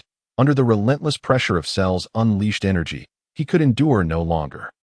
The Kamehameha wave was entirely consumed, hurtling towards him. Faced with this cataclysmic energy, GT Goku exhibited no fear, a slight smile gracing his lips. Reflecting on the past, he mused, you were the one who once brought such oppression and despair, yet for the future, this formidable power is but an ant. Raising his hand, GT Goku halted the energy that could have obliterated a significant portion of the solar system, forcing it into a compact sphere, condensing it into a massive ball of energy. Chapter 78, The Power of Overwhelming Force. Despair strikes what? This is impossible. In disbelief, Shalu erupted in expletives upon witnessing the unbelievable scene. He was not alone. Everyone present was utterly astonished. Under the might of GT Son Goku, even the full-force assault of Lightning Shalu was effortlessly repelled. Ultimately, before the eyes of all, GT Son Goku flicked his finger, causing the immensely terrifying energy sphere to rapidly shrink and dissolve into countless particles scattered across the cosmos. At that moment, Lightning Shalu was rendered completely dumbfounded. The Kamehameha wave he had unleashed with all his might was not only easily blocked, but also extinguished with such ease. The Z fighters were even more exhilarated. Dad, you, Son Gohan, gazing at his father before him, had yet to comprehend that this Son Goku was indeed his father, albeit not from his world. As a Super Saiyan too, he consequently reverted to his normal state due to the overwhelming energy. Gohan, there are some things I will explain later. Leave Shalu to me. You should rest. GT Son Goku said with a calm smile. In Gohan's eyes, GT Son Goku's figure loomed larger than life, akin to the vast universe, while he felt like a mere speck of dust amidst the stars. Yes, yes. Though utterly confused, Gohan obediently nodded. Reassured by his father's newfound strength, GT Son Goku smiled gently in response. In an instant, he teleported in front of Lightning Shalu. This sudden movement caused Lightning Shalu to involuntarily take 2 steps back. Upon seeing this familiar man and sensing the terrifying pressure emanating from him, Lightning Shalu was bewildered. Having fought against Son Goku before, he was aware of his strength. However, the power radiating from this version of Son Goku was frighteningly overwhelming. Merely standing before him was enough to render Shalu breathless. Could it be that after the explosion, you have acquired an even greater power? No. It's impossible. You are not Son Goku. Who exactly are you? Son Goku's aura could never be this terrifying. Lightning Shalu deduced that this GT Goku was not the Son Goku of his world. The disparity was so vast that it could not even be described with the phrase worlds apart. Does it even matter whether or not I am Son Goku? Shalu, I shall defeat you, and you will die by my hand. You can only blame the evil and brutality of every version of you from each timeline. GT Son Goku cracked his knuckles, his expression betraying a desire to toy with Shalu. After all, this was the very opponent who had once driven him into a corner. Hearing this, Lightning Shalu gritted his teeth in rage. Humph, you think you can kill me? Spare me your nonsense. You pretentious fool. The one who will die is you. I am the ultimate life form. With a furious roar, Lightning Shalu surged forward, launching a powerful strike aimed directly at GT Son Goku's face. This was his full-powered attack, intended to catch GT Son Goku off guard. However, just centimeters away from GT Son Goku, his fist was effortlessly blocked by a single finger. This was Lightning Shalu's most formidable assault, one he believed was unexpected. Yet it was thwarted by merely a finger? This is impossible. Who are you? Despair surged within Lightning Shalu once more. This was the same fear he had experienced during his battle with Super Saiyan 2 Gohan, and now it was resurfacing in the presence of the Saiyan, Son Goku, who he believed he should have defeated. Once, you were indeed a troublesome opponent for me. However, with my current strength, you are vastly outmatched in power, speed, and reflexes. Even without transforming, you stand no chance against me. GT Son Goku smirked, a playful smile gracing his lips. This mockery was unexpected, and he found this feeling oddly gratifying, reminiscent of the times when Daro and Vegeta would engage in such banter. What are you talking about? Shalu clearly did not grasp GT Son Goku's meaning. You need not concern yourself. I am merely speaking to myself. GT Son Goku remarked dismissively in response to Shalu's shock and disbelief. This only deepened Shalu's terror, causing him to gasp in horror. Just a finger had repelled Lightning Shalu's full-force attack, instilling a sense of dread in everyone present. Was this Son Goku truly the one they knew? His strength was becoming frighteningly overwhelming. Without even transforming into a Super Saiyan, he could so easily dominate and toy with the formidable Shalu, leaving everyone in disbelief. Vegeta, Gohan, Piccolo, Krillin, Tien, and Yamcha all felt a primal fear emanating from their very souls. Lightning Shalu could not accept this. He had painstakingly been reborn with this terrifying power, only to be crushed by this suddenly appearing GT Son Goku. No, how could I possibly lose to you?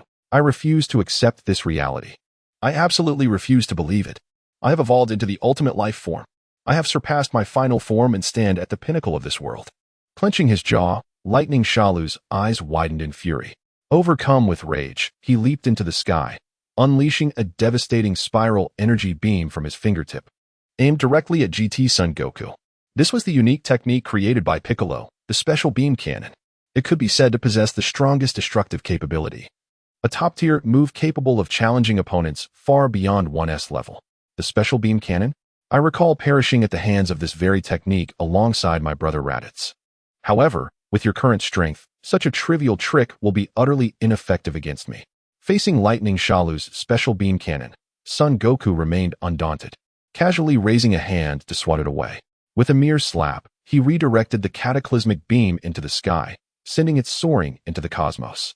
In an instant, everyone felt a chilling, profound coldness spreading from their feet to the very core of their beings. It was terrifying. This was simply unfathomable. Could such a powerful being truly exist in this world? Fear continued to spread, driving Lightning Shalu into madness. Clenching his teeth, the fury within him ignited the S-cells in his body into a frenzied dance. He then assumed a stance to unleash his ultimate move. Chapter 79. The End of Cell. I refuse to believe it. I simply cannot accept that you can withstand my Kamehameha wave, which transcends limits. Prepare to perish. Along with the Earth, reduced to cosmic dust. Kamehameha. In a desperate strike from Lightning Cell, a colossal deep blue energy beam erupted from his palm, hurtling towards GT Goku. Is this all there is? GT Goku couldn't help but reflect. In the past, Cell's formidable power had loomed over him. But now he was nothing more than an ant, easily crushed with a mere finger. To be frank, having endured all of this, he yearned for change. However, Cell was a stubborn embodiment of pure evil. Without that deeply ingrained malice, he would not have become what he is now. Regrettably, the prospect of redeeming Cell was a mere fantasy. Cell, today marks your demise. The sins you have committed can only be atoned for in the depths of hell. With newfound clarity, GT Goku raised his hand, unleashing a golden beam of energy from his palm. The energy of the Kamehameha wave was instantly pierced by an even more terrifying force, striking Cell high above in the sky. It transcended the realms of Zeta, Kyo, Gai, and G, reaching a level of power unprecedented.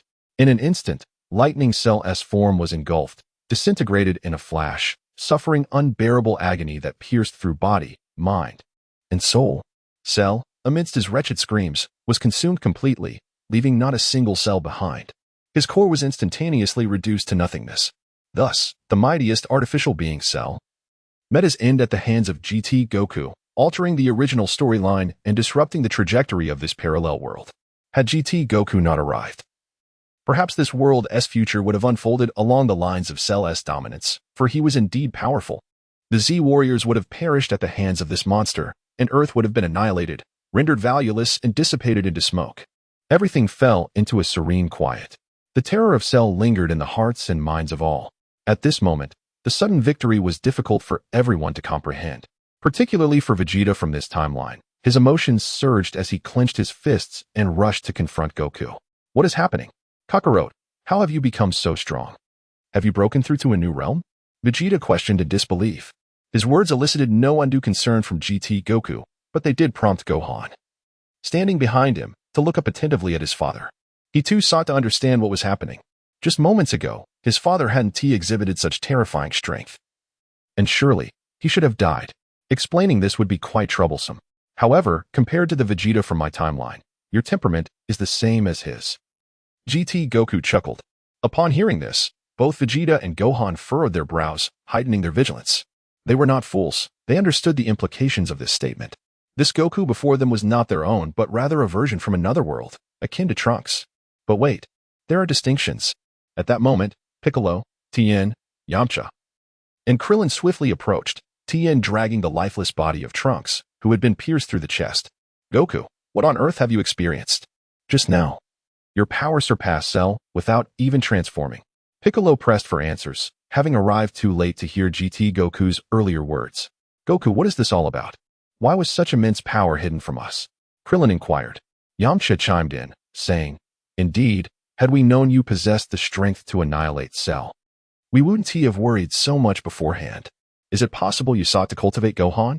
Goku, you are becoming increasingly enigmatic, Tien remarked. Their words seemed rather foolish, as they failed to perceive the peculiar atmosphere.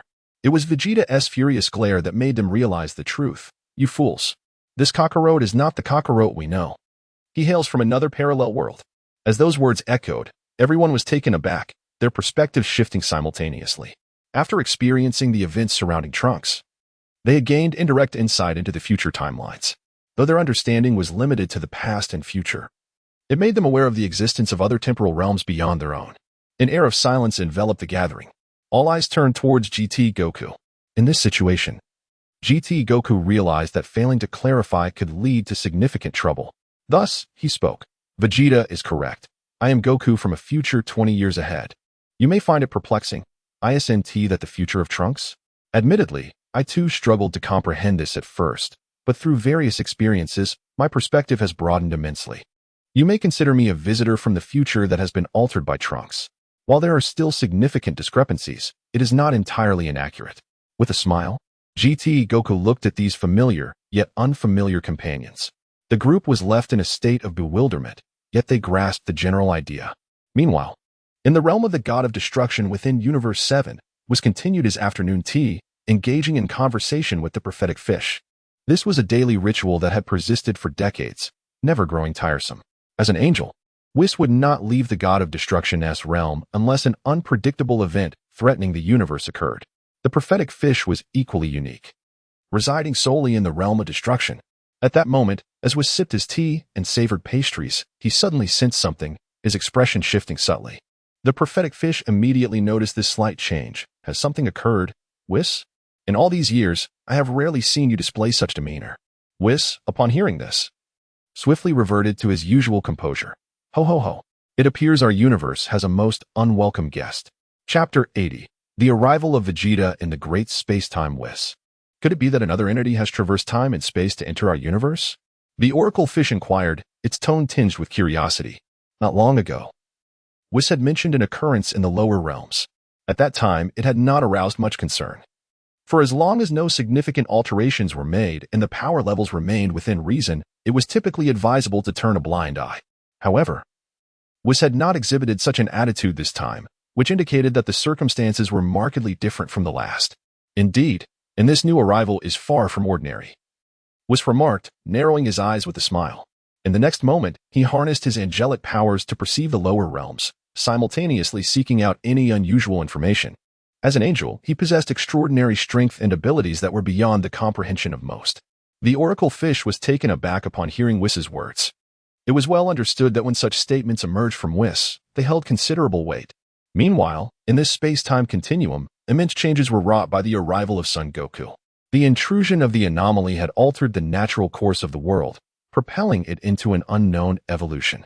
At this moment, within the myriad of parallel space-time worlds, in a branch of another parallel universe, on a desolate expanse of ruins, the fabric of space rippled.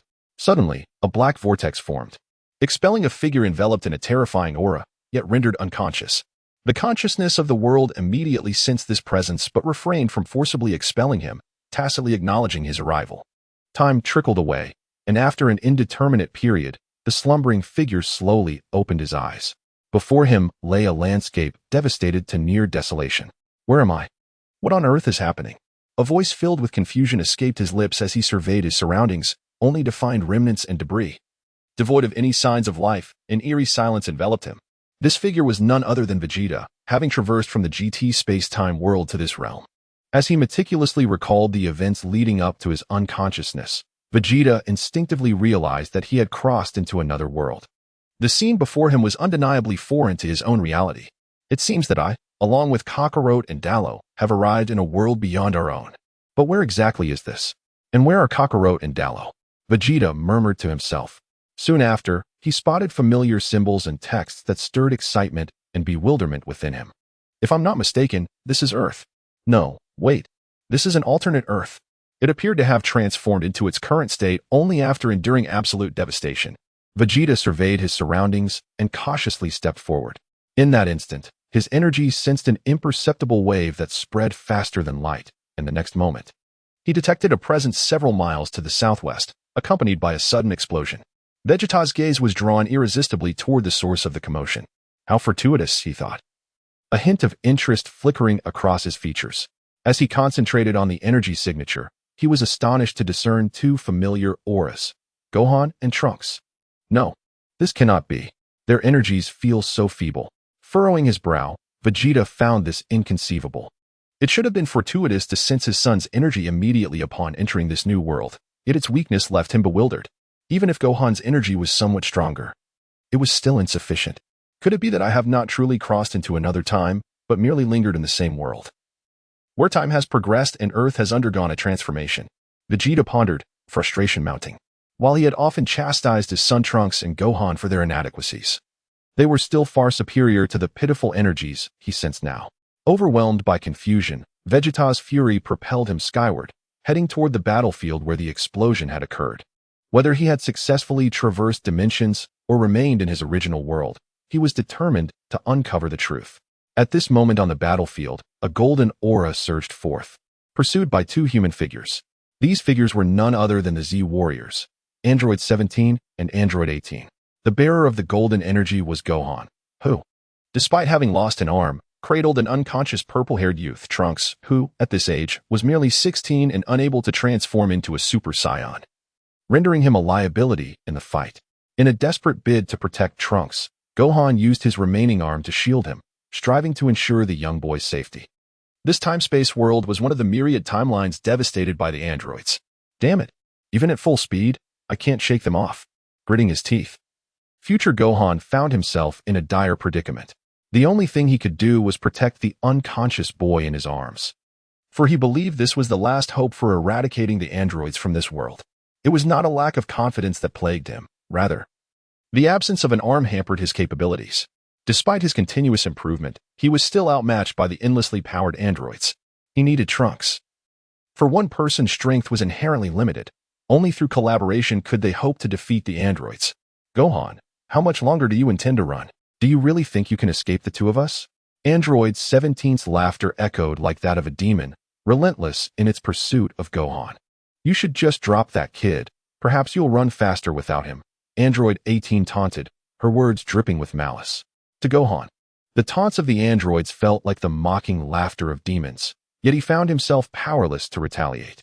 Chapter 81, GT Vegeta. His intelligence, ever-present energy blasts fell like a torrential downpour, saturating the entire area. Despite his utmost efforts to evade, Gohan was struck in the back by a formidable energy wave. In an instant, he lost his balance, unable to continue his flight, and fell heavily to the ground, cradling the unconscious Trunks. Android 17 and Android 18 descended from above, scrutinizing the battered Gohan with a sense of amusement, as if regarding a mere toy, their disdain palpable. 17-18, shall you be the one to finish him off, or shall I? This toy has grown tedious. 18, humph, once we kill him, we'll have no more toys to play with. But you're right, 17. Let us both strike together this time. Last time, we were careless and allowed him to survive. This time, we shall ensure his demise. The two androids exuded an aura of ruthless malevolence, devoid of the benevolence typical of their original timeline. Wounded and weary, Gohan overheard their conversation, gritting his teeth and trembling as he rose to his feet. Even in his weakened state, he shielded the unconscious Trunks behind him. At this moment, he was at his limit. His energy expended to the point where maintaining his Super Saiyan form was a daunting challenge.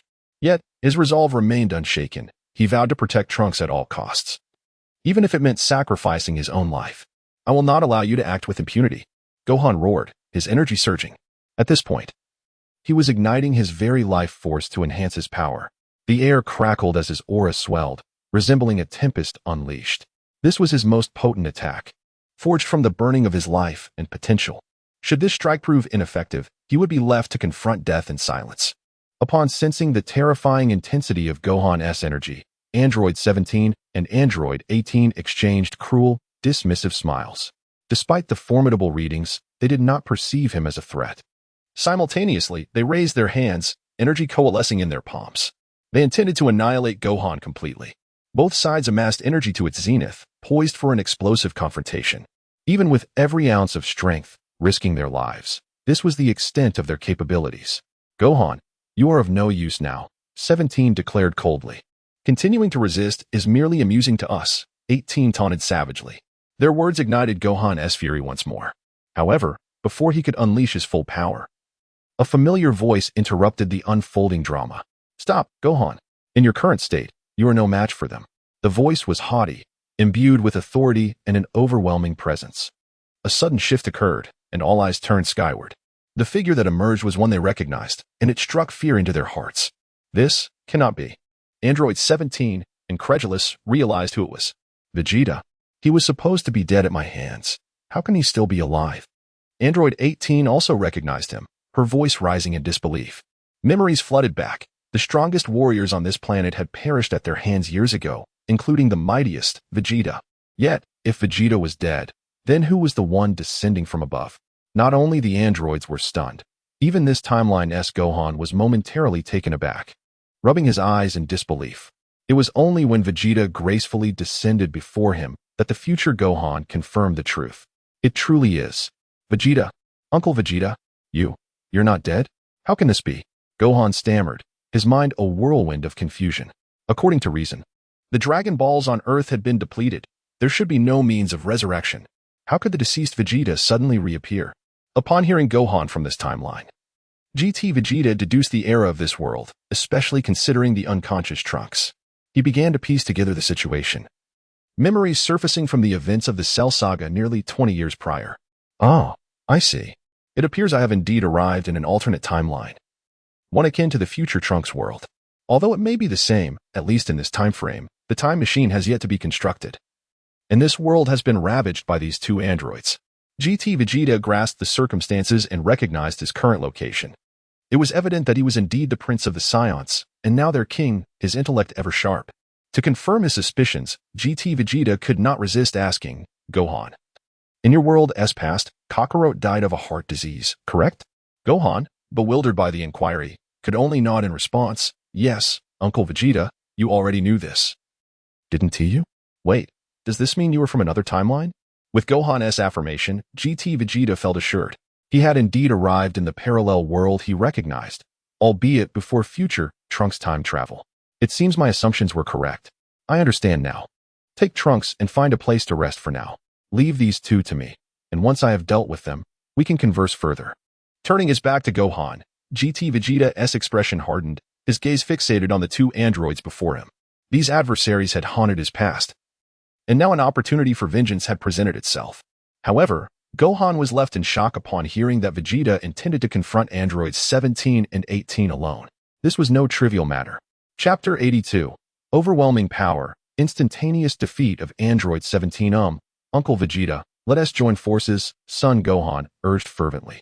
These two fiends have already slain you once. Even if you were the Vegeta from an alternate timeline, it would be exceedingly difficult for you to confront them alone. After all, they possess boundless energy. This opportunity was a rare turning point, indeed, a final chance. Should they miss it, there would be no second chances. GT Vegeta, however, dismissed Gohan's concerns with disdain. To him, androids 17 and 18 were insignificant threats. The era of androids had long passed in his timeline. It was no longer their dominion. Even the emergence of Super 17 2 years prior had rendered the original 17 and 18 pathetically weak. He had acquired the power to vanquish them effortlessly long before the Cell incident, a decade or two ago. Do you think I require your assistance, Gohan? Not only would you be of no help, but your presence would only hinder me. Your sole responsibility now is to safeguard Trunks. GT Vegeta's arrogance left Gohan breathless. The final remark struck him like a jolt. To me, they are utterly inconsequential. Meanwhile, androids 17 and 18 seemed to be reveling in a grand jest, their laughter dripping with malice. Ha!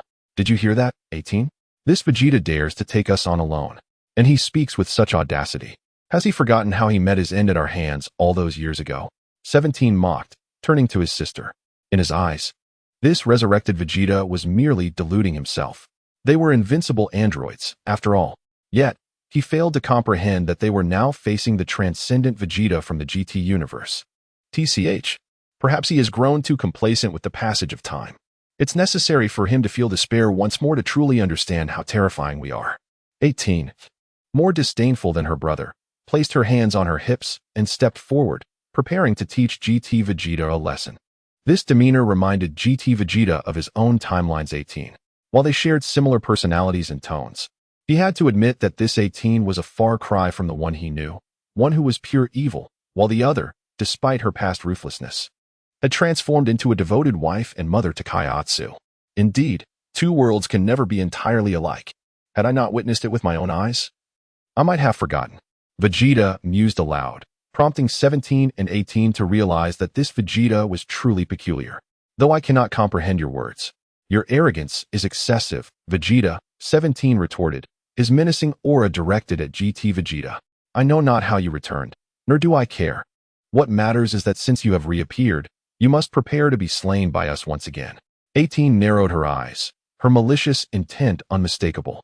Humph, words are futile. The more you prattle, the more irksome you become. If you believe you can vanquish me, then let me witness just how formidable you truly are. With a disdainful scoff. An overwhelming aura erupted from GT Vegeta, akin to a tempest. The terrifying energy swept through the surroundings, causing 17 and 18 to feel an oppressive weight that forced them to kneel. Son Gohan, closest to GT Vegeta, was struck with horror as fear radiated from his eyes. What an unfathomable depth of power! Even before transforming into a Super Saiyan, this presence was already formidable. It was not merely several thousand times stronger. It was incomprehensible. Humph, is that all you can handle? With such meager combat prowess, you dare to challenge me? Truly, you seek oblivion. With a cold laugh, GT Vegeta regarded the androids with increasing contempt. This was but a fraction of his power, and he was still in his base form. Impossible. You are not Vegeta. Who are you? 17 gasped, panic setting in as his energy detector failed to register the intensity of GT Vegeta's power. After awakening from stasis many years ago, they had roamed the Earth unchallenged, deeming themselves invincible. This development was beyond their comprehension. No way. It must be a malfunction. It cannot be true. 18 echoed, her own energy detector yielding no results. The emergence of this GT Vegeta was overwhelming, leaving them feeling utterly helpless. Despair and terror surged within them, emotions they had never experienced. Unwilling to accept reality, they both insisted that it was their detectors that were faulty. Little did they realize that their kneeling was the clearest testament to the chasm in their strength. With his characteristic decisiveness, GT Vegeta wasted no time. He teleported before Android 17, energy converging in his palm before erupting in an instant. With a thunderous roar, the ground trembled violently. The golden energy exploded forth. And before 17 could react, he was completely consumed by the overwhelming force. The sound of the explosion echoed, smoke billowing across the battlefield, debris flying in all directions. 17 was obliterated. The suddenness of the event left both Son Gohan and 18 in shock. 17? How could this happen? Who are you? 18 was acutely aware of the terror she was facing. Her pupils dilated in horror. Overwhelmed by fear as she struggled to comprehend the being before her that bore Vegeta's visage. In an instant, he had snuffed out her brother's life. Was this truly the same Vegeta she had once slain? Chapter 83. The shocking defeat of Son Gohan. Humph. Truly, a boastful fool, unable to withstand even a single strike. The disdainful words escaped the lips of GT Vegeta, his imposing aura radiating with every cold snort. In the fearful gaze of Android 18, GT Vegeta turned, his steely glare fixating upon her. He had never shown mercy to his adversaries, even though this woman was a good person in his timeline. Having united with Krillin and bearing a child, the version of her in this world was far from virtuous. No. The surge of terror consumed Android 18 as she struggled to contain her fear. The death of Android 17 should have propelled her to recklessly attack GT Vegeta. Yet now, she found herself devoid of courage. In an instant, she seized the opportunity to ascend into the sky, intent on escaping this area to devise a new plan. However, would GT Vegeta allow her to flee? No matter how far she ran, Vegeta could effortlessly track her down. No matter her attempts to escape, she would ultimately remain within the grasp of GT Vegeta. Escape? Do you truly believe you can run away? Androids, you should blame your own pitiful existence in this timeline. Fixating on Android 18's form, GT Vegeta raised his hand. A terrifying golden energy beam erupted from his palm, its power surpassing the unit of Jing to reach that of Guy. In a mere flick of his wrist, GT Vegeta could unleash absolute strength. Even with his injuries and incomplete recovery, he was still capable of overwhelming power. In the horrified gaze of Android 18, the dreadful golden energy beam surged toward her, cruelly consuming her body before she could even react. Boom! The sky erupted in a brilliant explosion of light, which, to the unknowing observer, might seem beautiful. Yet, the more beautiful something appears, the more terrifying it truly is. Just like Android 17, Android 18 was effortlessly annihilated by GT Vegeta's overwhelming might. This scene left Son Gohan, a bystander from this timeline, utterly stunned. How could the androids that had tormented him for years be so easily eradicated? Disbelief and fear filled his heart, making him feel as though he were trapped in a dream. After all, It was Vegeta, the very one who had been killed by Android 18, who had just vanquished the androids. At a loss for words to express his emotions, he stood there, unable to confront Vegeta. The intense shockwave from the explosion jolted the unconscious Trunks awake. Brother Gohan. Trunks instinctively called out son Gohan's name as he regained consciousness. Upon hearing the call, Gohan snapped back to reality and turned to his side. Trunks. I'm so relieved you're okay. You've finally awakened. The sight of Trunks regaining consciousness reassured Gohan, who had treated him as a beloved younger brother in this world, the last two warriors relying on each other for survival. Otherwise, he would never have risked his own life to ensure Trunks remained unharmed. Brother Gohan, what just happened? What about the androids? I only remember being knocked out. Trunks, recalling the events before his unconsciousness, sprang up in alarm. The formidable strength of the androids had far exceeded his expectations. From now on, we shall not live in fear, nor shall we linger in the shadow of the androids' terror. Trunks, androids 17 and 18 have been defeated. Gohan hastily replied, glancing at the distant figure, unsure of how to continue. Androids 17 and 18 are dead? Wait, Brother Gohan, did you truly manage to defeat them? Upon hearing this news, Trunks was momentarily taken aback, only for an overwhelming joy to erupt within him. This world, already burdened by the destruction wrought by the androids, would now find peace without them. Moreover, his brother Gohan had become the savior. Though I wish I could take credit, my own abilities were insufficient, even for mere escape. The one who killed androids 17 and 18 was another, and that person is your. Gohan's words trailed off, as he could not fully confirm the truth. After a brief moment of shock, Trunks followed Gohan's gaze. When he noticed the figure in the distance that bore an uncanny resemblance to the person in the photograph hanging on his wall, he froze. This person was unfamiliar yet strikingly familiar. Just then, sensing the situation on the other side, GT Vegeta prepared to turn and speak. Suddenly, another concealed energy signature appeared in his awareness. After dealing with the two androids, the situation was far from over. Memories surged, revealing the true threat of this world. His gaze shifted to the nearby ruins. How long do you intend to hide? Do you think I cannot detect you simply because you have concealed your energy? You'd best not force my hand. The cold words of GT Vegeta sliced through the air. In the next moment, a humanoid green-skinned creature emerged from the edge of the ruins. Vegeta, I can't believe you found me so easily. The green-skinned monster stepped forth. And it was none other than Cell, albeit in his first form. Had GT Vegeta not appeared, this Cell would have traversed time back to the past, thereby creating alternate timelines. As expected, Cell, you are truly feeble at this moment. Reduced to lurking in the shadows to absorb the energy of ordinary people to strengthen yourself. This is all you are capable of. Upon discovering Cell, GT Vegeta's lips curled into a smirk, revealing a mocking expression. Once, he had been humiliated by this fiend, and now that he had the opportunity for revenge, he would not let it slip away. Chapter 84. The ant-like Cell and Vegeta's disdain gazing at the existence before him that should not still be alive. The provoked Cell wore a serious expression, maintaining constant vigilance. At this moment, although he possessed the strength to annihilate androids 17 and 18, he was acutely aware that such power was insignificant in the presence of this extraordinary Vegeta. The ability to swiftly eliminate 17 and 18 was sufficient proof that Vegeta far surpassed him in strength. Only through evolution could he hope to compete. This was Cell's conviction. Yet he remained blissfully ignorant of his own folly, for the might of GT Vegeta was beyond his wildest imagination. Even if he were to transform into his perfect form, he would still be no match for a mere finger of GT Vegeta. Is it really you, Vegeta? According to my database, you should have been slain by Android 18 long ago. The Dragon Balls on Earth have vanished following Piccolo's demise. How then did you return to life? Cell inquired gravely, as if negotiating with GT Vegeta. He sought to comprehend the situation.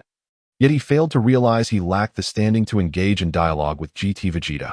In response to Cell's inquiries, GT Vegeta offered no reply, only a sinister smile, exuding an air of cold arrogance. Sensing the disdain emanating from GT Vegeta, Cell furrowed his brow in anger, veins protruding on his forehead. Though I am unaware of the reasons behind your sudden resurrection, you are woefully underestimating me. Though caution flickered in his eyes, it was eclipsed by a profound sense of resentment and cunning. His plans were on the verge of fruition. He had gained the ability to absorb 17 and 18's powers. But the appearance of this Vegeta had thwarted his scheme, robbing him of the chance to attain his perfect form. He loathed Vegeta's intrusion and regretted not acting sooner. Had he done so, the situation would not have reached this impasse. With a boastful demeanor, yet a heart filled with trepidation, Cell, still in his imperfect state, was but a mere pest. He. Is this truly your first form, Cell? Though I have yet to witness this shape, it repulses me. You hideous insect. If I am not mistaken, you intended to ambush androids 17 and 18 to absorb them and evolve into your perfect state. Alas, my sudden arrival has completely derailed your plans. Addressing the grotesque creature before him, GT Vegeta finally spoke, a playful smirk gracing his lips. In the past, Cell had ascended to his perfect form due to Vegeta's influence and had subjected him to humiliating defeat. Such a fate would not befall him again, even with enhanced power. Cell was far from Vegeta's equal. How do you know this? And you know me? Impossible. I should not have appeared before you yet. Cell was taken aback upon hearing information that should have been known only to him. In this world, the only one aware of his existence was Dr. Gero, who had long since perished, and his creation had remained a secret. Yet this Vegeta exuded an enigmatic aura, as if he could see through Cell's very being. Does it matter how I acquired this knowledge? A dying being has no need for such understanding. Oh, I almost forgot. In a sense, you are not even human, but a wretched insect hiding in the shadows. Vegeta mockingly scrutinized Cell, his fists itching for the opportunity to deliver a beating the likes of which Cell had never experienced. A battle seemed imminent. At that moment, Gohan could no longer restrain himself and stepped forward to inquire, Uncle Vegeta, what is going on? Who is this guy? His energy is so malevolent, and it resembles that of Dad, Uncle Piccolo, and everyone else. Hearing the question, GT Vegeta momentarily eased his pace. After all, there was no escape for Cell. This being is the ultimate android created by Dr. Gero. To be precise, androids 17 and 18 were designed as sustenance for Cell. Once he absorbs them, he will evolve to a level potentially 100 or even 1,000 times stronger than he is now. After briefly explaining to Gohan, GT Vegeta maintained his mocking demeanor. Gohan was astounded. He had not anticipated the existence of such a nefarious android on Earth. Nearby, Trunks cautiously approached. Piecing together the situation from Gohan's words, he surmised that this could very well be his father, having been killed by Android 18 shortly after his birth. He had never known his father, which explained the emotional response of the future Trunks upon encountering the past Vegeta in the original timeline. Enough with the extraneous details. I will explain everything after we deal with him. It is time to eliminate this nuisance. Without casting another glance at Gohan, GT Vegeta's eyes glinted with murderous intent, as if ready to strike at any moment. Such circumstances instilled an inexplicable sense of dread within Cell, yet he attempted to maintain his composure. He was not like the foolish androids 17 and 18. Do you really think you can kill me? Vegeta. Though I do not know why you have returned or how you learned such secrets, do not dare compare me to those two. Androids 17 and 18 were merely the means for me to attain my perfect form. I am on the verge of becoming the ultimate life form. Even in my imperfect state, I am not as weak as you imagine. With a chilling scream, Cell unleashed his power first, aiming to strike preemptively. A torrent of golden energy erupted from his body, as his cells surged with fervor, a spectral aura enveloping him, echoing with anguished wails. The malevolent energy, steeped in resentment and negativity, caused Vegeta's brow to twitch. This cell had undoubtedly consumed a significant number of Earthlings to reach such a level of strength. Chapter 85. The Ultimate Decimation. Insect is but an insect. How could this be? Vegeta, behold my power. Are you not astonished? I am not to be compared with androids 17 and 18. With his rage subsided, Cell exuded an extraordinary confidence. His expression and demeanor revealed his satisfaction with having prepared in advance, ready to strike at any moment. He believed that even if Vegeta were stronger, it was merely due to an unexpected attack. Otherwise, androids 17 and 18 would never have been so easily dispatched. Illusions may be plentiful, yet reality is harsh. Had Cell realized his impending doom, he would surely be filled with regret, for his strength was, in truth, far too feeble for GT Vegeta. Is that so? How laughable. You are but a mere insect. To me, you are no different from androids 17 and 18. GT Vegeta could not help but mock. Such words and actions only served to further provoke Cell, igniting his fury, his teeth grinding in anger. His prideful power was reduced to insignificance. This pretentious fool. Even without androids 17 and 18, I shall evolve after devouring you. Then, I shall feast upon your son Trunks, and that Gohan over there. Once I consume the three of you, the energy will fulfill my evolution, and I will undoubtedly attain my perfect form. With a furious roar, Cell could no longer contain himself and launched an attack. His legs shattered the ground beneath him, wings unfurling behind him as he accelerated towards Vegeta. The sheer speed left Gohan and Trunks, who were nearby, momentarily breathless, their pupils constricting. Cell's velocity was beyond their comprehension. Indeed, he was not on the same level as androids 17 and 18. Just as they were worried for GT Vegeta, he remained utterly unfazed. To others, Cell's speed might have appeared so rapid that it left no afterimages, making it difficult to defend against, but to him, it resembled a snail's crawl, crack. With a single movement, GT Vegeta effortlessly neutralized Cell's assault. Grasping Cell's wrist, Vegeta left him aghast, his expression akin to one who had seen a ghost. Nanny, this is impossible. As Cell's attack was thwarted, he clearly could not believe it. Just as he prepared to muster his strength, tragedy struck in the next moment. Vegeta was not one to coddle anyone. At the very instant Cell exerted his strength, Vegeta forcibly amplified his own power, his arms surging with terrifying force, violently wrenching Cell's wrist, leaving it shattered and discarded like refuse. Adu. In pain, Cell emitted a wretched scream. Such brutality rendered GT Vegeta a figure of terror. Green blood splattered across the ground, soaking the earth. The excruciating agony caused Cell to howl towards the heavens, his eyes bloodshot, staggering backwards several paces. At this moment, his gaze towards Vegeta underwent yet another transformation. The expression in his eyes could be described as, "Is this fellow a monster?" The mayfly shakes the tree, utterly oblivious to its own insignificance. Even in your perfect form, you are nothing but trash in my eyes. Your endeavors are in vain. Vegeta disdainfully remarked, before beckoning to Cell with a playful gesture, taunting. If you do not believe me, feel free to test it again. After all, you possess Piccolo's cells, allowing for regeneration. So, reveal any tricks you may have left, or you shall have no opportunity at all. As his words echoed, a bloodthirsty aura enveloped GT Vegeta. Humph.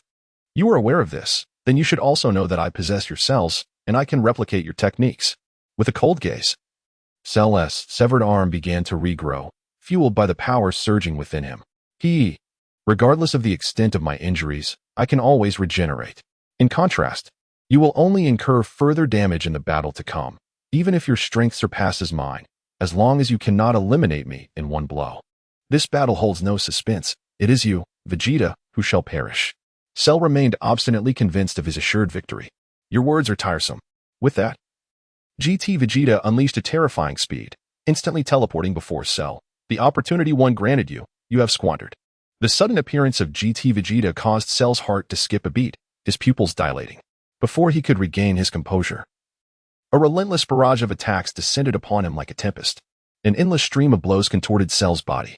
Purple blood erupted from his wounds as Vegeta's merciless onslaught left Cell utterly bewildered. His consciousness dwindled to a mere flicker. Even if you can regenerate, against the overwhelming disparity in combat power, even immortality is futile. Perish, Cell. With a thunderous cry, GT Vegeta delivered a strike imbued with lethal intent.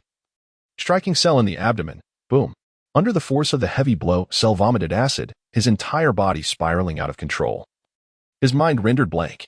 Power is not limited to this. Cell's body was completely pierced, the horrifying force tearing through space, hurtling into the cosmos, a sight most chilling. In the next moment, GT Vegeta hurled Cell high into the sky with a mighty throw, a display of sheer dominance. Severely injured, Cell was now in a state of near death, soaring towards the heavens like a rocket. It is over. With a cruel whisper, GT Vegeta raised his hand, energy once again coalescing in his palm. This strike shall eliminate this threat. From now on, this world shall know no enemies. Big Bang attack. A thunderous shout erupted from GT Vegeta. In an instant, an immensely powerful golden energy sphere burst forth from his palm, fluctuating in size as it tore through space, ultimately colliding with Cell. The terrifying energy surged upon impact, enveloping Cell's form entirely. Boom. The explosion of energy radiated blinding white light, cascading waves of force spreading in all directions. Flames engulfed the sky, and amidst this overwhelming power, Cell's presence vanished entirely, as if he had never existed. He is dead, and this time, it is an absolute death. There exists no central core left to be damaged, no revival possible. Chapter 86. The GT Temporal World, returning to Earth in this temporal realm of GT. The crisis posed by the androids has been thoroughly resolved under the formidable dominance of GT Vegeta. It can be said that this has irrevocably transformed this temporal world, steering its future toward an uncertain direction. In summary, change is the essence of this world, and for GT Vegeta, it promises to be an unprecedented experience. He is destined to remain in this realm for a considerable period until the day he reunites with GT Goku and Dallo, returning to the GT universe. In the altered GT temporal world, Dallo, upon learning that Goku and Vegeta from this world have departed with him, is engulfed by a profound sense of anxiety. After all, he never anticipated that events would unfold in such a manner. With GT Goku and GT Vegeta having ventured into other worlds, locating them now presents a formidable challenge. The parallel worlds of the Dragon Ball universe are limitless, making the task akin to searching for a needle in a haystack. The only recourse is to return to the primary temporal world and seek out the omniscient and omnipotent Grand Minister.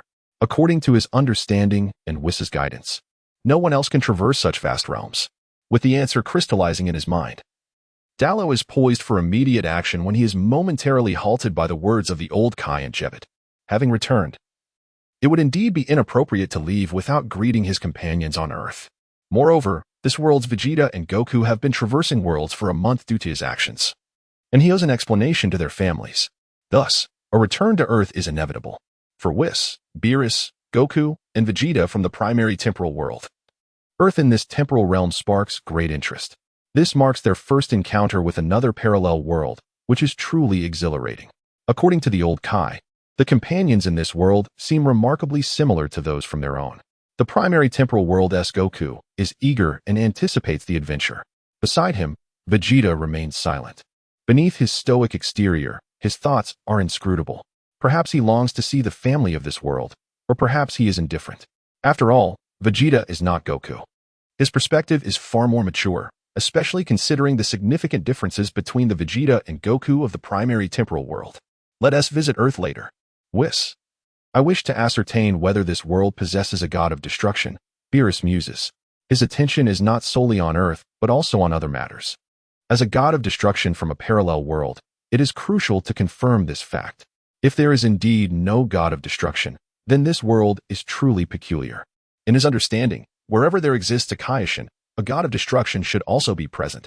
Otherwise, it would not constitute a parallel world. Even if that deity has perished, there should still be evidence. Whis nods. Since Lord Beerus wishes to investigate, let us do so. However, it would be prudent not to harbor excessive expectations. Prior to our arrival, I received a message from the Grand Minister indicating that this world belongs to a divergent future, and indeed, it appears we do not exist here. Whis is aware but cannot express his uncertainty outright. Beerus must witness for himself to ascertain the truth. I understand, but even so, I must see for myself. Beerus seems to comprehend. As he speaks, he moves closer to Whis, resting a hand on his shoulder. It goes without saying that he is eager to confirm this for himself. Others cannot voice their opinions, they can only observe Whis' actions. Well then, I shall first accompany Lord Beerus to explore the cosmic scenery of this world. We will reconvene on Earth shortly, Whis announces, raising his staff to strike the ground. In an instant, a radiant light envelopes them, transforming into a vibrant beam as they depart the Kaioshin realm. With Beerus and Whis gone, Dallo remains unfazed.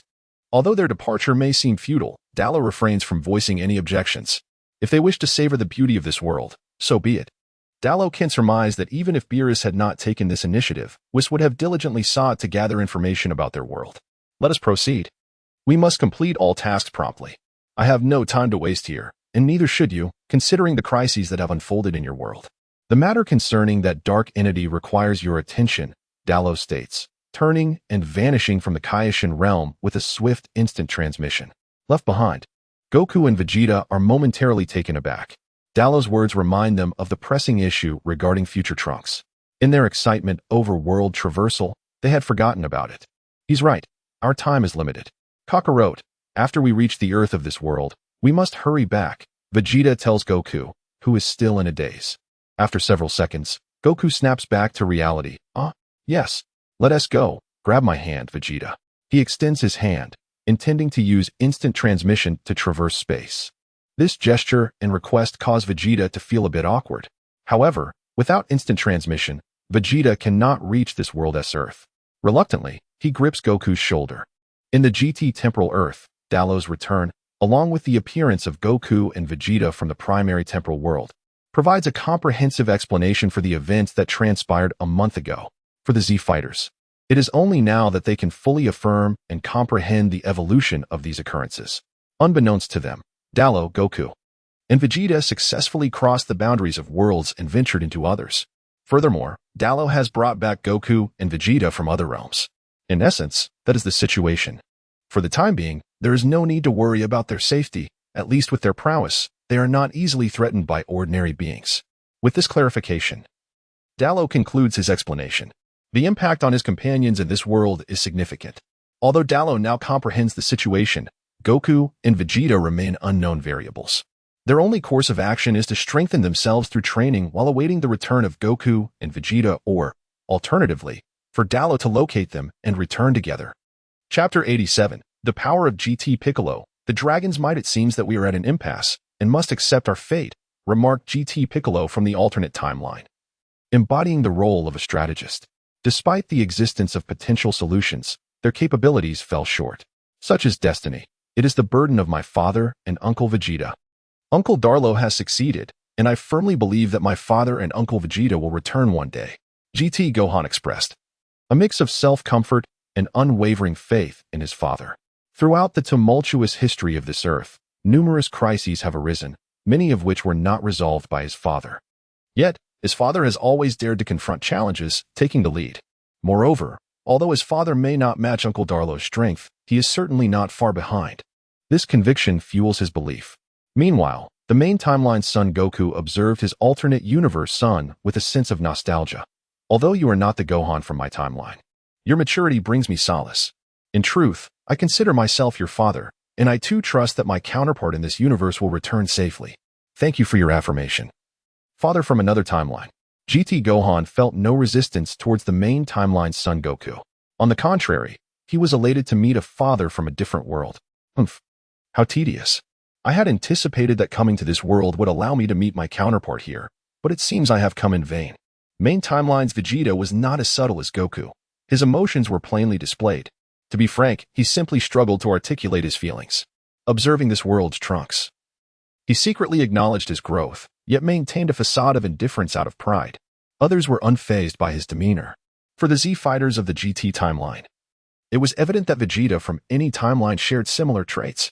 Now that matters have been clarified, let us allow Gohan and Trunks to inform your mothers.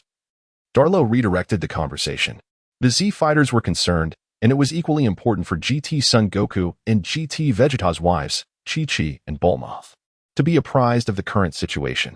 Rest assured, Uncle Darlo, I will convey the message to Mom, Gohan assured with a nod, then turned to Trunks. My mother is not a cause for concern. As you know, she has been diligently researching parallel worlds, Trunks replied. Darlo nodded, choosing not to elaborate further. At this moment, they awaited the arrival of Beerus and Whis. Returning to the main timeline was inevitable, not only to seek the Grand Minister, but also because the limits of growth in this GT timeline had become inadequate for Darlo. Only by remaining in the main timeline could he hope to break through once more that barrier of the 5th Super Saiyan transformation. Although he had yet to fully grasp it, Darlo had already brushed against its essence. It was during the climactic confrontation with Beerus that he sensed it. The extraordinary evolution of the Super Saiyan 4th's pink-haired lineage is certainly not the pinnacle of Saiyan potential. Thus, the existence of the 5th Super Saiyan transformation must be acknowledged. The only uncertainty lies in whether the Super Saiyan 5 is indeed the white-haired monkey, a mystery yet to be unraveled by himself. After all, the known Super Saiyan 5 does not exist within the canonical narrative, but rather within fan fiction. There is a matter I wish to discuss with you, Darlo. May we speak privately? GT Piccolo suddenly stepped forward. His request took Darlo by surprise, but he nodded in agreement. The two retreated to the rear of the temple. After a brief exchange, Darlo came to understand Piccolo's thoughts and intentions, responding, "Though I cannot confirm anything at present, the world beyond is vast, and many experiences await us. As for the degree of danger, I can only say it far exceeds our imagination.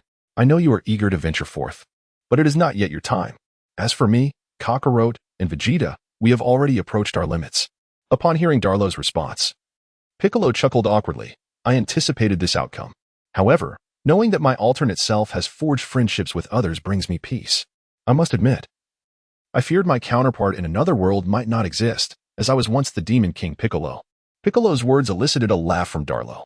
Thus, You were never truly an evil being from the outset. I am certain that one day you will reach that level.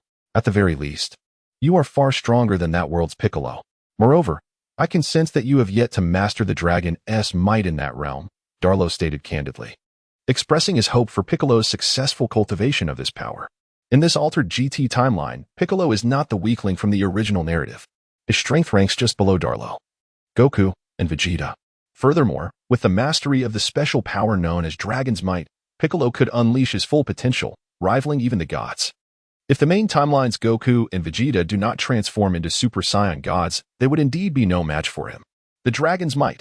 Ultimately, this was merely a suggestion Darlo had made to Piccolo, inspired by his recollections of fan fiction plots, intending for Piccolo to explore. Initially, he held little hope. Yet Piccolo astonishingly cultivated a peculiar and formidable power, which he ultimately named Dragon's Might. After all, Namekians are revered as descendants of dragons in this realm, and their ultimate strength naturally manifests as Dragon's Might. How fortunate I am. It seems my alternate self is weaker than I. Although slightly disappointed in himself, GT Piccolo also felt pride, for he always believed himself to be the true embodiment of his essence. He was the most complete version, previously unaware. He now rejoiced at this revelation. He had not fallen short nor faltered. Instead, he had taken a significant step beyond his counterparts from other worlds. The exchange continued for a moment until a sudden fluctuation in the sky captured the attention of Darlo and GT Piccolo. Undoubtedly, Beerus and Whis had arrived. After wandering through this universe for some time, they had evidently gathered ample information regarding the current state of this world. There was no sign of the god of destruction, nor any angels present. Chapter 88. Whis' surprise. Returning to the main timeline, a thorough investigation and understanding of the GT timeline world had taken place. Beerus and Whis descended upon Earth in this realm. For Beerus, it was a moment filled with disappointment and regret. However, there was nothing to be done. This world was what it was, and there existed but a single universe. Whis, on the other hand, remained unfazed, for as an angel, he had witnessed far too much.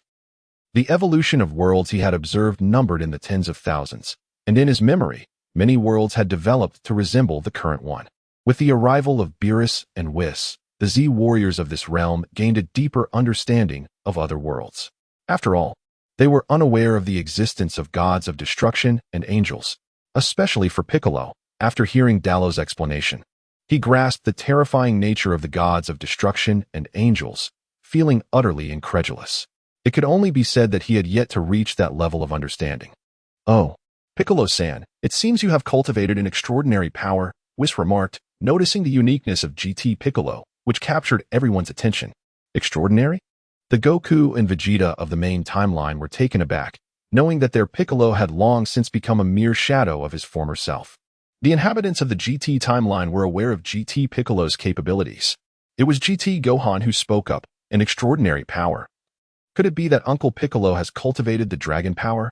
Goku and Vegeta of the main timeline exchanged astonished glances. Dragon power? Could it really be?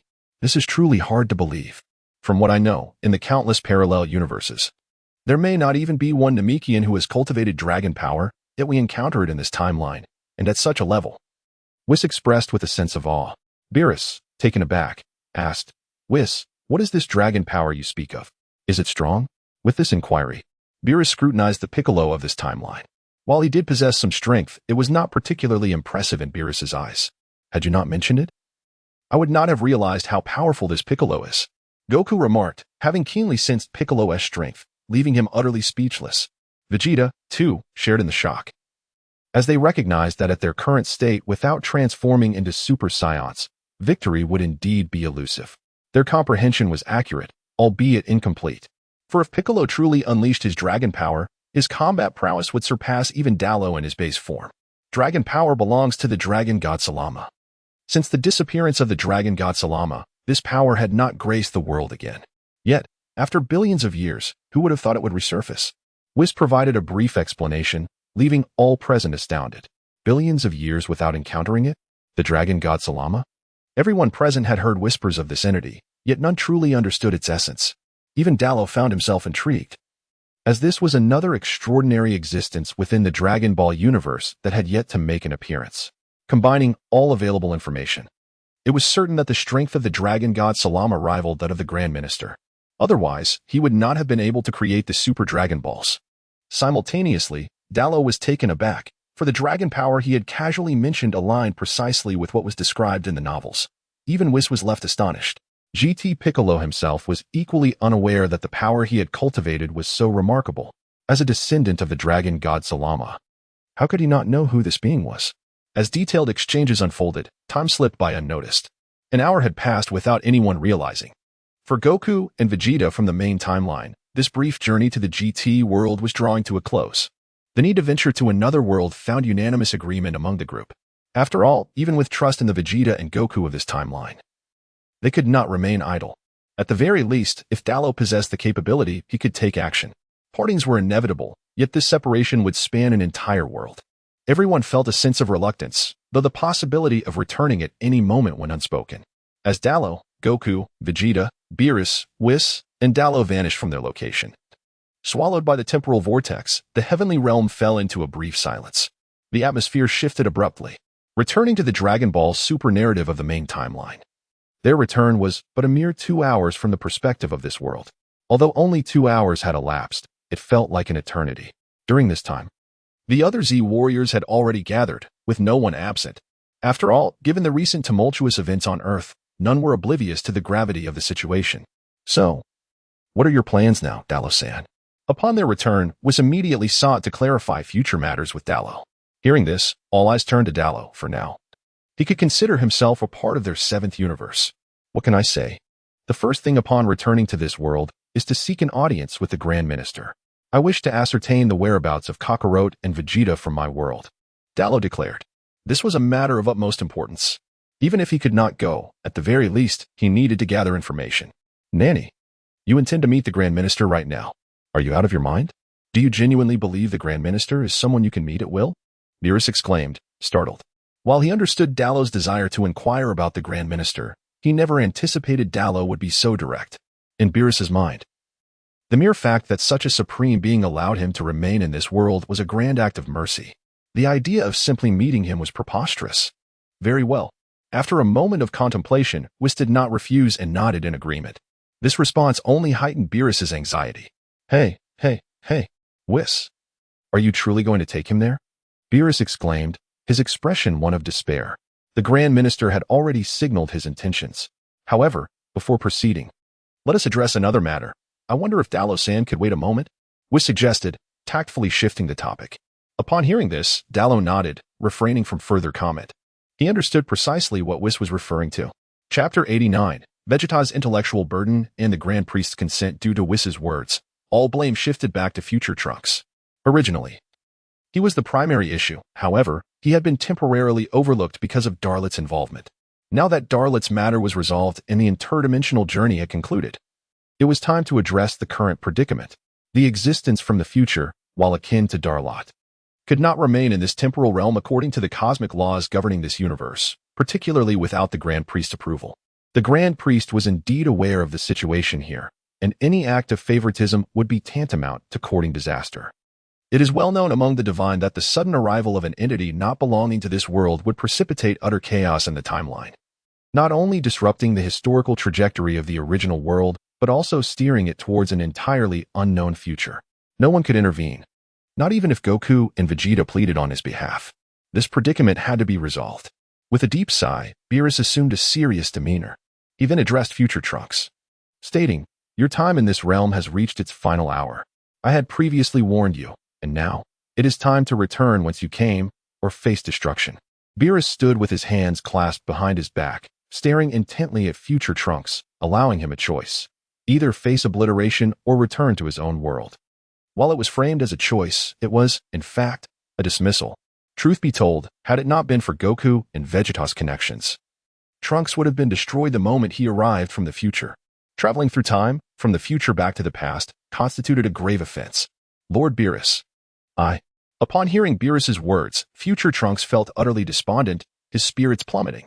His future world had been annihilated due to the dark entities, and he had only narrowly escaped their clutches. Memories of his mother's dying wish echoed in his mind. He must return to the past to seek the aid of Uncle Goku and Father Vegeta, for only they could salvage this crumbling world. Recalling his mother gave Trunks the courage and resolve he needed.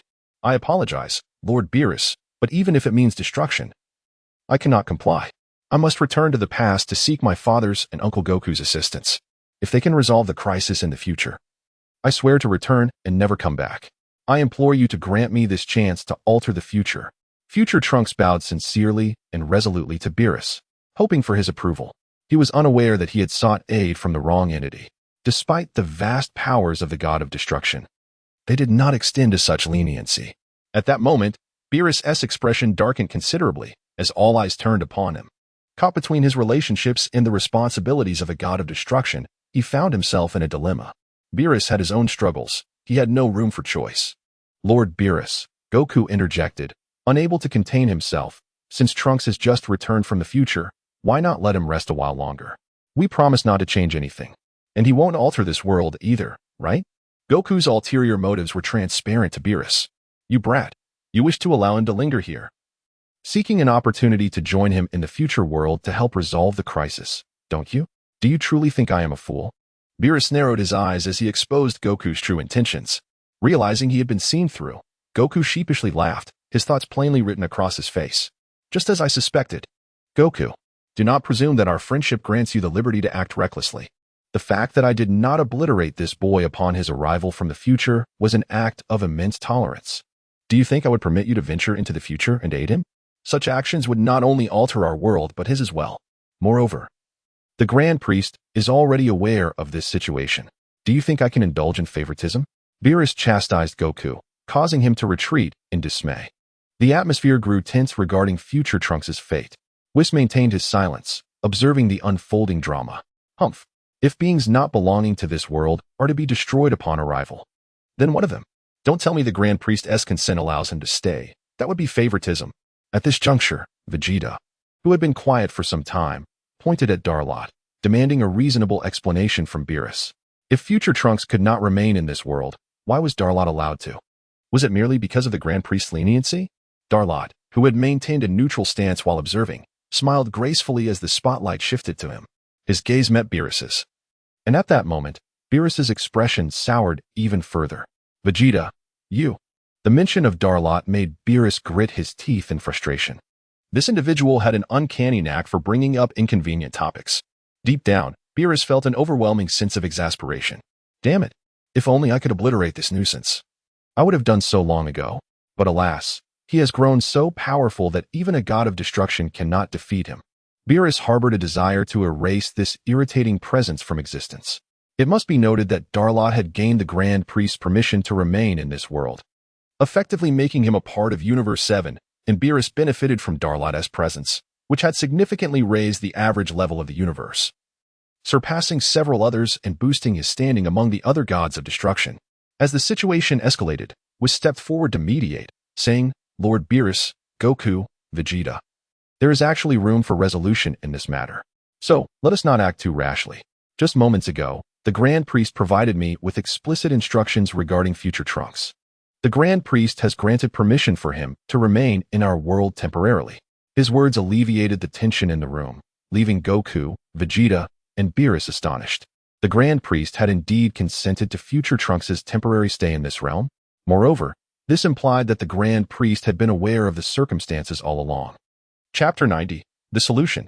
Once again to the Omni King's temple. Hey, Whis, what on earth is happening? The Grand Priest has permitted this again? Beerus exclaimed, fidgeting restlessly. What is this madness? It seems he is the villain in this scenario, while they are the virtuous ones. It is he who prevents others from staying, not the other way around. The frustration within Beerus surged, almost bringing him to tears. Lord Beerus, the Grand Priest has just conveyed this information to me. In truth, the appearance of Darlot was unexpected. The world has allowed Darlot's existence, which is why the Grand Priest has given his approval, Whis explained, adding, however, Trunks has not received the world's endorsement. His brief stay is merely a loophole in the fabric of reality. When the world reacts, if Trunks does not depart, he will be forcibly returned. With that, Whis clarified the situation. Beerus was left speechless. The Grand Priest had sanctioned it. What more could he say? He was merely a minor destroyer god. Meanwhile, upon learning that Trunks could remain, with the Grand Priest's consent, Son Goku breathed a sigh of relief and remarked, phew. That was a false alarm. I thought the Grand Priest would not allow Trunks to stay in this world.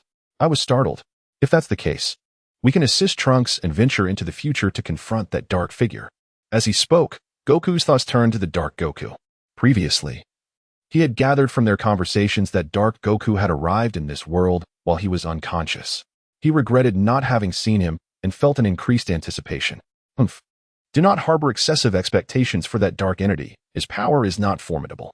I have witnessed his strength during your unconsciousness. Moreover, he was severely injured by Darrot. And even if he recovers upon returning to the future, he is not to be feared. Vegeta interjected, his expression grave. He continued, and Kakarot. That dark being is my prey. It is I who must eliminate him. From his words, one could sense his fury towards Dark Goku. This creature bore an identical visage to Son Goku, accompanied by a sinister, contemptible demeanor, and had slain Bulma in the future world, intensifying Vegeta's desire to annihilate him. Don't be like that, Vegeta. You've seen him. He is merely an inconsequential opponent. Just let me handle it, Goku replied, feeling a sudden ominous premonition. Vegeta was acting strangely. Could he be seeking revenge? Mr. Goku, Mr. Vegeta, if you plan to go to the future, you may enlist the Kaioshin as assistance. This is also a hint from the Grand Priest. He can use the time ring to take you to the future world, eliminate the dark entity swiftly, and return. Allowing Trunks to return to his future as well was proposed. Upon hearing this suggestion, Beerus paused for a moment, then looked at Whis in confusion. Ordinarily, this matter should not involve the neutral angel. Now, not only Whis, but even the Grand Priest had begun to intervene. Did this not imply that a greater secret was concealed within? Noticing Beerus's skepticism, Whis continued, Lord Beerus, this matter is of great significance. The Grand Priestess' intention suggests it is related to the time ring. You remember the ring worn by the dark entity, don't you? It is indeed the time ring. With this reminder, Beerus recalled the Dark Goku, who had been beaten by Darrot and was indeed wearing a silver ring. At the time, it had merely been speculation. He had not anticipated it was the time ring. The time ring, it was known, was exclusive to the Kaioshin. Could it be? Beerus suddenly understood Whis' purpose. He aimed to utilize the Kaioshin's power to investigate the true identity of Dark Goku. This was the Grand Priest's intent. With a clear direction, the issue of future Trunks was partially resolved. At the very least, they could delve into that realm. Let us proceed, Darrot. I can now take you to meet the Grand Priest, was finally indicated. Darrot nodded. Ultimately, he had no desire to involve himself in the Dark Goku and Zamasu plot. As it was merely a hassle, Zamasu was, to put it frankly, nothing but trash. Should the narrative veer beyond the confines of the original story, he might find it somewhat intriguing. Departing Earth, he followed Whis once more to the Omni King's temple. At this moment, in the future time world where Trunks resided, the lair of the Dark Entity, having mastered new powers, the Dark Entity was immersed in training. Additionally, within this time frame existed another version of himself, and through battles with the masked Dark Goku, he had greatly benefited, further refining his grasp of Son Goku's strength. Possessing newfound power, they remained in this state, allowing humanity on Earth to experience a rare period of tranquility. In the depths of a mountain range, after concluding a new round of sparring, Dark Goku took a brief respite to reflect upon his own power. Each bout enhanced the energy within him, deepening his mastery of this body, which thrilled him immensely. Presently, he believed that should he face that unknown scion again, he would undoubtedly triumph. Ha ha ha. This is magnificent. Son Goku's body is simply perfect. Each battle elevates my energy. This is the strength of a warrior race. Mere mortals possess such extraordinary capabilities. How unfair the heavens are. He mused, gazing adoringly at his hands, the energy surging forth filling him with joy. He sensed his power ascension as if limitless. All he needed was to fight, to constantly engage in combat to enhance his prowess. Indeed, your strength, combined with my immortality and another version of ourselves. We are invincible in this world. All we need to do is fight, and your power can escalate without restraint. Who in this world could stop us? Zamasu poured a cup of tea for Dark Goku, grinning wickedly. The infinite growth of power, coupled with the existence of immortality, harmonized perfectly. I can feel the cells of the warrior race roaring within me, Dark Goku declared confidently, clenching his fists. Simultaneously, he was plotting something unknown in his heart. Taking a sip of tea, he relaxed his taut nerves after the battle. Chapter 91, The Terror of Masked Black Goku. Surpassing the limit of roast black, Goku gazed thoughtfully at the sky, a faint smile playing at the corners of his mouth, as if recalling a particularly joyful memory. Suddenly, his expression shifted to one of seriousness. Rising to his feet, he inhaled deeply, summoning the dormant divine power within him to surge into action. With a powerful shout, a vibrant pink aura erupted from his being, propelling him once more into the Super Saiyan Rose form. The intensity of his aura was markedly greater than before. Remarkably, after just a month of training, he had not only mastered the control of his aura but could also transform into Rose without leaking excessive energy. Zamasu, sensing Black Goku's overwhelming power, could not contain his excitement and offered exuberant praise. Black Goku nodded, his demeanor exuding an alluring charm. He acknowledged that he owed much to his other self, who had guided him in further mastering this form. With enhanced strength and significantly reduced energy expenditure, he was resolute in his ambition to transcend all limits and attain absolute power. Honestly, I believe you should also gain immortality. For the sensation of being immortal is truly delightful. Moreover, your strength would be significantly enhanced by acquiring such a state. Zamasu, oblivious to the subtle shifts in Black Goku's thoughts, proposed this idea, wishing to transform the already formidable Black Goku into an even more flawless being. By doing so, Zamasu would secure his own safety, as he had unwavering faith in Black Goku. He harbored a deep-seated fear of the masked Black Goku's potential betrayal, which would leave him vulnerable. Before attaining immortality, it was imperative to master the full extent of Goku's physical prowess. Otherwise, the consequences of immortality could be detrimental. At that moment, the masked Black Goku interjected, crossing his arms with a serious expression. Both Black Goku and Zamasu turned their gazes towards him. Do not seek immortality before fully mastering Goku's body, for doing so would place considerable limitations on my power, correct? Besides that, what other secrets do you still conceal from me, Masked One? Black Goku discerned the underlying implications of his other self's words and inquired. Before the masked Black Goku could respond, Zamasu, perplexed, questioned, why? Wouldn't becoming immortal in conjunction with infinite growth be the perfect solution? Why wait until mastering Goku's body before pursuing immortality? That seems rather counterproductive. Zamasu remained skeptical, suspecting a scheme from the masked Black Goku, and now awaited an explanation. Unfazed by the doubts, the masked Black Goku replied, the Saiyan trait of rebirth from the brink of death leads to an immense transformation in battle power. Thus, immortality would not aid in growth. Rather, it would diminish this effect, erasing the unique characteristics of the Saiyan race. Even if growth in battle were possible, it would hold little significance. His words caused both Black Goku and Zamasu to furrow their brows. They had not previously considered this perspective, but upon reflection, it held considerable merit. However, Zamasu remained doubtful, pondering that compared to the remarkable surge in power following near-death revival, immortality seemed evidently superior. I understand your concerns regarding the significance of a Saiyan's rebirth after death, which far outweighs the value of immortality. Allow me to show you something that will clarify this. Excessive explanation would yield little, so I shall demonstrate through action, the masked Black Goku declared, determined to prove his point to these two divergent versions of himself. Immortality pales in comparison to true strength. With a subtle tremor in the air, a profound divine aura erupted from the masked Black Goku. In an instant, he transformed into Super Saiyan Rose. Black Goku and Zamasu, feeling this newfound, more potent divine energy, fell silent, awaiting the masked Black Goku's explanation. If this level of power was sufficient to illustrate that a Saiyan's revival from death surpassed immortality, the rationale seemed rather tenuous. Black Goku reasoned that with further training, he too would soon reach such heights. This is Super Saiyan Rose, the power I attained after initially mastering Goku's body. Now, his eyes narrowed, and an even more terrifying divine aura erupted from within him. With a powerful shout, the masked Black Goku's divine energy expanded dramatically, overwhelming both Black Goku and Zamasu. A radiant pink energy beam shot skyward, surrounded by swirling pink lightning, causing ripples throughout the space. What transformation is this? Steadying himself, Black Goku was taken aback. His mouth agape in astonishment. Cold sweat trickled down his forehead, as his instincts warned him that the power before him far surpassed his own. Moreover, this transformation was unlike anything he had ever witnessed. Its strength and presence eclipsed that of Super Saiyan Rose. It was well known that the masked Black Goku's combat prowess already exceeded his own, creating an insurmountable gap even in the Rose form. Now, a new transformation, more formidable than Super Saiyan Rose, had emerged. The overwhelming pressure nearly rendered him breathless. Is this a transformation beyond Super Saiyan Rose? Have you unlocked an entirely new state?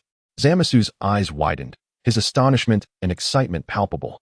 He recognized immediately that this new state was indeed a higher transformation than Super Saiyan Rose, surpassing it in both the intensity of aura and purity of energy.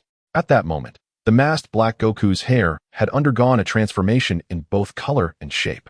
It was not merely his strength that had changed. His entire presence and appearance exhibited a notable evolution. So, I have merely taken my first step? I must admit, although we are both Zamasu, you have indeed advanced far beyond our current capabilities, Black Goku marveled. Chapter 92, Traversing History. The pride of the masked Black Goku surpasses the ascended form of Super Saiyan Rose. The pink hair, at this moment, slightly tilted towards a dark crimson hue, stood even more erect than before, with a lock of bangs cascading down his forehead. Surrounding him was a halo of magenta arcs of electricity, each movement exuding an aura of divine terror. Indeed, you guessed correctly, this transformation is one I developed after mastering Goku's body to a certain extent, which I have dubbed Super Saiyan Rose second stage. Now you should understand why I advised against you immediately seeking immortality. The development of this body. Even I have only grasped less than half of its potential, and you, at present, have merely begun to harness a fraction of its power. Only by continuing your previous training can you hope to wield a strength akin to mine. In comparison to the regenerative abilities of immortality, the Saiyans' capacity for a significant power boost upon resurrection from the brink of death is far more crucial. In any realm, strength is the unequivocal path to supremacy. The masked Black Goku spread his arms wide, showcasing his formidable power and this new transformation. It must be said, his words resonate with undeniable truth. Without sufficient strength, what value does immortality hold? At this moment, both Black Goku and Zamasu involuntarily gasped. They clearly sensed and were convinced that possessing power capable of rivaling, or even surpassing, that of the gods of destruction constitutes true strength. Another me, you have managed to unlock Goku's body to such a degree. It is simply exquisite. Even with the god of destruction, Beerus, still alive in this universe, you possess the might to engage him in battle. Perhaps even to vanquish a deity. The expression on Black Goku's face was one of wild ambition, filled with longing for the overwhelming combat prowess displayed by the masked Black Goku. This was precisely what he desired. Power, transcending all, unrestrained might. An absolute strength capable of annihilating all existence. Hee. Another me, while I too wish to proclaim such, it is evident that with my current strength, I cannot easily slay a god of destruction. The reason I urge you to continue on your current path to power is to illustrate that in the face of absolute strength, the capabilities of immortality become somewhat trivial. The masked Black Goku chuckled wickedly, dissipating the state of Super Saiyan Rose second stage. Concerning beings of destruction, he had not yet inflated his ego to the point of thinking he could defeat them. Even with the transformation of Super Saiyan Rose second stage, he dared not challenge a god of destruction recklessly. To others, he might seem immensely powerful, even on par with a deity, yet when truly facing one, though he possessed a fighting chance, it would be fleeting, soon to be ruthlessly obliterated. This journey to this parallel universe was intended to further enhance his strength. Black Goku played a crucial role in this scheme. Should that individual attain immortality, it would significantly obstruct his plans. So, upon completely mastering Goku's power, a new transformation can indeed be developed? Black Goku mused thoughtfully. Not only that, but I have only tapped into half of Goku's latent potential. He himself can continue to evolve, and so too can I, potentially surpassing my original form. The masked Black Goku sought to completely ensnare Black Goku with his beguiling voice. He succeeded. Black Goku was momentarily swayed to abandon the notion of becoming immortal. I understand now. As long as I possess formidable strength, the question of immortality becomes irrelevant.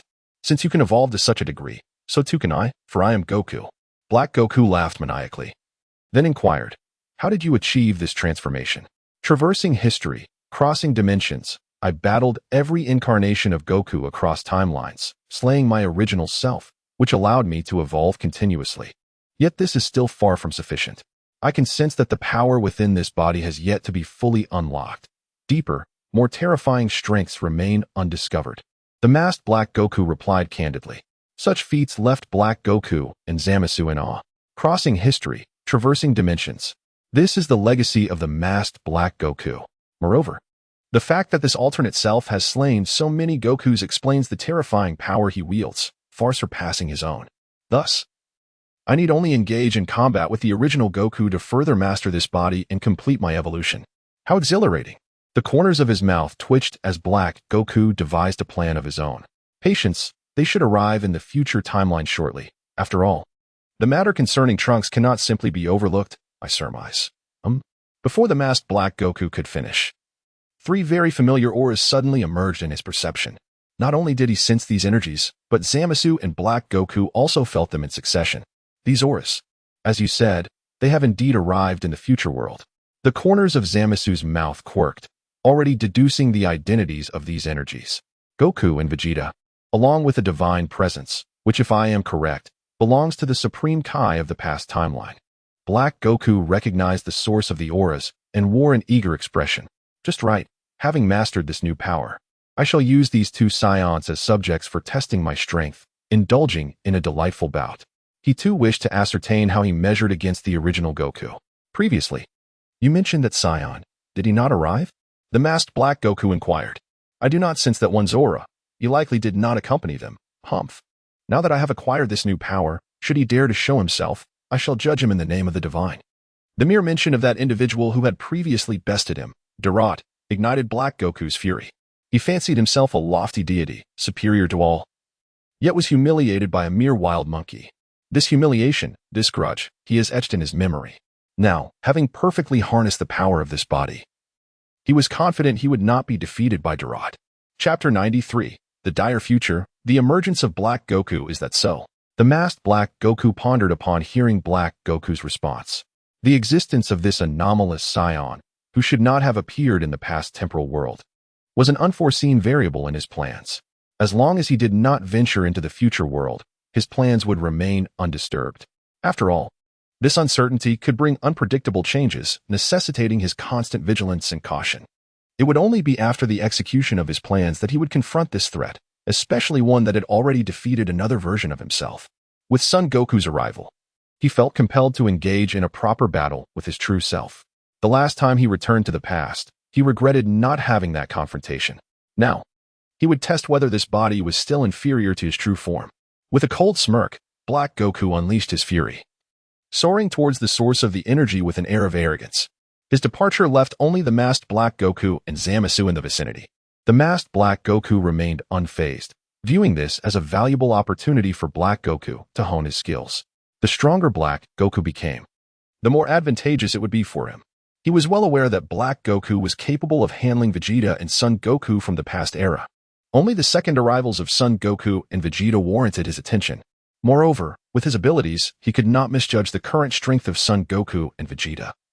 They were not significant threats. As the masked Black Goku contemplated, Zamasu kept a vigilant watch on him. From the moment the masked Black Goku advised his counterpart against becoming immortal, Zamasu sensed an undercurrent of conspiracy.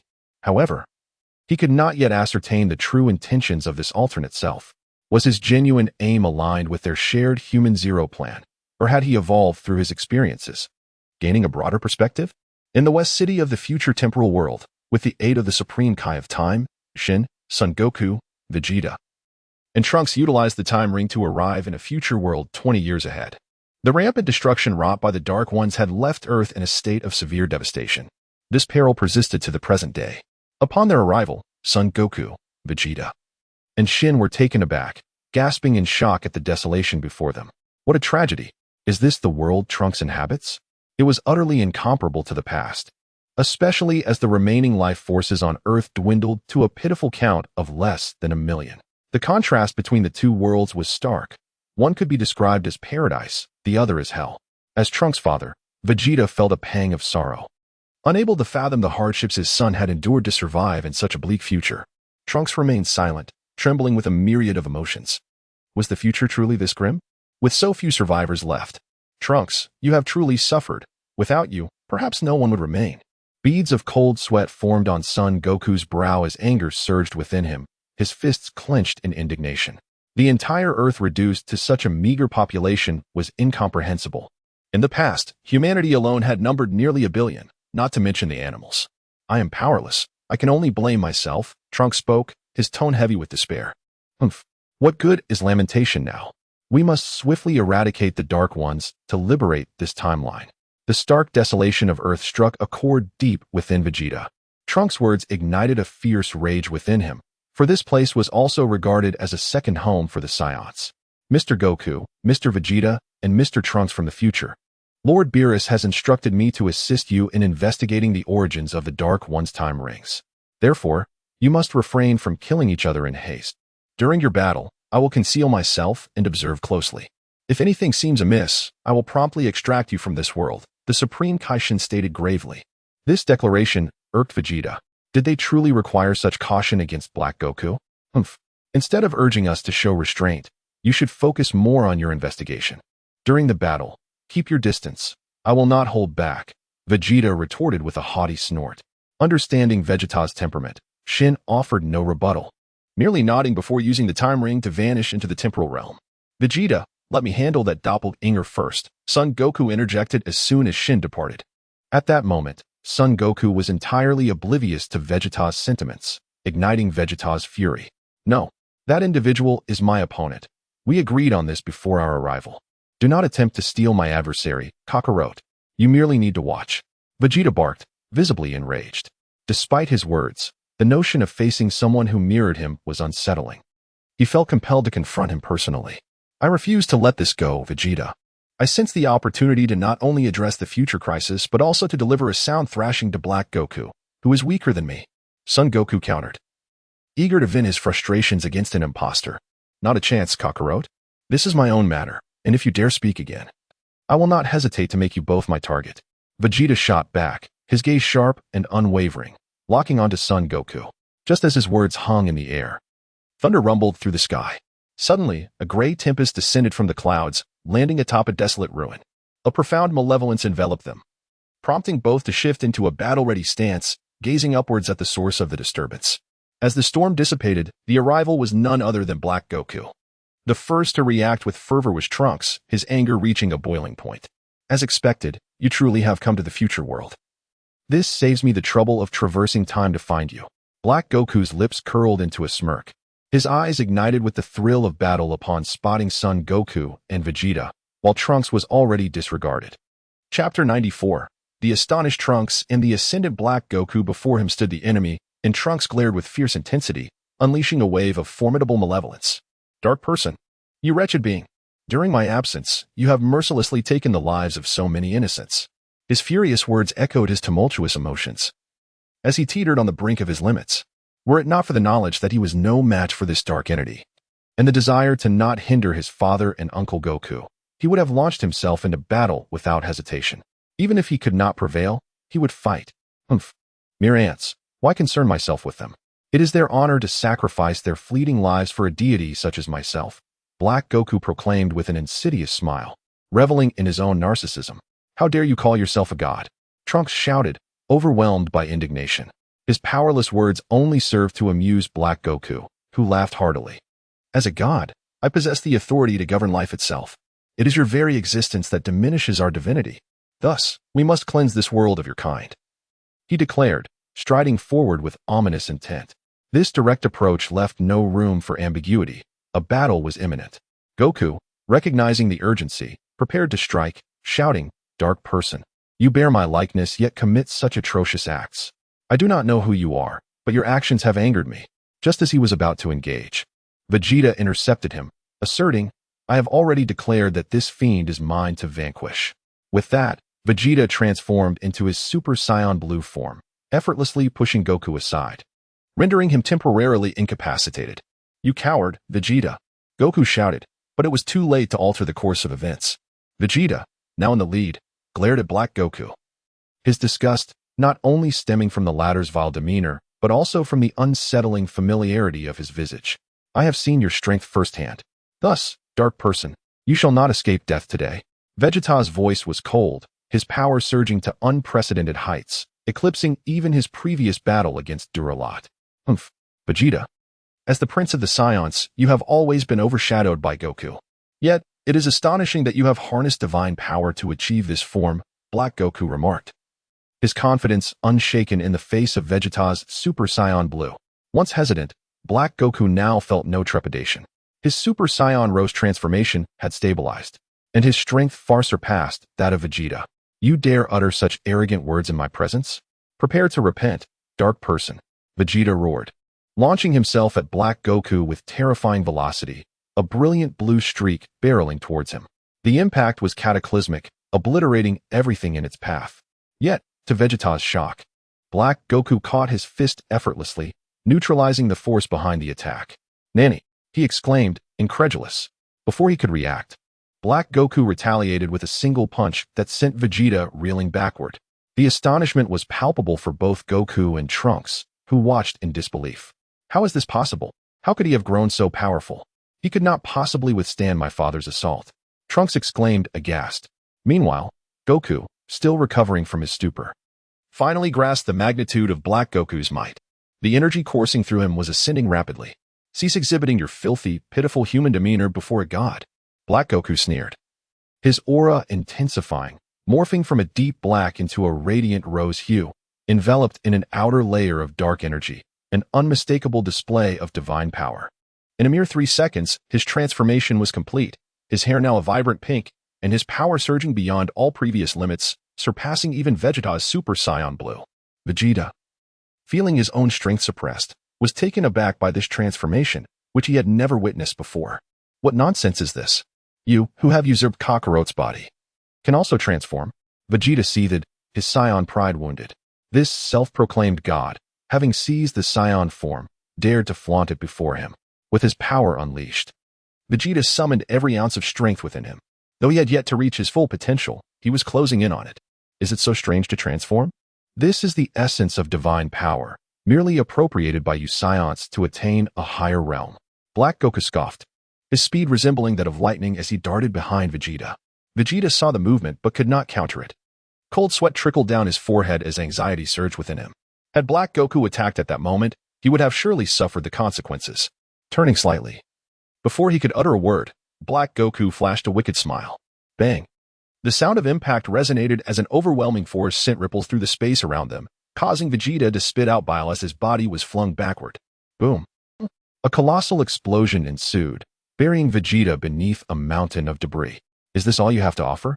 How disappointing, Black Goku remarked disdainfully, turning his gaze towards Goku. In that moment, he focused solely on Goku, seeking to draw strength from him, just as another version of himself had done. Even though they were both Zamasu, each harbored distinct aspirations. Who would willingly fall behind, even if the rival was another version of oneself? Chapter 95, once again overpowered. Sun Wukong strikes faced with Black Wukong. Sun Wukong immediately heightened his energy. In this scenario, apprehension began to take root within him. The Super Saiyan Blue Vegeta was swiftly defeated by the opponent's bizarre transformation. Considering Vegeta's strength, it was not significantly inferior to his own. The level of power had escalated to a point where it was no longer something they could easily contend with or take lightly.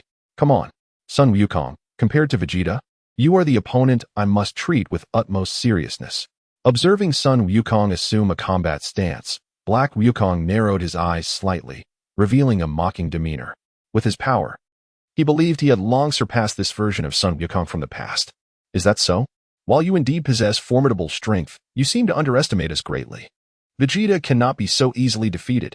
As he spoke with solemnity, Sun Wukong sensed Vegeta's aura continuing to swell. Suddenly, a thunderous sound erupted. The earth trembled, and the ruins where Vegeta stood erupted in an explosion, a terrifying gust reducing all debris formed from rocks and buildings to dust. Super Blue Vegeta floated above, suspended in the void. It appears I have been careless. But even if I rise again, what can it change? In terms of power, there is an insurmountable chasm between us. Black Wukong maintained his derisive expression, his demeanor and countenance brimming with mockery. In his eyes, Vegeta was akin to an insignificant insect. This was, in fact, inevitable. Black Wukong's combat prowess had long transcended that of his time-traveling self. At present, his base power level had reached an astounding 2000 G. And upon transforming into Super Saiyan Rose, his strength surged exponentially, soaring thousands of times higher. His battle power had already reached the staggering level of 1000 Qian. Such a degree of strength was something even for Dalit would require transformation into Super Saiyan 1 to achieve. Humph! What audacity! I was careless before. But this time it shall not be so simple. With a loud bellow, Vegeta's aura underwent a qualitative transformation, originally possessing a base power of only 500 G. After his battle with Dalit, his strength had doubled. He now stood at 1000 G in his base form. Although in Super Saiyan Blue form he had yet to reach full capacity, even a mere 8,000-fold increase propelled Super Blue Vegeta's battle power to over 800 Qian. Otherwise, he might still harbor some apprehension. The escalation of power brought astonishment to Sun Wukong. It was noteworthy that Vegeta had never been this formidable before. Now he appeared even more powerful than himself.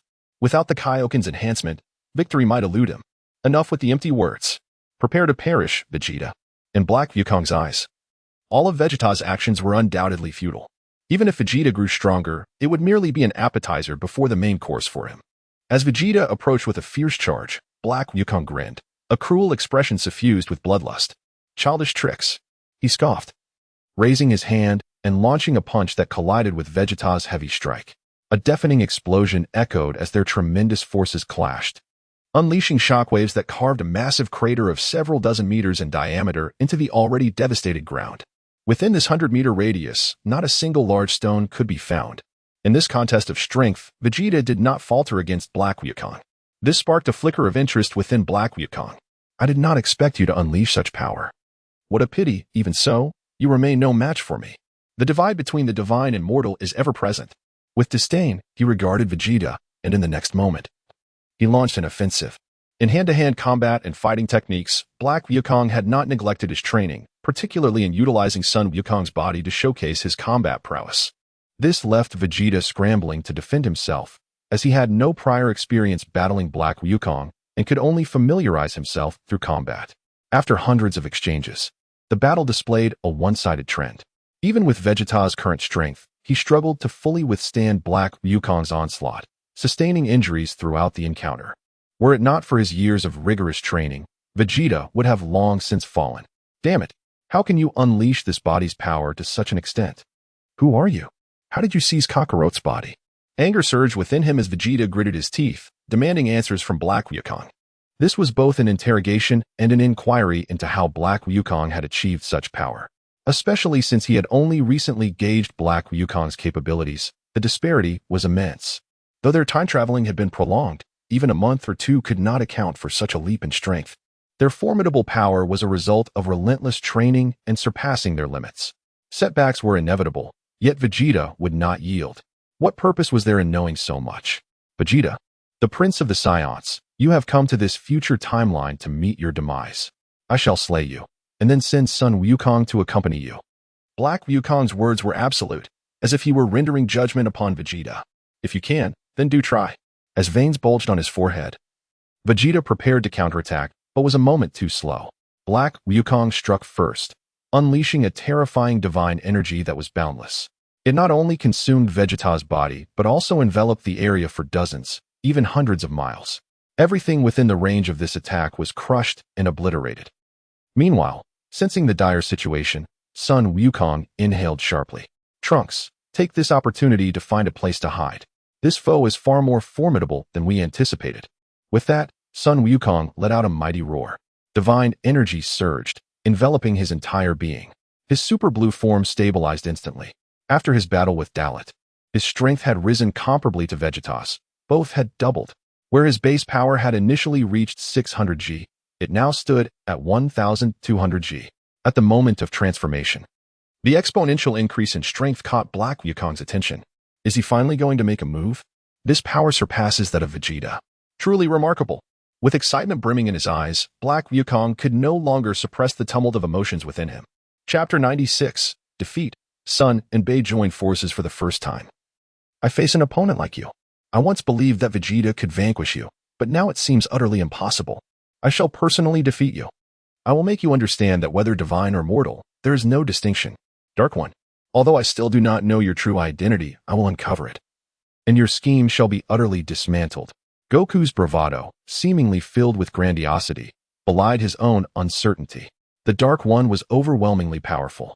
The oppressive aura made Goku realize that their transformations were on the same tier, yet the Dark One surpassed them. Is that so? Then reveal your strength for me to behold. Make no mistake, I shall provide you an opportunity. With a sinister smile gracing his visage, Black Goku launched a direct assault. This time, he would not wait. Goku was indeed the worthy adversary he sought. Like a masquerade, he would defeat Goku time and again to fortify his own burgeoning strength. Come at me. As Black Goku approached, Goku raised his head and shouted, clenching his right fist before unleashing a powerful strike. The collision of fists unleashed a cataclysmic force, rivaling the clashes between Vegeta and Black Goku. Is this the power you take pride in? It appears rather trivial. Faced with such overwhelming might, Goku showed no fear. Even if he was somewhat weaker, he had sensed the limits of Black Goku's strength. You shall soon discover it, Goku. The adrenaline surged within Black Goku, driving him into a frenzy. His relentless assault descended upon Goku like a torrential downpour, a speed and force far beyond what he had experienced in battle with Vegeta. However, before Goku, Black Goku's attacks lacked true dominion. The Turtle School's martial techniques, refined by Goku, had reached a level of perfection, blending offense and defense in a manner that could not be easily breached. Even though Black Goku's power was indeed superior, the disparity in battle experience was monumental. Vegeta's thorough defeat stemmed from his inadequacy in defense. Otherwise, Black Goku could not have so swiftly inflicted harm upon him. The fierce clash echoed in a symphony of explosive sounds as the two ascended to the heavens, engaging in a battle of energy. The terrifying explosions resonated with each energy blast, expanding the battlefield beyond West City into the desolate plains beyond. Witnessing this epic confrontation, Trunks stood atop the nearby ruins. He understood that the outcome of this battle would determine the fate of the world. If Uncle Goku could defeat the Dark One, the impending crisis could be averted. Initially brimming with confidence, Trunks now found himself devoid of absolute certainty, for the Dark One's strength had undergone a seismic transformation, starkly contrasting with what he had observed in the past. Damn it! Cursed Dark One! A furious roar echoed nearby, drawing Trunks' attention. Father! He murmured, regaining focus to see his father emerging from the rubble. Vegeta remained in his Super Saiyan Blue form, yet he bore numerous wounds inflicted by the Dark One. In such a brief span, he had been defeated twice. This humiliation stung deeply. He had never anticipated the Dark One to reach such heights. Ignoring Trunks' presence, Vegeta gazed skyward, where Goku and Black Goku battled fiercely. He inhaled deeply, clenching his fists, his inner turmoil palpable. He believed himself equal to Goku. Yet time and again, he was overshadowed by Goku's might. Damn that fool. Does he truly regard me with such disdain? What a joke. I am the Prince of the Saiyans. Vegeta's roar surged with intensity, causing the earth to tremble beneath his power. In an instant, he soared into the sky. This abrupt change startled both Black Goku and Goku, halting their conflict. Vegeta, you. Before Goku could finish, Vegeta's aura eclipsed him. The dynamics of the battle shifted once more as Vegeta unleashed a ferocious onslaught against Black Goku. The prince's combat style reached its zenith, erupting beyond the limits of the conceivable. Even Black Goku struggled to react in time, momentarily suppressed. A mere Saiyan, cease your feeble displays before me. Black Goku's fury ignited, and seizing a moment of vulnerability in Vegeta's attack, he unleashed a devastating energy sword that caught Vegeta off guard, piercing through his chest. This shocking scene stunned Goku and plunged Trunks into despair. Vegeta fell in an instant. Enduring excruciating pain, the wound tore into his very being, causing his energy to dissipate, rendering him unable to maintain his Super Saiyan Blue form. Without the boost of his transformation, Vegeta became an easy target for Black Goku's relentless assault. Insect-like mortals perish. With no mercy or intent to continue mocking, Black Goku harbored murderous intent. An energy blast erupted, consuming Vegeta's body. However, in that fleeting moment, an unforeseen turn of events transpired. Though imperceptible to others, Black Goku sensed it. As the blast engulfed Vegeta, Goku executed instant transmission, whisking Vegeta away in less than 0.0001 seconds. Humph. Even if you save him, what difference will it make? The final outcome remains unchanged. Turning to face Goku, Black Goku's cold words resonated. Such words ignited a fury within Goku, while Vegeta gritted his teeth in frustration. They yearned to retaliate. Yet they found themselves at the brink of exhaustion. The Dark One's ferocity exceeded their wildest imaginations. They had underestimated him, especially Vegeta, who could not fathom how this foe had grown so formidable in such a short span. Fate lies within each individual's grasp. It is not merely a statement that can be casually declared. The aura surged as Goku released Vegeta, his energy reaching its zenith. A faint crimson aura flickered to life, unmistakably the Kaioken. Chapter 97. The Apprentice God of Destruction, Trunks? Can energy still be enhanced? Upon sensing the gradually erupting aura emanating from Son Goku, Black Goku's eyes gleamed with intrigue. The corners of his mouth quivered slightly, revealing a hint of a sinister smile. The more formidable Son Goku became, the greater the significance it held for him. The triumph over him would yield bountiful rewards.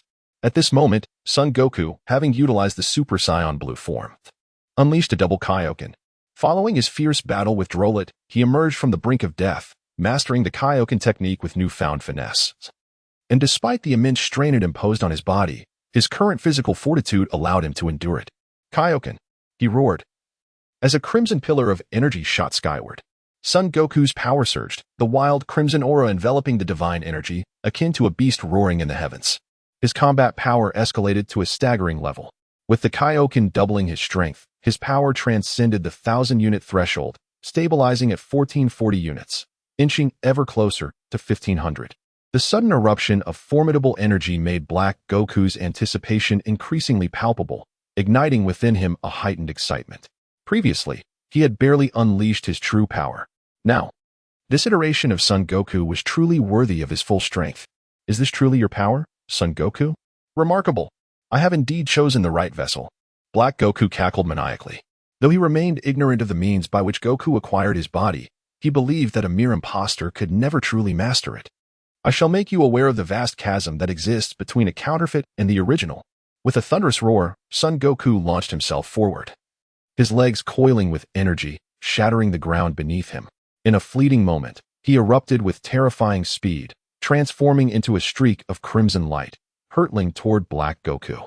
His velocity had undeniably increased, yet Black Goku found it effortless to track. Allow me to witness the might of the Saiyan warrior in its zenith, he sneered, as a magenta flame ignited around him, charging fearlessly toward Goku. A resounding crash echoed as the two collided, unleashing a cacophony of explosions and reverberations, shaking the very fabric of space.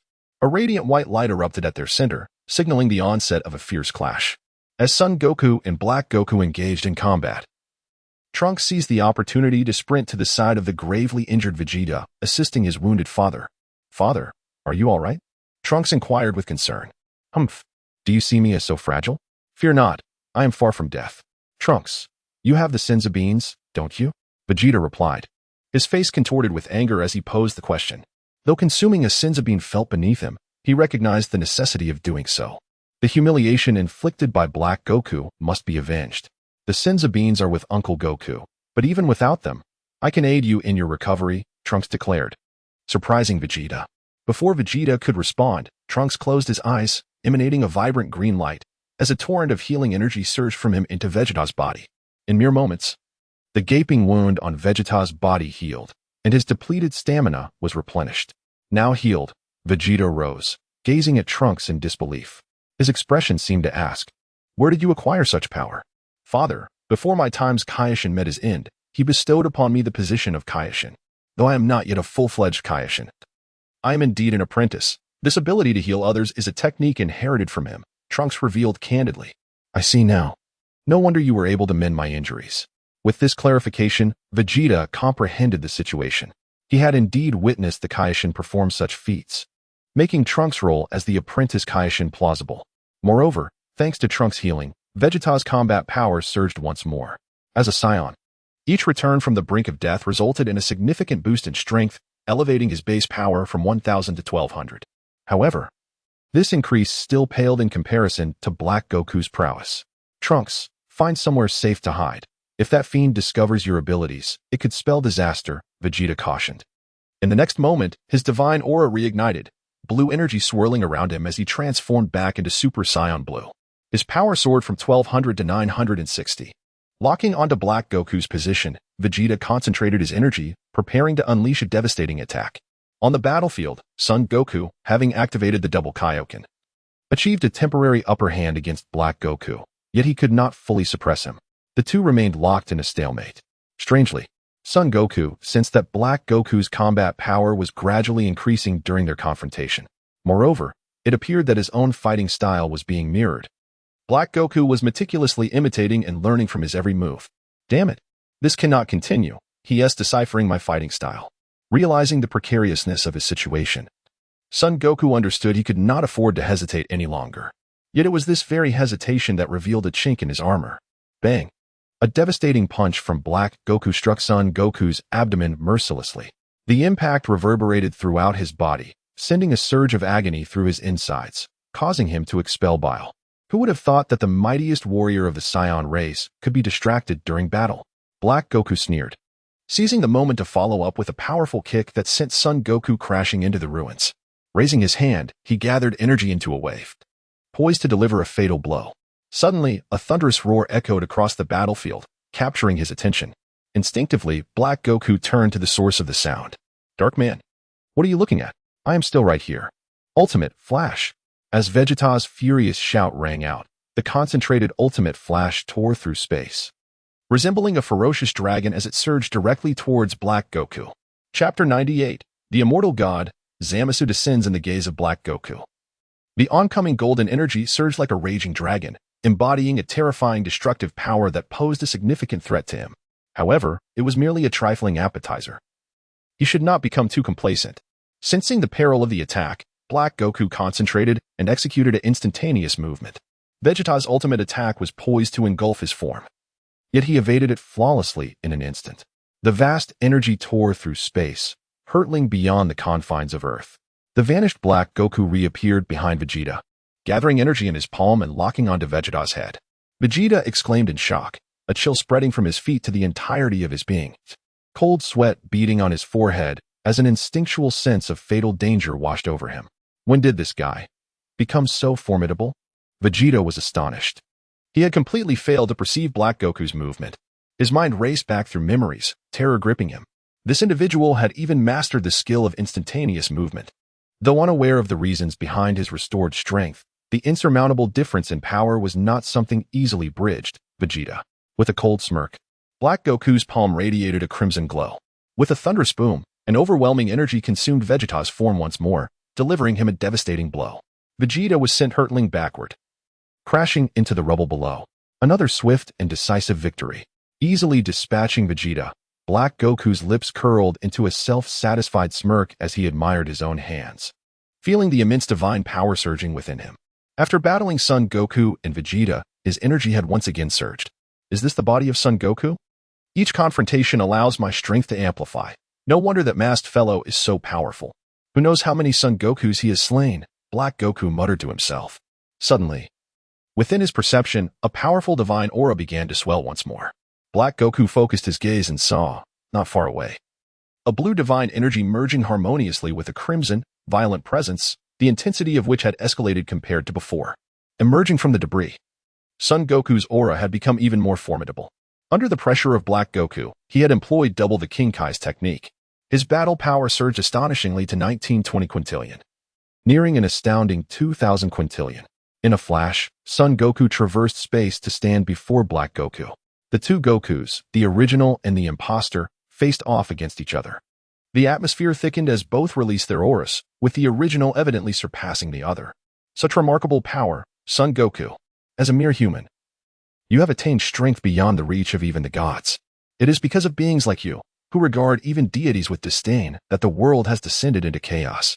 My plan to eradicate humanity is, without doubt, a necessity. Black Goku spoke ominously. Do you truly believe you can eliminate humanity? In other words, do you think you can defeat me? Son Goku retorted sarcastically. At this, Black Goku chuckled darkly, his mocking gaze seemingly ridiculing Son Goku's ignorance and folly. Do you think my power is merely this? If you hold such a foolish belief, then you are gravely mistaken, Son Goku. With an incessant cold smirk, Black Goku concentrated, increasing his energy once more. With a booming shout, an even more fierce and chilling divine power surged from within him, both in purity and intensity. It far exceeded what had come before. Sensing this renewed divine energy, subtle changes flickered across Son Goku's expression. Has his energy increased again? I cannot afford to engage in a prolonged battle. I must decisively end this. Recognizing the gravity of the situation, Son Goku resolved to conclude the fight swiftly. Black Goku's growth was alarmingly rapid. In the short span of their fierce exchanges, his battle power had reached unimaginable heights. Though both were Super Saiyan gods, the opponent was several times more powerful. His battle power had escalated from an initial 1,000 quintillion to an impressive 1,600 quintillion. Each clash amplifies my strength, especially when fighting you, Son Goku. You bring me immense delight, and I eagerly anticipate completely defeating you and discovering how far I can evolve. Black Goku's chilling laughter echoed. Though there was a slight discrepancy in their auras, his battle power was not significantly inferior, and he was certain of his impending victory. After all, he too was Son Goku. Do you really think you can contend against both of us single-handedly? Do not become too overconfident. Suddenly, a furious voice echoed from the sky. Looking up, they beheld the blue-haired Super Saiyan Vegeta. Despite being struck by Black Goku's energy wave, he still possessed the strength to fight. You're still alive, appetizer. Black Goku taunted mockingly. Feeling belittled, Vegeta's anger surged. Yet ultimately, reason triumphed over rage. He slowly descended from the sky to stand beside Son Goku. The atmosphere grew tense, transforming into a 2-against-1 scenario. Black Goku realized the situation had become precarious. Son Goku's battle power had already surpassed his own. While he could still manage to fend for himself, defeating the two together would prove to be a different challenge. Though Vegeta's power was not overwhelmingly strong, his presence would complicate the battle significantly. You wish to defeat me through sheer numbers, do you? How laughable. Do you think you are the only ones with allies? I have my own. With a chilling laugh, Black Goku raised his head to the heavens, declaring, "It is time for my ally to appear and let these ignorant mortals experience the wrath of a deity." As his words fell, a booming sound resonated from the sky. Amidst the dark clouds, a sacred, resplendent light suddenly descended. It is utterly foolish for ignorant mortals to presume they can triumph over the divine. Let me assist you in making humanity taste despair. A voice, ethereal and commanding, echoed from the divine light. In the next moment, Zamasu, the god of this realm, descended from the radiance. With a sacred and unassailable demeanor, he gazed down upon Son Goku and Vegeta from above. The instant Zamasu appeared, both Son Goku and Vegeta were taken aback. Even the Kaioshin, hidden within the realm of time and space, was astonished. He recognized this white-haired Kaioshin, Zamasu, the apprentice Kaioshin from Universe 10. Chapter 99, The Sadness of Being Forever Second. Once again defeated. Who is he? Sun Wukong exclaimed, astonished. The appearance of Zamasu left him in utter shock. According to the current timeline, he had yet to venture into the 10th universe, and thus had never encountered Zamasu. Apart from Black Goku, there was another adversary, which posed a considerable challenge for him. Did you think I stood alone? Zamasu declared. The Human Zero Project is not solely my endeavor. To fulfill my vision of justice, I require those who understand me best. Those who share the same ideals and suffer from humanity's folly. That is he, my companion, or rather, another version of myself. Black Goku mockingly teased the astonished Sun Wukong and Vegeta. At that moment, Zamasu descended beside Black Goku. Wisdom is a magnificent gift bestowed by the divine.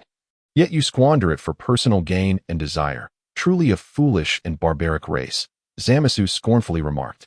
After enduring humiliation after humiliation, Vegeta could no longer contain himself and erupted in fury. You bastard! I have had enough of your insane ramblings. Anger surged within him as he charged at Zamasu, delivering a powerful punch to his face, sending him flying. Seizing the momentum, Vegeta pursued with unmatched strength, soaring above Zamasu, gathering energy in his legs before launching a fierce kick. A resounding explosion echoed as Zamasu was struck, plummeting like a meteor into the rubble below. A frantic scream erupted from Vegeta, his blue divine aura intensifying. His energy became frantic, pulsating wildly. Under his command, energy converged rapidly in his palms. The prince's fighting technique was unleashed, as countless energy blasts rained down upon Zamasu like a tempest. This was a moment of catharsis, releasing all the rage he had endured at the hands of Black Goku. Black Goku, however, regarded Vegeta's relentless barrage with indifference, merely smirking in disdain, as if convinced that Vegeta's attacks would prove ineffective. Turning his gaze towards Sun Wukong, Black Goku's lips curled into a chilling smile. Sorry to keep you waiting, Sun Wukong, but now we can begin anew. His fists clenched, the battle intent in his eyes was unmistakable. Sun Wukong did not respond, but suddenly struck, vanishing and reappearing before Black Goku, launching a powerful uppercut aimed at his chin. The suddenness of the attack caught Black Goku off guard, forcing him to evade just in time, retaliating with a heavy punch of his own. Their melee combat ignited once more. The two transformed into streaks of light, darting through space at supersonic speeds, colliding with ferocity. Meanwhile, Vegeta's Prince technique had been executed to perfection, countless energy blasts pouring down upon Zamasu. After a relentless minute of bombardment, he finally ceased, his stamina nearly depleted. Suspended in midair, he gasped for breath, sweat trickling down his forehead, his complexion pale. Ha ha ha. His breathing quickened, the once vibrant divine aura now waning. Yet, in the next moment, weariness vanished, replaced by a confident smile. In his perception, Zamasu's strength seemed rather trivial, the intensity of his divine aura far inferior to that of Black Goku. Surely, after such a ferocious onslaught, Zamasu must have been utterly obliterated. Reduced to nothing. Is that all there is to it? With such feeble strength, you dare to threaten humanity? Before me, Vegeta, you are as fragile as an ant. Vegeta sneered ominously, his confidence soaring, believing he had vanquished Zamasu and could soon deal with Black Goku, heralding a future of peace. Is that so? Came an ethereal voice from the smoke, jolting Vegeta's senses and extinguishing his smile. Shock and disbelief replaced it. How can this be? Through the haze, he caught a glimpse of Zamasu's figure, his mouth agape in astonishment, as if encountering a ghost. Emerging from the smoke, Zamasu brushed off the dust from his attire, gazing up at Vegeta with a look of utter disdain. Do not lay your filthy hands upon the divine, wretched scion. Infuriated by Vegeta's attacks, Zamasu leapt forward, conjuring a purple energy sword aimed at Vegeta's brow. This perilous strike was effortlessly dodged by Vegeta. Zamasu launched a relentless assault, targeting Vegeta with lethal blows. To Vegeta, these attacks seemed sluggish, easily avoidable. However, due to the immense stamina drain from the earlier Prince technique, even in his current Super Saiyan Blue form, he could barely muster a fraction of his power. The Super Saiyan Blue transformation was too taxing to maintain repeatedly. Having transformed once only to be swiftly defeated by Black Goku, he had transformed again, coupled with a devastating ultimate flash in the previous furious bombardment, depleting his energy reserves entirely. Even Zamasu's slow attacks became a daunting challenge for Vegeta, and amid the relentless onslaught, he exposed a vulnerability, receiving a merciless hand strike that pierced his chest. Pooh! Crimson blood erupted from Vegeta's mouth as he suffered yet another mortal wound. The dissolution of his Super Saiyan Blue state reverted him to his ordinary form, confusion clouding his eyes as he glared furiously at Zamasu. He could not comprehend why his previous attacks had been thwarted. Ha ha ha. Are you beginning to sense the insignificance of your own strength? Your Saiyan assaults are utterly ineffective before the divine, Zamasu mocked coldly. In the next moment, he withdrew his hand, and Vegeta's body plummeted to the ground as if weightless.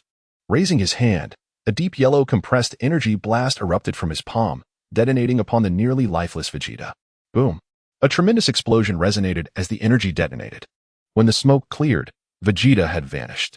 Given Zamasu's narcissistic nature, he believed Vegeta had been obliterated into oblivion. Unbeknownst to him, at the last moment, the East Supreme Kai, Shin, emerged from the realm of time to rescue Vegeta. Chapter 100, Defeat and Desperate Escape. The scene shifts to the battlefield of Sun Wukong. Empowered by the double Kaioken, his combat prowess has clearly surpassed that of Black Wukong, who is now firmly on the defensive. However, Black Wukong's resilience is formidable, despite being at a disadvantage. He seizes every opportunity to counterattack. Even with the double Kaioken, Sun Wukong finds it challenging to easily vanquish his foe. Moreover, he discovers a troubling fact. Black Wukong has perfectly mastered his fighting style, modifying it through his own understanding to create a combat approach that, while not identical, surpasses his own. Consequently, much of Sun Wukong's offensive is neutralized, and the side effects of Kaioken are exacerbated during the battle, although the stinging sensation is negligible. The depletion of stamina is significantly accelerating. He realizes he cannot afford to delay any longer. Ha! Kaioken! Triple! With a resounding shout, Sun Wukong unleashes a tremendous surge of energy from within. A deep crimson glow shoots skyward, and an overwhelming aura sends Black Wukong hurtling away. With the activation of the triple Kaioken, Sun Wukong's combat power escalates to an astonishing 2,880 zhang. Such terrifying strength brings a look of shock to Black Wukong's face. Can you truly elevate your aura to such heights? You are indeed Sun Wukong, but I will not be bested by you. I have mastered your body, and even in the presence of your true self, I possess the strength to fight back. A frantic roar escapes Black Wukong's lips as his magenta aura surges once more, his power climbing from 1,600 zhang to 2,000 zhang. Despite the nearly 900 zhang disparity compared to Sun Wukong's triple Kaioken state, he feels no fear. With a rush of energy, Sun Wukong explodes into action, his feet seemingly treading upon the void as he transforms into a streak of light, hurtling towards Black Wukong. I see you. With a triumphant shout, Black Wukong swings a powerful fist towards Sun Wukong's face, but it strikes nothing but air. Nanny!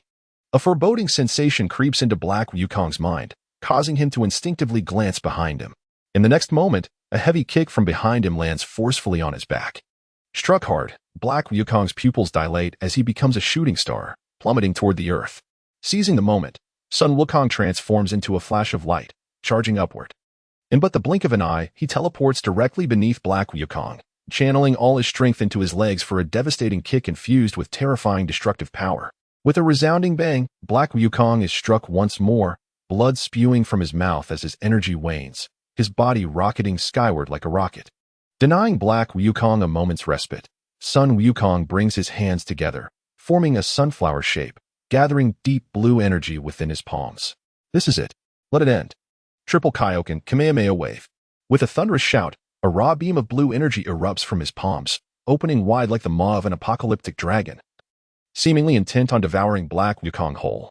At that critical moment, a figure emerges, deftly catching the injured Black Wukong and pulling him out of the blast radius of Sun Wukong's Kamehameha Wave. Nanny! Sun Wukong exclaims in astonishment. At this moment, someone has intervened to save Black Wukong. The individual is none other than Zamasu from this timeline. It's you. Realizing he has been rescued, Black Wukong whispers. It seems that the original Sun Wukong from the past possesses strength that still exceeds your own. Allow me to join forces with you to confront him. Zamasu proposes. Black Wukong, without objection, nods in agreement. Given their current powers, battling independently would indeed be futile against this Sun Wukong, unless it were the masked Black Wukong who intervened. Yet, he considers this foe as prey and is unwilling to allow anyone to claim it, especially not the masked version. Zamasu, without further ado, employs his abilities to mend Black Wukong's injuries. Fully healed, Black Wukong's power rises once more, from 2,000 zhang to 2,200 zhang. Below, Sun Wukong, upon witnessing Zamasu's appearance, immediately thinks of Vegeta. Expanding his aura perception, he realizes he can no longer sense Vegeta's energy. That guy Vegeta, has he been defeated? No. With his strength, he couldn't possibly lose to this green-skinned fiend. Then what in the world happened? Sun Wukong contemplates silently. In the next moment, he shakes his head, dismissing the thoughts swirling in his mind. Now is not the time for such reflections. Even without Vegeta, he must contend with these two. With the triple Kaioken in full force, Sun Wukong charges directly at Black Wukong and Zamasu. His sudden assault causes both to tense up, assuming a unified combat stance. Initially, Sun Wukong intends to eliminate Zamasu in one swift blow before dispatching Black Wukong. However, much to his astonishment, his attack has no effect on Zamasu whatsoever. While he is taken aback, he dares not lose focus in the battle. Black Wukong and Zamasu work in perfect harmony, executing their moves with seamless coordination, requiring no communication to understand each other's intentions. In an instant, even in his triple Kaioken state, Sun Wukong finds himself firmly suppressed. Zamasu's immortal form absorbs all incoming attacks, while Black Wukong relentlessly presses the offensive. This dire situation proves detrimental to Sun Wukong, and within just a minute of stalemate, he reveals a fatal weakness. Ultimately, Black Wukong pierces through his abdomen with a sword strike. Mortally wounded, the aura of Kaioken dissipates, leaving him barely able to maintain his Super Saiyan Blue form. This is his critical flaw. He knows the opponent is immensely powerful, yet hesitates to unleash his full strength against Black Wukong. Had he employed the tenfold Kaioken from the outset, would Black Wukong have had the chance to grow stronger? It appears the outcome has been decided. Sun Wukong, let our battle elevate my perfection. Next, I shall consume you entirely. A sinister laugh escapes Black Wukong as he withdraws his energy blade, delivering a powerful kick that sends Sun Wukong plummeting from the sky. Damn it. I never imagined I would. Damn it. Sun Wukong internally screams in frustration. Now, he regrets not unleashing his full combat potential from the very beginning. Even if his strength is formidable now, there is no opportunity to demonstrate it. In the heavens, a massive destructive orb hurtles toward him. At this critical juncture, East Kaishin, Shin, who has been concealed within the dimensional realm, suddenly appears, whisking the barely conscious Sun Wukong away from this timeline. Boom! An explosion of energy erupts, dazzling fireworks illuminating the sky. Chapter 101. Dialogue between Darot and the Grand Priest in the high skies. Black Goku and Zama stood together, sensing something amiss. As the dense smoke dissipated, the figure of Sun Wukong had seemingly vanished. Could it be that he was obliterated? Black Goku pondered. It seems so. With such severe injuries and from that angle, he couldn't possibly evade. Zama's replied uncertainly. Moments ago, Vegeta had vanished after being struck by an energy blast. Given the angle, Sun Wukong should have undoubtedly perished. He couldn't have simply disappeared. No need for speculation. Neither of them is dead, a cold voice echoed from behind them. Turning simultaneously, they beheld the masked Black Goku. Are you suggesting they escaped? Black Goku's expression shifted, disbelief evident. Indeed. Sun Wukong and Vegeta were taken by the Kaioshin of their timeline. Yet, it matters not. A single battle cannot fully unlock the potential of this body. Allowing him to escape this time means he will return, the masked Black Goku stated coldly. Humph. For now, I shall spare him. Thanks to Sun Wukong, my command over this body has become even more refined. His techniques have been entirely replicated within me. The blood of the warrior race surges within, and my power has once again ascended. Black Goku reveled in his newfound strength. He anticipated that it wouldn't be long before he reached a level comparable to the masked Black Goku, perhaps even surpassing him. However, he remained unaware that the masked Black Goku's true intention was to use him as a means to enhance his own power. The disparity in their combat strength was immeasurable. Yet, as long as Black Goku had not ascended to Super Saiyan Rose Level 2, he was entirely confident in his ability to devour his opponent. He allowed his growth to proceed, merely hoping for a more perfect condition for his own empowerment. Your growth indeed surpasses expectations. Even during my first battle with Sun Wukong, I could not reach your current level. That fellow will return soon after his defeat. You can continually harness Sun Wukong to explore the potential within you. The masked Black Goku suggested. For now, I shall grant him a reprieve. I can sense that the energy dormant within me has yet to be fully tapped. Earlier, my strength was inferior to his, necessitating assistance from another Zama's to defeat him. Next time, I alone shall suffice.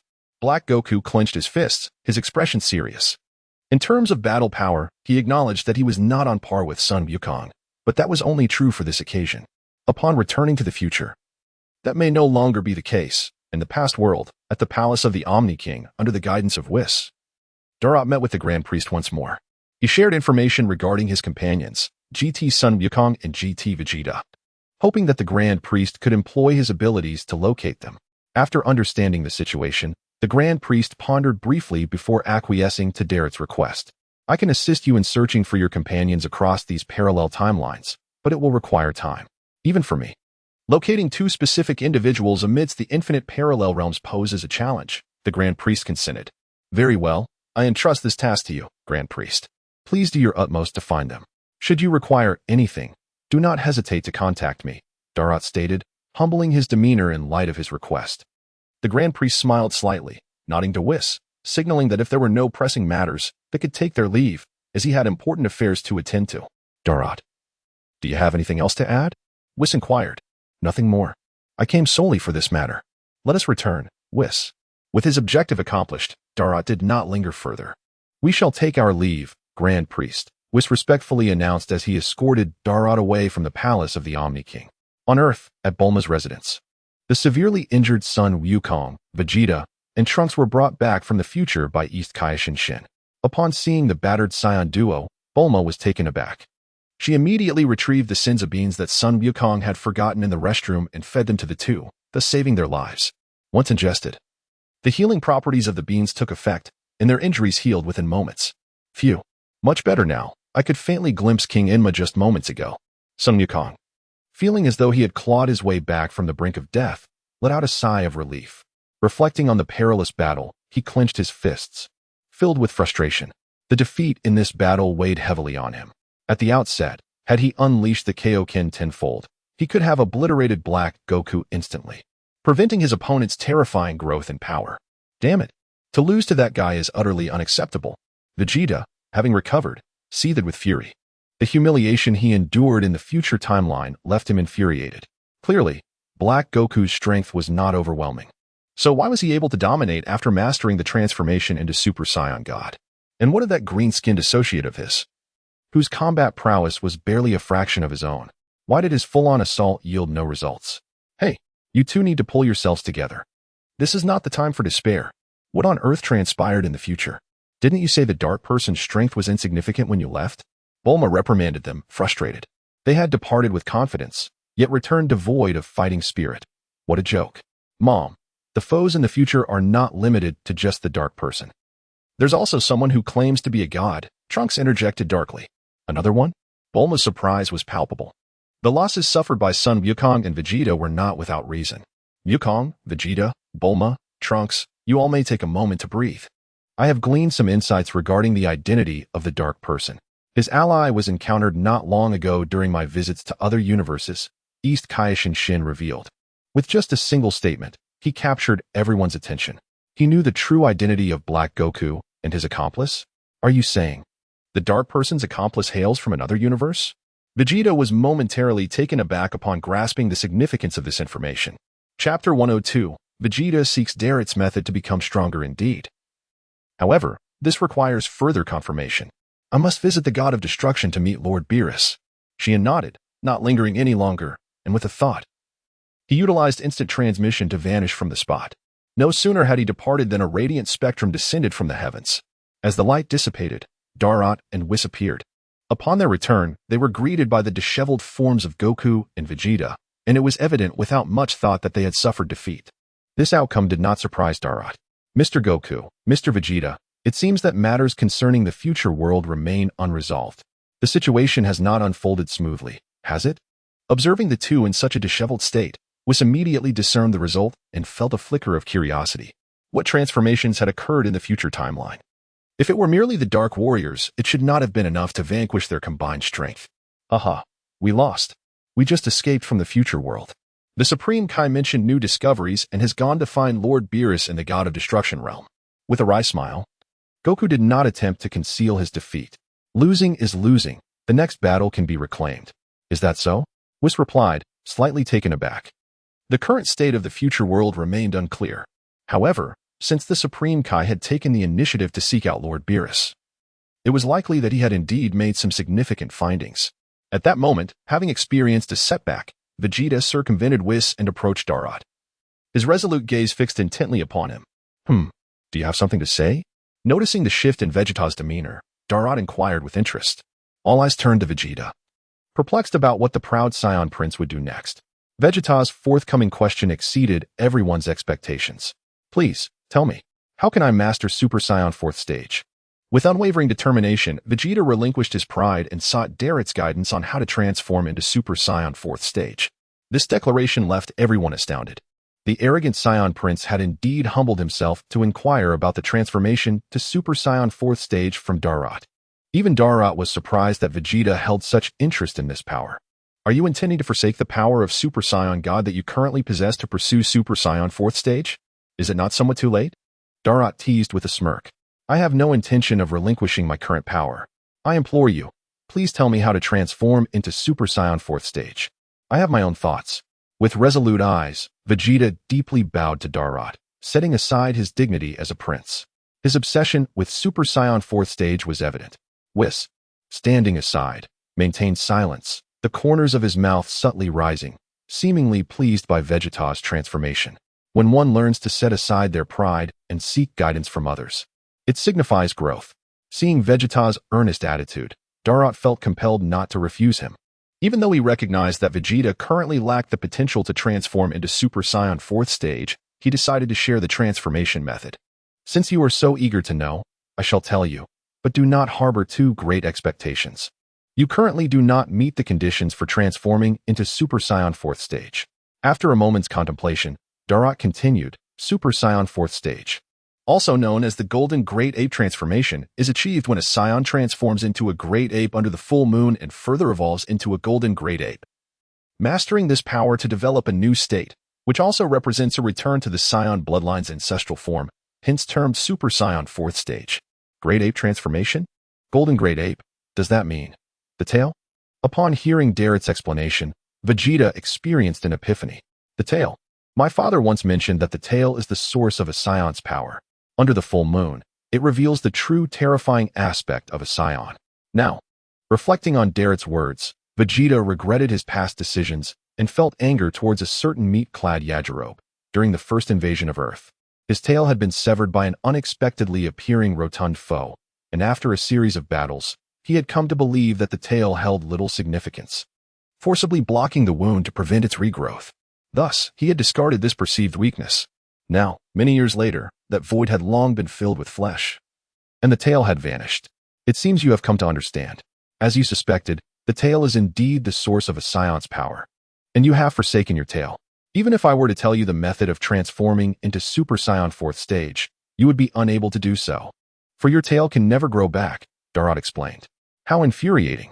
I never imagined that my own foolish decision would lead to such a grave error. With the answer in hand, Vegeta felt a pang of dissatisfaction. How could he have foreseen so much back then? Initially, he had intended to learn Super Saiyan 4th stage, combining its power with Super Saiyan God, so that no adversary, be it Black Goku or any other seemingly invincible foe, could stand against him. Now, due to his inability to regrow his tail, that plan had been utterly dashed. If only that Yajirobe, who severed my tail, were here, I would certainly give him a severe beating. It was because of him that I adopted the notion of abandoning my tail. Mr. Vegeta, do you recall what I mentioned earlier? The powers of Super Saiyan God or Super Saiyan Blue are not inferior to those of Super Saiyan 4th stage. It is merely that your training remains insufficient. Moreover, have you not yet recognized the issue within yourself? Whis interjected suddenly. What do you mean? I have. A problem? Vegeta was left bewildered by Whis's assertion. This issue has troubled you for quite some time. And I had cautioned you long ago not to blindly pursue personal power. Divine strength requires tempering. It necessitates steady, incremental progress, coupled with external stimuli to catalyze significant enhancement in strength. Your fervent thirst for power will only lead you down a misguided path. Now that I have spoken plainly, you should comprehend my meaning, Vegeta. Faced with Whis's inquiry, Vegeta fell silent. As Whis had articulated, he had indeed been overly fixated on immediate strength. Each bout of training had merely excavated his body's latent potential, yielding only meager power. Chapter 103, Darot's Scheme, the Super 5 Training Plan after a prolonged silence. Vegeta let out a deep sigh, yet this time, his eyes were devoid of confusion. I have learned. I now understand the path I must take moving forward, he remarked with a light chuckle. At that moment, it felt as though a thick veil of fog had been lifted from before him, revealing a new and promising path. No longer fixated on the Super Saiyan 4th level that he had missed, he recognized that his Super Saiyan God form was equally formidable. With newfound clarity, Vegeta lifted his head, his fury propelling him skyward. Following this trajectory, he was destined for the time chamber of the Supreme Kai to engage in earnest training. What a restless fellow, Darot murmured, observing Vegeta's ascending figure gradually disappearing into the sky. Blindly training will not yield any enhancement in strength. In fact, it may even prove counterproductive. However, this was not a concern for him. He too had his own matters to attend to. The unfolding narrative concerning Black Goku from the future world did not pique his interest. Even the fusion with Zamasu via the Potera earrings seemed rather trivial. Ever since his encounter with the god of destruction, Beerus, he had faintly brushed against a novel barrier and sensed that if he could shatter it, he might surpass the limits of the Super Saiyan 4th level and unveil an entirely new transformation. Yet, achieving this prerequisite demanded battles against formidable foes. Opponents whose strength matched or even surpassed his own, capable of killing him. In the future world, Black Goku and Zamasu were insignificant, and even their fusion held no allure for him, prompting him to disregard them entirely. As for Beerus, having already tasted defeat at his hands, the prospect of another confrontation was hardly appealing. Even if he were willing, it would not provide the necessary pressure to stimulate growth. According to the current timeline and narrative progression of Universe 7, aside from the incident involving the Dark Person, there were no rivals capable of challenging him. No, there was one individual who could match him. This character, a warrior from the Dragon Ball Super movie, displayed overwhelming combat prowess upon appearance. In his base form, he could rival the Super Saiyan Blue forms of Goku and Vegeta, and upon transforming into Super Saiyan 1st level, he could overpower both Super Saiyan gods. In the film, he even clashed with Gogeta in Super Saiyan Blue form. Had it not been for Gogeta's superior combat skills and intellect, the outcome might have been different. Yes, that individual is the legendary Super Saiyan, Broly. The legendary Super Saiyan Broly, in my timeline, once imposed unimaginable pressure upon me, though I eliminated him long ago. I wonder what surprises this version of Broly will bring. Darot's next target shifted to Broly. Such a being was akin to a monster among saiyans, a legendary Super Saiyan born only once every 1,000 years.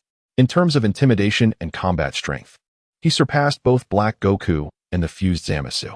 With a resolute determination, Darot decided that his next adversary would be Broly. However, not just yet. He He required time for introspection and gradual enhancement of his own realm and combat capability. Only then could he harness external pressure to catalyze his breakthrough. Perhaps this way, he could transcend his limits and develop a new transformation. Yet, whether this transformation would resemble the white-haired monkey he envisioned remained uncertain. Having made a preliminary decision, Darot resolved to refrain from lingering any longer in this place. Matters concerning the dark person were not his concern. After all, if he could not resolve such a crisis, it would be profoundly disappointing. In the next moment, Darot concentrated his energy, propelled himself into the air, and soared toward the horizon. Witnessing this, Whis did not intervene. Seemingly aware of Darot's intentions, he hesitated to voice his thoughts. As soon as Darot departed, the East Supreme Kai, Shin, arrived with Beerus from the realm of destruction. Upon his arrival, Beerus, hands clasped behind his back, wore a nonchalant expression. He cast a perplexed glance at Goku and inquired, "You, of all people, lost to that imposter?" Stung by the remark, Goku felt a twinge of embarrassment. It wasn't exactly a loss. That guy had a rather troublesome companion who appeared to be a god. They defeated me together, he defended himself earnestly. Is that so? Beerus shifted his gaze to Shin and asked. The god he mentioned is the one you previously spoke of, the one whose aura closely resembles that of the dark person, correct? Indeed, Lord Beerus. Not long ago, I journeyed to Universe 10 with Jebbet, and he encountered that being, unfortunately losing in the end, Shin explained. Oh, I see. I have a grasp of the situation now. Nodding, Beerus's attention returned to Goku as he casually declared, "Prepare yourself. You must accompany us." Wait, where are we going? Goku asked, bewildered. Fool, what on earth is going through that thick skull of yours? Where else but to uncover the identity of that individual who looks just like you? Beerus responded with exasperation. Meanwhile, Darot, soaring high above Earth, sought a suitable place to establish a stable foundation. To secure lasting progress, he needed to experience some pressure. Thus, he recalled an island from the Dragon Ball Super World, Nameless Island. This mysterious isle, bridging the realms of the living and the dead, harbored a dark forest rumored to contain the immortal Bliss Grass. Yet, Bliss Grass was not the primary aim of Darot's journey. His true objective lay in the trials within the dark forest, where he hoped to confront foes he had encountered in the past once more. After encircling the earth, he finally located Nameless Island. Descending from the sky, he landed upon its shores. Gazing at the ominous forest before him, a smile crept upon his lips. Just as in the original narrative, the fear of this place, being the threshold between the living and the dead, amplified the terrors within people's hearts, causing previously feared adversaries to materialize from the depths of dread. Let me see if this island truly holds such malevolence. I wish to uncover what I fear within. With a cold laugh, Darot, driven by intense curiosity, ventured deep into the heart of Nameless Island. Chapter 104, Dalit, Welcome Back, Super 17. As Dalit ventured deep into the forest of the Nameless Island, his gaze swept across the surroundings, finding nothing particularly unusual. The area was densely populated with dark, eerie vegetation, which obscured his path and caused him to lose his sense of direction. He pressed further into the depths of the forest when, unexpectedly, a chilling, malevolent laugh resonated behind him. The voice, cunning and eerily familiar, prompted Dalit to instinctively turn around, revealing a contemplative expression on his face. Oh, so it is you who has appeared first, Dalit remarked with a hint of interest, his eyes glinting with mockery. The figure before him was unmistakably a Zephyrian. Clad in yellow armor and adorned with white fur, one of the adversaries he had faced years ago. Many years prior, after Vegeta achieved the fourth transformation of Super Saiyan. The Zephyrian baby had invaded, seizing control of his body. Even Goku, in his Super Saiyan fourth form, had fallen victim to baby, losing his energy and becoming a mere puppet. It had taken Dalit considerable effort to defeat this foe. Ah, a former opponent has graced me with their presence. This should serve as a warm-up. At least you are far more formidable than the Goku and Vegeta of this timeline. He mused, his lips curling slightly as he flexed his wrists, appraising the Super Baby before him. In response to Dalit's words, Super Baby remained silent and charged at him. The terrifying speed he exhibited shattered the sound barrier, rendering him nearly indistinguishable from his original form. With a resounding thud, Dalit effortlessly intercepted Super Baby's powerful punch. However, the weight behind the blow startled him. The force was strikingly similar to that of the Super Baby he had battled previously, perhaps even stronger. As Super Baby relentlessly pressed forward, Dalit felt immense pressure, forcing him into a defensive stance. The sensation was a long-lost one, facing an opponent he had once bested, yet he couldn't help but scoff inwardly. How amusing. You have already been defeated by my hands once. Now, you are merely a counterfeit seeking to conquer me? How laughable. With that, Dalit unleashed his strength, delivering a punch that pierced through Super Baby's chest, followed by a swift kick that sent him flying. Raising his hand, he concentrated a compressed energy sphere to its utmost limit and released it towards Super Baby. The resulting explosion was deafening, enveloping the area in a dense cloud of smoke and a sudden gust of wind. As the smoke dissipated, Super Baby emerged unscathed, his expression remaining impassive. Oh, I almost forgot. This creature is indestructible, unless I reach a state of utter tranquility to erase you. How fortuitous, Dalit mused, quickly grasping the situation. Everything he witnessed here was an illusion, an incredibly potent one that closely resembled the real Super Baby, yet it was indestructible. The more fear one felt, the stronger the illusion became. Typically, Dalit would have been concerned, but now it perfectly suited his needs. Suddenly, a chill crept down his spine, compelling him to glance behind him. There stood Super 17. Ah, is that not 17? It has been quite some time. How have you been? Dalit jested. Super 17. A fusion of the 17 from hell and the artificial 17 from reality, possessed the ability to open portals to hell. His power was formidable during the GT timeline. He had demonstrated overwhelming combat prowess, pushing Super Saiyan 4 Goku to the brink. Moreover, his strength had no limits, absorbing energy only enhanced his capabilities. Reflecting on their past confrontation, a wry smile crept across Dalit's face. Super 17 had originally been a disaster for Earth, and he had mistakenly believed that the malevolent 17, created by Drive, Jero was the true mastermind. To his surprise, the true consciousness belonged to the Earth S-17, resulting in a farcical battle where they were essentially fighting amongst themselves. Returning to the present, Dalit realized that since he had acquired this body, he and Super 17 had never truly clashed. Perhaps this encounter would remedy that omission. Let me witness the true extent of the ultimate android-esque combat prowess, he declared, raising his hand to launch an energy blast at Super 17. In the face of the energy attack, Super 17 did not flinch or evade. Rather, he absorbed the energy as it made contact with him. To Dalit's astonishment, the blast did not explode, but was instead drawn into Super 17's body. Ah, as I suspected, this counterfeit has even replicated the abilities of the original. Dalit exclaimed with excitement. This imposter, aside from its inability to speak, is more real than the real thing. After absorbing the energy, Super 17 patted the spot where the blast had struck him, then propelled himself toward Dalit with incredible speed.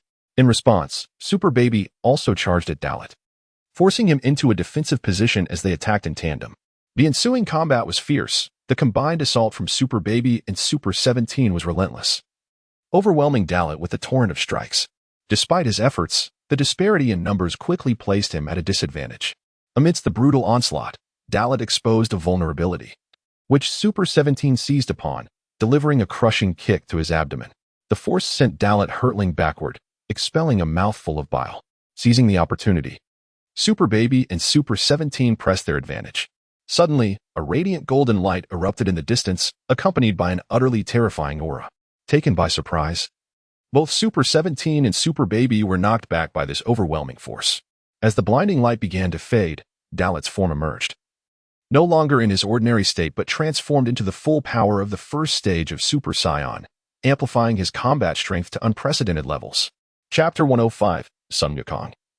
Do you wish to become a god of destruction? The power of this dark forest proves to be quite troublesome. It is merely an illusionary body created from my memories. Yet it possesses the strength of my true self. My journey here for training has not been in vain. Emerging from the depths of the forest, Dalit assessed Super Baby and Super 17, a smile gracing his lips. As the golden aura was retracted back into his body, Dalit focused intently on Super Baby and Super 17. In the blink of an eye, he lunged forth like a ferocious beast, unleashing a devastating force upon them. Simultaneously, in the 10th universe, under the instantaneous transportation abilities of the Kaishin, Sun Wukong, god of destruction Beerus, an angel was arrived at the realm of the 10th universe's Kaishin. Just as in the original storyline, Sun Wukong engaged in battle with Zamasu. However, a slight deviation occurred. At this time, Sun Wukong effortlessly triumphed over Zamasu in his normal state. This defeat only intensified Zamasu's disdain for humanity, planting the seeds of anger deep within him. It was at this moment that he began to covet Sun Wukong's body. During their journey back, Beerus signaled for Sun Wukong to recount the events transpiring in the future world. Sun Wukong, unreserved, shared the entirety of his experiences. Particularly, when he mentioned Zamasu's ability to disregard all attacks, Beerus was momentarily taken aback. Are you certain that fellow can ignore all attacks? Did your and Vegeta's assaults have no effect on him? Beerus questioned, his expression one of skepticism. In his eyes, Zamasu appeared exceedingly frail. Had it not been for Sun Wukong's restraint, a mere fraction of his strength could have obliterated him. To claim such a worthless being could dismiss all attacks was rather alarming. Indeed, Lord Beerus. When Vegeta faced him, he possessed the capacity to kill Zamasu. And even Vegeta's ultimate technique struck him, yet he remained unscathed. My own attempts to harm him yielded no injury. The Zamasu of the future world is vastly different from the one I just battled, Sun Wukong explained candidly. Upon hearing this, Beerus's apprehensions deepened. The events occurring in the future world were more perilous than he had imagined. The reasons behind such a dire situation were unknown, yet if it transpired within his jurisdiction, he would surely intervene and annihilate the instigator. However, though the future world also belonged to the seventh universe, it lay outside his dominion. Moreover, cosmic law explicitly forbids gods of destruction from traversing time and space, and he could not risk violating this rule.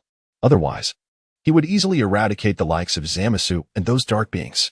I have also observed that the Zamasu of the future world seemingly possesses immortality. All attacks prove ineffective against him. One of the reasons for Sun Wukong's defeat was Zamasu's aid to the dark beings in deflecting the majority of the assaults. East Kaishin Shin elucidated. Immortal ability. His words deepened the trio's concerns. The Zamasu who had just fought Sun Wukong did not possess such a trait. He felt pain when struck. Yet the Zamasu of the future remained unfazed, standing resolutely regardless of the devastation inflicted upon him, as if truly immortal. How then did he acquire this immortality? Sun Wukong inquired. His question plunged Beerus and Shin into silence. How one might attain immortality was a mystery. In the known universe, true immortality had yet to be observed. Sun Wukong, Lord Beerus, could it be possible that Zamasu used the Super Dragon Balls to obtain immortality, thus achieving an immortal state? After a prolonged silence, was finally spoke. His words illuminated the minds of all present. If it were indeed the Super Dragon Balls, acquiring immortality would be feasible. Whis. Are you suggesting that Zamasu obtained immortality via the Super Dragon Balls, then took the time ring to the future, subsequently using the Super Dragon Balls to create dark beings identical to Sun Wukong? Beerus appeared to connect the dots, his face a mask of astonishment. This possibility cannot be dismissed. However, Zamasu's immortality must have been granted by the Eternal Dragon, and the energy of the dark beings bears a striking resemblance to Zamasu's. There must be some unknown connection between them. Perhaps, as you surmise, Lord Beerus, everything aligns with your conjecture, Whis hesitated before asserting. At this juncture, a more compelling explanation seemed to emerge. TCH, the future world is in disarray because of that lad. Yet he has not yet revealed his true intentions. And since the 10th universe is beyond my control, I must wait for him to unveil his true self before I can act to destroy him. Until then, it may take some time. The mere thought of this vexed Beerus. In the future, due to the Kaishin's influence, he had already met his demise. Otherwise, the entire universe would not be shrouded in chaos. Lord Beerus, do you possess any special techniques that could assist me in overcoming Zamasu's immortality? At that moment, a sudden idea struck Sun Wukong. Since Beerus was a god of destruction, surely he must have a means to counteract immortality. You wish to know how to counter immortality? Beerus was taken aback by Sun Wukong's audacity. Immortality? Before a god of destruction, what immortality exists? A single act of destruction resolves it. Thus, his method for dealing with immortality was singular, destruction. Indeed, otherwise, the ability of immortality is exceedingly troublesome. No matter how hard one strikes, they cannot be vanquished, and there is no depletion of stamina, which is quite vexing, Sun Wukong lamented. Upon seeing Sun Wukong nod in agreement, a subtle smirk crept across Beerus's lips, a peculiar smile emerging. Whis, noticing Beerus's intent, raised an eyebrow in surprise. The Kaishin Shin and Sun Wukong remained oblivious, failing to comprehend the implications of Beerus's sly grin. Young one, if you wish to counter immortality, you must become a god of destruction. Do you wish to take on that mantle? Beerus regarded Sun Wukong with a grin, extending the proposition. Chapter 106, The Most Formidable Foe, the Corrupted Evil Dragon. Sun Wukong was taken aback by Beerus's words. To unravel the secret of immortality, must one become a god of destruction? Do not be so astonished. Before a god of destruction, immortality is but a myth. I share this insight with you due to our familiarity, Beerus stated, his implication becoming increasingly evident. Clearly, he wished for Sun Wukong to ascend as the god of destruction of this universe. After all, Sun Wukong was a warrior he had witnessed grow, cultivated by Whis himself. In terms of strength, he was undoubtedly among the elite, a superlative fighter recognized across any universe. Such a fitting candidate. Why not mold him into a god of destruction? Moreover, Beerus desired Sun Wukong to take on this role, for aside from Luote, only he and Vegeta were deemed suitable to inherit the mantle of destruction. If he were to agree, having such a formidable apprentice would bolster Beerus's confidence and prestige when confronting other gods of destruction. This seems rather inappropriate, doesn't it? Sun Wukong hesitated, feeling that the position of god of destruction was not suited for him. He merely sought to grow stronger, not to become a deity of destruction. Although the role appeared to entail minimal effort, merely the occasional obliteration of planets, he still had no desire for such a title. After all, destruction was fundamentally incompatible with his nature. Little brat, you aren't thinking of declining, are you? Humph. Life throughout the universe yearns for the title of god of destruction. The opportunity lies before you, and you're hesitating. Noticing Sun Wukong's indecisiveness, Beerus seized his nose, unleashing a torrent of vitriol. He felt his status as a god of destruction was being disrespected. Across the entirety of the seventh universe, countless beings aspired to the position. Yet here stood Sun Wukong, faced with the chance, and still wavering. Such hesitation was a grave affront to the title of god of destruction. Ouch. Please let go, Lord Beerus. I've been thinking for a moment. Are there any methods to eliminate immortality aside from becoming a god of destruction? Sun Wukong asked, a look of trepidation crossing his face. Unbeknownst to him, his inquiry only incensed Beerus further. No. Beerus's expression darkened as he tightened his grip on Sun Wukong's nose, flinging him away. He felt he had misjudged the situation. His well-intentioned offer had been met with disregard. He had envisioned Sun Wukong as his successor, for there was no one better suited in this world. Yet, this insolent brat had outright refused, leaving Beerus feeling humiliated. As Sun Wukong tumbled, he rubbed his sore nose, tears nearly spilling from his eyes. He could not comprehend what he had done to provoke such fury from Beerus. Nearby, Whis stifled a laugh at the comical scene. Beerus had intended to make Sun Wukong his heir, only to be rejected by this oblivious fellow, which had clearly irked him. Cursed brat, he doesn't even recognize my goodwill. The more Beerus pondered, the angrier he became, baring his teeth and ignoring Sun Wukong. Lord Beerus, please temper your anger. It may be premature for Wukong to assume the role of god of destruction. Besides, I believe Vegeta is more suited for it.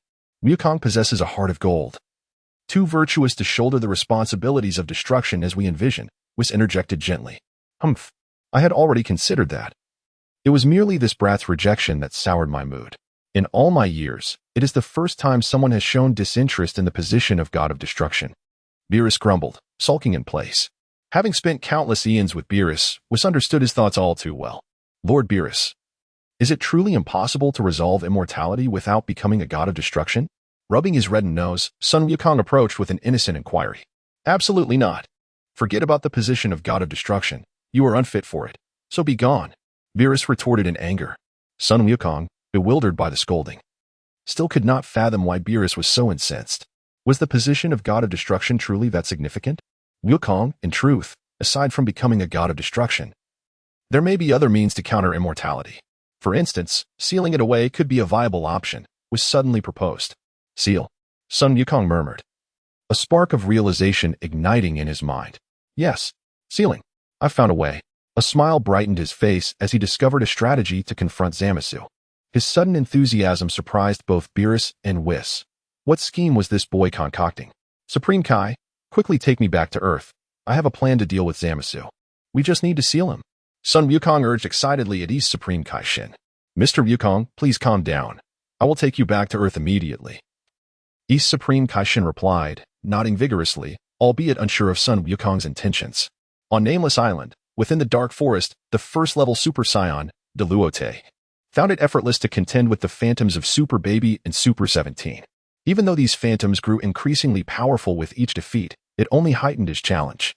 Seeing Luote handle the two replicants with ease, the dark magic of the forest manifested once more, replicating Luote's most formidable adversary from his past battles, the corrupted Super One-Star Dragon. The moment this corrupted Super One-Star Dragon appeared, its fierce aura captivated Luote's attention. He instinctively turned to meet its gaze. With lifeless eyes, the Super One-Star Dragon stared blankly at Luote, resembling a mere shell of its former self. At last, a worthy opponent has arrived. Excellent, excellent, evil dragon. Upon seeing the corrupted Super One-Star Dragon, which he had once defeated, a slight smile crept upon Luote's lips as his dormant blood surged with excitement. In the past, the birth of the evil dragon was insignificant. He could easily vanquish the ordinary Super One-Star Dragon with full force. However, in the midst of his victory, an unforeseen force from another dimension corrupted the Super One-Star Dragon, endowing it with a more sinister and formidable power. That battle was etched into Luote's memory as the most perilous encounter he had faced. Had it not been for Sun Wukong and Vegeta's assistance, even he might have succumbed to the corrupted Super One-Star Dragon. This experience solidified Luote's belief in the existence of other parallel dimensions. It was evident that he had succeeded in that conviction now. Chapter 107. Wukong. Do you still remember the purpose of your cultivation? Upon encountering Darot, the demonized Super One-Star Dragon immediately assumed a combat stance, locking onto its prey like a relentless hunter. In the blink of an eye, it unleashed a terrifying burst of speed, rushing towards Darot like a streak of aurora. Such swiftness, even Darot, in his full power as a Super Saiyan, could not suppress a gasp of astonishment. The enormous iron fist descended mercilessly towards Darot's face, producing a thunderous crash. The formidable blow struck between Darot's arms, unleashing a horrific force that rippled through the very fabric of space, fracturing the ground beneath him and embedding his legs deep into the mud. With just one punch, he barely managed to deflect it under his full Super Saiyan power. What an intriguing place this is. Mere illusions possess a combat prowess surpassing that of their true forms. Stabilizing his trembling body, Darot grinned. As Darot spoke, the onslaught from the demonized Super One-Star Dragon showed no signs of abating. Instead, it grew increasingly ferocious and fierce. The colossal fist, imbued with overwhelming destructive power, rained down upon Darot. In an instant, the pressure on him intensified. Caught off guard, he was seized by the demonized Super One-Star Dragon and sent soaring through the air with a powerful kick. But the assault did not cease there. The demonized Super One-Star Dragon teleported to the spot where Darot would land, bringing both hands together for a crushing blow. Struck hard, Darot plummeted to the ground like a cannonball, the searing pain in his back causing him to involuntarily gasp. This strike truly stings. Gritting through the agony, a flash of golden light flickered in Darot's eyes. He once again tapped into the hidden reservoir of energy within him. This time, he transcended the pinnacle of Super Saiyan second stage, entering the ultimate realm of Super Saiyan third stage, with a staggering 600-fold increase in his base power.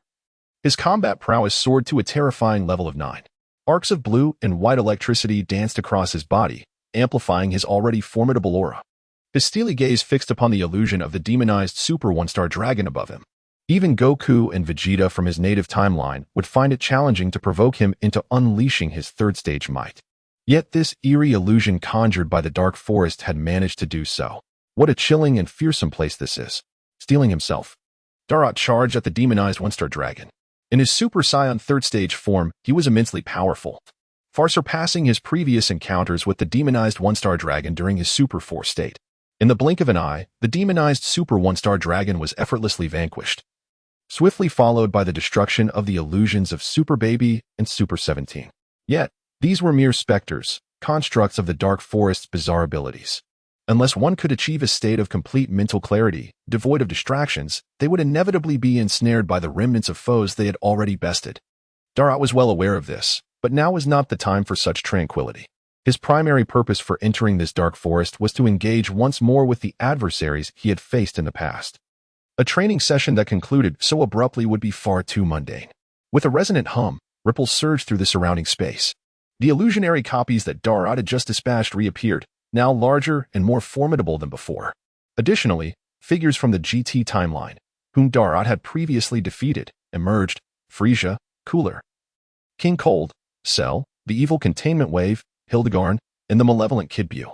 These were all foes Darot had encountered before. What a marvel! This place replicates all the enemies I have ever faced. Very well, let me relive the sensations of our past battles. After all, facing a single evil dragon is hardly enough to warm up. Darot flexed his arms, igniting a fierce desire for combat in his eyes, and smiled. In the next moment, led by the demonized Super One-Star Dragon, the 10 malevolent warriors surged towards Darot simultaneously. Unfazed by the onslaught of these impostors, Darot boldly charged forward. As he would say, Let us get to it.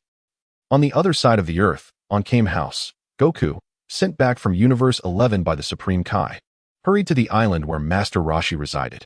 There exists but one method to counter Zamasu's immortal form, and that is the evil containment wave. Years ago, Master Roshi had sacrificed himself to unleash the evil containment wave, sealing away the original Demon King Piccolo. Of course, his demise stemmed from his insufficient power to execute the technique properly. His strength would not be an issue when sealing away a mere Zamasu. Upon reaching Kame House, Goku visited Master Roshi. Upon learning of his disciple's need, Master Roshi was taken aback, surprised that the long-forgotten evil containment wave could once again prove useful. Master Roshi felt a swell of pride, knowing he could teach Goku once more. Though their power levels had diverged significantly, he remained Goku's teacher, a mentor for life. There were still many mysterious aspects of martial arts that Goku could not master. For a talent like Goku, mastering the evil containment wave was a simple task. He merely needed to observe Master Roshi perform it once to grasp it perfectly. After imparting the technique, Master Roshi also entrusted Goku with the sealed jars and talismans he had kept hidden away. Just as Goku prepared to leave with the items in hand, Master Roshi called out to him, "Hey Goku, what is it, Grandpa? Do you have something to say?" Goku paused and turned to inquire.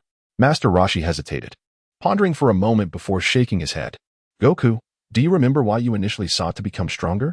Master Roshi asked, a hint of exasperation in his voice. "The reason I first began training," Goku murmured, his mind drifting back to the early days of his cultivation. Initially, he was uncertain of his motivations, seemingly striving to protect Bulma during their quest for the Dragon Balls and to enhance his own abilities, until stronger foes emerged, compelling him to grow stronger for their sake. Stronger. Goku instinctively uttered the words. To become stronger, simply to become stronger, there are no other reasons. Receiving this anticipated response, Master Roshi sighed, realizing that his disciple had changed. Chapter 108. A day later, once again to the future. What's wrong, Grandpa? Am I mistaken? Sun Wukong inquired, bewildered and perplexed. He could not fathom why Master Roshi would suddenly pose such a question to him. Was there any need for a reason to grow stronger? In this era, if one did not continuously enhance their strength, they would inevitably be eliminated. As a scion, a naturally born warrior, was he not meant to exist solely to become more powerful? It's nothing, just go, Wukong, Master Roshi sighed. The Sun Wukong of today was no longer the naive and simple-minded child that he once knew, nor was he the one who sought strength merely to protect others. Now, he simply sought power for its own sake, nothing more.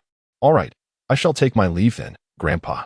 Even at this moment, Sun Wukong still did not comprehend the crux of his dilemma as he executed instant transmission, departing from Kame House. Once he was gone, Master Roshi removed his sunglasses, revealing his aged yet spirited eyes as he gazed thoughtfully at the sky. Memories began to resurface within his mind. Back then, Sun Wukong and Krillin were just innocent boys, who would heed his every word, save for Krillin, who often thought outside the box. Sun Wukong's words were innocent and pure.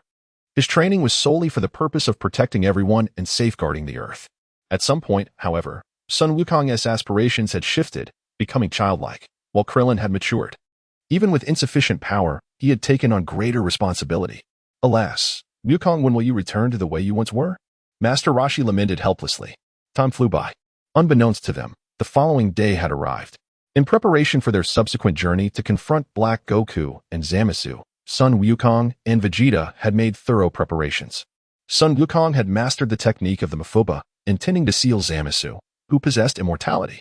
Vegeta, having regained his true self, spent a year in the hyperbolic time chamber, experiencing a remarkable leap in his power. Furthermore, his mastery of Super Saiyan Blue had reached its pinnacle. Not only that, but his base combat power had also surged significantly since his return from the brink of death.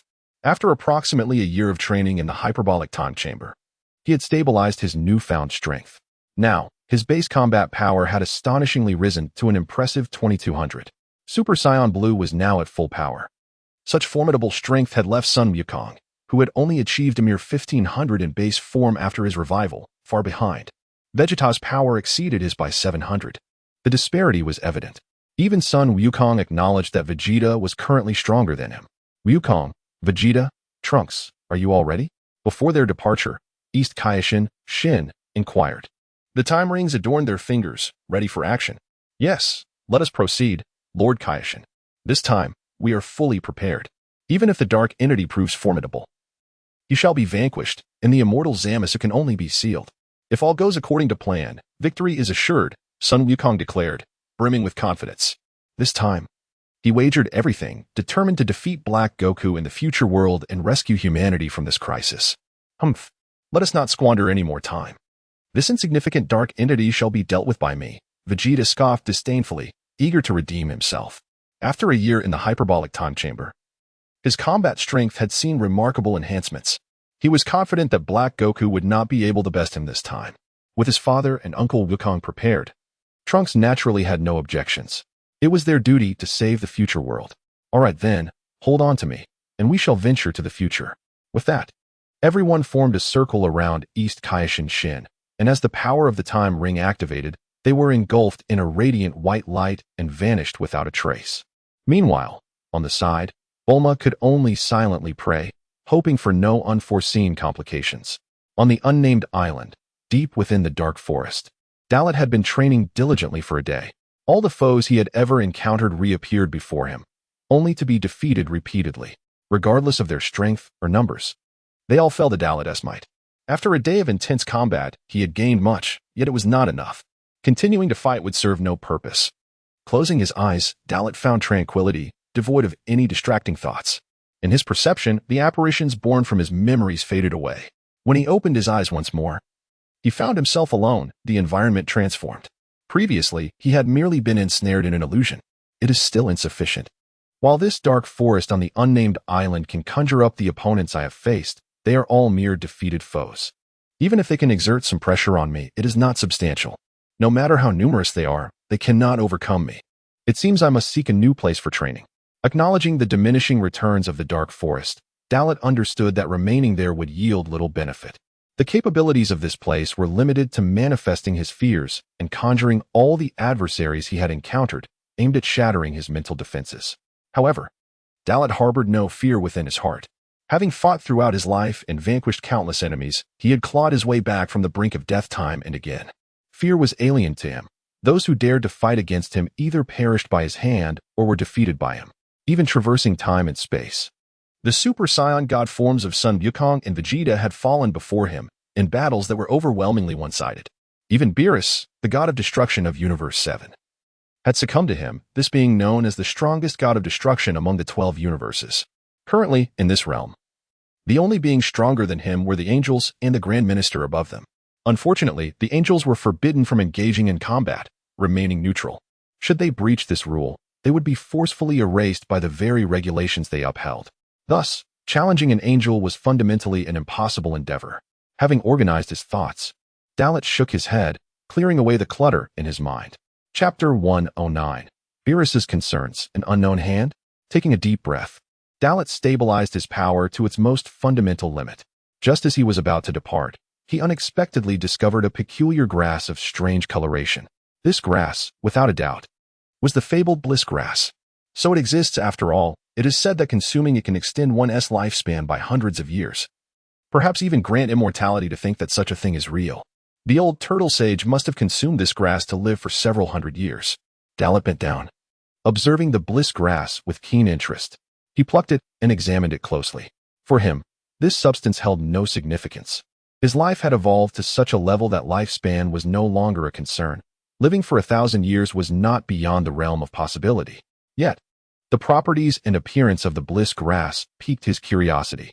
In his world, such a thing had never existed. Even the nameless island was a mere myth. He had always been unaware of the reasons behind the turtle sage's longevity, as only the Dragon Ball Super timeline provided a simple answer.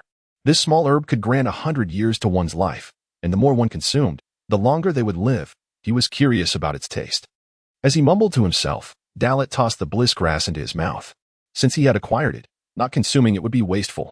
Perhaps it would yield some extraordinary effect. As he chewed slowly, savoring the flavor, a fragrance reminiscent of tea spread throughout his mouth. A refreshing sensation surged through him, instantly restoring the energy he had expended in battle. This bliss grass indeed held a unique flavor. Unexpectedly invigorating his senses, Dalit mused.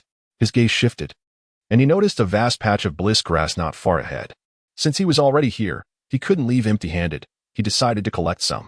Realizing its effectiveness in enhancing his mental clarity, he strolled towards the patch of bliss grass. In less than half a minute, he had completely harvested the entire area. With a flick of his finger, a minuscule rift in space materialized before him. It seemed that the fragment of spatial power he had sensed from the Grand Minister could now be easily harnessed after this experience.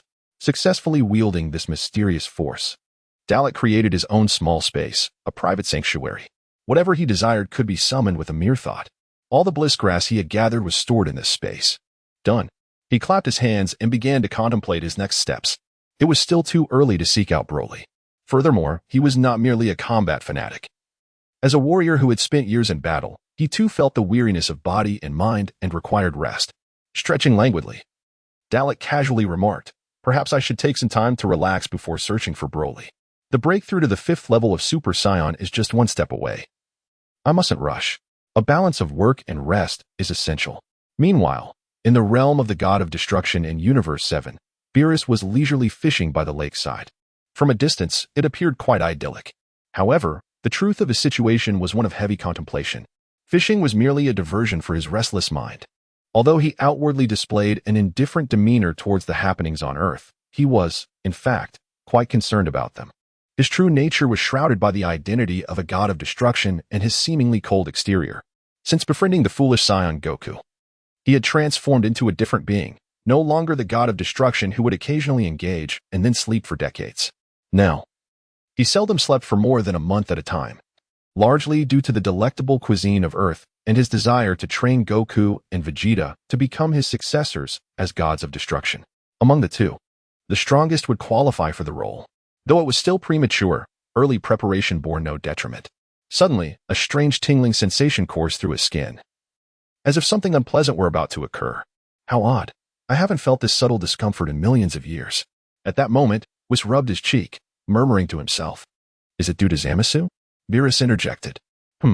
Lord Beerus, do you believe that the situation with Zamasu is not easily resolved?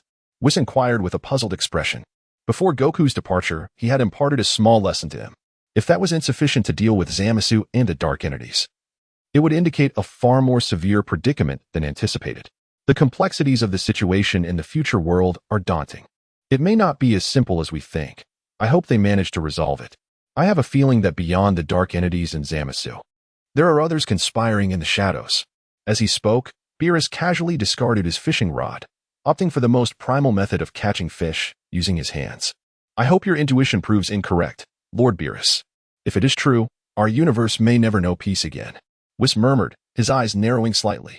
In the future world, within the dark entity's base, 7 days prior, Goku and Vegeta had retreated, and Black Goku, aware of his limitations, had been sparring with the masked Black Goku, learning from him what he lacked. As a deity, he possessed extraordinary mental fortitude. Even going a month or two without sleep had little effect on him, having just completed a new round of training. Black Goku washed the grime from his body and stepped out of the wooden cabin, leaning back in a chair, gazing at the sky. Have you grasped the nuances of the new transformation from your battle with the masked version? Zamasu inquired, presenting a cup of tea. Not yet. After a moment of contemplation, Black Goku took a sip of tea and continued, my current limit is only Super Saiyan Rose. I have yet to discover the direction for deeper transformations. However, there is no need to rush. I have only recently reached the Super Saiyan Rose state. With a bit of time to consolidate my power, my innate talent will soon enable me to reach the same heights as him. Chapter 110. The Battle of Revenge. That is certainly commendable. At least your strength has shown a marked improvement compared to a while ago. This time, even without my assistance, I believe you can defeat Son Wukong and Vegeta single-handedly. Zamasu remarked with a smile. Naturally, Black Goku replied with a sinister grin, clenching his fists. The cells of the warrior race propel me to battle. With each confrontation, my power experiences a remarkable surge. This sensation is truly exhilarating. If I am granted a few more battles, as long as I engage Son Wukong for a sufficient duration, I too can evolve once again and surpass him. No sooner had Black Goku uttered these words than the familiar presence of another appeared in his awareness. The masked Black Goku immediately sensed these energies. Another me, your trial begins anew. Those two have traversed from the world of the past. This time, I hope you do not fall victim to Son Wukong as you did 7 days ago. The masked Black Goku spoke coldly, provoked by the taunts of his other self. Black Goku's gaze sharpened as he rose from his seat. Instantly, the dormant realm of the gods within him awakened, and in a mere moment, He achieved the full power of Super Saiyan Rose. With this transformation, his combat strength soared to an astonishing 2,000 yadas. Rest assured, I will handle them this time. I shall not repeat past mistakes. Sun Wukong will meet his demise at my hands. With that, Black Goku aligned his index and middle fingers, utilizing instant transmission to vanish from the base. I will join you, for 2 against 1 may prove challenging for him. Zamasu stated, promptly following suit with instant transmission. Within the base, only the masked Black Goku remained. With both Zamasus having departed, a more sinister smile crept across his face. He could no longer contain the euphoric laughter bubbling within him. Haha, my plan is on the verge of fruition. Grow stronger, hasten your ascent. Soon you shall merge with me, becoming an integral part of my being, serving as nourishment for my enhancement. The more powerful you become, the greater the benefits I shall reap. From the outset, he understood that the implementation of the Human Zero plan in this timeline was doomed to fail. For this world is safeguarded by the Destroyer Gods, the Grand Priest, and the Omni King. Even though this timeline's Beerus had perished due to the death of the Supreme Kai, the Grand Priest and the Omni King would not turn a blind eye to such extreme schemes. The execution of the Human Zero plan faced insurmountable challenges to succeed. One must surpass the gods. In the human city, Sun Wukong, Vegeta, and Trunks, under the guidance of East Supreme Kai Shin, returned from the world of the past to the future realm once more. At last, we are back. This world remains as desolate as before, Sun Wukong murmured, closing his eyes as he expanded his senses. The life forces of all beings on Earth flooded into his perception. Upon counting them, he was taken aback, for the number of life forces had diminished by half compared to his last visit. How is this possible? Sun Wukong's pupils constricted sharply, his body stiffening as a profound rage surged within him. The overwhelming fury compelled him to wish for Black Goku's utter annihilation. Just 7 days had passed, and the life on Earth had halved again. Kakarot, now is not the time for dawdling. From the moment we arrived, they must have sensed us and prepared for battle. They will be upon us shortly, Vegeta coldly reminded. Since you are all prepared, I shall not linger. Goku, Vegeta, Trunks, you must give it your all. The fate of the future world rests in your hands. With a face full of concern, East Supreme Kai Shin entered the time-space domain once more. It was no longer his place to intervene. Remaining would only hinder and provide no assistance. You have finally arrived. I vividly recall the moment you fled 7 days ago. After barely escaping with my life, wouldn't it have been better to survive in the world of the past? Why seek death in the future? A mocking voice resonated from above. Sun Wukong, Vegeta, and Trunks raised their heads to the sky, where Black Goku in his Super Saiyan Rose form, accompanied by Zamasu from this timeline, came into view. Upon seeing Black Goku, Trunks' anger surged, though he felt powerless against an opponent of such strength. Dark man, Trunks shouted, each word laced with rage as he clenched his fists. Though he was no match for Black Goku, he drew forth the Sword of Heroes from his back, burning with a desire to rend Black Goku asunder. However, Vegeta stood before him, an imposing figure that restrained Trunks from acting recklessly. Do not engage in futile endeavors, Trunks. You are not his equal. Your task is to locate the survivors and distribute the supplies you previously gathered to those still living. Leave him to Kakarot and me. Vegeta's presence loomed large in Trunks' eyes like a mountain of resolve. Though unsure whether his father and Uncle Goku would prevail, Trunks felt a renewed hope with the preparations made. I understand, father. Calmed, Trunks sheathed the Sword of Heroes and swiftly departed towards the location of the human shelter. This scene did not escape the notice of Black Goku and Zamasu hovering above. Should we stop Trunks? Zamasu inquired. There is no need. Let him cling to life a while longer. After all, Sun Wukong and Vegeta are of greater significance. Black Goku replied with a mocking laugh. Indeed. You intend for him to experience despair before torturing him to death, do you not? Zamasu mirrored Black Goku's malevolence, and the two reached a consensus as they descended from the sky. Chapter 111. The conceit sealed, just desert Sun Wukong. Vegeta, which one do you choose? Vegeta, is there even a choice? Naturally, it's the one who bears your visage and is equally insufferable. The two commenced a discussion on who would confront Black Goku. Sun Wukong showed no inclination to contest this. Instead, he eagerly focused on Zamasu, who stood beside Black Goku. He had no intention of facing Black Goku directly. And after a year of rigorous training in the hyperbolic time chamber, Vegeta's strength had surpassed his own by a considerable margin. Then, I shall take on Zamasu and seal him. Vegeta, do not falter this time. Last time, your defeat was rather dismal. Sun Wukong teased with a slight smirk. Humph. Absurd. If I can surpass the real you, why would I fear the false one? Vegeta scoffed dismissively. In the next moment, both unleashed their ultimate forms, Super Saiyan Blue. After a year of grueling training, Vegeta had mastered Super Saiyan Blue to its fullest potential, achieving a power level of 2200 quintillion. Sun Wukong, having resurrected from the brink of death, reached a normal power level of 1500 trillion, but in the realm of Super Saiyan Blue. His strength was slightly inferior to Vegeta's, maintaining an 8,000-fold increase in normal state, resulting in a total power of 1200 quintillion. Humph. Presumptuous Saiyans. Having barely reclaimed a life, and yet you dare to seek death again. This time, I shall not let you escape, Black Goku sneered, his energy sword shimmering ominously. The one who is presumptuous is you, Dark One. Vegeta roared, propelled by fury as he charged at Black Goku. The sudden assault caught Black Goku off guard, forcing him to instinctively block Vegeta's powerful punch. The moment he intercepted the blow, he sensed something was amiss. This fellow's strength has surged dramatically. His pupils constricted in realization. Undeterred, Vegeta's onslaught continued like a relentless tempest, pushing Black Goku back several thousand meters.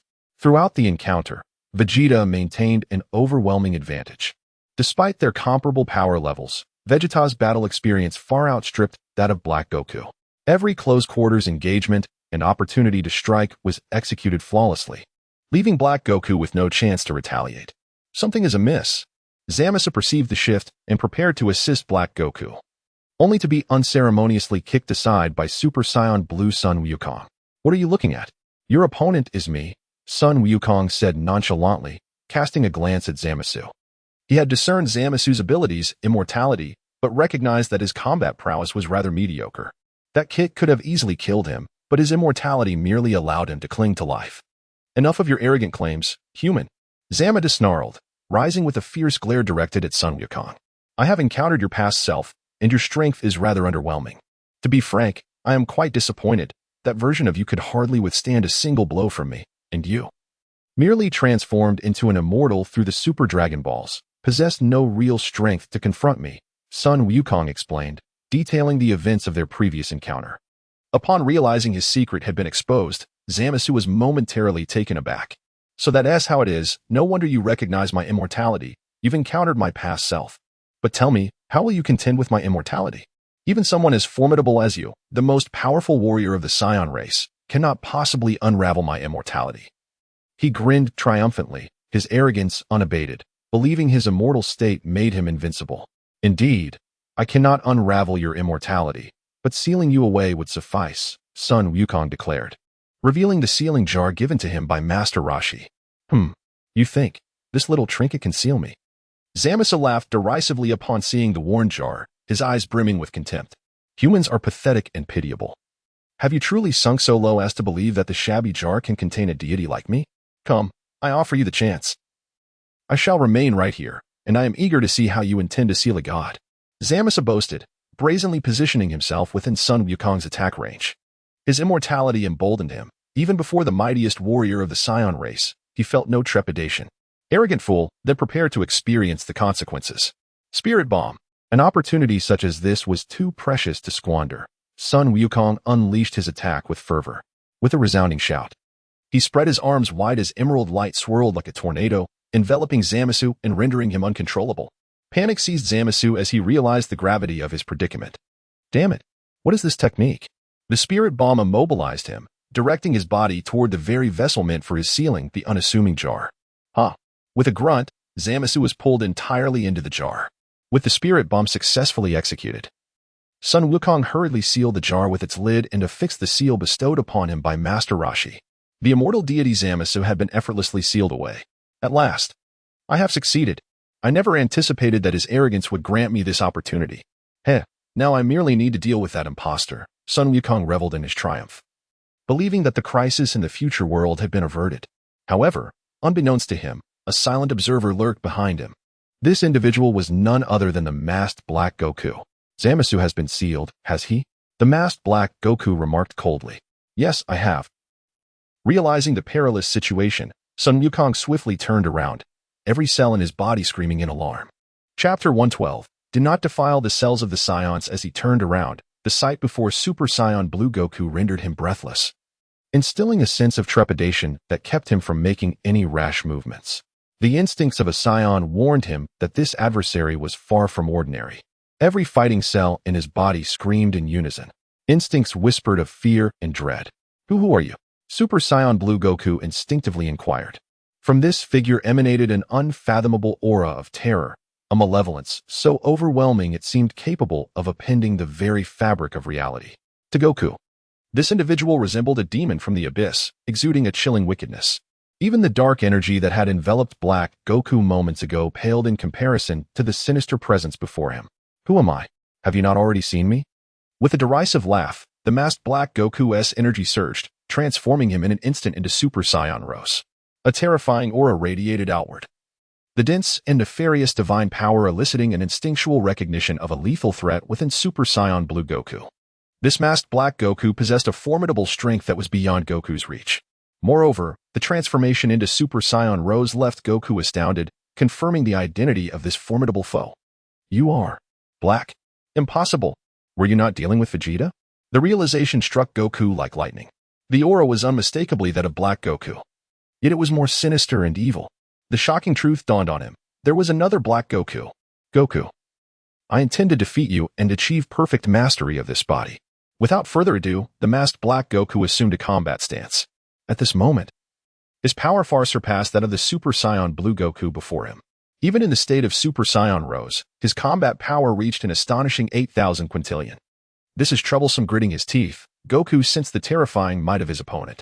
The intensity of this power eclipsed his own, and he realized that defeating such a monster with his current strength was utterly impossible. He had no choice but to resort to the Kaioken, tenfold Kaioken. With a fierce shout, Goku decisively amplified the Kaioken to 10 times its usual power. A ferocious energy erupted like a tempest, sweeping across the battlefield, threatening to overturn everything in its path. Thanks to the tenfold Kaioken, his combat power surged tenfold, momentarily surpassing that of the masked Black Goku. Kaioken? Unfortunately, I have already experienced this technique. I wonder how you compare to the version of yourself from other worlds. Goku, the masked Black Goku replied ominously. He had encountered Kaioken while traversing parallel dimensions. Though it was undeniably powerful, its effects were transient, and he had already devised countermeasures. Other versions of myself? What do you mean? The cryptic words from the masked Black Goku left Goku stunned. He had sealed away one Zamasu and another Black Goku, and this masked version was evidently far mightier than the one he had previously faced. Even in the state of tenfold Kaioken, he lacked absolute confidence in defeating this foe. You certainly ask a lot of questions, Goku. Soon, you will understand what I mean. With a chilling chuckle, the masked Black Goku wasted no time, charging directly at Super Saiyan Blue Goku. Faced with this, Goku clenched his jaw and braced himself for the confrontation. Meanwhile, on another battlefield, Vegeta's furious punches rained mercilessly upon Black Goku's form. The humiliation he suffered, the rage from his failures, the fury over Trunks' suffering, and the wrath stemming from the death of Bulma at the hands of Black Goku, all of it surged forth in a cathartic release. As Vegeta unleashed his relentless assault, Black Goku found himself momentarily overwhelmed, forced to retreat under the onslaught. Impossible! How can this guy have grown so much in such a short time? This shouldn't be happening. By rights, with this body of the strongest Saiyan, I should be the most powerful. Under Vegeta's pressure, Black Goku struggled to accept this harsh reality. In his mind, Vegeta was merely a Saiyan forever chasing after Goku's footsteps. Goku was the true strongest Saiyan.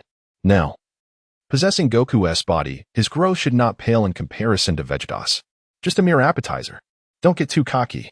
Enraged, Black Goku dodged Vegeta's attacks and transformed from defense to offense, swinging a blade of energy toward Vegeta's face. However, Vegeta effortlessly blocked the strike with a single hand. Nanny, how could my attack be deflected? Black Goku revealed an expression of disbelief. Was this truly the same Vegeta he had once annihilated? Do you want to know what mistake you made? The cold gaze of Vegeta pierced through Black Goku as he posed the question. A mistake? What do you mean? A chill ran down Black Goku's spine, an ominous premonition surfacing within him. Humph. As expected, with a contemptuous grunt, Vegeta launched a powerful punch into Black Goku's chest. The overwhelming force generated ripples in the air, an indescribable agony rendering Black Goku speechless, his breath faltering. Without granting any respite, Vegeta continued his frenzied assault. The prince's fighting style was executed with exquisite precision. Bang! Pow! Bang! Pow! Bang! Pow! The relentless sounds of impact echoed, each blow striking with a terrifying resonance. Black Goku's body endured the brutal punishment inflicted by Vegeta's wrath. Every single cell in this body has been forged through countless battles endured by Kakarot. You are merely an imposter. Seizing his body does not grant you the ability to fully unleash its combat potential. Do not defile the cells of the saiyans. In a fit of hysteria, Vegeta channeled all his energy into a devastating blow to Black Goku's abdomen. The cataclysmic force sent Black Goku spewing bile. His body launched like a cannonball, shattering several buildings in the process. Amidst the swirling smoke and flying debris, Black Goku lay injured in the ruins, gritting his teeth as he desperately attempted to rise. Yet, with each movement, it felt as if countless ants were gnawing at him, an excruciating torment that was almost unbearable. Chapter 113. The Masked Figure Strikes. Instantaneous Elimination? Enduring excruciating pain that felt as if it could shatter him to pieces, Black Goku trembled as he rose to his feet. It is impossible.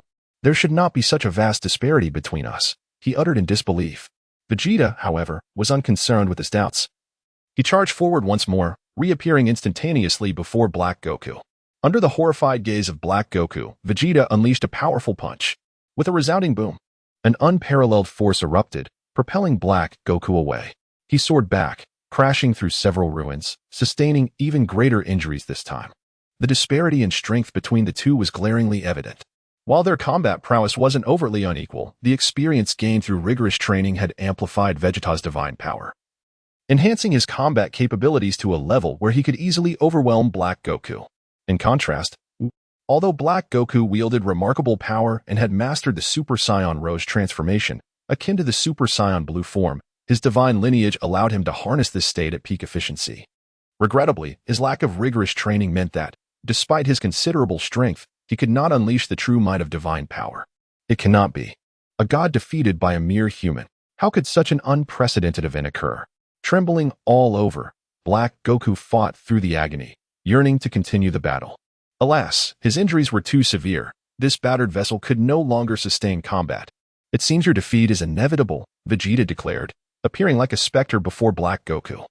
Upon locking eyes with Vegeta again, Black Goku's face paled, a stark contrast to his previous demeanor, as a profound fear enveloped him. You think you can control Kakarot's body? You are nothing but an imposter, and your strength barely reaches a fraction of Kakarot's true power. How laughable, Vegeta scoffed, gripping Black Goku's neck with one hand and lifting him effortlessly. Injured and desperate, Black Goku struggled with all his might, but regardless of his efforts, he could not escape Vegeta's grasp. Enough, imposter. 1 year from today will be your day of reckoning. You may now embrace your demise. With a sinister smile, Vegeta exuded an air of cold malevolence. His fingers spread wide. Energy began to swirl in his palm, coalescing into a tangible form. Sensing this lethal threat, Black Goku panicked. His plans had only just begun, and he did not wish to perish at Vegeta's hands. Damn it! Where is Zamasu? If he does not show up soon, I am finished. Black Goku attempted to communicate telepathically with Zamasu, only to find his mental link ineffective. In his aura perception, Zamasu's presence had dissipated, vanishing from this realm. This phenomenon tightened Black Goku's chest. He realized the gravity of the situation. Zamasu was in peril. Goku had done this.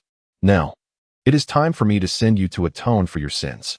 As Vegeta completed the energy gathering, he prepared to eliminate Black Goku. Just as the moment of truth arrived, an unexpected turn of events occurred. Enough of this farce, Saiyan. A voice identical to Black Goku's echoed from above. Startled, Vegeta instinctively looked up, and the sight that met his eyes left him utterly astounded. Suspended in the air was a masked figure holding the barely conscious Goku. How can this be? He is Kakarot. The half-dead Goku was gripped in the hands of the masked Black Goku, who also held a pod in the other hand. The tiresome spectacle ends here. Vegeta, this one is for you. The masked Black Goku callously discarded the nearly lifeless Goku, as if he were refuse. Vegeta instinctively lunged to catch Goku, only to be struck head-on by an energy blast silently amassed by the masked Black Goku. Boom! The explosion reverberated, sending a terrifying shockwave in all directions. Amidst the smoke, Vegeta lost all combat effectiveness, reverting from Super Saiyan Blue back to his normal state. At that moment, his nerves were frayed to the utmost. That masked figure had effortlessly stripped him of his Super Saiyan Blue form, rendering him powerless. Who is this guy? Pink hair. Could it be another black? Vegeta pondered, noting the identical pink hair of the masked Black Goku. The aura emanating from this figure mirrored that of Black Goku but was stronger and more sinister. Seizing the opportunity, the wounded Black Goku flew to the side of the masked Black Goku. In this critical moment, I must rely on you, Masked One, he remarked with a grin. This is for you. The masked Black Goku handed the pot to Black Goku without much thought. What is this? Before he could finish, Black Goku sensed a familiar energy emanating from the pot. This power was Zamasu. Zamasu had been sealed in this pot due to his carelessness against Goku. And now it was temporarily entrusted to you. Do not be hasty in releasing him. Let him reflect on his mistakes. Facing Goku, one must be fully prepared. This Zamasu believed he had attained immortality and grew arrogant. Is that not a death wish? Shifting his gaze, the masked Black Goku's attention returned to the injured Vegeta. Do you still wish to resist, Prince of the Saiyans? Vegeta? He questioned, his tone imbued with divine authority as he gazed down upon Vegeta. Reminiscent of a judge. Who are you? Are you another cockroach created by that fellow using the Super Dragon Balls? Vegeta demanded, his voice rising. I am God. The masked Black Goku bellowed, and an overwhelming pressure surged from his being, descending upon the wounded Vegeta, already weakened. Vegeta found himself unable to resist the force, collapsing to his knees. This is how it should be. Mortals bow before the divine. The first step is to offer your sincerity and kneel before the god. The masked Black Goku proclaimed, his demeanor radiating superiority. Chapter 114. Overwhelming Power.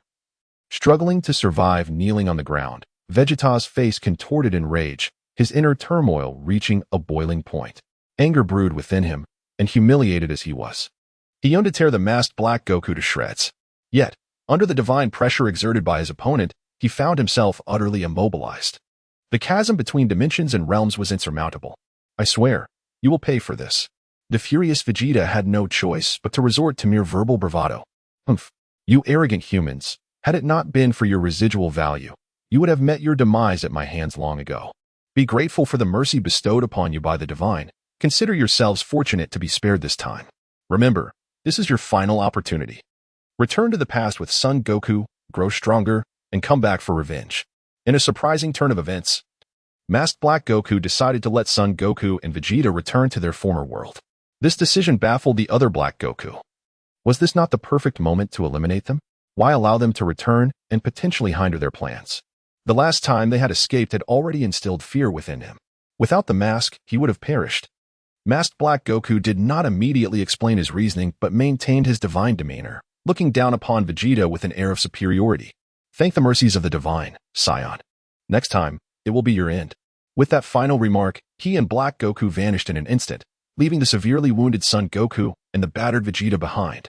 Powerless to act, Vegeta could only watch helplessly as the masked Black Goku departed. His frustration reached its zenith. How infuriating, how utterly infuriating. Vegeta's anguished cry echoed into the heavens, a cacophony of anger, hatred, and resentment flooding his heart. He was left to seethe in impotent fury. At the base of the Dark Ones, the trio returned hastily. Black Goku, perplexed, confronted his other self. Why? You could have easily killed Vegeta. Yet you chose to let them return to the past, allowing them to grow stronger and impede our plans? Do you truly wish to hear the truth? Masked Black Goku regarded Black Goku with indifference. Nodding eagerly, Black Goku sought clarity. It's quite simple. You are far too weak. And your mastery over Son Goku's body is still lacking. On your first attempt, you barely managed to defeat Son Goku with Zamasu's assistance. The second time, without Zamasu to aid you, you couldn't even best Vegeta. Frankly speaking, your current power level is deeply disappointing. Masked Black Goku feigned a sigh, using his acting skills and concern for Black Goku to mask his true intentions. You say, I am too weak. Black Goku bristled at the challenge to his strength, a surge of anger rising within him. He was furious. Yet, the one criticizing him was another version of himself. Despite the myriad of grievances swirling within, he could not unleash them. To hear himself labeled as weak was a bitter pill to swallow. Indeed, you are weak. Even with the power of Super Saiyan Rose, you remain incomplete. What you require is constant battle with Son Goku, not with a Vegeta. Only through combat with Son Goku can you refine your mastery of this body, unlocking the immense power that lies dormant within. Clenching his fists, masked Black Goku admonished Black Goku sternly. The Human Zero project cannot be easily achieved by the three of us alone. You understand the challenges we face. If you fail to grow rapidly, our plans will be utterly thwarted. Do you comprehend the implications of that? Masked Black Goku began to weave his web of deception, exploiting Black Goku's inadequacies to ensnare him, leading the other self to become obsessed with power, thus lowering his guard and pursuing strength at any cost, just as he had done in the past. Only by ensnaring the other self in a frenzy for power could he find his opportunity. I understand now. In the Human Zero Project? You are currently the only one with significant power, while I cannot even defeat Son Goku. I am so insignificant, I must become stronger, continuously stronger. Through battles with Son Goku. I apologize, other me, for failing to achieve your level of strength after gaining this body, thus dragging you down. Black Goku bore a look of remorse. As long as you understand, your task now is to fight relentlessly. Leveraging the Saiyan trait of exponential power, increase upon revival from near death. Only when we are both sufficiently strong, combined with Zamasu's immortality, can we truly realize our vision of purifying this filthy, corrupted world into a beautiful paradise. Masked Black Goku encouraged, patting Black Goku on the shoulder. In the past world, the aimless Darat returned once more to Bulma's private capsule villa. According to this timeline, they should have already returned. As expected, they would lose. Sure enough, after 10 seconds, a disturbance rippled through the space. East Kaioshin arrived, bringing with him the barely conscious Son Goku and the grievously injured Vegeta back to Capsule Corporation. Is this how badly you fared? Huh, how utterly pathetic. I must have overestimated you, thinking you would at least win with some semblance of dignity, yet you lost so completely. Darat mocked as he beheld their sorry state. You. Vegeta, wounded and agitated, winced as the pain from his injuries flared up. Calm down, Vegeta-san. This is a Senzu bean. At that moment, East Kaioshin produced a small pouch from his robes, retrieving 2 Senzu beans. He handed one to Vegeta while forcibly placing the other into Son Goku's mouth. Fearing that combat might destroy the Senzu beans, he had entrusted them to him for emergencies. As the Senzu beans took effect, the 2 Saiyans wounds healed, their energy levels returning to their peak condition. Vegeta inhaled deeply, relaxing his body, feeling his power surge anew from this healing. I am truly alive. That was close. I almost thought I was done for. As the medicinal effects kicked in, Son Goku stirred from his stupor, shaking his groggy head, a wry smile gracing his face. Chapter 115. The enigmatic masked figure of the future, Dalit's enthusiasm after a considerable duration. Son Wukong and Vegeta elucidated the peculiarities occurring in the future timeline to Dalit and the others. When he learned from the 2 Saiyans that, aside from Black Goku and Zamasu, there existed another masked individual, Dalit was taken aback. He was acutely aware of the identity of this masked figure, a character that had emerged in Dragon Ball Heroes. Due to the interference with the timeline, Black Goku had been forewarned about the future and was granted a dark mask to enhance his power, traversing history and dimensions. The masked Black Goku utilized time rings to navigate various parallel universes, annihilating nearly 100 versions of Son Wukong with overwhelming combat prowess.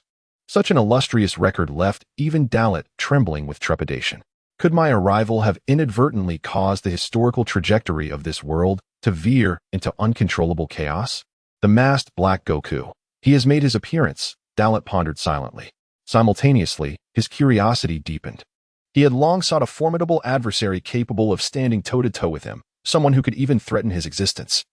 The legendary Super Saiyan Broly was one such contender. However, Broly's nature was not inherently malevolent, merely prone to uncontrollable rage when unleashed. Thus, Dalit had not initially set his sights on him.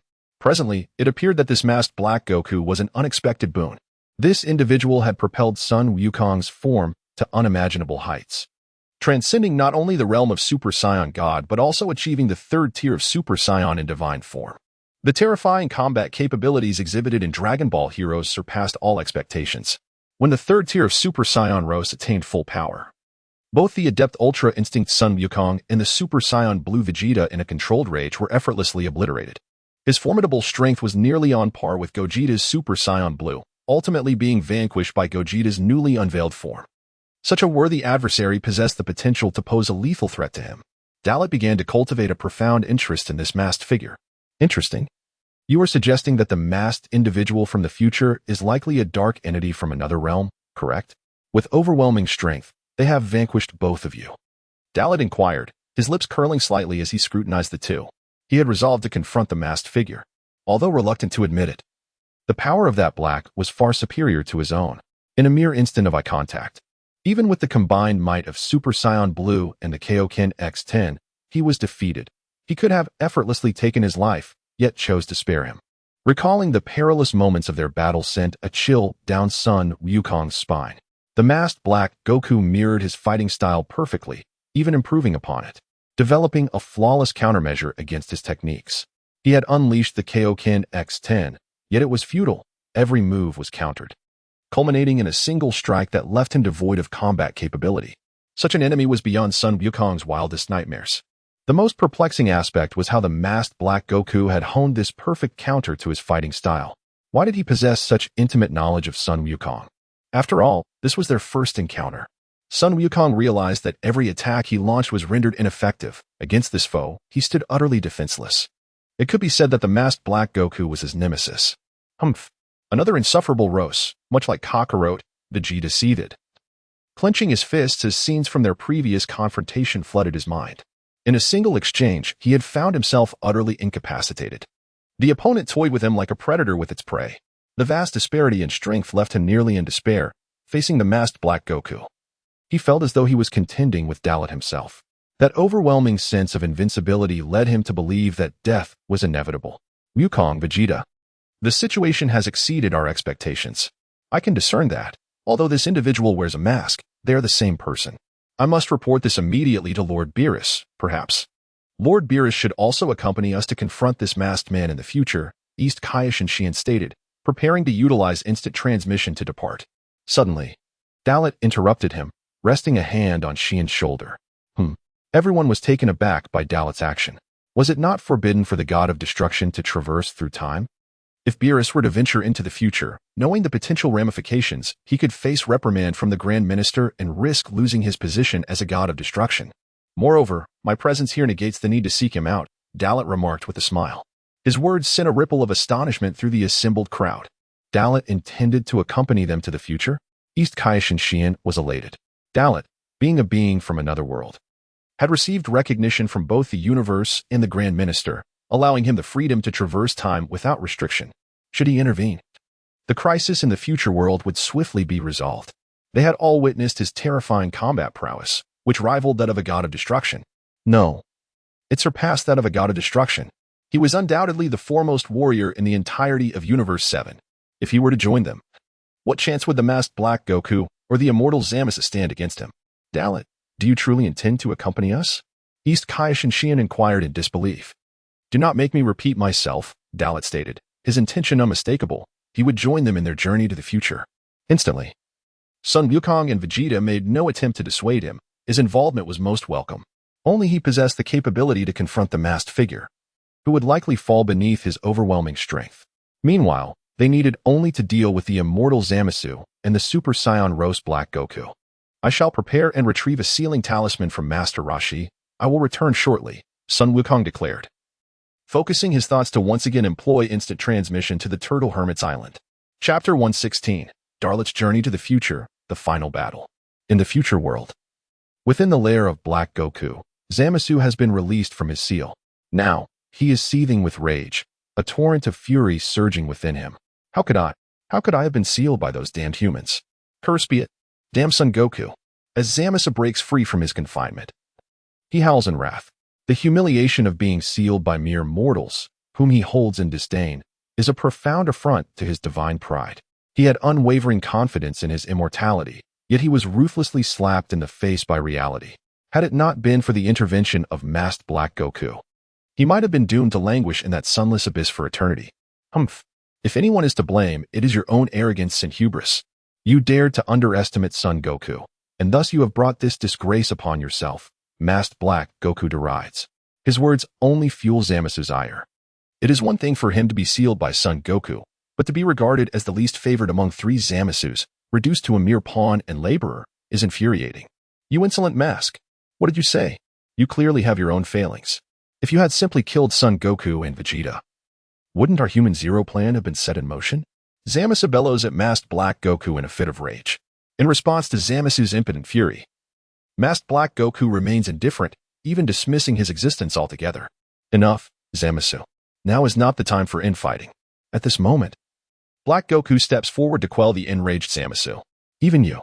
Zamasu grits his teeth, glaring furiously at Black Goku. This is our failing. We were too arrogant.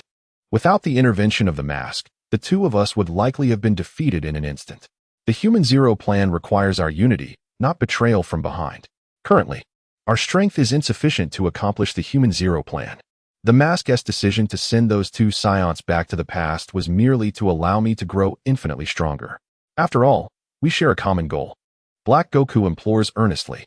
Upon hearing this, Zamasu pauses, contemplating deeply, yet he still senses something amiss. He has long harbored doubts about masked Black Goku, remaining ever vigilant against this individual, but the current situation is precarious. Even Black Goku stands beside that masked figure. If he were to oppose them alone, the consequences would be dire, leading only to further disdain. I shall overlook this time, but when Son Goku and Vegeta arrive, the three of us must join forces to eliminate them. Our plan cannot tolerate the interference of those two Saiyan monkeys. Zamasu declares resolutely to the two Black Gokus. Indeed, this is your final chance. If you fail to seize this opportunity, you will have no one to blame but yourselves for your ineptitude. Unless some unforeseen event occurs, I shall not intervene, even if it costs you your lives. Masked Black Goku's tone is unwavering, arrogant, and conceited. As one of Zamasu, he is deeply dissatisfied with the performance of his counterparts, feeling a profound disappointment. Suddenly, within their senses, the energies of Son Goku and Vegeta once again manifest, accompanied by an additional, formidable, and unfathomable aura. They have arrived so soon. Masked Black Goku perceives the three powerful auras descending, astonished by their swiftness. He had anticipated that these two would require at least a day to prepare, yet they return within mere hours. Moreover, there is an additional, incomprehensibly terrifying presence among them. Whose energy could this be? This aura is. Black Goku's pupils constrict as he senses the overwhelming and terrifying energy. His expression shifting to one of horror and dread. It is as if some dreadful memory has been stirred. He knows who this energy belongs to. Darlot. The Saiyan who nearly left him for dead. What is it, my other self? Could it be that the third aura is that unknown Saiyan you mentioned before? The three, sharing a mental connection, immediately discern Black Goku's reaction, and Zamasu swiftly deduces the answer. He is correct, having been exposed.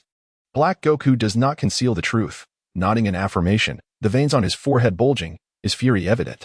In this moment, he resembles a demon possessed, yearning to crush the one who has shamed him. Yes, it is that Saiyan.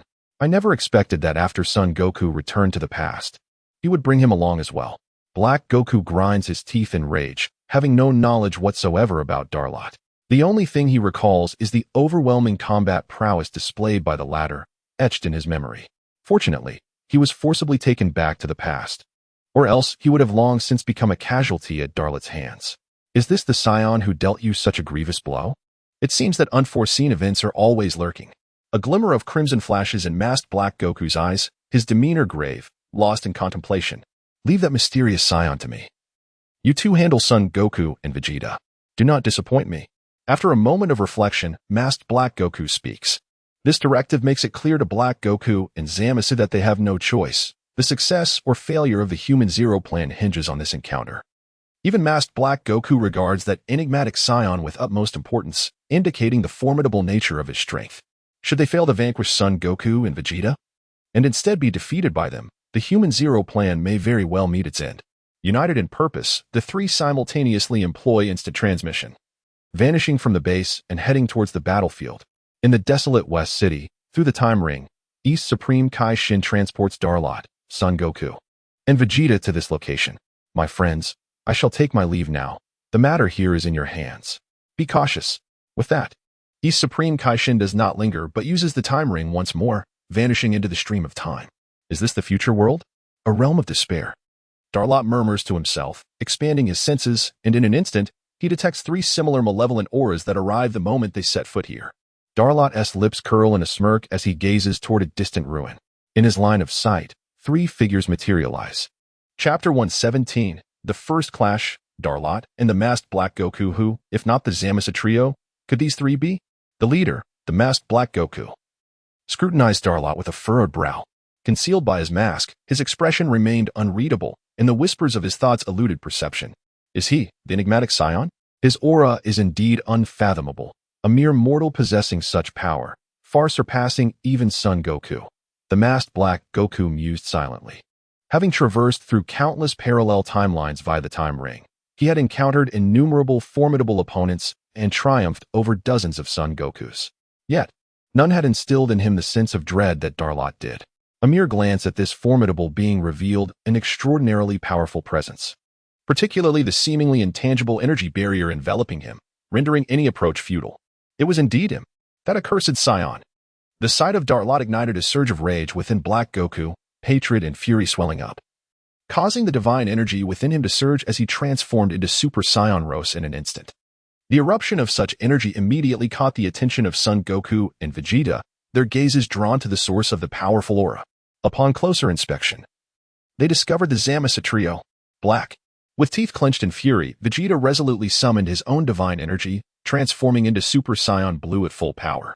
Having healed from his injuries, his combat prowess surged once more, reaching an astonishing 2,500 G in his base form, and escalating to an incredible 2,500 Yang in Super Saiyan God Blue form, a tenfold increase in his battle capabilities. Zamasu.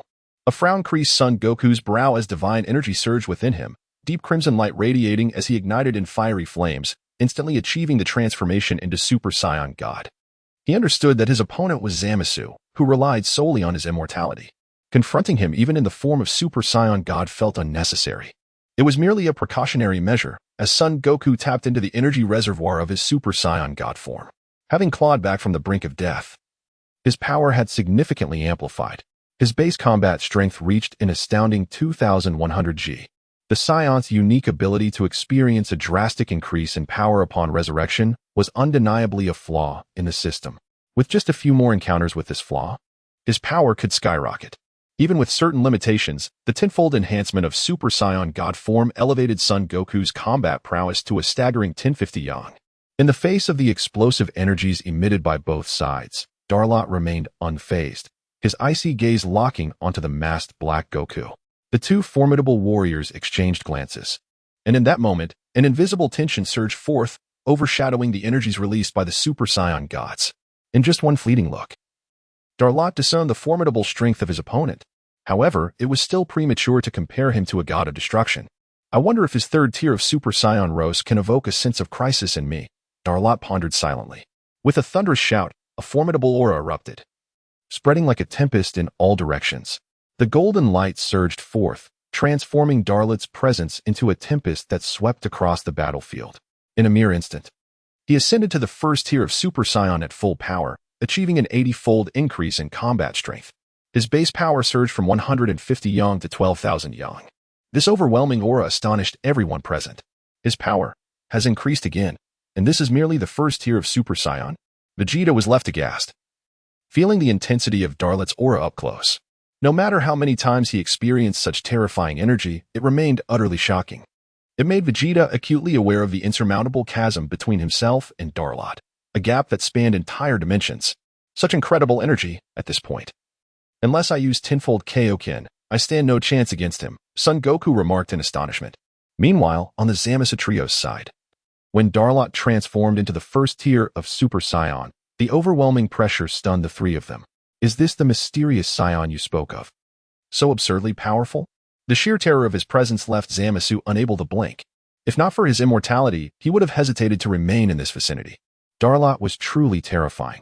Even the oppressive aura made him feel uneasy.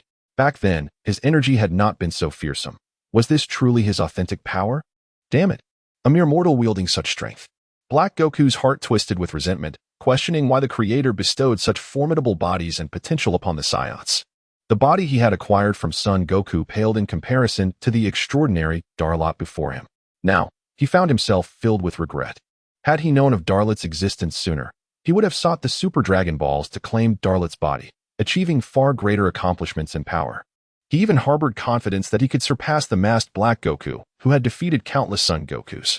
Remain calm, commanded the masked Black Goku. Zamasu and Black Goku turned their gazes towards him, as if questioning whether he could contend with Darlot. The masked Black Goku remained silent, summoning the dormant divine energy within him.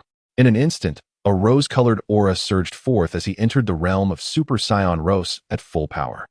Leave the mysterious Saiyan to me. You two handle the rest, he declared before dashing away into the distance. This battle was beyond the capability of the two beside him. A single misstep could unleash residual energy powerful enough to obliterate Black Goku. If Black Goku were to perish, his plans would be in vain. Below, Darlot watched the departing masked Black Goku, a slight smirk gracing his lips. Did he think he could simply change the battlefield? I shall indulge you, Darlot scoffed. Golden energy swirling around him, compressing to its utmost limit before erupting, moving at a speed rivaling that of light. He left behind a shimmering aurora in the wake of his movement. In the blink of an eye, Darlot caught up with the masked Black Goku. Noticing Darlot at his side, the masked Black Goku's face contorted in disbelief. This individual had caught up to him in an instant? Chapter 118, Overwhelming Domination. The masked Black Goku's dread. Have you chosen your own grave? Dalit mocked disdainfully from behind the masked Black Goku. Do not let your arrogance blind you, human. With narrowed eyes, the masked Black Goku ceased his movements and descended from the heavens, landing upon a nearby island, followed closely by Dalit. Is this the resting place you selected for yourself? Not bad. Quite spacious, Dalit sneered. The masked Black Goku, seething with indignation from the continuous belittlement, unleashed a furious roar as energy surged throughout his body, conjuring a colossal orb of destruction aimed at Dalit. Is this how easily you lose your composure? Dalit retorted, effortlessly catching the immense orb of destruction with one hand. The energy sphere pulsated violently in his palm, attempting to escape the binding pressure of Dalit's aura, yet was swiftly compressed and extinguished by his formidable might. The ease with which Dalit deflected the attack deepened the masked Black Goku's apprehension. He had traversed numerous parallel dimensions and had never encountered a being as absurdly powerful as Dalit. The sheer intensity of his aura was unparalleled. Yet, this unexpected turn of events might prove beneficial.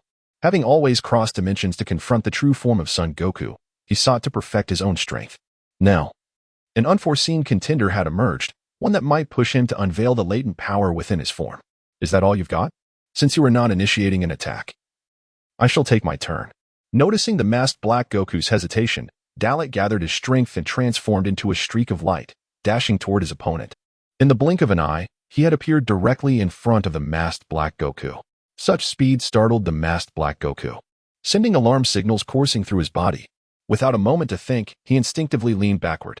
Dalit's iron fist tore through the fabric of space, aiming for the masked Black Goku's face, which he narrowly evaded. Turning defense into offense, the masked Black Goku materialized a sharp energy sword, pivoting to strike at Dalit's neck. Unfazed, Dalit raised his left hand just in time to block the lethal blow. How was this possible? The masked Black Goku gasped in disbelief, for his energy sword had failed to breach the aura surrounding Dalit, which repelled the attack effortlessly. This was the first time he had encountered an existence whose aura was robust enough to disregard all forms of assault. Seizing the opportunity, Dalit unleashed a powerful punch directly into the masked Black Goku's face, accompanied by a resounding crash. The force of the blow sent the masked Black Goku staggering backward, and a faint crack appeared on his mask. Reeling in pain, the masked Black Goku struggled to regain his footing, feeling an overwhelming sense of frustration. He had thought the masked scion capable of defeating Kakarot and Vegeta would possess some measure of skill, yet this was all he could muster. Was his expectation truly too lofty?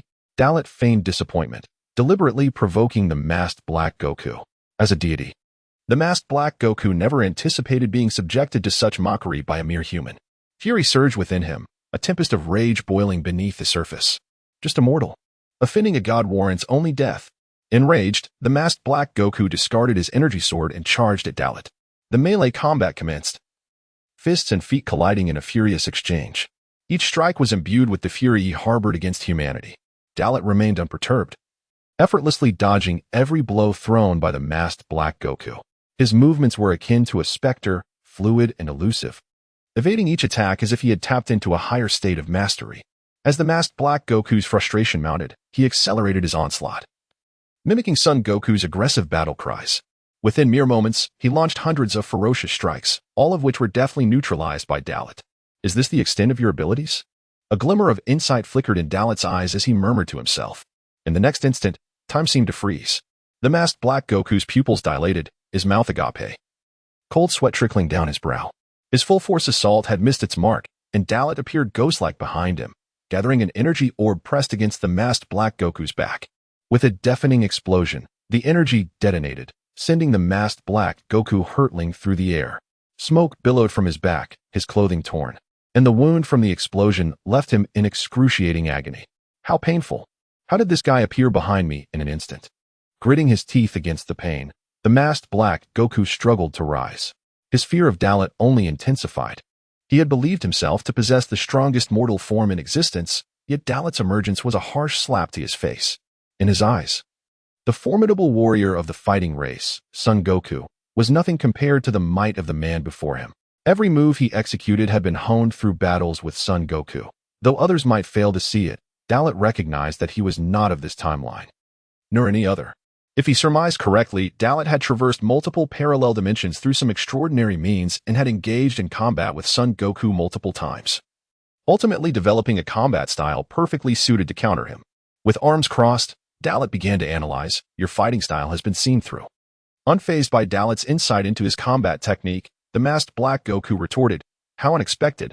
I have traversed numerous parallel dimensions, defeating countless Son Gokus.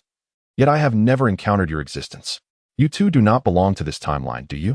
An outsider scion." Turning away, the masked black Goku felt the energy within him pulse, his wounds healing in an instant.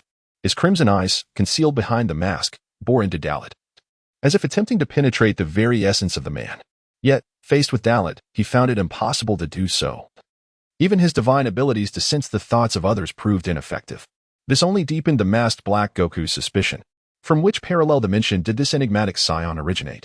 Chapter 119, The Battle of Super 3 against Pink 2. Does it matter if I am from this world? Dalit's gaze was grave as he addressed the masked black Goku, saying, "I know you possess hidden powers that you have yet to unleash. If you continue to conceal them, you may find yourself without a chance. Do not blame me for not warning you. From the very beginning, I have merely been indulging in this game with you." Dalit's warning resonated in the ears of the masked black Goku. Humph. What a self-important fool. The masked black Goku comprehended that Dalit's admonitions and threats were genuine. The man before him harbored the combat prowess capable of ending his life. Should he fail to exert his full strength, the outcome would be perilous. With a mere thought, a surge of rose-red light enveloped him. An immense aura radiated outward in all directions, and his presence intensified dramatically. As the energy surged, a fragment of his mask shattered, revealing his left eye. The hue of that eye was starkly different from the typical grayish-white of a Super Saiyan god. It was a vivid crimson, indicative of his total descent into malevolence. He gazed longingly at his hands, the divine power coursing through him a testament to his own creation, traversing history and transcending time. I have vanquished 74 distinct Son Gokus. Through my battles with them, I have meticulously excavated my inner potential, replicating each of their techniques, and enhancing them to forge my unique combat style. What you are about to witness is a state that even Son Goku has yet to unlock. And I have achieved it. Ha ha ha ha. A frenzied scream erupted from the masked black Goku. Boom. Waves of energy cascaded outward, an indescribable pressure descending upon the world. A crimson aura of death enveloped the surroundings, illuminating the space. The masked black Goku underwent a transformation, his aura reaching an astonishing peak. Upon sensing this fierce energy, Dalit scrutinized him closely. The initial assessment indicated that his power far exceeded that of the Super One-Star Dragon he encountered in the GT world, rivaling that of the demonized Super One-Star Dragon. Through the abilities granted by the dragon, he perceived the combat data of the masked black Goku and increased from 8,000 to 16,000, nearly a 20-fold enhancement. Is it powerful? Undoubtedly, yet still insufficient. Such combat prowess would place him among the top-tier warriors in any world. Yet to Dalit, it remained trivial. It is essential to note that in his world, GT Son Goku and GT Vegeta achieved far greater power at Super Saiyan level 4. He himself surpassed both of them. Dalit had initially anticipated that the masked black Goku would transform into at least Super Saiyan Pink level 3. To his surprise, he had only reached level 2. However, given the current timeline, the masked black Goku had only encountered 74 Son Gokus thus far. He had yet to face a Son Goku in the Ultra Instinct state. While the version from Dragon Ball Heroes had triumphed over 99 Son Gokus from different timelines and pushed the Super Saiyan God state to its limits. This transformation into Super Saiyan Pink level 2 was likely his full power. How do you like this? This is the power I acquired from defeating 74 Son Gokus, which I call Super Saiyan Pink level 2. Do you think you still stand a chance against this power? With arms outstretched, the masked black Goku arrogantly taunted Dalit. At this moment, his power indeed appeared to overwhelm Dalit. Yet, unbeknownst to him, Dalit had not yet revealed his true capabilities. This level of combat prowess certainly warrants a serious engagement, but only to this extent. Allow me to remind you that the strategies you employed against Son Goku will not suffice against me. I am not one to be underestimated." As his words fell, Dalit summoned the immense energy concealed within him. A powerful roar erupted, golden lightning crackling forth. Unlike the subtlety of divine energy, Dalit's aura surged like a tempest, its overwhelming might threatening to rend the very fabric of space and reality. Sensing the rising energy, the masked Black Goku's brow furrowed slightly, yet when the energy plateaued, he relaxed. It appeared that he was still the stronger one. As Dalit's aura receded, his form shifted. He was no longer at full power as a Super Saiyan Level 1 but had ascended to the pinnacle of Super Saiyan Level 3. With a 600-fold increase in his baseline combat power, his capabilities soared to 90,000. "It is rare to encounter a worthy opponent. I shall entertain you for a while," Dalit declared, preparing to face the masked Black Goku in his Super Saiyan 3 form, despite the latter's power exceeding his by a significant margin. In combat, there must be some pressure to facilitate growth. Should he unleash Super Saiyan Level 4 and obliterate the masked Black Goku in one blow, it would be devoid of excitement. As the first opponent he faced, aside from Son Goku, who might yield unexpected surprises, he resolved to leave the masked Black Goku intact as a mark of respect. Taking a deep breath, the masked Black Goku assumed a fighting stance identical to Son Goku's. Apart from the mask adorning his face and the black martial arts uniform, his every move perfectly mirrored Son Goku's fighting techniques. "You fool," Dalit chuckled, and in the next instant, he launched an attack. His legs coiling with power as he shattered the ground beneath him and surged toward the masked Black Goku with astonishing speed. "I see you." Understanding Dalit's trajectory, the masked Black Goku charged forward, deftly evading a powerful punch aimed at him, delivering a knife hand strike toward Dalit's neck. Anticipating this, Dalit skillfully blocked the strike, using the momentum to push the masked Black Goku back. Sliding back 10 meters, the masked Black Goku gritted his teeth and exclaimed in frustration, "You can fight quite well. You possess some skill, but that is all."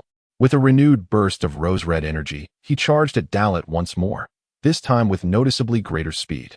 Bang, bang, bang. The sounds of their fierce exchanges reverberated, igniting the heat of battle.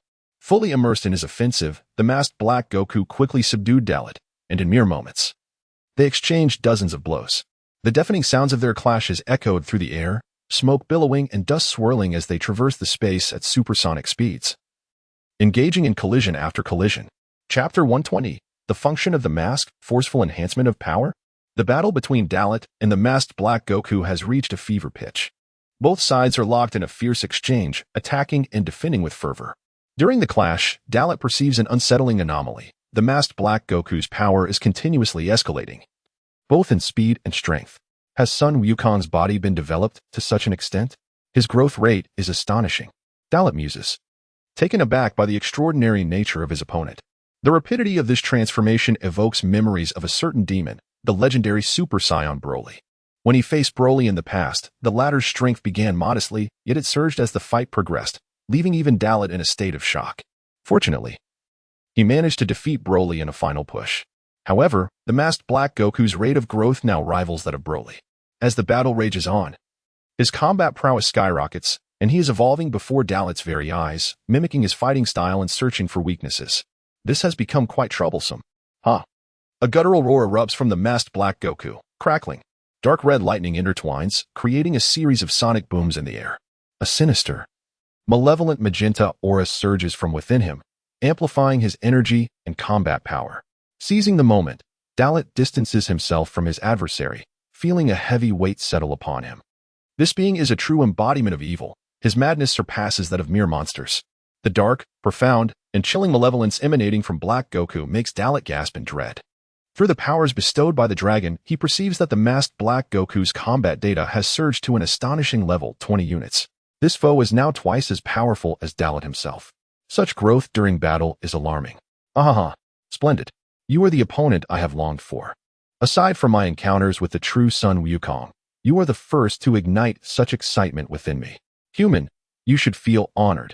In the infinite parallel universes, you are the first to endure so long under my Super Saiyan Rose second stage. The masked Black Goku revels in his burgeoning strength. Each battle serves as a catalyst for his growth, but today is exceptional.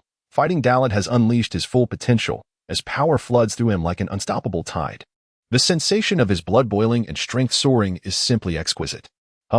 Do you consider me a stepping stone on your path to strength? I hope you do not regret it later. A wicked grin appears on Dalet's face as he contemplates letting the arrogant Black Goku experience true despair.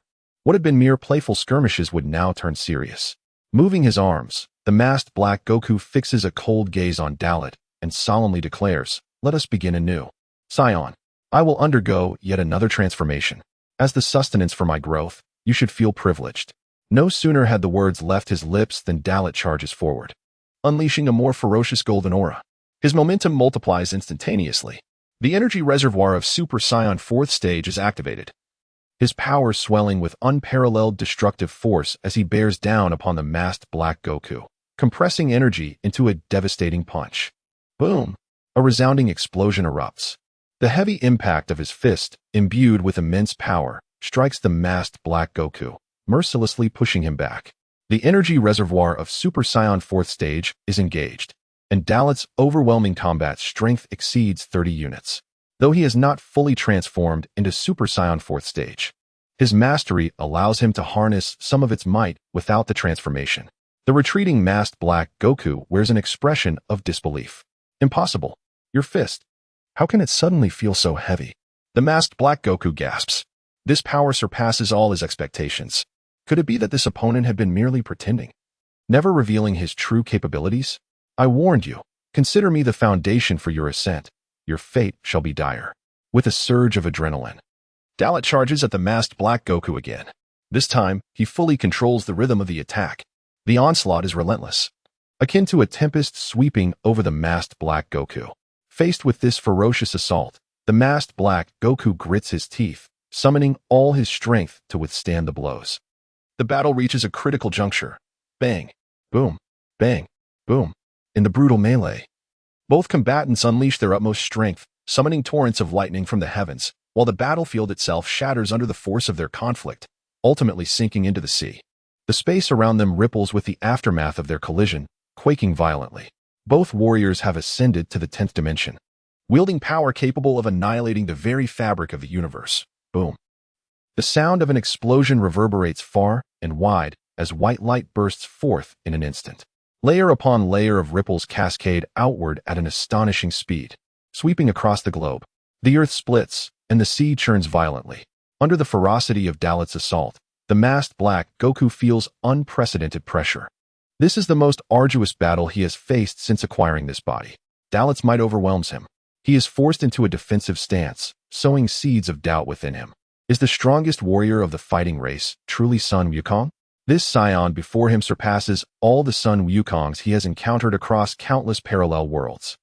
He has traversed myriad dimensions, slaying dozens of Sun Wukongs with the power of Super Saiyan Rose 2nd stage, believing himself to have surpassed the original, only to be soundly defeated by another scion. Anger and frustration flicker in the depths of the masked Black Goku's eyes. At this moment, his mask ignites with a crimson glow. The dark mask begins to consume his life force, bestowing upon him even greater strength. How? A triumphant roar erupts as the masked Black Goku's energy surges once more. Feeling this rising energy, Dalet's face reflects surprise. The energy has increased again? This time, it is due to an external force. It is the mask. Chapter 121. The tormented spirit consumed by rage in a moment of heightened energy. A flicker of crimson light flashed across the eyes of the masked Black Goku. A resounding bang echoed as a heavy punch plunged directly into Dalet's abdomen. A brief sting shot through his core, causing Dalet's pupils to dilate, and his body stiffen momentarily. Seizing the opportunity, the masked Black Goku launched yet another attack. With a thunderous sound, he delivered a kick to Dalet's chest, the terrifying force propelling him through the air. As Dalet was sent flying, he concentrated, his energy swirling as he swiftly regained his balance. Suddenly, his combat instincts alerted him, and he turned to deliver a sweeping kick behind him, where the masked Black Goku had just appeared. The impact resonated with a deafening explosion, sending the masked Black Goku hurtling away like a kite severed from its string. Though the previous attacks had posed a slight challenge, Dalet remained unfazed. With a cold smirk, he vanished, moving through space like a wraith, his golden aura surging around him. In the blink of an eye, he reappeared behind the masked Black Goku, delivering a devastating kick to his back. The resulting explosion of flames was unprecedented, as the masked Black Goku was struck with an overwhelming force. The sound of roaring energy reverberated through the air as his body tore through space. crashing to the ground like a falling star. The earth shattered beneath him, a deep chasm forming at the site of his impact. With trembling limbs, he braced himself against the ground, gritting his teeth as he struggled to rise. Above him, Dalit raised a hand, his golden energy swirling and crackling with blue-white arcs, compressing into a cataclysmic energy sphere. "This is your recompense," he declared, sending the destructive orb hurtling towards the masked Black Goku. The moment it left Dalit's control, the sphere expanded rapidly, growing from 5 meters to a staggering 100 meters in diameter. What? Sensing impending doom, the masked Black Goku looked up to behold an enormous fireball, its power sufficient to inflict severe harm upon him. As the energy coursed through the air, the very fabric of space warped, sending ripples in every direction. Gritting his teeth, the masked Black Goku summoned all his energy to form a protective shield around himself. There was no escaping this onslaught. A thunderous roar erupted as the energy detonated, a blinding inferno engulfing the area, with shockwaves radiating outward. Dust and debris filled the air, obscuring the masked Black Goku from view. "Huh? Is this all you've got?" Dalit scoffed. While the attack was indeed formidable, he knew it would not be enough to vanquish the masked figure. Despite drawing upon a fraction of the Super Saiyan 4th stage's energy, he had yet to truly transform, leaving a vast gulf in power between them. "Curse you, human. You deserve to die 1,000 deaths." The anguished roar of the masked Black Goku resonated from the heart of the explosion. Within the depths of the smoke, a sinister energy coalesced, faintly visible amidst the haze. Suddenly, a scarlet light erupted, dispersing the clouds of smoke. Observing the source of the newfound energy, Dalit's eyes gleamed with intrigue. He sensed that the masked Black Goku had grown stronger, becoming all the more formidable. However, he still lagged behind Dalit. In the center of the smoke, the masked Black Goku appeared grievously injured, his upper garments tattered, revealing his muscular frame marred by deep gashes. Blood stained his body, yet his aura did not wane. Rather, it intensified.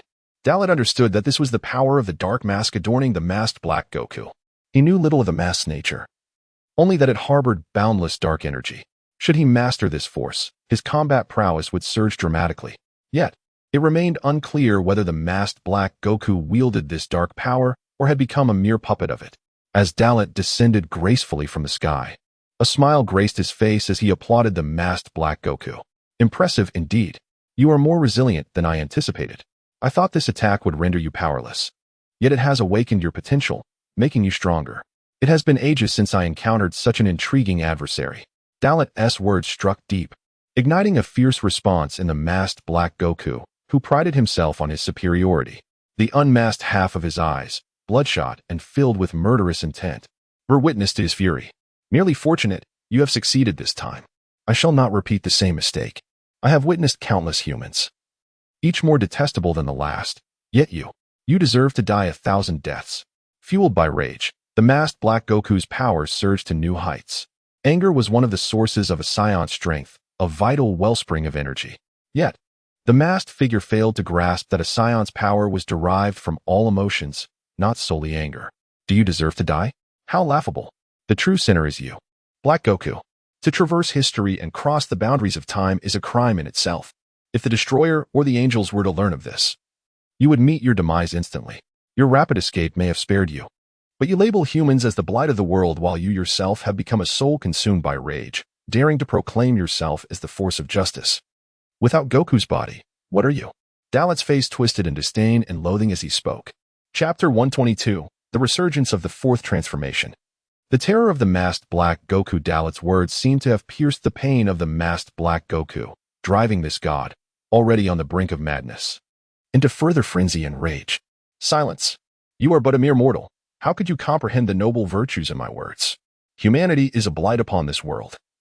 Their existence only inciting conflict and savagery, the sole embodiment of ugliness in this beautiful universe. It is laughable that the gods would permit such a scourge to exist. Indifferent to their atrocities, my existence is to rectify the errors of the gods, and those foolish deities shall pay the price for it. I am the one who will usher the world into the utopia of dawn. I am the sole god." The masked Black Goku expounded upon a plethora of fallacies in a bid to justify his own righteousness. Listening to his incessant drivel, Dalit felt his ears grow calloused, a flicker of impatience glimmering in his gaze. "To argue with you is a waste of time. I thought to entertain you a while longer, but now I find your presence repugnant." As the words left his lips, a scarlet aura surged around Dalit, heralding a transformation and elevation of his power.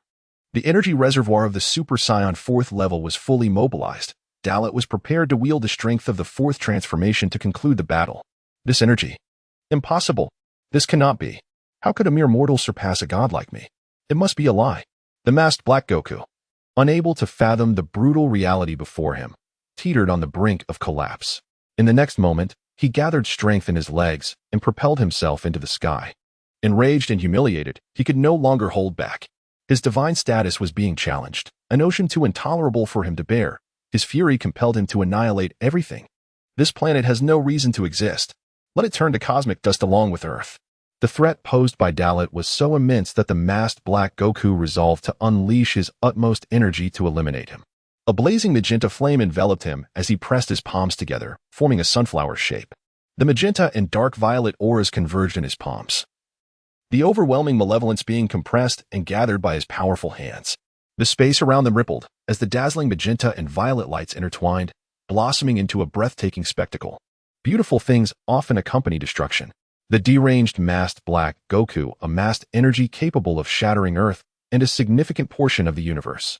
The energy solidified, and with a thunderous shout from the masked Black Goku, it transformed into a stunning magenta energy beam, carrying unparalleled and devastating destructive power, hurtling towards Dalit. This was his formidable ultimate technique, the Super Dark Kamehameha Wave. Dalit's transformation had reached its critical point. In the instant the masked Black Goku's Super Dark Kamehameha Wave was about to strike, a colossal aura erupted, powerful enough to overturn the entire universe, instantly dispersing the formidable wave infused with boundless might. No, it cannot be. The strongest strike had been forcibly scattered by Dalit's aura, leaving the masked Black Goku in utter disbelief. This was his most potent attack, one that even he could not withstand. Yet it was dismantled merely by the force of Dalit's presence. Everything transpired with an unsettling ease.